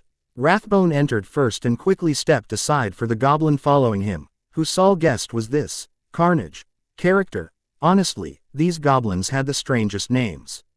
Carnage was a few inches taller than Rathbone, with cool blue eyes, and, to Saul's surprise, had long black hair that hung to her shoulders, from which her long pointed ears poked through, which had several gold piercings. She was wearing a flowing purple cloak and was holding several scrolls under her right arm. As Saul continued to stare, he was forced to admit that she was quite fetching in the goblin's brutal sort of way. "All right, what's the emergency?" Carnage demanded in a high voice that made Saul's brows rise in surprise. "All this one would say is for me to grab my scrolls on Horcruxes and come to your office immediately. Have you found one of those abominations? Go back to your duties," Ravager said to Rathbone, who immediately bowed and exited the office, snapping the door closed behind him. "Well," Carnage demanded again. "Yes, we've discovered a Horcrux," Ravager replied. "It belongs to that bastard, Voldemort. But we've encountered a problem." "What kind of problem?" Carnage replied, taking a seat opposite Saul's chair and placing her scrolls on her lap. "It would appear that Voldemort decided to make a human into his Horcrux." "A child? He did what?" Carnage roared, her voice nearly shaking the office as she jumped to her feet, the scrolls falling to the floor as she slammed her fists into Ravager's desk. "And the child survived." "So it would seem," Ravager growled. "That monster." Carnage raged as she began pacing throughout the office. "That vile, monstrous bastard. How dare he condemn a child to house such evil?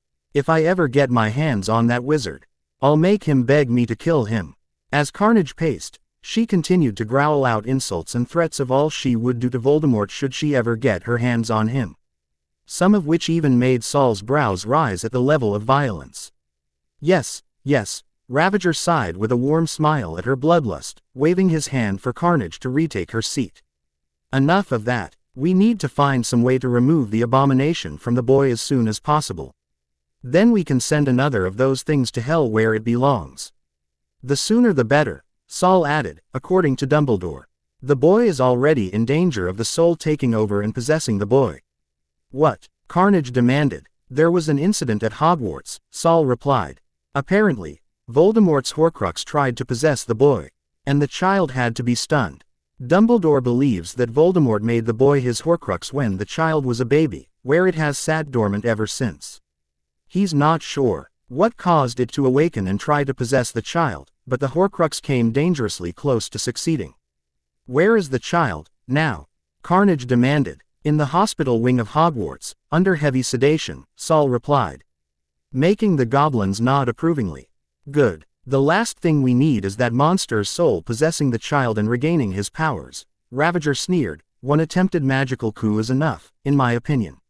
So, is there any way that you know of to remove it?" Saul asked Carnage, who had begun picking up her scrolls and stacking them on the desk before her. "There's never been a recorded case of any living creature being used to house one of those abominations," Carnage replied, opening one of her scrolls and quickly reading before tossing it back on the desk and grabbing another. "Perhaps one of my ancestors might have some idea. I will have to comb through my clan's records and see what I can find." "We must move quickly," Saul replied. "Dumbledore has managed to keep the boy's condition secret. But we've only a week before school resumes, and questions begin to be asked that Dumbledore can't answer.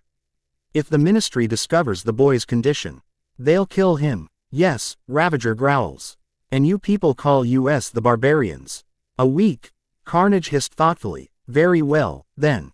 I hope you both don't have any plans for the next few days, because either are close to 1,000 scrolls to comb through, and you're going to help me do it. Now, see here," Ravager growled, coughing in surprise at Carnage's words and temporarily disappearing behind a veil of smoke.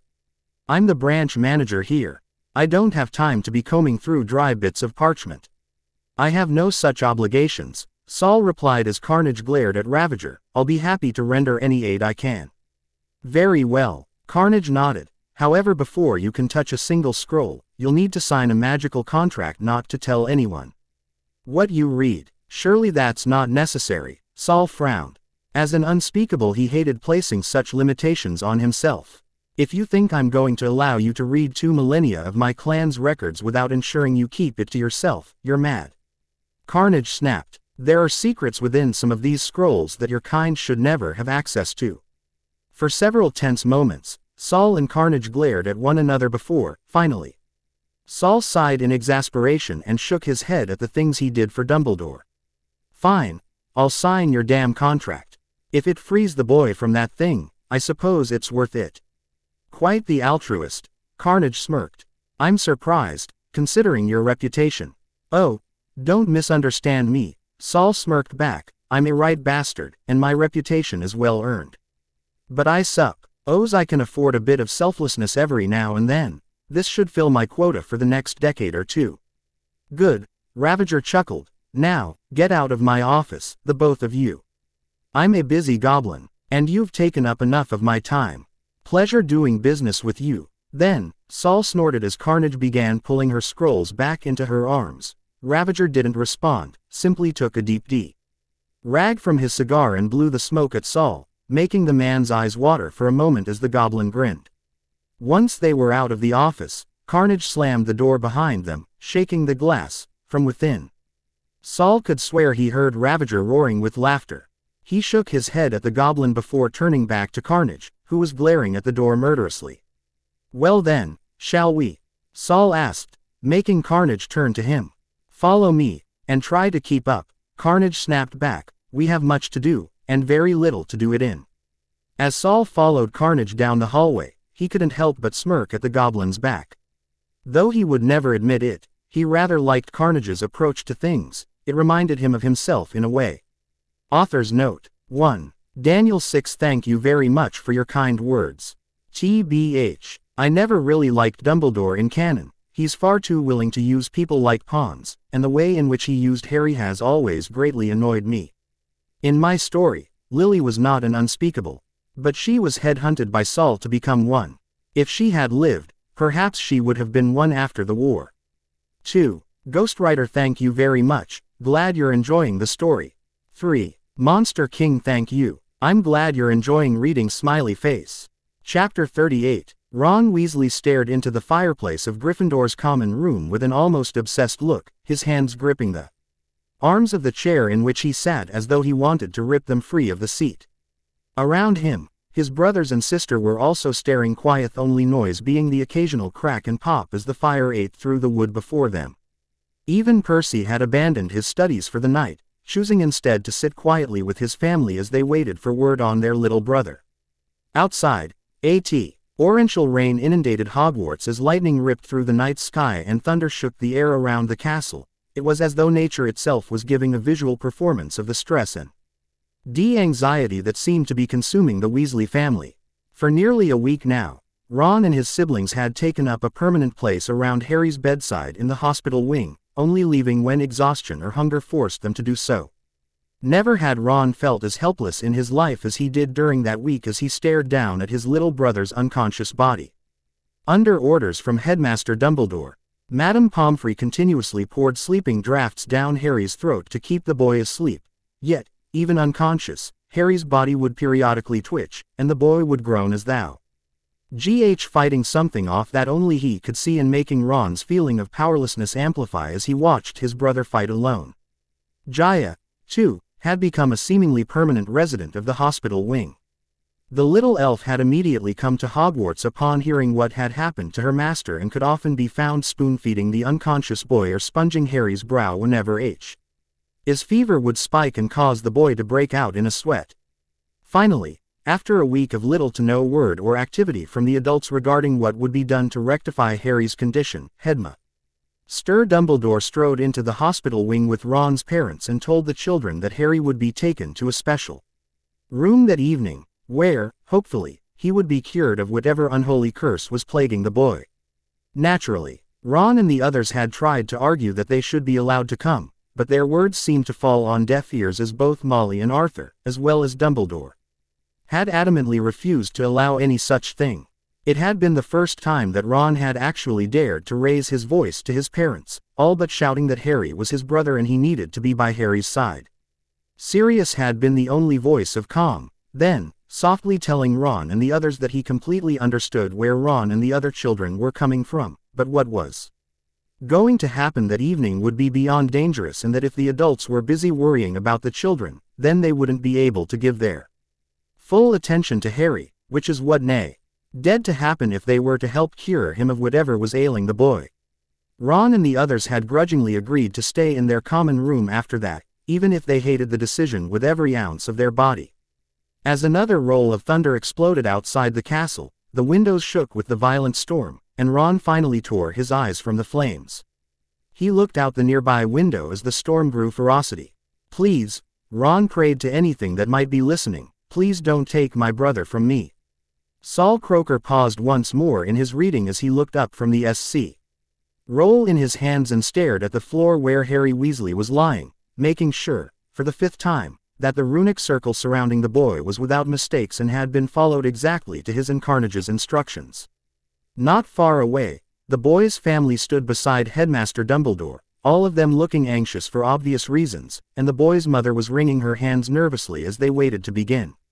Knowing how important the ritual they were about to perform was, Dumbledore had moved the boy some hours ago to an almost abandoned part of Hogwarts, where they, and the ritual, would not be disturbed. And the process had begun. Harry was stripped, save for a pair of boxers to hide his modesty, and placed in the center of the room as Dumbledore carefully painted 3 circles of runes on the floor around him. Once that was done, 5 black candles with additional runes carved into the wax were placed around the boy, forming a pentacle star. As Saul looked at the boy, he could see Carnage kneeling beside Harry, gently and methodically painting an additional set of tiny runes in a small circle around the boy's lightning bolt scar in blood-red ink with a delicate-looking paintbrush. Not far away, Sirius Black was watching the process with crossed arms and narrowed eyes, and Saul almost sneered at the man. Even though she was here to help, it seemed the wizard D couldn't let go of his loathing for goblins, a sentiment that Saul was beginning to share after the week he'd had. For nearly a week, Saul had worked tirelessly alongside the female goblin, tearing through centuries of scrolls and histories, looking for anything that would separate the Horcrux from the boy without killing him. In that week, Saul had grown to truly despise the Goblin Nation, and especially the vow he had been forced to give in order to look through their records. Some of the things he had read had, almost quite literally, made his mouth water with fascination. Magic that he hadn't even dared dream possible was laid bare to him, discovered thousands of years ago by the Goblin Nation while his kind were still scratching a living out of rocks.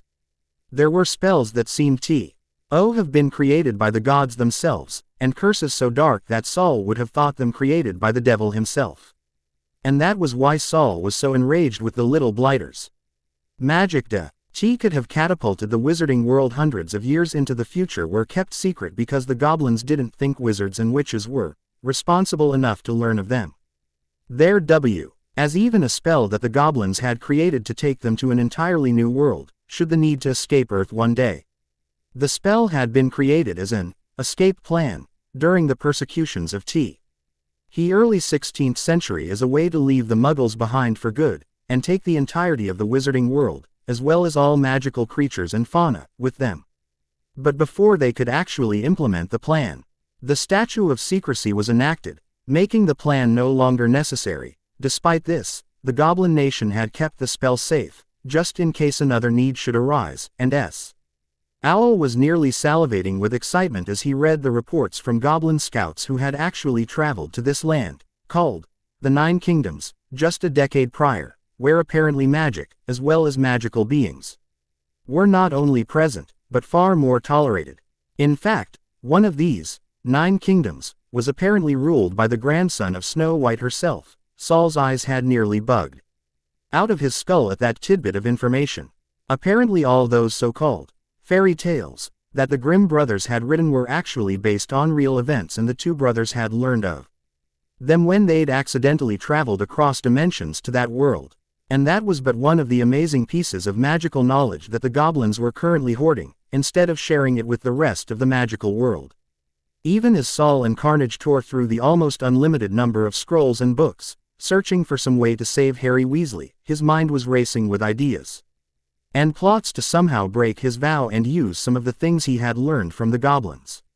If Saul could even manage to replicate a tenth of what he had read, he could bring his world into a golden era of magic not seen since the days of Merlin.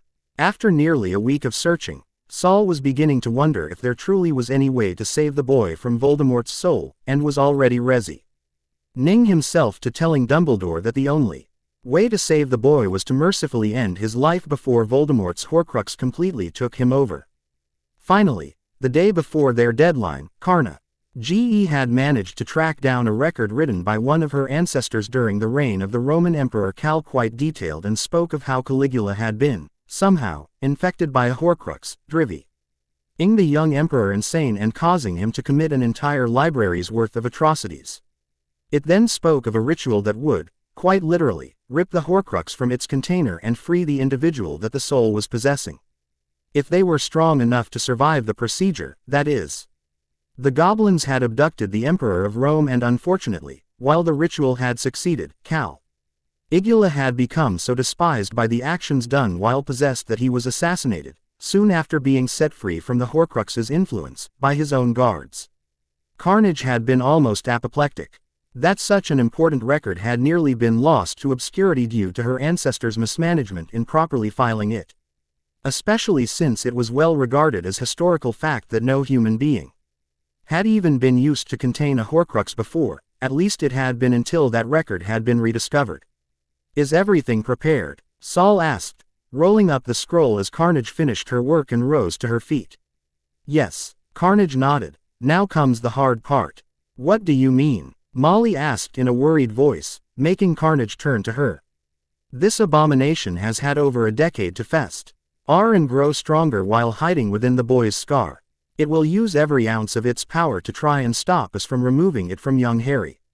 So, no matter what happens, no matter how it tries to manipulate you, you must not allow the ritual to cease for any reason. Is that clear? We've only got one shot at this." "What happens if the ritual fails?" Arthur asked in a small voice. "Then, this will all be for naught," Saul growled. "And then, the only way to stop the Horcrux from completely taking over the boy will be to mercifully end his life." "No," Molly shrieked, "you can't." "Sirius, tell them they can't." Sirius glared hatefully at Saul and the goblin that the unspeakable had brought with him, his arms crossed over his chest as he leaned against the far wall, at the mention of his name. Saul turned to Sirius and quickly cut off whatever Sirius might have said. "I like it no better than the rest of you. If you truly think I would take pleasure from the death of a child, then I can assure you that such an assumption is false. But the fact is that this ritual will temporarily use the boy's own magical core as a battery, thereby empowering the Horcrux within. The goal is to say the boy's core to purify his body and force the Horcrux out, but if it fails, then the piece of Voldemort's soul will be able to assimilate the core into its own being. There will be nothing left of the boy to save. If," Sirius began before stopping, closing his eyes, and taking a deep breath, as though the words hurt him more than any wound possibly could, "if the ritual does fail, I will be the one to put Harry down. He's my godson, the responsibility should fall to me." Molly all but crumpled into her husband's arms at the words, and Arthur held her tight to his body as he felt a wave of unbearable sadness rip through him. This could very well be the last time he ever saw his son alive, and the idea of saying goodbye to his boy filled him with a pain that he didn't think possible. "Wait, before we begin, I need to retrieve something," Molly cried suddenly, breaking free from her husband's arms and all but racing out the door of the chamber. "Are you bloody kidding me?" Saul snarled after the sprinting redhead. "We need to start this now. We cannot wait." Molly said wait. Sirius growled, "So, we wait. Whatever she needs to retrieve must be important, else she would never go to retrieve it." Almost 5 minutes later, Molly returned with something bulging in the pocket of her dress. Saul stared at her for a moment as he waited for her to explain what could have possibly been so important. But Molly simply glared at the man.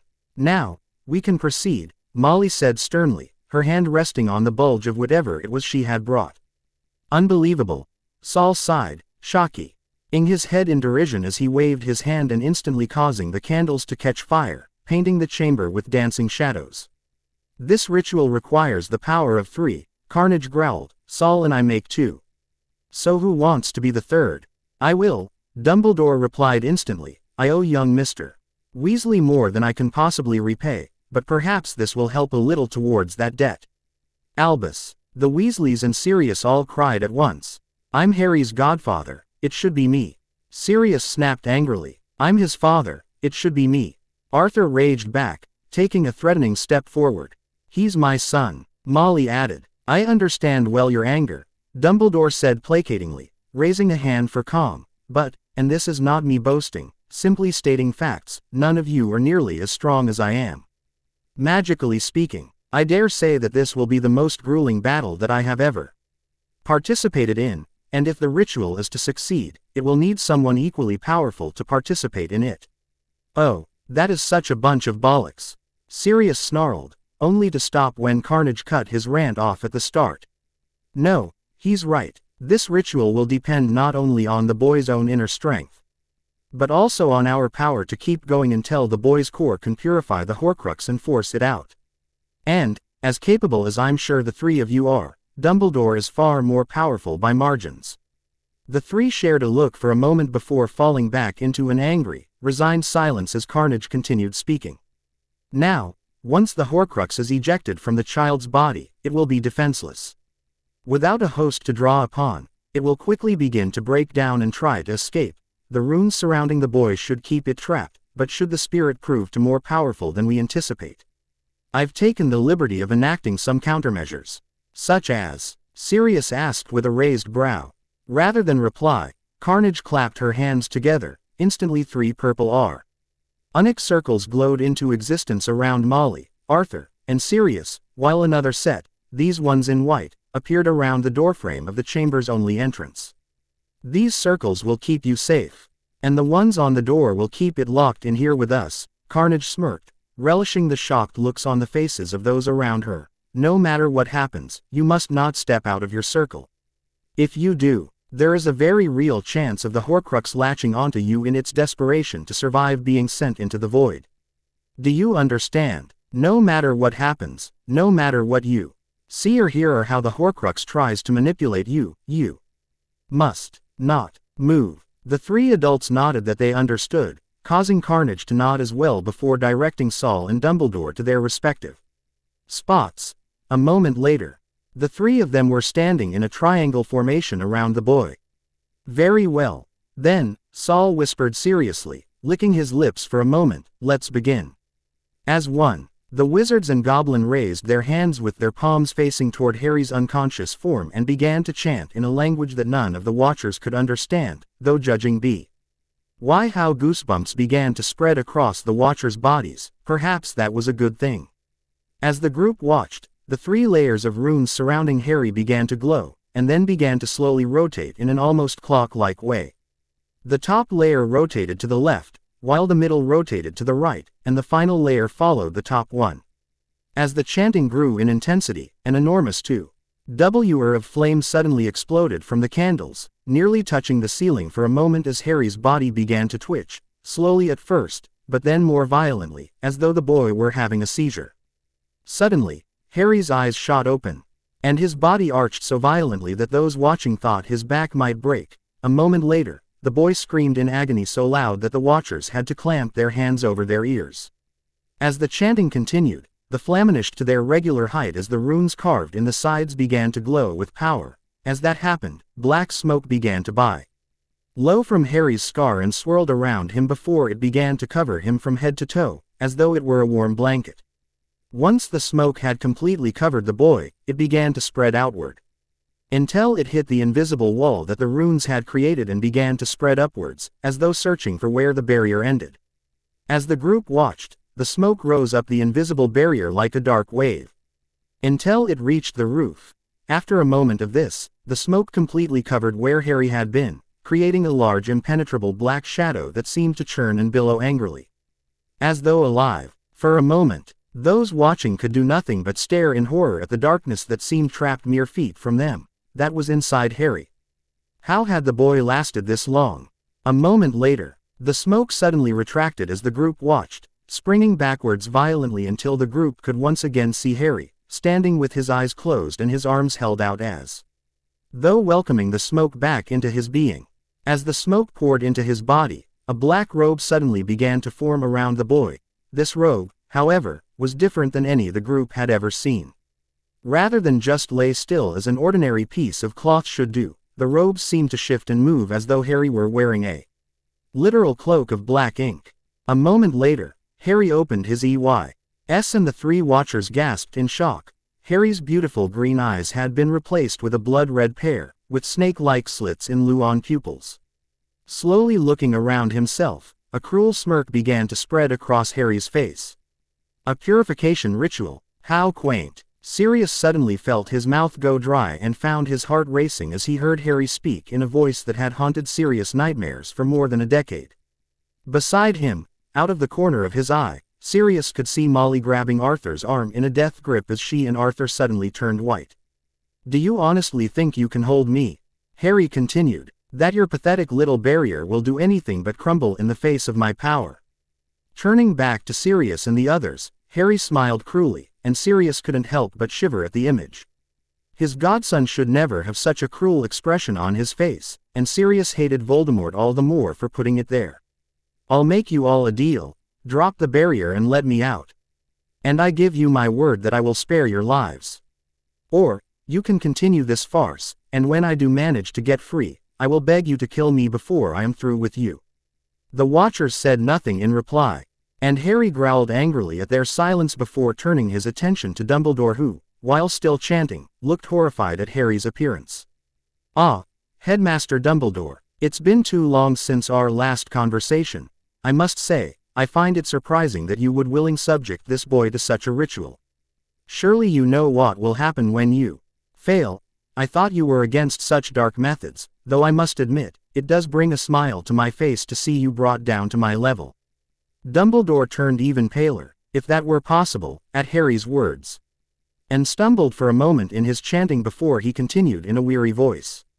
Seeing his words had no effect, an ugly look spread across Harry's face. A moment later, the boy stumbled back as though struck and he growled angrily before delivering a punch to the wall of the barrier.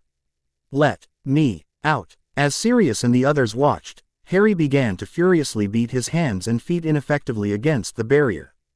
When that didn't work, the boy began screaming in apoplectic rage and running at the invisible wall, slamming his shoulder against it repeatedly. After a few minutes of this, Harry's screams of anger turned into cries of pain, and he ceased his attack on the barrier as he grabbed the sides of his head as smoke began to slowly billow from his scar. Molly closed her eyes and pressed her face into her husband's chest, not wanting to see her son in such a state any longer. It was too much. No mother should have to see their child like this. "Mum," a voice said softly, making Molly's eyes shoot open as she turned back to Harry, who was now kneeling on the floor, his red eyes replaced with their normal ones, which looked frightened. "Mum, what's going on? Why does it hurt?" "Harry," Molly breathed, almost taking a step forward, only for Arthur to pull her back before she could step out of the runic circle. "Arthur, what are you doing?" "That's Harry." "No," Arthur snarled angrily, "it is not. You may fool my wife, monster. But you cannot fool me. You are not my son." "Dad," Harry whispered painfully, tears running down his cheeks, "you said you loved me, that you would always love me." "I do love my son," Arthur screamed in an almost deranged voice as his sobbing wife fought to free herself from his arms. "I have loved him from the moment he came into my life, and you are not him. Release my boy, you abomination. Let him go." Harry's green eyes flashed scarlet with rage and he opened his mouth to retort before his head snapped to the left as someone had punched him across the face. Falling onto his back, Harry began to scream in agony, rolling across the ground and clawing at the scar on his forehead as the smoke continued to pour from it. At an even faster rate than before. Flipping onto his front, Harry ran toward the barrier on his hands on knees, snarling like an animal as he did so. When he reached the barrier, Harry jumped high into the air and slammed his fists into the invisible wall, creating a large ripple that spread across the barrier for a moment before dissipating. For the next several moments, Harry snarled and heaved like a savage beast as he repeatedly jumped at the barrier's walls, looking for any weakness that he could exploit to escape. Finally, Harry ended his assault and stood in the center of the Onyx circle with back arched and his arms hanging lifelessly at his side as he glared hatefully at Sirius and the others watching his failure. "I wonder how James Potter would react," Harry gasped. He knew how much of a failure his so-called best friend was. Sirius grit his teeth and tried to swallow down his growing rage as Harry smirked cruelly at him and continued in that hated voice. Abandoned his duties as godfather to pursue revenge and stupidly got himself locked up in Azkaban while the child he was supposed to be protecting was abused. Sirius squeezed his eyes shut and tried to block out Voldemort's words. Even as they hammered into Sirius like physical blows as Voldemort continued. And now, you are about to fail the boy again by standing by and doing nothing as these fools slowly kill the boy. Don't you see, Harry and I have been together for so long that there is no way to separate us any longer without killing the boy. If you destroy me, you destroy him. Don't listen to it, Sirius. Arthur snarled back as Sirius paled and took an involuntary step back at Voldemort's words. It will say anything to save itself. I loved James, Sirius whispered back, his voice growing stronger as his anger overrode his fear that Voldemort might be right. He was my brother from the moment we met to the moment you murdered him. I promised him that I would protect Harry, and I failed that promise once because of you, you monster. I won't fail James and Lily again. Harry growled angrily at that before suddenly grabbing his head and screaming in agony as he fell to his knees. The chanting growing louder at each passing moment. Freak's arms were wrapped around his knees as he sat alone in his cupboard and quietly sobbed. He didn't know how long it had been since Uncle Vernon locked him in here. Freak had long since lost track of time in the darkness of his prison. And yet, for some reason that he couldn't explain, Freak couldn't shake the feeling that this was wrong.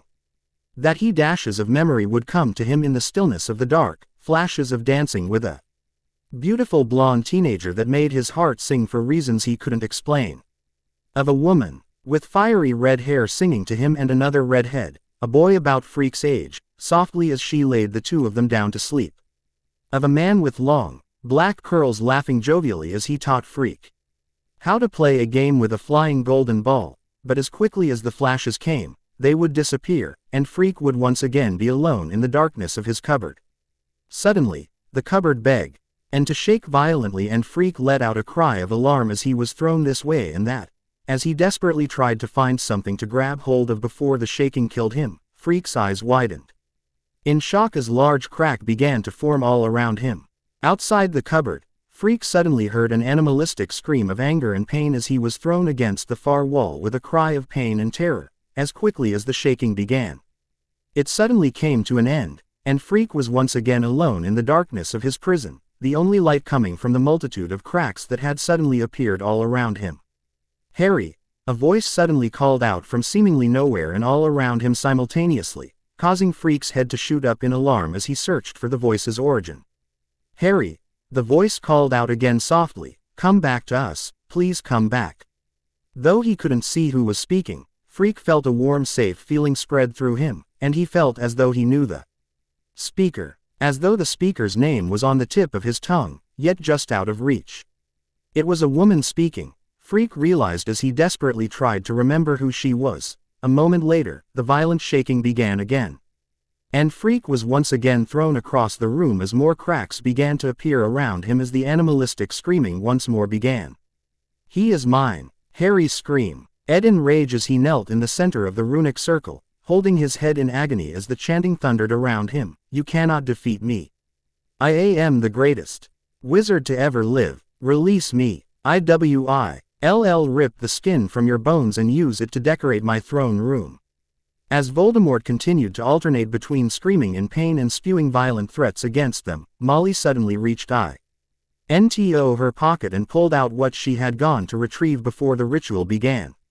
Holding the small stuffed bear in her hands, Molly brought it to her lips and delivered a soft kiss to the bear's head before speaking softly. Teddy, you saved my little boy twice in the past. Please, save him again. Bring our boy back to us. Suddenly, a violent wind began to blow throughout the chamber as the chanting echoed all around. As though the speakers were shouting at the top of the lungs while magically magnifying their voices. As Harry's cries grew into screeches, a bright white light suddenly surrounded Teddy, causing the three watchers to stare at the bear in shock for a moment before the light passed easily through the barrier and slammed into Harry, sending him sprawling onto his back and instantly losing consciousness. Freak had finally managed to find a way to brace himself as the cupboard continued to shake, when suddenly the door was violently ripped from its hinges and a pale arm reached in and grabbed the boy, roughly pulling him out of his prison as Freak shrieked and squirmed. A moment later, the thing pinned Freak against the wall and the boy got a good look at what held him, causing him to cry out in terror. It looked to be an amalgamation between a man and a snake. The creature, for that was the only thing Freak could describe it as, was wearing a black robe that billowed. Even though there was no wind around it to cause such a thing. It was tall, bald-headed, and earless, with glowing red eyes that had cat-like slits in lieu of pupils. What's more, large scales were spread across its face. And its nostrils were missing, a pair of snake-like slits in their place. Your parents' silly little ritual will fail. The creatures hissed, a forked snake tongue flicking out from behind jagged fangs as it spoke. You belong to me, boy. And I will never let you go. Your soul is mine. Freak cried out in terror as the creature continued to shake him. Had he been more aware of his surroundings, Freak would have seen that the cracks he'd seen in his cupboard were now spread out all around the pair, leaving blinding light in their wake. A moment later, something large slammed into Freak and the creature, sending them both sprawling. Freak immediately tried to climb to his feet, but the shaking had spread out beyond the cupboard and he found the task almost impossible. As he lay against the wall, he saw the creature wrestling with what appeared to be an enormous brown bear, and while the bear was putting up a courageous fight, the creature appeared to be gaining the upper hand, using its long claw-like nails to slash at the beast. As Freak watched in sick fascination, a name suddenly popped into his head, as though it had always been there. Teddy.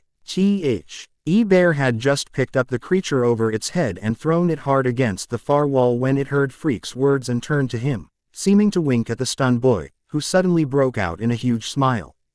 Teddy. The creature snarled and hissed as it rose back to its feet, causing the bear to turn back to its adversary and issue a deep growl. Your stupid beast will not save you from me. The creature snarled. I am Lord Voldemort, and I will not be bested by a filthy half-blood and its pet.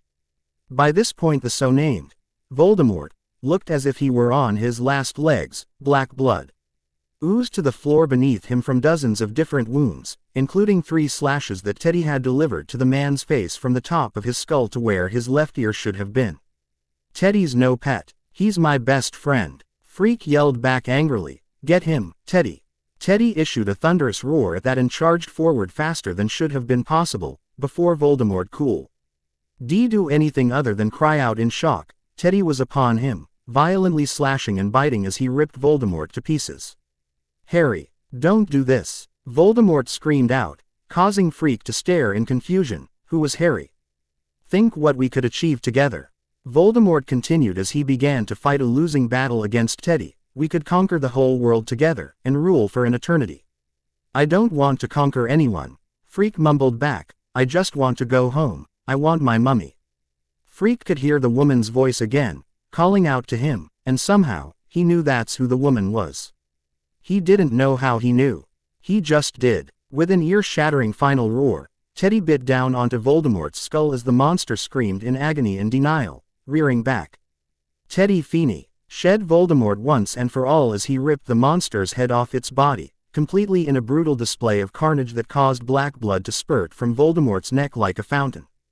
A moment later, Teddy opened his jaw and dropped the severed head to the floor as Voldemort's body crashed down beside it. The room was now completely bathed in bright white light, and as Freak watched, Voldemort's body began to transform into black smoke before quickly evaporating as an unholy scream of terror echoed around them. Once they were alone, Freak immediately jumped to his feet and crashed into the bear, wrapping his tiny arms as far as he could around the bear's waist. You saved me again, Teddy, Freak whispered as the light grew in intensity, enveloping them both a moment later. As Sirius and the others watched in horror, Harry's back suddenly arched again as the black smoke poured out of the boy's scar like poison from a wound. This continued for several more seconds until, at last, the last of the smoke seemed to have been released and the boy collapsed to the floor lifelessly. A large black cloud hung over the boy and violently slammed ITF the barrier as an inhuman scream echoed from within it.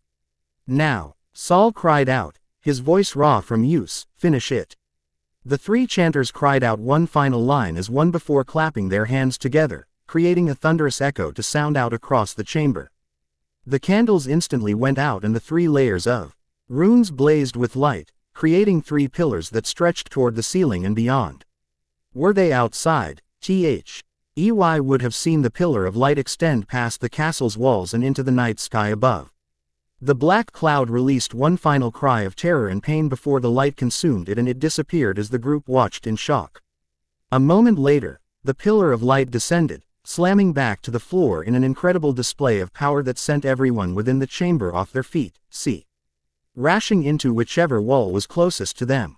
The runes blazed one final time before finally, they stopped spinning and the light dissipated, leaving the occupants to groan in darkness as they slowly clambered to their feet. "Did it work?" Sirius asked in a scared whisper. "Is Harry all right?" Carnage quickly made her way over to the boy and began to examine him with a strange forked object that glowed green as she waved it around him. After several moments of this, she looked at the worried group and smirked. "The child lives and is free of the abomination that once inhabited his scar. I suggest we return him to the hospital wing and see if the ritual did any lasting damage."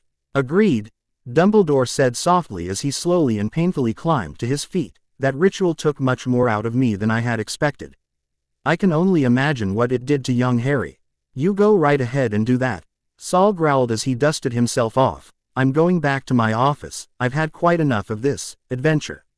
And I believe this repays my debt to you, Albus, in full. I have several new projects to begin and would very much like to begin them. If you will all excuse me." Without another word, Saul stormed out of the chamber, grumbling under his breath about idiots nearly getting him killed. As Sirius bent down and picked up his godson, he heard a sudden noise in the corner of the room and turned to see what it was as Molly and Arthur gathered around him, fussing over their son. Seeing what had caused the noise, Sirius nearly dropped the boy as his eyes almost bugged out in shock. Sitting in the corner of the room was a small bear cub that looked eerily like the stuffed bear that Molly had pulled from the pocket of her dress. With a yawn, the cub gave itself a sudden shack before making its way over to the group, who were staring at it in shock. "Teddy," Molly breathed. "Oh, bloody hell," Sirius added. Author's note. Okay, time for a well-deserved rant. I don't make money for these stories. In fact, I don't get anything from them whatsoever, except enjoyment. I write as an outlet and as a way to relax after a long day's work or when I'm feeling stressed out. So, when dozens of people PM me cursing me out and insulting me for not updating fast enough, all it does is make me not want to write anymore. I'm sorry if it takes me a while to put out the new chapter. But I have a life outside of writing fanfiction, and as much as I want to, I can't put out a chapter a week like I used to when I first began this story, no matter how much I might want to. I've 80 stated numerous times that I intend to finish every story I began, so you don't have to worry that I'll one day abandon it. Okay, now that the rant is over, I hope you all enjoy this chapter as much as I enjoyed making it. Harry is no longer a Horcrux, and I'm sure you all want to know. Well, how is he going to save Luna from the Chamber of Secrets now? Guess you'll have to read the next chapter to find out, won't ya? I hope you all like the 10th Kingdom reference I dropped into the story. It's by far one of my favorite fantasy movies, and if you haven't seen it, do so immediately, you won't regret it. Until next time, which I promise won't be 3 months this time, peace.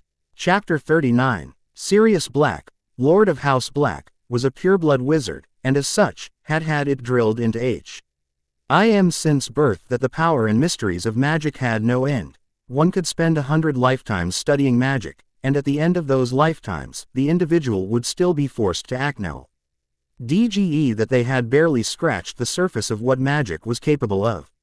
Nothing had hammered that fact home more than looking down at his godson, who was currently seated in a bed in the hospital wing, being smothered by his mother and father as his brothers and sister stood around him, each wearing an expression of pure relief and joy at seeing the boy alive again.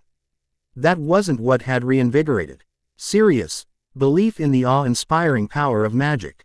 No, what had done that was the small bear cub that was currently being held under the arms by Harry's little sister, Ginny, with a look of annoyance but acceptance on its furry face. The following morning, after the adults had brought both Harry and the bear back to the hospital wing, the wing had been invaded by a horde of red-headed children. Having been alerted by Professor McGonagall at breakfast that Harry had survived his ordeal. But even as Sirius stared between his laughing godson and the bear, Sirius' thoughts drifted to the conversation that had been shared between himself, Dumbledore, and the goblin, Carnage, a mere hour ago. Flashback. The group all stood around Harry's bedside, watching as the goblin, Carnage, waved a strange green glowing forked object over the still unconscious boy. Molly was currently being held in her husband's arms, and both were staring at their youngest son with naked worry as the goblin muttered under her breath. Sirius and Dumbledore were standing a respectful distance away, while the rest of the Weasley children all watched with worry and shock in equal measure. After safely bringing Harry to the hospital wing, Sirius and the others had all collapsed into separate beds, thoroughly exhausted from their ordeal during the ritual. The following morning, the adults had all been awoken by the thunderous arrival of Harry's siblings. They had quickly jumped out of their respective beds and attempted to make themselves as presentable as they could. Is that Teddy?" Ron asked, in shock as the cub raised its head and yawned before turning its gaze toward the staring Weasley children. "Indeed it is, Mr. Weasley," Dumbledore said with a smile, standing beside Sirius at the foot of Harry's bed. "It would seem that your brother's bear has once again saved his life.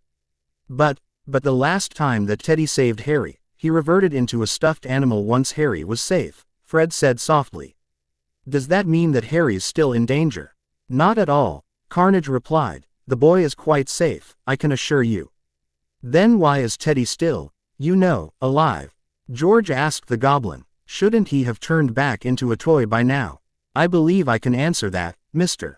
Weasley," Dumbledore replied jovially, causing the others to turn to him. "The ritual that was used last night, and your younger sibling was incredibly old, several thousand years old, in fact. And the amount of magic released during it was something incredible to behold, I can assure you." Holding an open palm towards the bear, Dumbledore continued. "Teddy here holds a very special place in Harry's heart. The bear was Harry's first protector, and he brought him to you, his new family. It's why Harry's love Teddy is probably only surpassed by his love for you, so."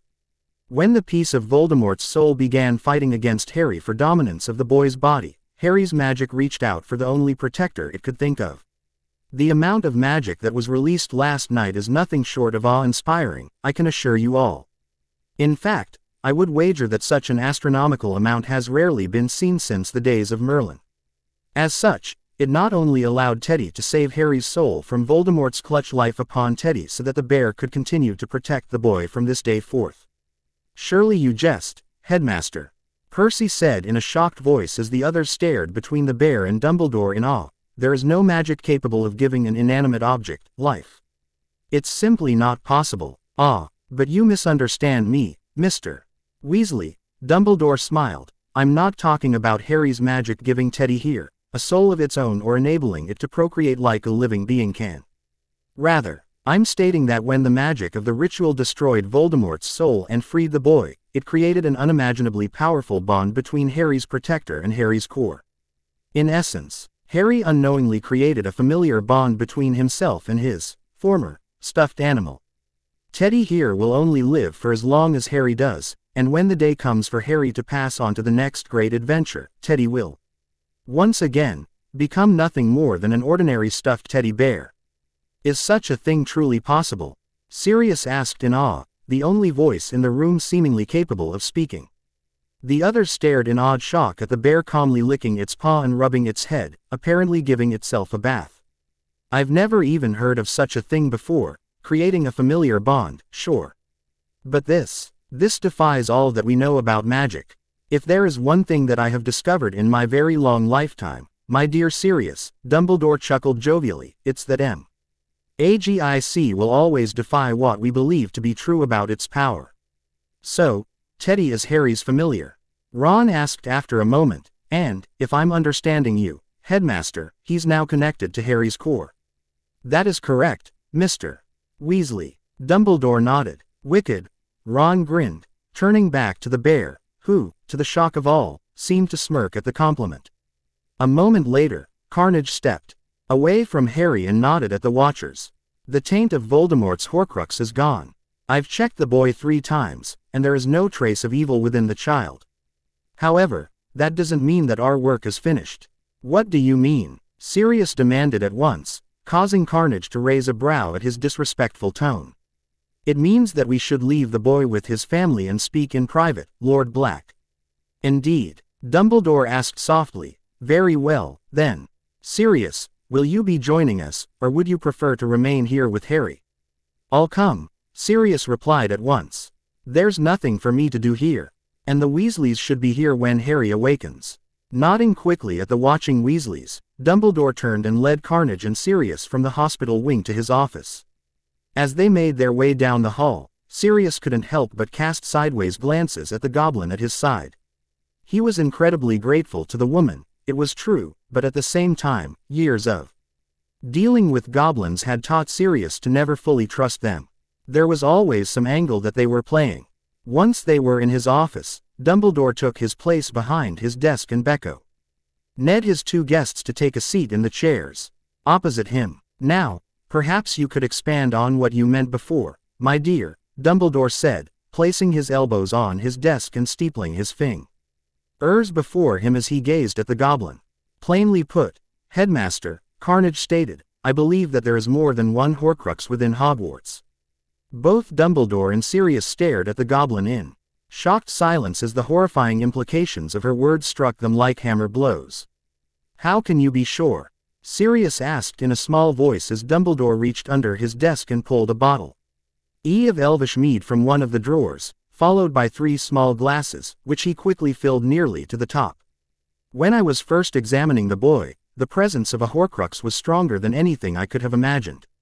Carnage explained, taking her offered glass with a nod of thanks before taking a small drink and smirking in appreciation. At first, I thought my instrument was simply registering the Horcrux within the child.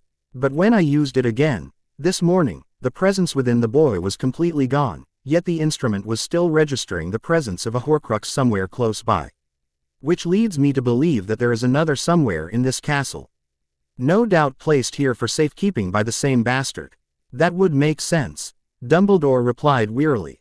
Before taking a deep drink from his own glass, Voldemort, when he was known as Tom Riddle, was an orphan who viewed Hogwarts as the only true home he'd ever known. It would make sense to hide a piece of his soul here. Sweet Merlin, what are we going to do? Sirius asked in a horrified voice, downing his glass in one gulp before pushing it forward for more. Just the one inside Harry nearly killed the two of you to remove. How the bloody hell are we going to face another one? The difference, Lord Black, Carnage sniffed, before downing her own glass and likewise pushing it forward for more, is that this one doesn't appear to be using a human as its vessel. The reading I'm getting indicates that it's far less powerful than its predecessor, which means that it's most likely in an object rather than a person. So, rather than trying the same ritual as before, we simply need to find the object and destroy it. You make it sound so simple, Sirius sneered, swirling his glass. Hogwarts is huge. And I doubt Voldemort would have made his Horcrux easy to find. It could be anything. An old book in the library, a spare bit of parchment in an unused classroom, a suit of armor standing innocuously in the hallway. How are we supposed to find this thing? I didn't say it would be easy, Carnage growled back, but I'm not leaving until I see this thing destroyed. Agreed, it must be destroyed, Dumbledore nodded. And I very much doubt that Voldemort would have used something as mundane as a spare bit of parchment, as Sirius so eloquently put it. Oh, and why is that? Sirius asked with a raised brow. Because, if there is one thing that Voldemort was, above all things, it was vain, Dumbledore explained. He has always believed that he was meant for greater things and that his name deserved to live forever. Just as he deserves to live forever. Whatever he has chosen to be the container for his Horcrux, it will be something he deems worthy of such greatness.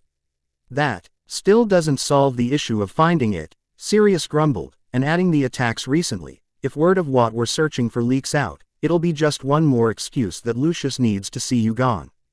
Attacks? Carnage asked in surprise, looking back and forth between the two men.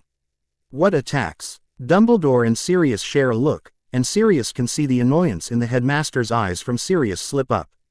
Dumbledore poured himself another drink with a weary sigh before he began explaining the last several attacks at Hogwarts. Throughout it all, Carnage listens with rapt attention.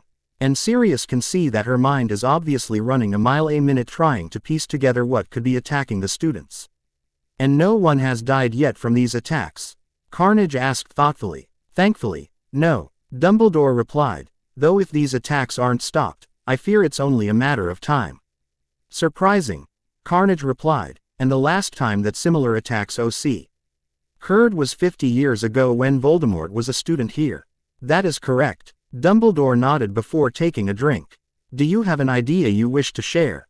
Well, this is only a hypothesis, Carnage replied.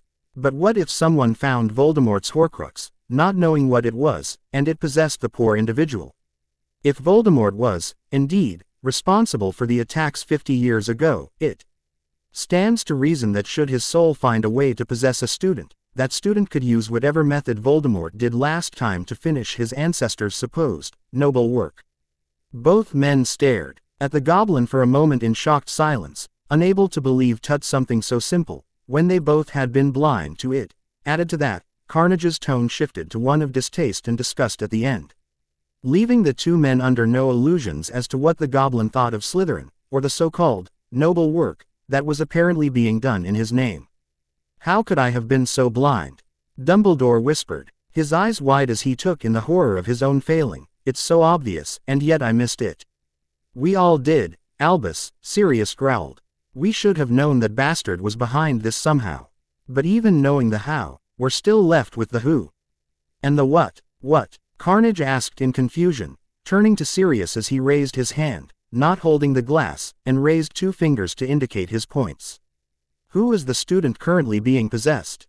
And what is the method that's being used? Is it an animal, a weapon, some form of magic that Voldemort uncovered during his time here? Well, the what should be easy enough to figure out, Carnage replied, if whatever is doing this is truly something that once belonged to Salazar Slytherin, and something that only his heir could control. Then there must be something that he and Voldemort shared. Ideas, gentlemen. For several moments, the office was dead quiet as the three searched their minds for something to answer this infuriating riddle. Finally, Dumbledore spoke softly. Slytherin was a Parseltongue, something that Voldemort shares. You think whatever's doing this is a snake? Sirius asked with surprise. How do you come to that conclusion? According to legend, Slytherin built his so-called Chamber of Secrets before leaving Hogwarts and put a horror inside it that would one day be released. To purge the school of all those who were unfit to practice magic, Dumbledore replied thoughtfully, causing Sirius to scoff. But that's just a legend, a story told to scare Muggle-borns and half-bloods. There's no truth to it. Merlin, that story's been around since you went to school here. If any such chamber did exist here, surely it would have been found by now. Every legend has a grain of truth resting within it, Dumbledore replied with a small smile. Perhaps there is more to this tale than we were led to believe. If the chamber truly does exist, and Voldemort did, indeed, find it, then that would also mean that the horror within would also exist. But I cannot think of any creature that could live for 1,000 years.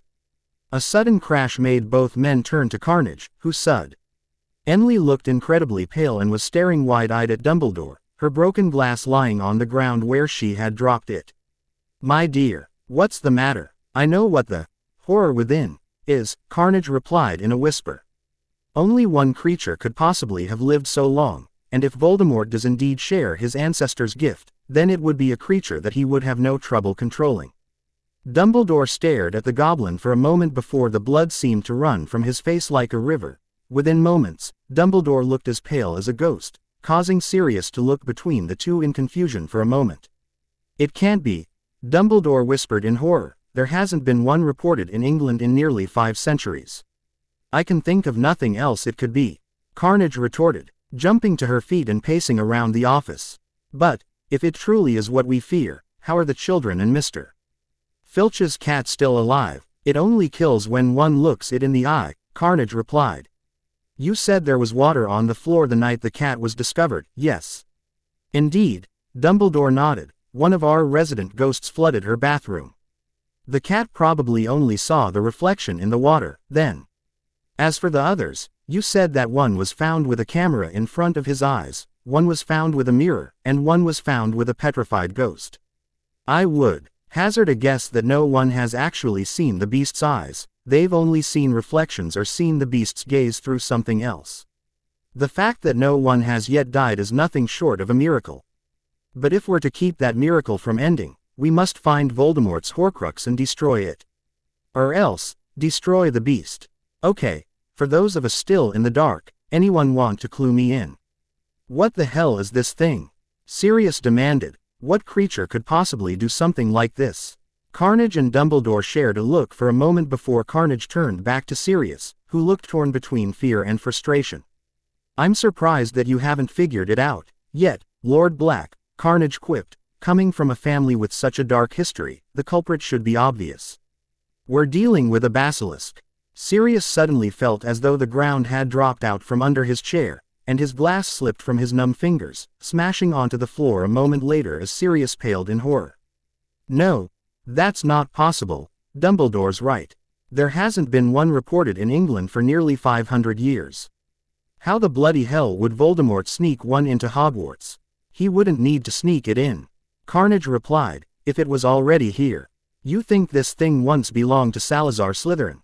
Sirius questioned in disbelief. That's mad. The thing would be over 1,000 years old. Basilisks are creatures of pure magic, who knows how long they can live for? Carnage retorted, granted, if it is one, then this would be the oldest one ever recorded. But that doesn't mean we should just dismiss the possibility. It's the only thing that makes sense unless either of you have another idea.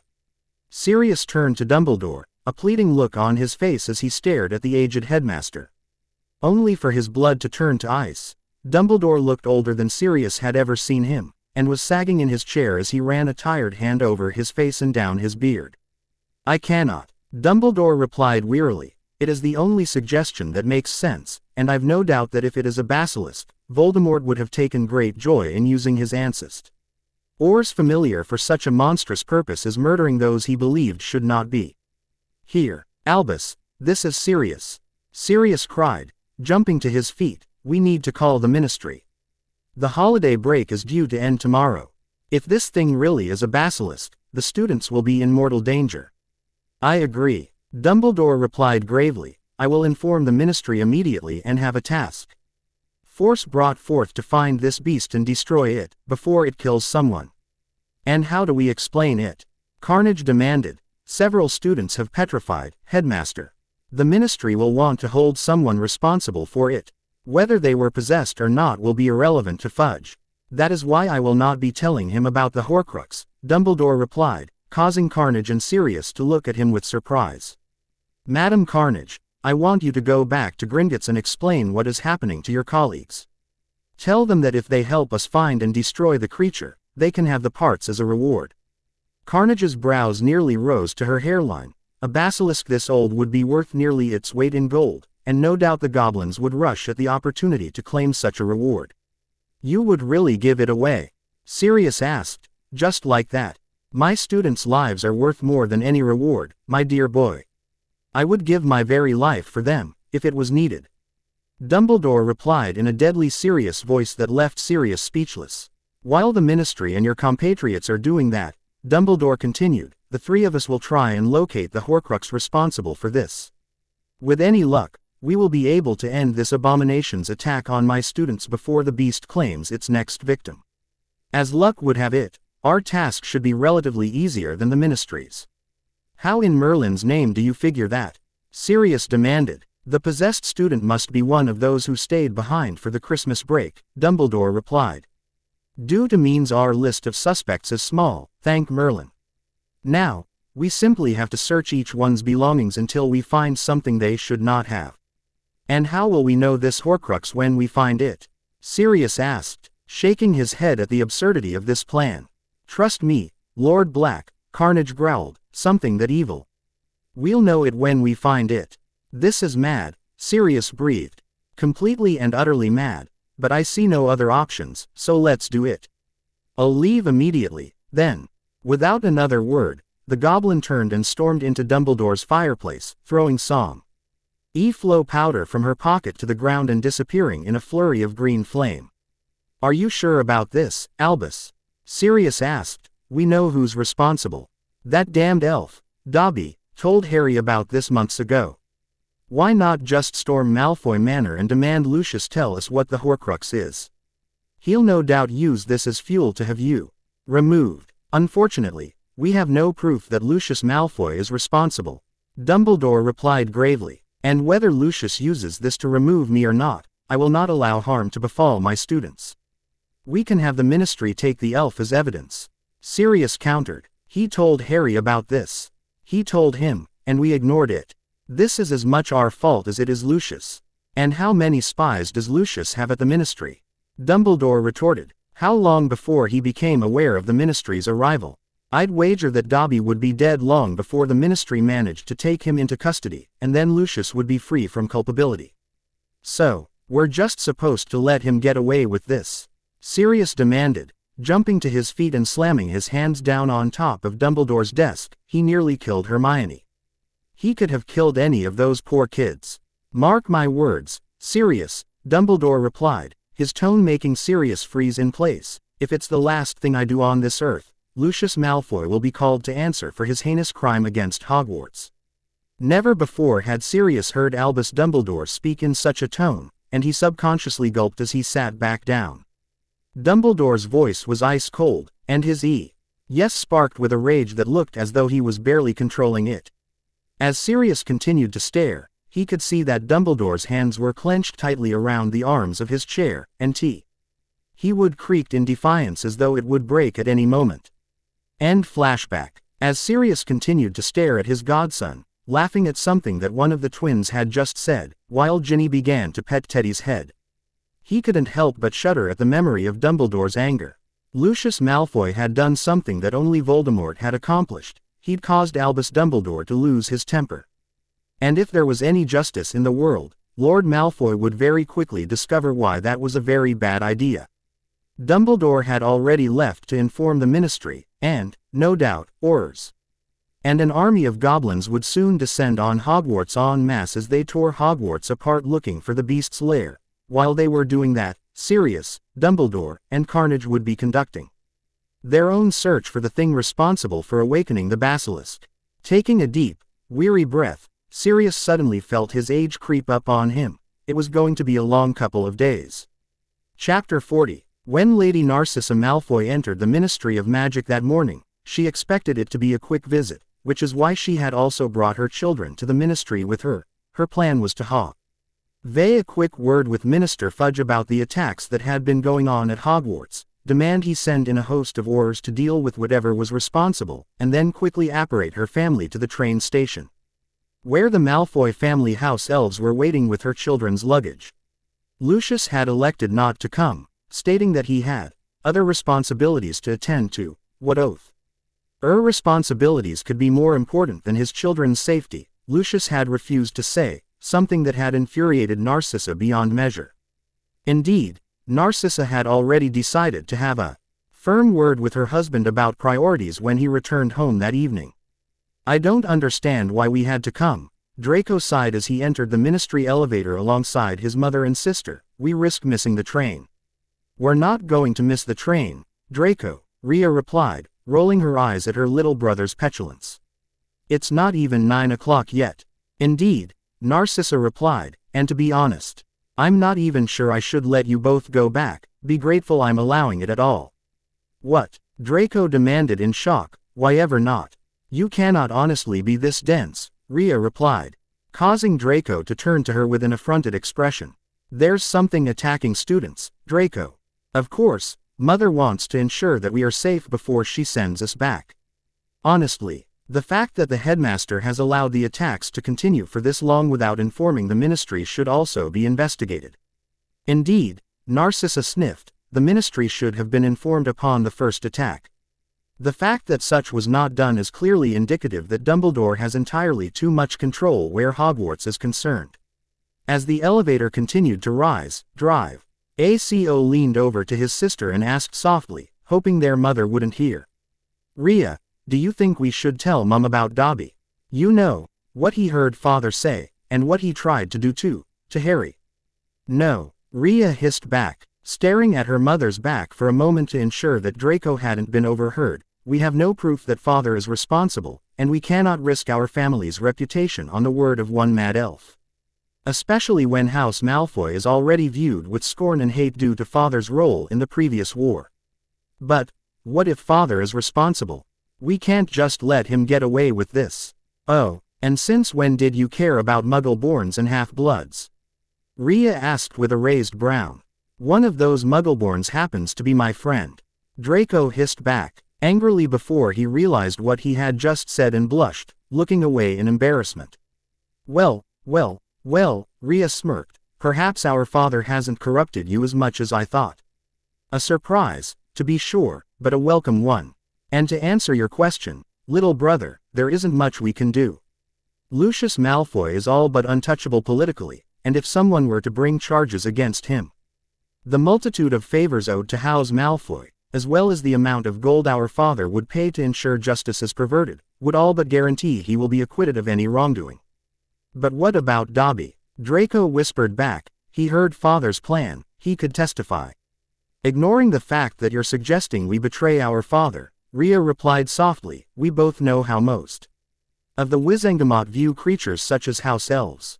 His testimony would already be under suspicion due to what he is, and that's even assuming that Father would chance Dobby going before the Wizengamot. The reality is that Father would most likely order the elf to kill himself, and poor Dobby would be forced to obey. And, again, our father would walk free, except in this scenario, we would have made ourselves his enemy. Never forget, little brother, that our father is a ruthless man. On top of that, he is the head of our family and could very easily have us thrown out or worse. Father, F.A. Thayer wouldn't do that, Draco whispered back, though from the way his voice shook, it was clear he didn't believe his own words. The boy still remembered when he was 6 and was forced to watch as Luke Hughes brutally punished a servant for daring to spill tea on Lucius' new shirt. Don't be a fool, Draco, Rhea sneered. We both know what our father is capable of. The only difference is that you still believe there is good in him. I overcame that illusion long ago. What are you two whispering about? Narcissa asked, finally turning around to face HNG down at them with a pointed look. Nothing, Mother, Rhea replied coolly. I'm just giving Draco some tips on life and how to survive it. I see, Narcissa replied skeptically as Draco stared down at his shoes so that his mother would not see his red face. Before Narcissa could say more, the elevator doors opened and she turned around to step out, only to gasp in shock at the chaos going on around her. It almost looked to her, at least, as though she had stepped into a war room in the midst of preparing for battle. Dozens of people ran past her as she stepped out, clutching rolls of parchment or else shouting orders to one another. W.H. At as Merlin's name, Narcissa said in shock as she tried to make her way through the mob of people. Behind her, Draco and Rhea were equally surprised at how chaotic things appeared to be. As she approached Minister Fudge's office, Narcissa saw the man's secretary quickly writing one message after another, so fast that the poor woman had smudges of ink spots across her face. Once she was done writing one message, the woman waved her wand over the parchment, causing it to fold itself into a paper airplane and fly away, while she immediately began to write another. Hem, Narcissa politely coughed, causing the woman to momentarily pause in her writing and look up in annoyance. The look disappeared instantly, however, once she saw who was standing before her. Lady Malfoy, always a pleasure to see you, the woman replied, quickly rising to her feet and smoothing down her somewhat rumpled purple dress. And you brought your children as well, how delightful. Good morning, Deirdre, Narcissa replied, staring at the frazzled-looking brunette. I wonder if I might have a quick word with Minister Fudge. I realize that I don't have an appointment, but I was hoping that Minister Fudge is not taking visitors at the moment. Deirdre replied quickly. There's been a series of attacks at Hogwarts that Headmaster Dumbledore just made him aware of a short time ago. Dumbledore told the minister about the attacks. Narcissa replied in surprise. That's why I'm here as well, as luck would have it. I came to demand the minister take action before any more students are hurt. Dumbledore has already made the minister aware of the basilisk, Deirdre replied, causing Narcissa, Rhea, and Draco to pale instantly. Basilisk. You mean to tell me the creature responsible is a basilisk? I take it you were not aware. Deirdre replied. No, I bloody well was not. Narcissa cried out. How the bloody hell did a basilisk get into Hogwarts? The wards should have disintegrated it before it got within a mile of the school. Minister Fudge asked the same question. According to Headmaster Dumbledore, the creature is the former familiar of Salazar Slytherin. Apparently, it's been asleep beneath Hogwarts this entire time, and somehow was awakened. Beneath Hogwarts, Narcissa replied in confusion before realization flashed across her face. The Chamber of Secrets, it's real. Apparently so. Deidre nodded. Dumbledore's already in hot water for waiting so long to inform the Ministry, especially since one of the future lords of the Wizengamot has become the creature's newest victim. What? Narcissa gasped. Who? Harry Potter, Deidre replied, causing the three Malfoys to gasp in horror. Harry's been attacked, Rhea and Draco cried out. But I was just there. I was just there a week ago. Narcissa replied in horror. When did this happen? A week ago, apparently, Deidre replied solemnly, the same day another student was petrified, a Ms. Hermione Granger, I believe her name was. Is he alive? Narcissa demanded, slamming her hands down onto the desk before her and making the secretary jump in surprise. I wasn't aware that you and the young lord were so close. Lady Malfoy, Deidre replied in surprise, making Narcissa scowl at herself for publicly losing control. Harry is a family friend, Rhea growled. My mother was his escort to our family's Yule Ball. So, naturally, you can understand our feelings regarding the boy's safety, I hope. Of course, Lady Malfoy, Deidre replied in embarrassment. My apologies for worrying you both so much. Is he alive? Narcissa demanded through grit teeth as Rhea fell back. Thankfully, yes. According to Dumbledore, there was an altercation between Lord Potter and another student. Lord Potter was returning his dormitory after a severe scolding from the headmaster when the boy encountered the basilisk and was injured. He wasn't petrified, thank Merlin, but the beast did leave the boy in a severe state of injury. Minister Fudge is furious about this, let me tell you. He told Dumbledore that the headmaster should have informed the ministry immediately after the first attack, and I couldn't agree more. If I'm being perfectly honest with you, Lady Malfoy, the fact that no one has died yet is a miracle. Indeed, Narcissa whispered back before slowly closing her eyes and whispering a silent prayer of gratitude to Merlin that Harry was still alive. Unseen behind her, Narcissa's children were both showing very different expressions, while both showed relief at Harry having survived his encounter. Draco had an expression of horror that his former friend had been put into a situation where Harry had to encounter the beast in the first place. On the other hand, Rhea looked enraged and had her NDS clenched so tightly that her knuckles were white. Having spent nearly her whole educational career in Slytherin, Rhea knew the story of the Chamber of Secrets like the back of her hand, but never in her wildest dreams would she have believed that the chamber was actually real, nor that Slytherin's monster, a basilisk no less, was still alive within it. Rhea didn't know how her father could possibly discovered the secret to awakening the beast. Still, she knew without a shadow of a doubt that Lucius Malfoy was responsible for the attacks at Hogwarts. It was because of her father that Harry had nearly died. So, I take it all of this as Fudge's response? Narcissa asked, opening her eyes and waving an open hand at the chaos going on around them. Indeed, Deidre nodded. Minister Fudge has already alerted the Auror Department and the Beast Division and ordered them ready to leave for Hogwarts within the next 2 hours. Also, Aurors are already standing by at the Hogwarts train station to inform the students returning from holiday break that they are to return home until the situation is resolved. The students still in the castle are being told to remain in their common rooms. Are they being told what the situation is? Narcissa asked. No, Deidre replied. Minister Fudge doesn't want to start a panic. All anybody who doesn't already know is being told is that there is a situation at Hogwarts and that the ministry is dealing with it. Hopefully, with the help of the goblins, the beast will be quickly found and destroyed. Goblins? Narcissa asked in confusion. And do those vile little creatures have to do with this? Apparently, Dumbledore has reached out to Gringotts for aid. He's offered Gringotts full rights to the basilisk's carcass in return for their help in finding its lair and destroying it. You cannot be serious. Narcissa cried in shock. If this is indeed the familiar of Salazar Slytherin, the beast would be over 1,000 years old. It belongs to Hogwarts. Not to a group of greedy creatures. Like the goblins. Why the devil would Dumbledore make such a deal?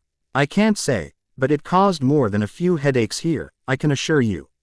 The minister nearly blew an artery when Dumbledore told him, and I'm afraid it's too late for poor Cornelius to do anything about it. Gringotts has already sent word that it will be sending 100 of its best warriors to Hogwarts within the next few hours. It's why Minister Fudge is trying to get there first. He figures if the ministry can find and kill the beast first, then they can claim the carcass before Gringotts. Narcissa mused. Exactly. Deidre nodded, slowly releasing a weary sigh, hands to her head, and began to rub her temples, her eyes closed in annoyance. Just when I think that Cornelius Fudge cannot possibly show his incompetence any more than he has already done, he surprises me. Shame on the House of Fudge. Shame. I beg your pardon. A voice behind Deidre barked, causing the secretary to turn around and gasp in shock. Minister Fudge had apparently heard the commotion outside his office and came out to discover the cause, arriving just in time to hear what Narcissa said about him. As the noise dropped away, Rhea and Draco looked around and saw that the entire floor had apparently stopped what they were doing and were listening to Narcissa, who was now glaring angrily at the minister. 4 children have been injured, Cornelius, Narcissa said in a voice as cold as ice. 4. Including an heir to an ancient house which has sat on the Wizengamot since its founding. That is what you should be concerned with. But instead, all you're worried about are the galleons you will lose if Gringotts kills the basilisk before the ministry does. Shame. Lady Malfoy, I can assure you that the safety of the students is my top priority, Fudge blustered, aware that every eye was now on him. I hope that is the truth, Cornelius, Narcissa hissed, causing the man to take a step back from her rage. Because if one more student is harmed, or Merlin forbid, killed, because of your greed, then I promise you I will bring the full weight of House Malfoy down on your head. Fudge paled at that, invisibly paled as Narcissa leveled a glare on him for a moment before grabbing her children's hands and storming back to the elevator as those watching began to whisper to each other. What are you all doing standing around? Fudge demanded, glaring angrily at those still staring at Fudge and whispering, get back to work. As chaos once again began to unfurl around the office, Fudge nodded once before turning back to his secretary. Ms. Rowlings, kindly remember that this is an office and not a social club, Fudge sneered at the paling woman. I'm sorry, Minister. Lady Malfoy wanted to talk to you and I don't want excuses, Ms. Rowlings, Fudge interrupted. What I want is for you to do the job you were hired for. Unless, of course, you no longer need your position. No, sir. Deidre cried in panic. I'll return to work immediately, sir. See that you do, Fudge sneered again, and kindly inform me when Madame Bones arrives. Yes, sir, Deidre replied meekly as she began to furiously write out messages again. Fudge stared down at her imperiously for another few seconds before spinning on his heel and storming into his office, slamming the door behind him. An hour later, Rhea walked into the Malfoy library to find her little brother staring out of the nearby window, his hands clutched tight behind his back. Here you are, I've been looking for you, little brother. I needed some time alone, Draco replied softly, his eyes fixed out the window at the grounds beyond. Where's Mother? She's gone to Hogwarts, Rhea replied, causing Draco to turn to her. She said she wanted to check on Harry and have a serious conversation with Dumbledore. Draco smirked at that. Narcissa had been in a rage ever since coming back from the ministry. Her temper had only grown worse with her inability to reach her husband, who had seemingly disappeared. You want to talk about it? Rhea asked softly, sitting in one of the comfortable chairs and crossing one leg over the other. About what? Draco asked, turning to face his sister. Rhea wore a Slytherin green turtleneck and black skirt, and her long hair was elegantly braided down her right shoulder. About whatever it is that's making you behave like a sullen teenager, Rhea sneered. I thought I had a few more blessed years before you entered that miserable stage of life. What would you like me to say? Draco replied, taking the chair next to his sister, resting his elbows on his knees, and clasping his hands together in an almost prayer-like manner.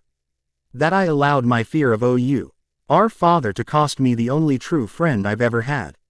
That I threw away a true friend because I was too cowardly to say no to our father. Harry could have died, and if he had, I would never have been able to apologize for how horrible I've treated him. So, you've decided to go from sullen to self-denigrating. Rhea sneered, rolling her eyes. Merlin, you really are turning into a teenager. It's not funny. Draco spat back. Harry almost died. Hermione too. And it's all our father's fault. And I was too much of a coward to stand up to him when he ordered me to turn my back on Harry. What kind of person does that make me? That I would so easily toss away a friend like that at the mere word of another. Yes, you were a coward, Rhea replied softly, clasping her hands together and resting them on the knee that was crossed over her other leg. Yes, you threw away a true friend, all because you still desire the approval of a man fueled by ignorance and the idiotic belief that blood determines worth. And yes, Harry almost died, and if he had, you would have been left alone. Just like before. Don't stop now. Draco sneered, I'm sure you have more castigations you can levy. Oh, loads, Rhea smirked back. But I'd rather save them for when you actually deserve to have them used upon you. Draco, you're my little brother, and I love you, but sometimes you can be such a fool. For years, I've watched you follow behind father like a puppy, copying everything he said or did. I'd long ago resigned myself to seeing you become father's mirror copy, even as I found the prospect disheartening and loathsome. But then, a miracle occurred. You met Harry and finally began to do the one thing I always hoped you'd do, think for yourself. Draco looked up from his knees in surprise at that and saw Rhea smirking at him. Now, you must decide for yourself what kind of man you truly wish to be, Rhea continued, uncrossing her legs and rising to her feet. Do you wish to be like Lucius Malfoy, powerful but alone and despised? Or do you want to be someone else? Without another word, Rhea walked out of the library, leaving Draco to stare after her in shock. In all the years that he had known her, Rhea had never talked to Draco like that. Ordinarily, Draco's sister was cold, seemingly uncaring about anything that went on around her, but since Harry had entered the Malfoys' lives, Draco had noticed a change in his sister, just as Draco had noticed a change in himself. Did he really want to be like his father? In years past, Draco would have said yes in an instant, but now, Draco wasn't so sure. Lucius may have been everything that a pureblood could aspire to be: powerful, feared, wealthy, and above all, respected. But he was also cold, conniving, vindictive, ruthless, and cruel. Honestly, if Draco had to pick someone he wanted to be like, the answer was Harry.